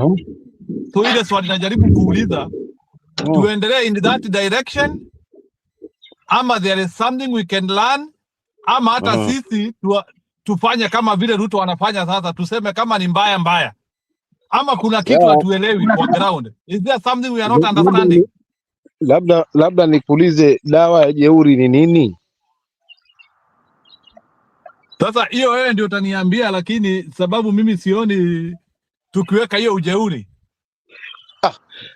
ujeuri ndio upo. Sasa dawa yake ni nini? Ni makusudi ama ndugu yangu mkubwa hapa atanisaidia. Lakini najua dawa ya jeuri ni makusudi. Unaona ile wakati wa Tiagas Linda Mwananchi, zima hiyo kitu kwa koti, ilikuwa ni jeuri versus makusudi.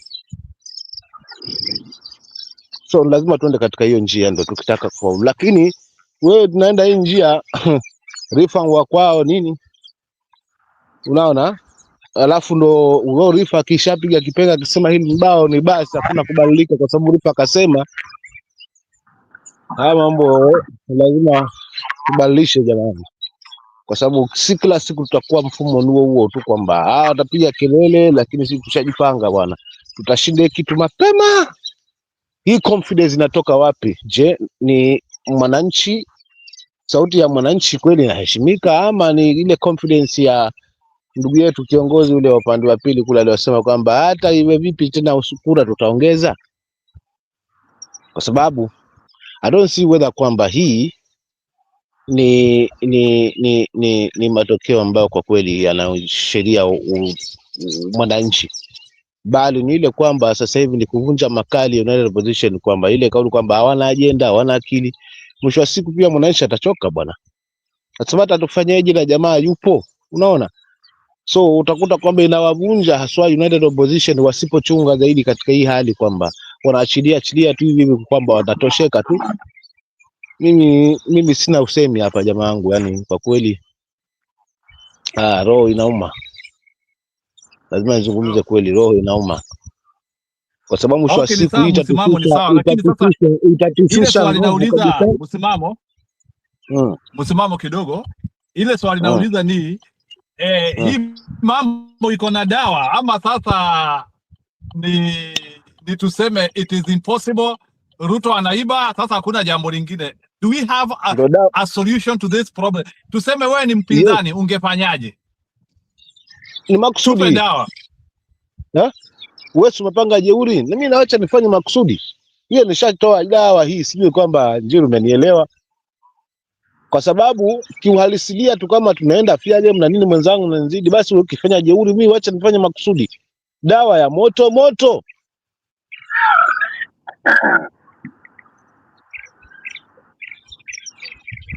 Sio kama tunaelewana vizuri hapa bwana.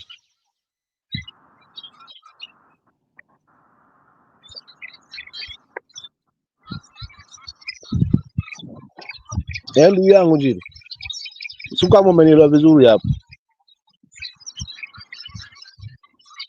Mwaga mboga. Ndio nimekuuliza swali. Yes. Nauliza like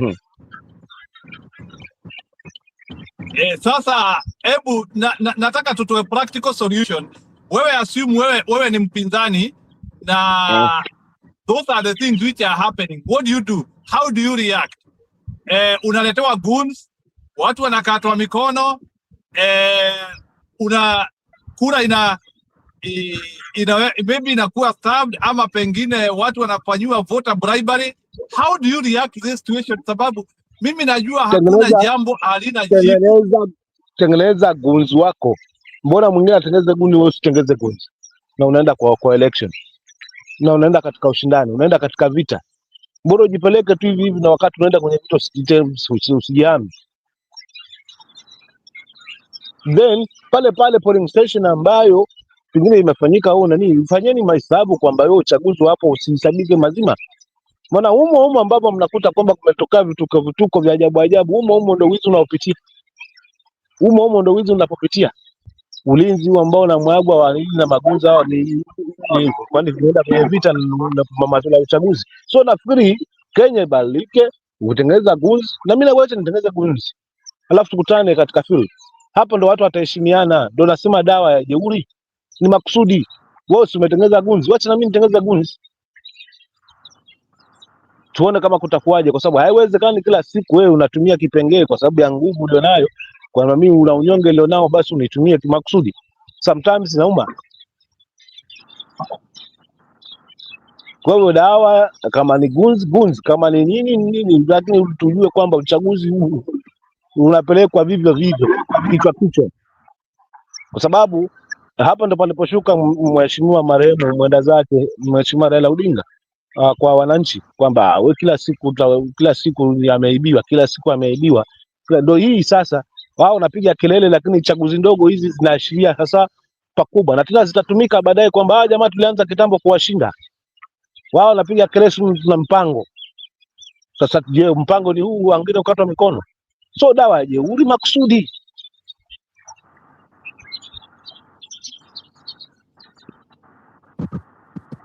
Wewe msimamo unafikiria wanaelewa hivyo ama kwa nini like tunaona ni kama even obvious things people are not reacting ama upinzani wa react kama sasa saa hii najua tu ile kitu tu atafanya tu wanangojea tu kufanya nini kesho press conference kesho kulia tena and then we still participate in the same kwa election ama umefika wakati tuanzie kujiondoa maybe bwana Stone Bike anaweza kuuliza hiyo swali. Do you think upinzani waanzie kujiondoa kwa mauchaguzi zingine zile ambazo wanaona wataibiwa ama tu waende? Although kuna mtu mwingine pia alikuwa ananiambia ati upinzani una expose Ruto, ati they are continuing to expose Ruto na ile maovu anafanya. I don't know, hiyo kuexpose Ruto tutamuexpose mpaka siku ya uchaguzi mkuu. Nataka hapo ndio ile kitu nataka tuelewe, like sisi tumesema Ruto wako huru kuvunja sheria, Ruto anaweza fanya kile chochote anataka, alafu lakini sisi tu tumetulia tu, hakuna reaction. Jamangu, kwenye ushindani lazima kila mtu avute kwake, Kwanza cha kwanza United Opposition, huu mmoja wao huwe ni watija mno. Kama ni mmoja basi huwe mmoja watija mno, lakini vile vile pia waangalie kwamba nyoyo za wananchi zinasemaje. Haya mapenzi ya wananchi kwao watayahitimishaje haswa mpaka yakamilike kikamilifu, haswa katika masuala mazima na uchaguzi, ili tutofautishe na chaguzi zingine za nyuma ambazo zimeweza kuwa katika mfano kama hii. Nao ni waaje na mbinu ambayo kwa kweli itakuwa tishio, kwa sababu ikiwa pengine sheria inavunjwa kiholela kwa sababu ya kukandamiza mwingine, kwa nini huwa baki tu hapo kukandamizwa, alafu angoje tena expose, alafu angoje tena akandamizwa, alafu angoje tena? Sometimes hii ni vita, uchaguzi ni vita jamangu, huu ni ushindani yeah?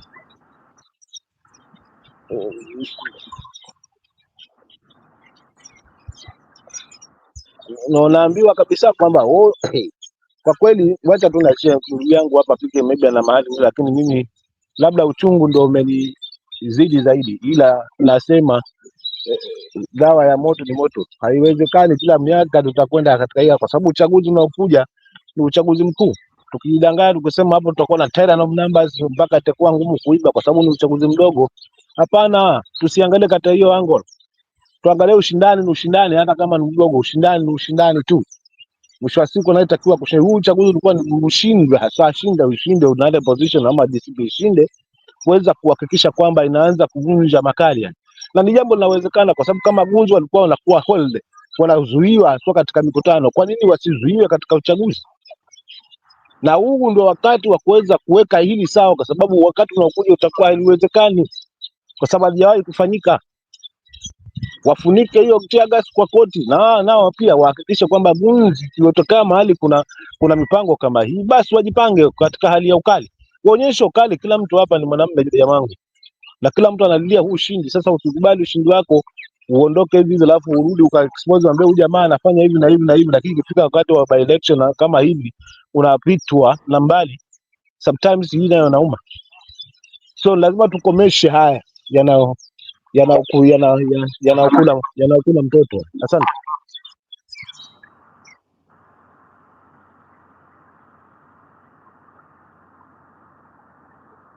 Njiru ameshuka bana. Sasa vipi msimamo?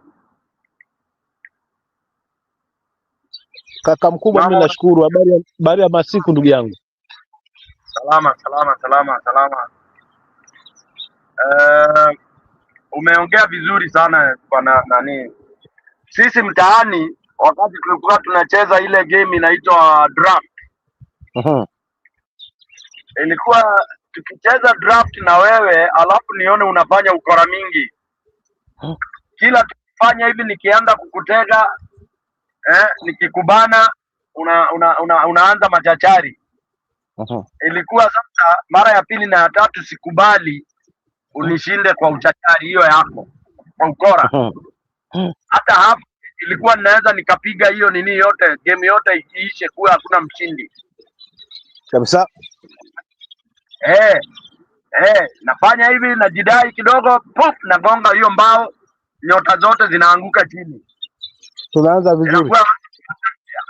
Unaona? Nakuwa tunaanza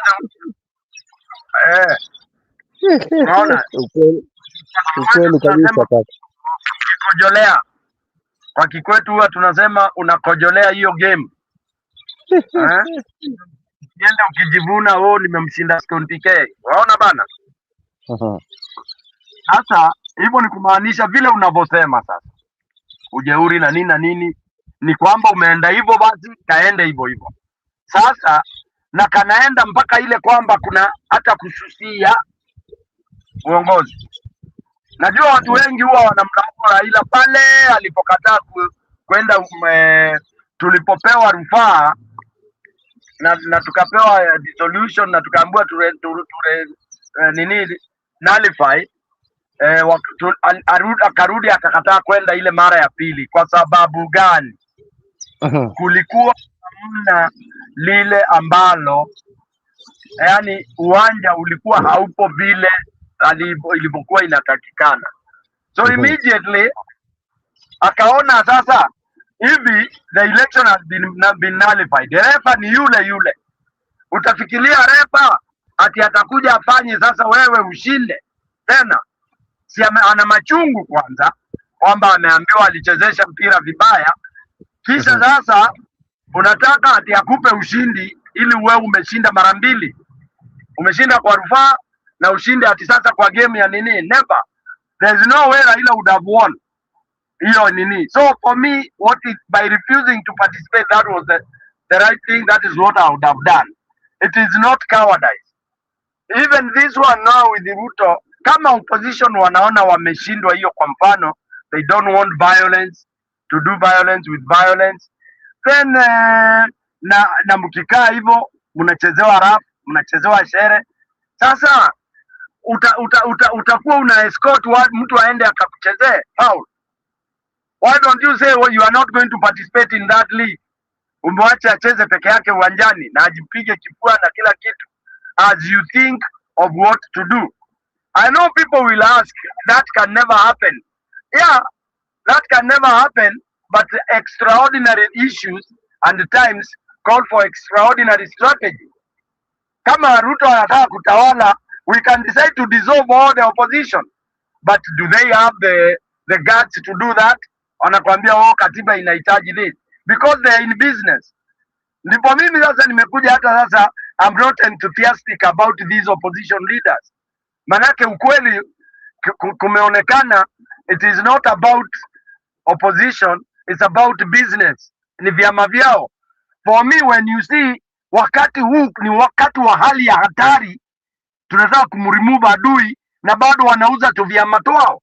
So is it removing Ruto or promoting our own stupid nonsensical parties? What is this? It is nonsense. You are busy promoting parties when you have a serious enemy ahead of you. Mnagawanyika huko ati mnapiga campaign. Saa hii ni wakati wa mwananchi kupigwa campaign, ama ni mwananchi kuambiwa jamani, tuko pamoja, tumtoe huyu nyoka chumbani? Sasa wewe unaenda pale kuuza pati yako. How do you achieve that? Mkiambiwa mnataka kuunite, we can't see how you will unite. Kuna kitu inaitwa azimio, mnaanza kusema hiyo hapana, hiyo ni ya zamani. Come on. For me, I think the united opposition is all now becoming to be garbage. I'm telling you, it will soon be garbage. Now there are debates of who should be. For me, it's a very easy thing. If for true the aim is to remove Ruto, what inakuwa complicated kwa nini? Because of selfishness. Back to you guys. Hapa ni ukweli kakaangu kabisa. Yaani sasa hivi mimi naingia mashaka kabisa kwamba how well are they prepared kuona kwamba sauti ya Swahili ambayo itasikika ni ya mwananchi katika hii hali sababu haiwezekani kwamba mnatukanwa peupe alafu mnaumiza nyoyo za wengi ambao ndio wananchi wafuatilia kuona kwamba kutapatikana suluhu mwisho wa siku. Tunaachilia tu hivi. We knew hawa jamaa walijipanga, tuliona kila mchezo ambao walijua everything, kila mchezo ambao unaendelea, kwa sababu si ground ipo nao. Nini kilizuia? Kwa sababu eti unaenda na heshima nyingi. Hii heshima nyingi, mimi sometimes tunasema iliacha panya ashingo ikadugumia ndani hii. Mpaka sasa hivi panya utamuona akiona shingo, kwa sababu ya mzigo ni mzito, ni wa baba mkwe, lakini hofu ya kuumia na kusema sema maneno haya tuna heshima mingi hii kwamba katiba yetu, sheria mnaitumia one side. Mbona wengine wanairuka? Kwani hawajui kwamba kuweka gunzi na kukata watu mikono ni kinyume na sheria? But kwa nini inafanyika hivyo? Huu ni ushindani, hapachagulii uzuri hapa. Njia yoyote ile, mradi tu ushindi upatikane. Hii kitu lazima watueleze kimakini in position kwamba si lazima aswa heshima nyingi ya kisheria. Mwisho wa siku na bwana, kama ni sheria basi ndio kwa mahakama, lakini hapa ametangazwa mbele tuliona hivyo Malava mbele, na tumeona hivyo, na hii pia tumeona hivyo, kwa sababu kulikuwa hakuna sababu yoyote ile kwamba tuwe na kisingizio jazi homeland ya mtu fulani kwamba ni kwao. Hapana, wananchi tuliona katika kampeni, tuliona hisia zao since hata walipoondokiwa haswa na kiongozi yule mahali wapo. Sasa lazima turekebishe, tuone kwamba ushindi tumejipangaje, la sivyo basi hawa ndugu zetu wakinasudi kwenye comment hapo, tukiangalia jinsi walivyopost tutajua basi kuisha. Hao jamaa wanaamini kwamba na watakuwa na nguvu. Nyinyi pigeni kelele, lakini sisi tunajua tupo, maana tumewashinda. Na tutaona hizo kejeli hazi from leo haswa, kuanzia leo haswa kwenye mitandao na katika conference na nini. So kwa kweli hao lazima warudi drawing board, wapange kitu ambacho kina tija zaidi, na kukomesha hili ni makusudi, kama alivyofanya Sifuna kwamba leo hapaondoki mtu hapa, lazima kitaeleweka. Hii kitu ilisaidia sana matiagas kutupwa katika mikutano,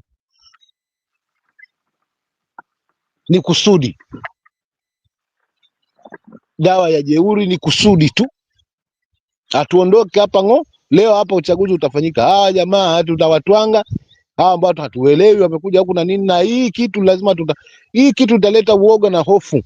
Lakini sasa nyinyi ngoja heshima nyingi.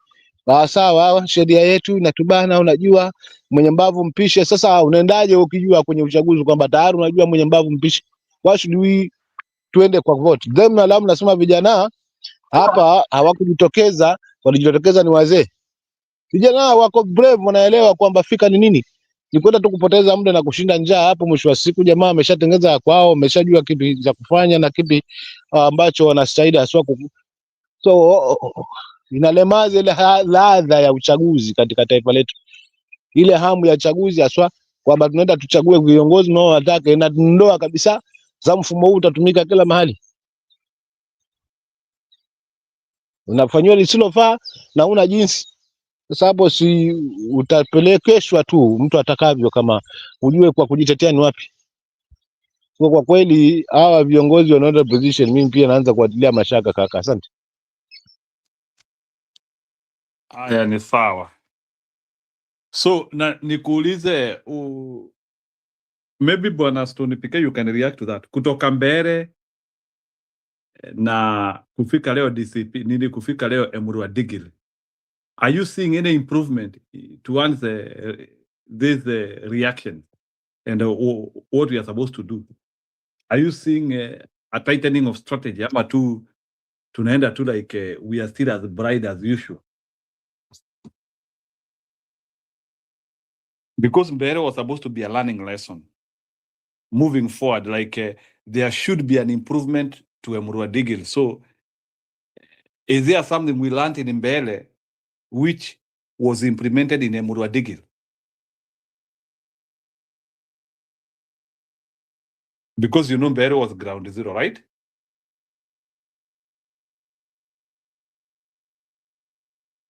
Stone amepotea. Haya, msimamo, do you think kuna kitu tumesoma? Yes, kuna kitu ulikuwa ni wasome haswa kutoka na mbele ile kwamba wasiwahi kurudi tena katika mahakama, then tuanze kuzungushwa na sheria na nini maamuzi ambayo ni na hapo ulikuwa wasome then wafunge hii loophole ili uchaguzi huu wa Ole Kalau na huu wa Dikirr uwe fundisho kwamba they are well prepared, wako tayari sasa kwenda haswa kumenyana kule, ili kuweza kutia tumbo joto hapo mahali ambapo wameweza kumambaliza nguvu. Mwananchi ameshatoka hapo kabisa. Sasa kitu ambacho kinakanganya ni haya. Kwa hivyo si kwa nini hawako soma ili na wakatengeneza measures ambazo zitakuwa kwa pamoja kwamba we know what we need, ni mshindi. So ushindi ule ndio mimi wanatoa mfano hapa, nasema hata bao likifungwa na mkono then refa sione hesabu bao lazima linahesabika. So mbona kila siku moja afunge kwa mkono na United Opposition wasifunge kwa mkono? Kipi kinazuia? Na tunaona kwamba haja jamaa anafunga na mkono by all means. Pesa zimetumika mingi. Hii pesa inatumika the last time wanaingia hapo mwisho then kuja kukandamiza aswa haki ile. Then how do we tunaenzaje, tunaachaje aswa? Hapo ni kwa kumulika kama kuna pesa ambayo inapewana siku ya uchaguzi kwa ajili ya hao wapiga kura, hapo ndo tunaanza na hapo. Huo ndio bovu wa kwanza, tunachangamkia hapo. Wacha isiwe tunamwaga hivyo kama kakangu alivyozungumza, tunamwaga hiyo draft then tunaanza kupanga upya. Hapa at least nionyesha ukali, lakini hii heshima mingi tumejitahidi, lakini kuweza kupata kura 10,000 hapo kilikuwa tumepe ya nini? Kura 10,000 ya nini? Wananchi wanahitaji ushindi, maana mwisho wa siku mtakanyagwa haswa na hapo kwamba sasa nyinyi watu wa kupiga kelele hawana ajenda, hawana lolote. Ukifika kwa uchaguzi tunawashinda peupe. Sasa hao jamaa hata tutawaambia nini? Tumewashinda chaguzi zote. Hii kitu si ndogo, hii imemaliza mtu mazima. Licha upendo aliokuwa nao, lakini watu walikuwa wanajua akienda kwa uchaguzi mwisho wa siku mzee wa kushindwa tu. So should not allow this again. So mbele it was a learning, ilikuwa tusome hapo. What are they doing? Then hizi chaguzi zingine zote tusiruhusu hivyo, kila angle inashikwa vizuri, but ni kuweza kushikamana zaidi haswa kwa viongozi wale wanaotaka ushindi na kuhakikisha kwamba wanasimama na mwananchi kwa kweli. But kama ni mfano wa biashara, sasa naona kama hii nao ni biashara tu, kuuza maneno na kujaribu kupata na nini, mwisho wa siku wanaachilia. Sasa ndio pale nilipoona wakati ule kwamba tunaenda watu wanaingia kwa maandamano, wanakufa wengi, then watu sasa wanaachilia, wanarudi pamoja, tumerudi katika meza kwa sababu taifa ni kubwa kuliko mtu individual, and let's accept and move on. Watu wanasonga mbele. Hii biashara lazima ikome.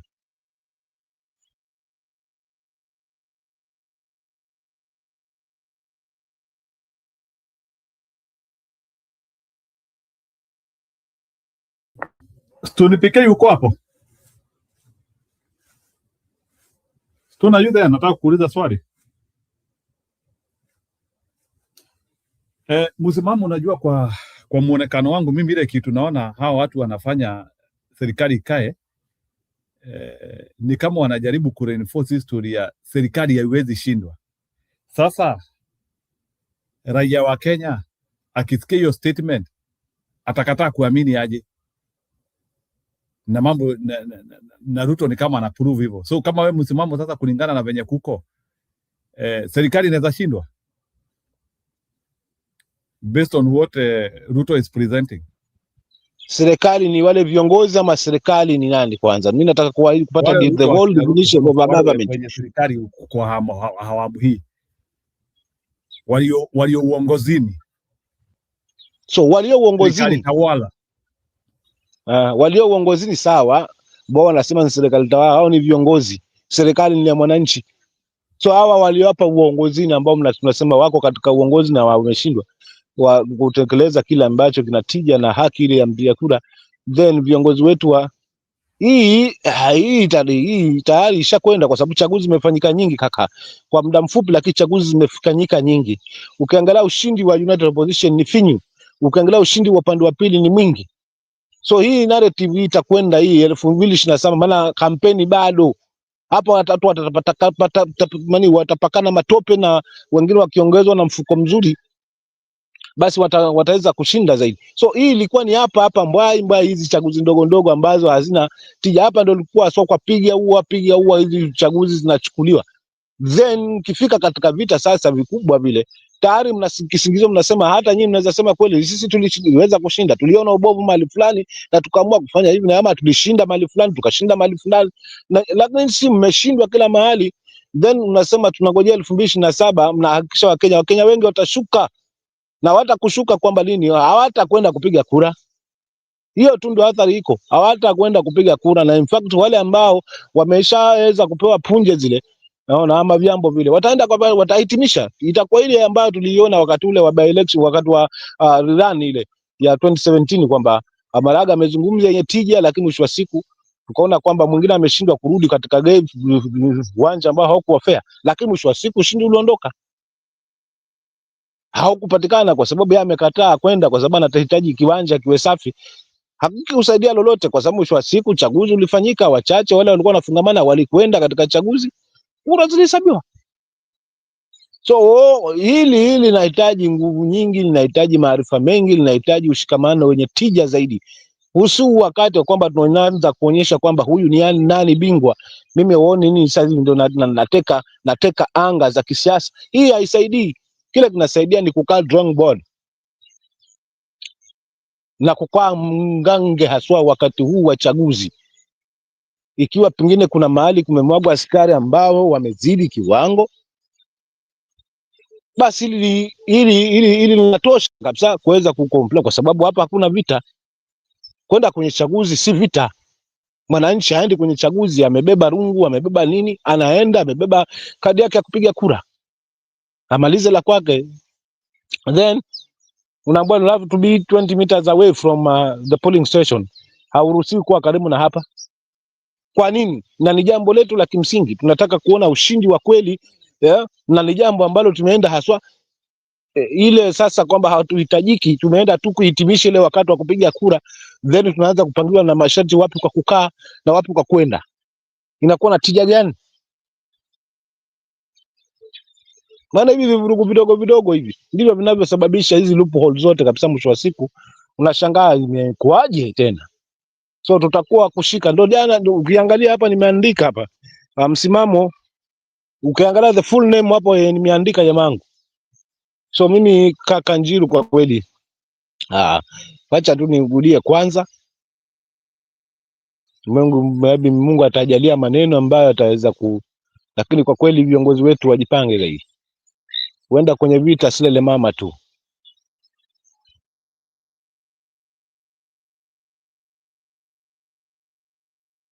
Okay, sawa. Stone umerudi?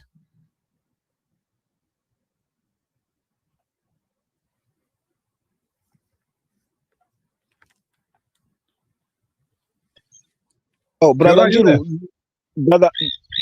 Brother Njiru. There wasn't a response on your side, or concerning what we discussed on the other show, because on my side sijapata response yoyote about those kids. Yeah, sijapata response, lakini nitakuongelesha. Tulia kidogo. Okay, fine. So, Stone PK, are you there? Aya, Stone ni kama amepotelea. Aya, ni sawa basi, tuweke sasa sauti za mwisho sasa, tutamatishe. Yeah, sababu it has been a long day because nimekuwa hapa kwa muda.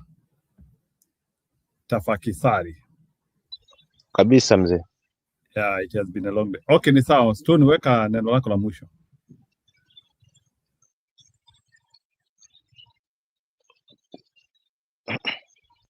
Pike naona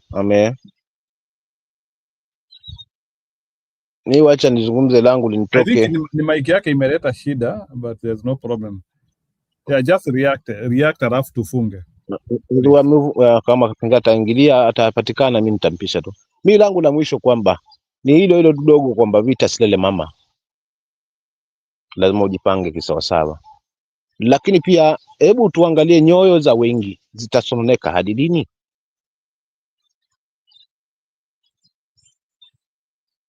Viongozi wetu wa United Opposition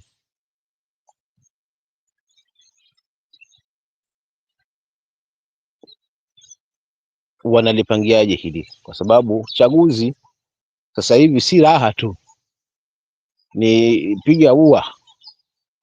Kila ilivyo vyovyote vile lazima itapita, lazima itafanyika.